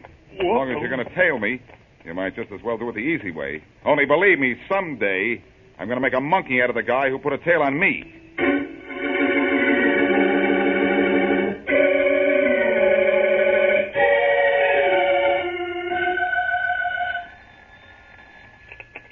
Hello. Blackie, dear, I've missed you. Oh, hello, Helen, darling. I've missed you, too. Oh, dear. Very much. I wish you were here. You sound like a picture postcard. Except that I'm not having a wonderful time. Blackie, I called to ask you something. What, darling? Are you really serious about me? Why do you ask that? Oh, I know you. You're completely on the level, but I've been thinking, Blackie. You've gone with Mary for a long time. Is she really out of your mind? Yes, Helen, of course. She's out of my mind, and I'm out of my mind about you, honey. Oh. That's a kind of a funny question for you to ask, though. Is it? Uh-huh. Blackie, I'm going to give you a chance to prove what you say. Go ahead, I'm waiting. I want you to open a safe for me. There's something in that safe that doesn't belong to me, but I want it destroyed. Will you do it? Well, Blackie, please. Maybe you were honest in what you said to me, but let's face facts. It's just too possible that you're playing a game. How can I convince you that I'm not? By opening the safe for me. It's completely illegal. It'll get you in a terrible jam if you're caught. And I'm going to destroy something that's very valuable. But you'll be in this as much as I will. You want it done, don't you?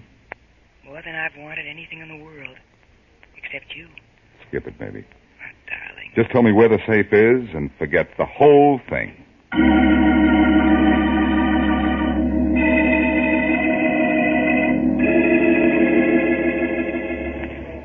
Evening, Mr. Johnson. Hello, Marty. I see you're a sidewalk superintendent, too. Well, when I can get away from my newsstand, I am, Mr. Johnson. You know, I love to watch that machine dig into the dirt, scoop it up, dump it into trucks, twist around, go back for more That fascinating. machine is never satisfied, I guess, Marty. A lot of people are like that. Never satisfied. Yes, I guess that's right. I'm one of them. You know, I can get $50,000 for something if I wait a week. $50,000? Uh-huh.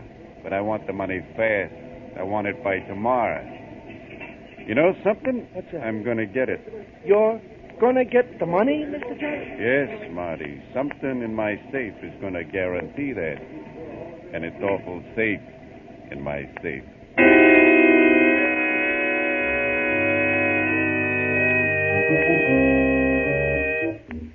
Blackie. Yes? You've never even asked why I wanted you to open this safe. I don't have to ask, Helen. If you want to tell me, you'll tell me. Darling. Look, this business of being in love with you is as unbelievable to me as it is to you, honey. It happened so fast, I've got to do something to prove it's true to both of us. Thank you, darling. How are you coming with the safe? It'll be open in a minute. It's kind of a tough one. I've been on it for half an hour now. You'll give me the envelope I want when you open it? Of course. That's why I'm here, isn't it? I think maybe I've got this. Blackie, you did it. It's open. Oh. Take out what you want. I know what it looks like. It's a large envelope. It's got to be here. Blackie, I've got it. Okay, let's close up shop. Oh, wait a minute. Give me a match. Take my lighter. Yeah. Thanks. Oh, let me take it. You're liable to burn your fingers. Oh, no. I want to destroy this myself. You'll never know what you've done for me, Blackie. You'll keep reminding me, won't you, dear? Always, darling. I'd like to keep hearing it. Oh, sweet. Well, that's the end of whatever it was in that envelope. That's it. Mm-hmm. Blackie, what's in that box in the safe? I don't know. Let's take a look. Mm-hmm. Here we are. Pearls. Oh, Blackie, they're beautiful. Let's take them with us. They're yours, Helen. A present from me to you. Oh, Blackie, if the police find out this stuff is missing, they'll know it was you. You can't talk your way out of this. That's probably right, if they catch me. Oh, but... All I can tell you is, I don't mind. As long as you stay on my side of the fence, I'll stay on the other side of the law.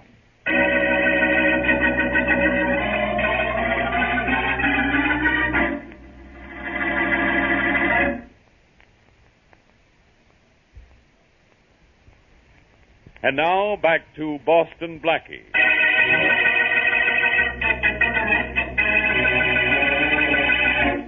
Although his girlfriend, Mary Wesley, refuses to accept the fact, Boston Blackie is ostensibly in love with Helen Carver, a girl who is promoting Blackie while working for Henry Crain. In the safe of an individual named Frank Johnson are papers that will result in a jail sentence for Crain. But Helen Carver prevails upon Blackie to open the safe, and he watches her burn an envelope he takes out of it. As we return to our story, it is some time later in the Johnson home.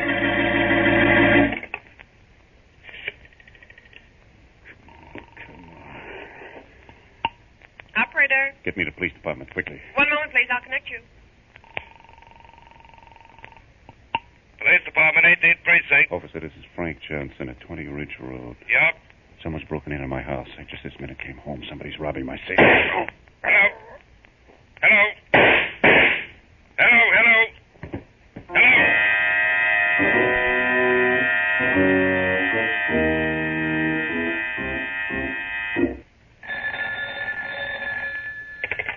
Hello? Blackie, darling? Hello, Helen. Oh, dearest. I'm glad you called. I was just thinking about you. Something nice? It was about you, wasn't it? Has to be nice. The pearls look beautiful, Blackie. I want to wear them when you take me out. Say, you better have an asbestos neck. Those pearls are a little hot, you know. Oh, I don't care. They look beautiful. Please remember, they are slightly stolen. I know. I wouldn't want them to be recognized. Well, don't be silly. All pearls look alike, except most of them aren't as pretty as these. I know what I'll do. I'll change the clasp, and nobody'll know. Helen, with those papers burned, you really are more at ease, aren't you? Oh, yes, Blackie, very much so. I'm sorry I made you turn criminal for me. Fellows have turned crooked for less. I'll never ask you to do anything like this again. You won't have to. Once was enough. Anytime the police pick me up now, I'm good for at least 20 years. You've known me less than a week, and you'd trade 20 years for that? Sure, baby. Oh, you really must love me, Blackie. That was the general idea, darling. Don't you remember? Oh, yes, very much. Blackie, it's possible that I may go away for a few days. You won't mind, will you? Of course I'll mind. I mean, you won't mind too much. I'll be back, and we'll make plans for the future. Good. And thanks again for the pearl necklace you gave me. It was a wonderful present. Oh, forget it. Let's hurry and make those plans for the future. And forget about that present.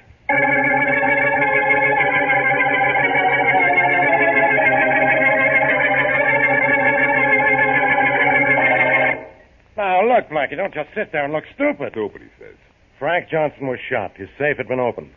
By somebody who knew how to open safes. Is that why you dragged me down here, Inspector? You mean, do I think you were in Johnson's house? No, I don't think so, Dope.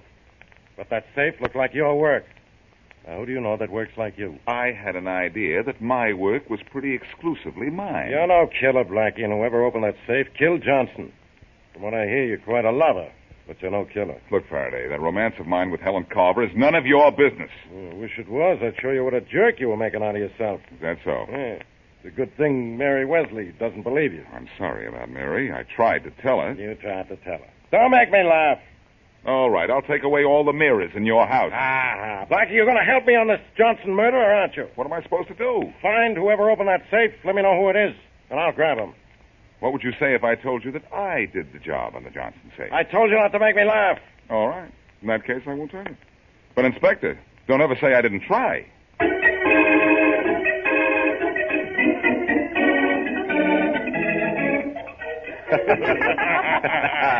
Helen, you did a wonderful job. You sure burned that envelope. There's no doubt about it. Anything that was in it is ashes, Mr. K. That's good. And thanks for the money you gave me. It'll come in handy. I need some clothes to match these pearls I got from Blackie. Yeah, boss, I gotta thank you, too. The dough you gave me for shadowing Blackie is my ticket to a good time for 2 years. Well, you're both welcome. You did a fine job. And the money I gave you was a whole lot less than I would have had to pay John. Oh, sure. Boss, nobody has to worry about old Johnson no more. I certainly told Joe. Nobody has to. He's dead. Wouldn't that be just... Is what, Joe? Dead? What? Sure, I killed him. You killed him? Sure, I plugged him 3 times just to make sure he was good and dead, you know? Yeah, I was covering up at the house for Helen like you told me to, and Johnson, came in, he was calling the cops. You jerk. Boss, what's the matter? Hey, boss, don't do nothing to me. Mr. Kane, please don't hit him. Hit him? Don't I think I'll kill him. No, boss. He said the most idiotic thing he could possibly do. No, boss, don't. I'm just beginning. Mr. Kane, stop. Yo. Kill him. Just kill him. Hit his head against the piano. Toss some water on him. Bring him to. I'm not finished with him yet. Yes, Mr. Kane. Joe, wake up. Joe, What's the matter? Nothing much, Mr. Kane. It's just that he's dead. Dead, huh? You wouldn't find it easy to forget what I just did to Joe, would you, Helen? No. I don't think I'll ever forget it. Well, maybe you better try to. Try real hard.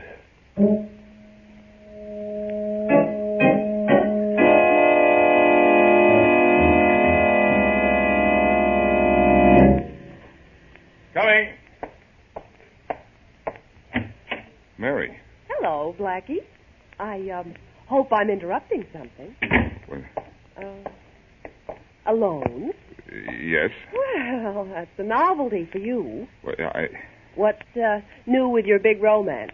And isn't it about time you let me in on the joke? It's no joke, Mary. Not now. Blackie, you are serious, aren't you? Dead serious. Look at this newspaper I've been reading. Rather look at you. Blackie, how could you do anything like this? I don't understand it. Mary, please, not now. Look at this picture on the front page. It's a man named Joe Archer the police picked up this morning dead. His skull had been fractured. Who is he? I never saw him before. I did. He's been tailing me for days. Why don't you ask your friend Helen Carver about him? Maybe she knows something. I called her apartment. She doesn't answer. I've got to find her. No, Blackie, don't. Yes. She's very important to me, to you, and to Faraday if he wants to solve Johnson's murder. You don't think I'm going to help you find her, do you, Blackie? If you do, you're crazy. Somebody better help me. I have one plan. And if that doesn't work, Faraday's a dead duck, and my goose is cooked.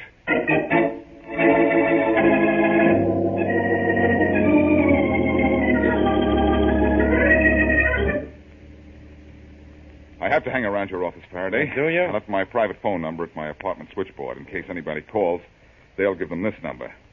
I want you around when I get this call. You've been here expecting a call for 3 hours. Now, you stay here any longer, I'll charge you rent. Cut it out, will you, Inspector? I'm in the middle of a mess. Only this phone call can get me out of it. I've got to talk to Helen Carver. Yeah, and I've got to find out who killed Frank Johnson. All right, he was a blackmailer, an ex-hoodlum. He was everything bad, but he was murdered. You're interfering with me. You've got no idea how I'm going to help you. You up? Sit still. What's your private phone? Let me get it. All right. Hello? Blackie? Yes? This is Helen. Oh, Helen, darling. Oh, look, never mind that darling stuff. I need help badly. What's the gag? Blackie, this isn't a joke. I know. There was an ad in the personal column of the paper today. It said, Helen, leave town or you're next. That ad is meant for me, and it means I'm going to be killed. Oh, now, look, you're a nice girl, and I love you, Blackie, listen, I know this ad is meant for me. I know he's going to kill me, and I know why. Look, it's late, sweetheart. You've probably had a much too busy day. Get a good night's sleep. You have to believe me. You have to. He killed Joe Archer. I saw him do it. His name is Henry Kane. He lives at 100 Barton Street. Find him, Blackie. Find him before he finds me.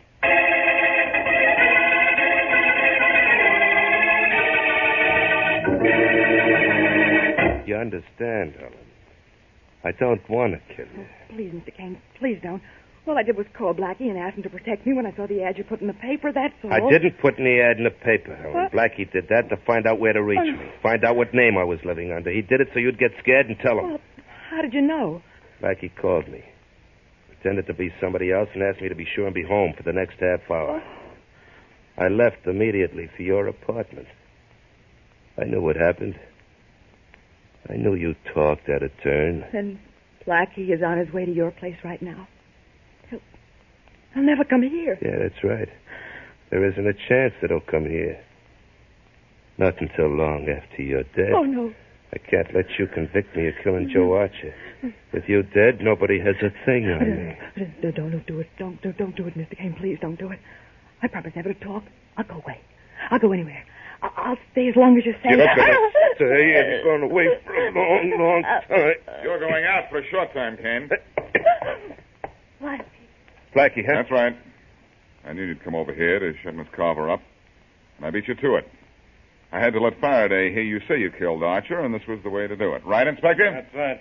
Let's go, Crain. I'm not going anywhere. Well, look out, he's got a gun. Yeah, and I'm going to use it. You should have practiced using it. Oh, Blackie, Don't bother, Inspector. There he is, Inspector. The guy you want. Say, I really straightened him out, didn't I? You sure did. Now, if I were you, I think I'd go see Miss Wesley. You've got some real straightening out to do with her.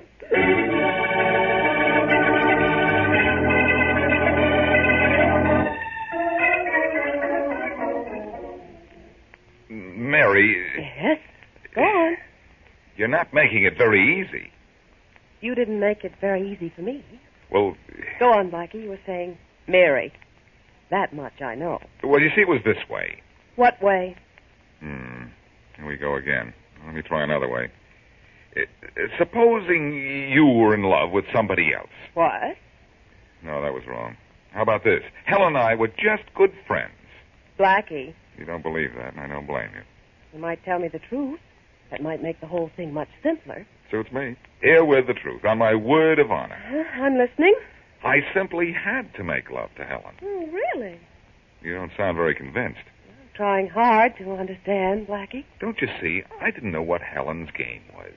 But I had to play along with her until I found out. And I couldn't let you in on it. Oh? Why not? Kane had this Joey follow me every minute. I ducked him in time to get up to Johnson's house before I went there with Helen, but that's as good as I could do. Why did you go there, then? I wanted to get the envelope Helen described to me before she and I went there. I got it, took out the papers she was after, and inserted cut-up newspapers in it. It was the newspapers she burned. Oh, I understand. Where are the real papers now? Faraday has them. They'll really cement the case against Kane. Don't you see, Mary, everything I did was to make Helen have confidence in me. Making love to her, giving a set of phony pearls I put in the safe that afternoon. I had to get her to lead me to the man that she was working for. Well, she did, thanks to that ad you put in the paper, which really scared her so that she called you. That's right. Tell me something. How was making love to Helen Carver? Kind of like this, like that. Blackie. Well, maybe a little more like this than like that. Blackie. Well, she is pretty. You've got to admit that. Blackie, you're not starting this all over again, are you? No, Mary, it's all over. Well, hooray! What I meant was that it's all over, but the shouting.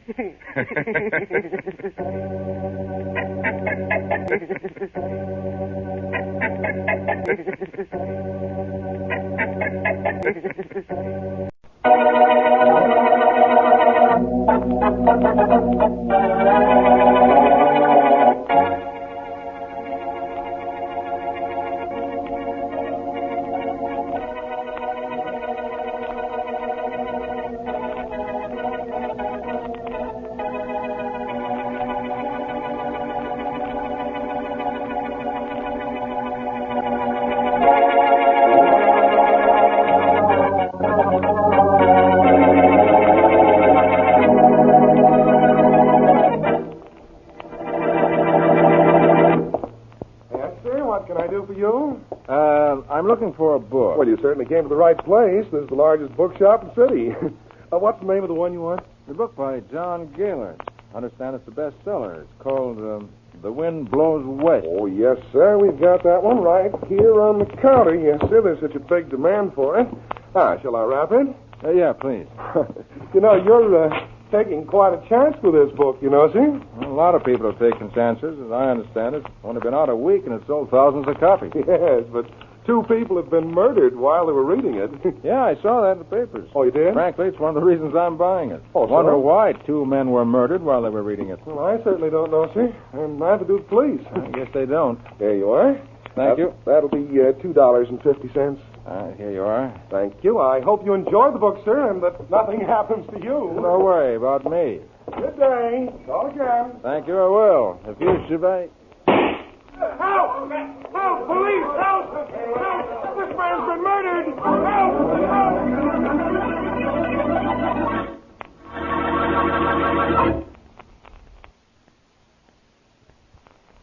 Now, on to Dick Calmer as Boston Blackie. Enemy to those who make him an enemy. Friend to those who have no friends.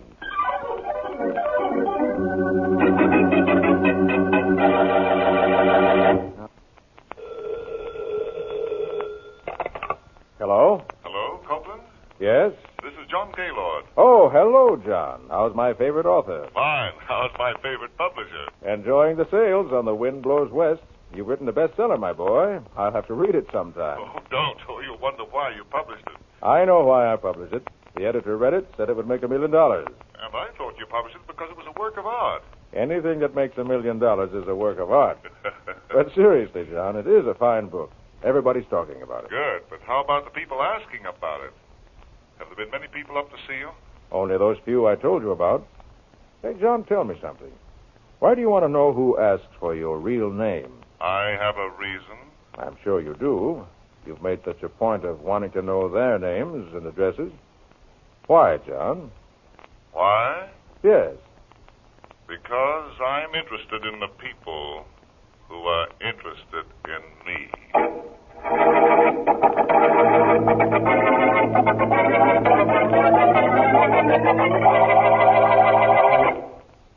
Oh, I don't know. Blackie, please. I can't help it, Mary. Don't you realize 3 men have been murdered? Well, you can't help them either, Blackie. No, but I can do something to stop a fourth, can't I? Oh, I guess That is, I should be able to. Only I don't know where to begin. 3 men were killed. 2 of them reading that new book, The Wind Blows West. And the other one just after he bought it. Yes, the first 2 men were from out of town, and the other one was a very respectable local citizen. Oh, no connection among the 3 of them. None that Inspector Faraday knew when I talked to him. Oh, dear. Did you ever hear of anything as fantastic as this, Mary? Everything you work on takes on a touch of fantasy, You're Blackie. so right. But about this case. Now, apparently, the book is involved in the killings. Why don't see the author? John Gaylord? Yeah. It's probably his pen name. Hmm. I think I'll see the publisher, Alfred Copeland. Oh, that's a good idea. Maybe he can tell me how 3 purchases of that book suddenly became well read with their own blood.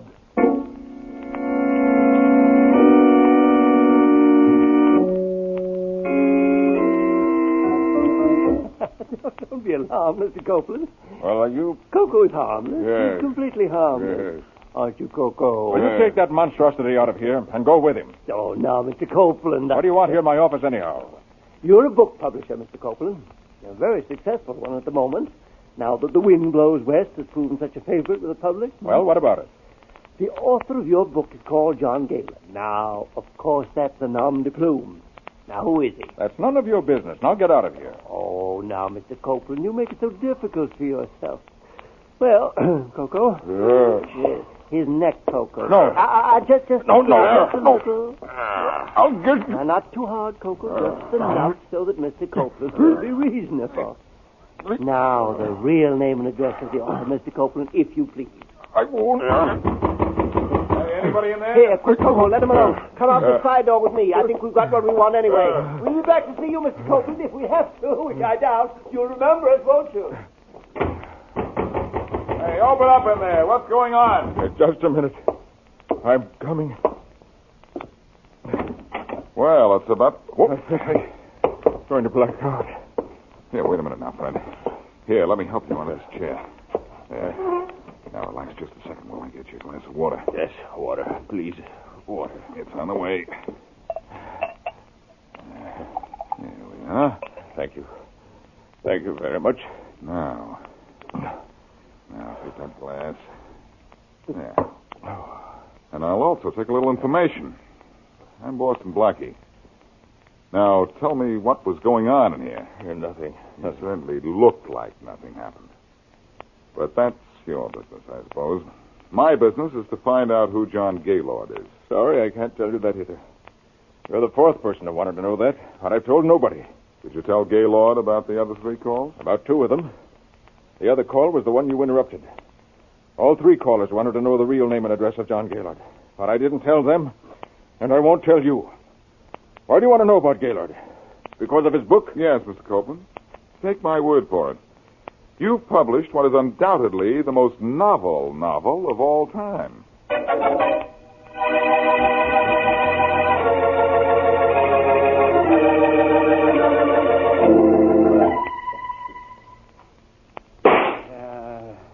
Missed. That's better. bet. Joe? Yeah? Joe, is that you out in the yard? Yeah, sure, Jeannie. Come on out and watch the fun. Why are you shooting that rifle? What are you shooting at? Come on out here. Yeah, you bet I will. Why am I shooting this rifle? Who's got a better reason? I think it's... Joe, what are you doing? You've never fired a gun in your life. What are you doing with that rifle? Jeannie, you wouldn't want to be a widow, would you? Oh, of course not. What are you talking about? You wouldn't want to be a widow, and I don't want to be known as the late Joe Parker. Joe, don't talk like that. That's the reason I'm practicing with this gun. Joe, you sound as if you knew somebody's going to kill you. Somebody is. What? Somebody's going to try, that is. Joe. I just finished reading The Wind Blows West. You mean the book that the 3 men who were killed had with them? Mm-hmm. But, Joe, thousands of people are reading that book. Why should anyone pick you out? For a very good reason, Jeannie. Yes? You see, I know why those other men were killed. And the killer must come after me. But if he does, I'll be waiting for him like this.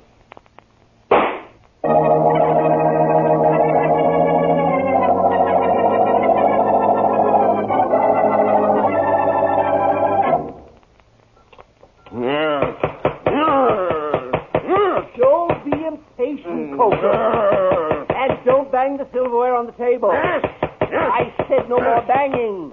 The dinner will be ready in a minute. I have to tell you again. Don't want me to slap you again, Coco. I don't like violence, and you know it. Now, you sit there quietly. Your roast will be ready in a few minutes. You can eat all you want, Coco. And there are mashed potatoes. The kind you like. And peas. Yes. And bread. All you want. With butter, too. Yes.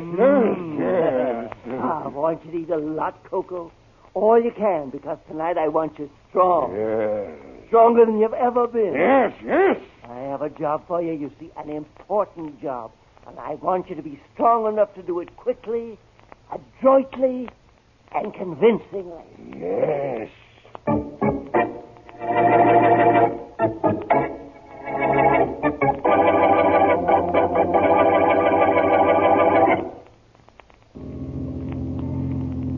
To tell you the truth, Blackie, I knew you wouldn't stay out of this case. Aren't you glad I didn't, Faraday? No. You wouldn't have known the real name of the author of The Wind Blows West if it weren't for me.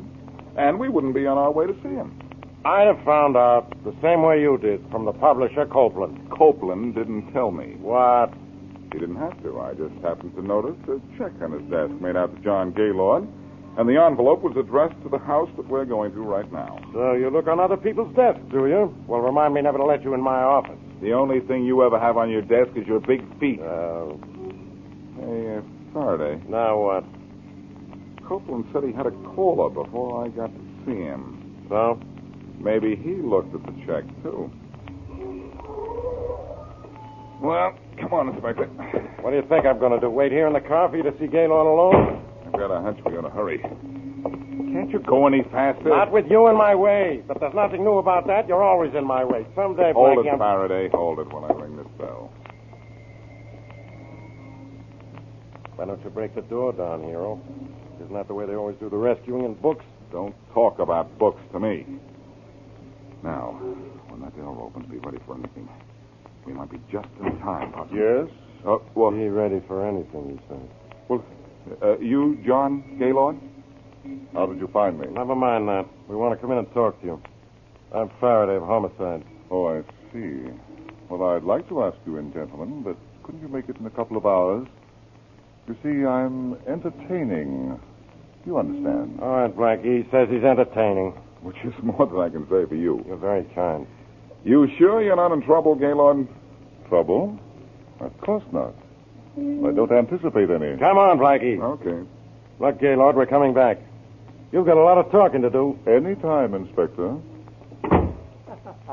Very wise, Mr. Gaylord. Very wise. Yeah. If you'd said one thing wrong to those two men, you know, Coco would have thrown his knife into you. Wouldn't you, Coco? Yeah. You see. Well, then, Mr. Gaylord, shall we continue where we left off? Where was that?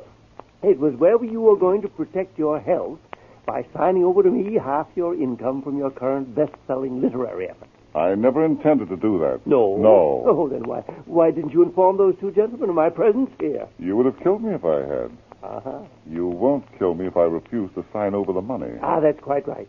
We won't kill you while there's a chance of your changing your mind. Now, let's get down to business.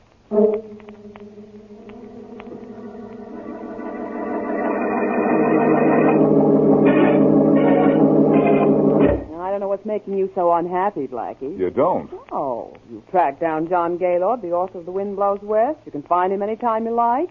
When you see him next, you'll get the information you want out of him. Only I am worried about one thing. What's that? If the book has something to do with the 3 killings, everybody concerned knows you're working on the murders. Publisher knows it. The author probably recognized you. You're not safe. I'm not smart either, all right? Listen to you. Blackie, What is it? you hear that? Hear what? Footsteps, those footsteps. There are a lot of apartments on my floor, Mary. Take it easy. Well, Blackie, those footsteps have stopped. Yes, right outside this door. Yeah. Well, if this is exactly what I'd hoped for. No, Blackie, no. Yes, Mary, definitely yes. I can't get a lead on this case, but it looks like somebody's coming after me. That'll help a little. Blackie, the doorknob's turning. I know. I'm going to take care of whoever it is. I'm giving a little informal reception Now, wait a in his minute. honor. And he's going to be the surprised party.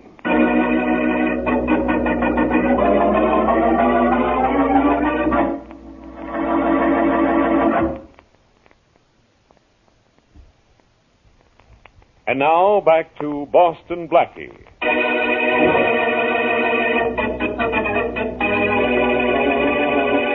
Three men are killed with a copy of John Gaylord's bestseller, The Wind Blows West, in their hands.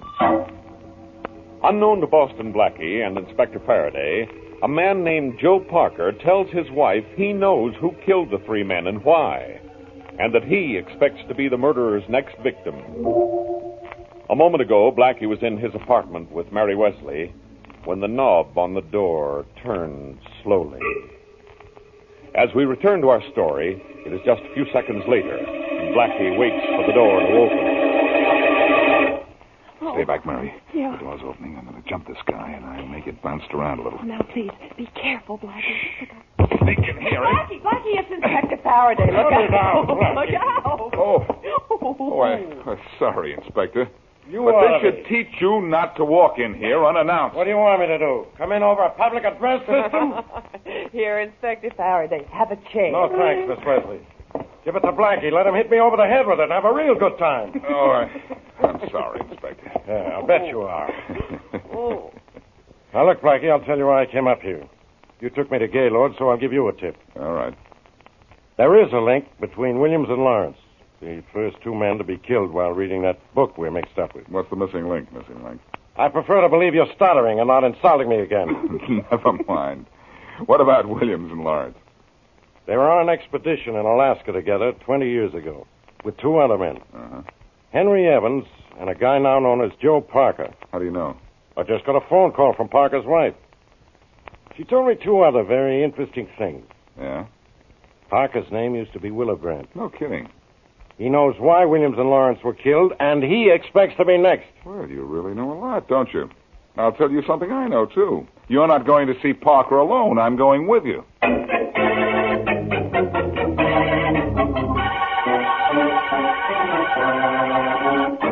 I'm sorry, Inspector Faraday. Sorry. Blackie. Well? I don't know why my wife told you what she did. She must have been out of her mind. Am I out of my mind, Parker, or I've seen you somewhere before? I've been around town for about 15 years, Blackie. I guess Never mind about that. All right. Parker, your wife said you knew 2 of the dead men, Williams and Lawrence. Is that true? Yes, it is, Inspector. How come? Before I changed my name, the 3 of us were on an expedition in Alaska with Henry Evans. Evans was lost. He was drowned. He was washed over a waterfall one night when he went for water. At least, that's what we thought. What do you mean, that's what you thought? We didn't see him go over the falls. What about his body? We never found his body. I see. What about the expedition? Did you find what you were looking for? No, we didn't. We had a map showing the location of a huge gold vein. But Evans had the map with him when he died, so we lost the map, too. I came back here, got in a jam, serve my sentence and change my name. Fine tip you had, Faraday. All I can say... Blackie, down. Down, nothing. Let's go get that guy in the window. Come on. Blackie, come back here. Looks like I'll have to. Too dark out here to see who fired that shot. I think that bullet was meant for you, though, Plucker. Yes, Blackie, I think it was. Well, you seem to be awfully calm about it. Who wants to kill you and why? I'd rather not say why, Inspector. I prefer to handle this myself.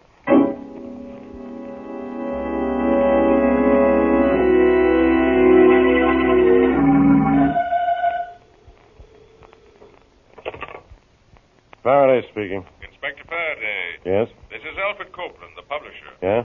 Your friend Boston Blackie was up to see me yesterday. I know you two work together. I think I have some information for you that may have a bearing on the 3 murders. Well? John Gaylord, the author of The Wind Blows West, just called me. He's being shaken down by a fellow named Small, Kenneth Small. His address is 499 Baylord Street. 499 Baylord Street. That's right. Gaylord wanted me to send a check to that address. That's how I know. Kenneth Small, huh? Yes, very little man. But there's a thick-skulled giant with him all the time. A man named Coco. Mm-hmm. A man named Small and a giant named Coco. That's right. Thanks, Copeland. I'll look into this and see what I can get out of it.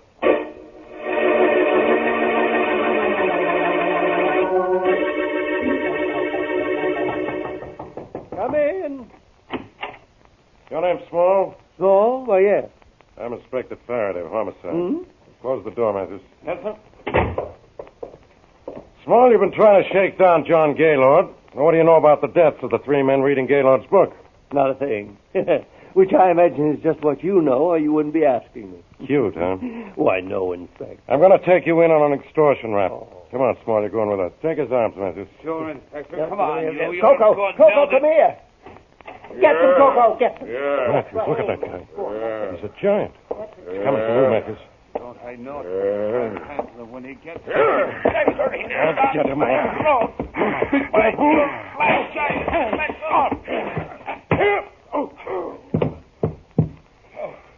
Oh, Inspector, that guy sure had powerful hands. Powerful head, too. I had to sock him with that blackjack before he went down. I'm glad you got him off. Hey, Inspector, the little guy's gone. Uh-oh, while the big guy was trying to take us apart, Small got away. No, We didn't get far, Faraday. Blackie, and you grabbed Small. Yes, Faraday. Small ran from the arms of the law right into mine. Here he is. I followed you here. Hey. Huh? Who's the guy on the floor, your brother? What? He looks unconscious enough to be. You're very humorous. Thanks for grabbing Small. Now, don't go telling me you solved the case for me. No, I haven't yet. Small's just an extortioner. Oh, no, I see. But while you're taking Coco and Small downtown, I'm going to pick up the phone and then pick up your killer for you.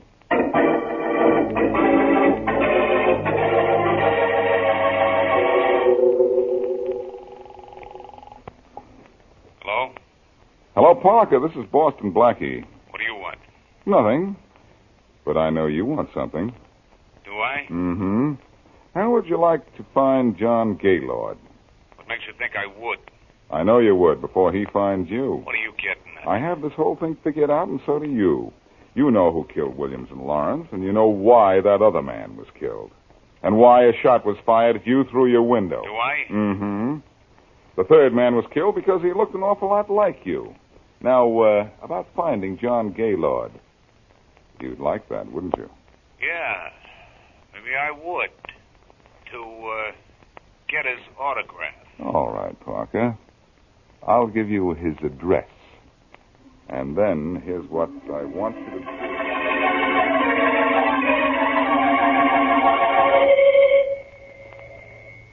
Coming. Mr. Gaylord? Oh, yes, sir. You look a little surprised to see me. I'm more surprised to see that gun in your hand. But for a minute, I thought you were someone I used to know. I didn't get the name. Parker. Joe Parker. You, know me, don't you? The face is familiar. You know it is. But the name is new, just the same as yours is.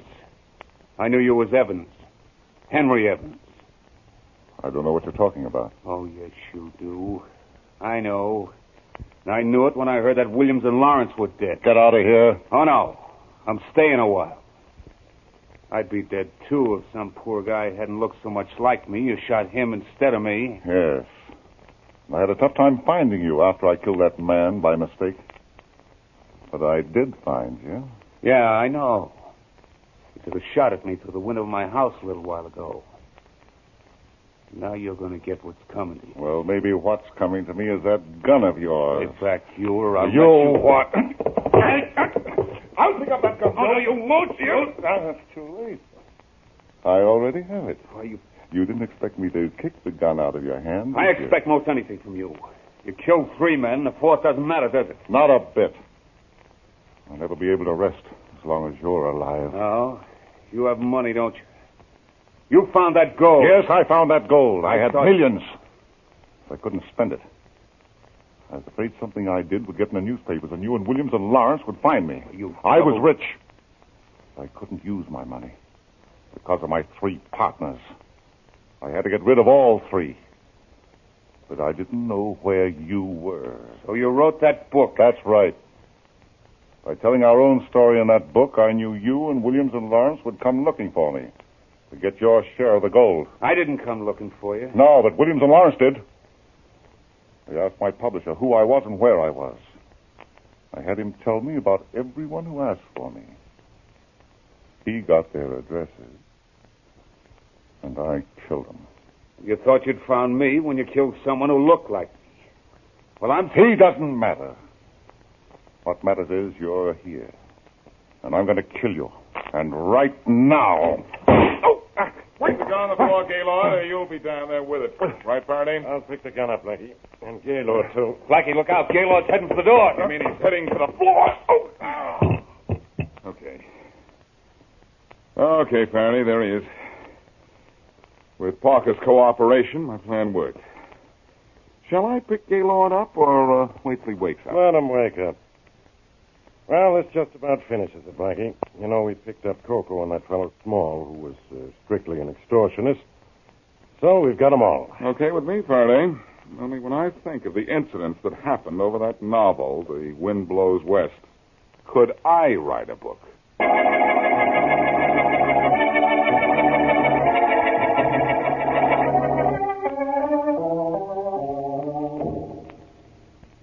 Blackie, I just finished reading John Gaylord's book, and I don't think it's so good. Oh, it's a fair book, Mary. But his story after he wrote the book would make a more exciting novel. Maybe he'll write that book. Sure. He'll call it The Last Days of Gaylord, or Gaylord Goes West. He's on his way to death row, you know, Mary. Well, he should be, with 3 murders to his credit. To his discredit. The credit is all on Faraday's side for catching him before he killed Joe Parker, too. Oh, I think you deserve that credit, Blackie. Well, I was only giving you Faraday's sentiments. Oh. It was lucky that I remembered where I'd seen Parker before. You mean where you thought you saw him, don't you? Yeah. To pin the 3 killings on one person, I had to have something that connected all 3 victims. The dead man who looked like Parker had no connection with the other 2 until I remembered that he looked like Parker. Well, I guess that's that. Yeah. Our author, John Gaylord, played a pretty serious game. And he wanted Parker as a 4th for murder.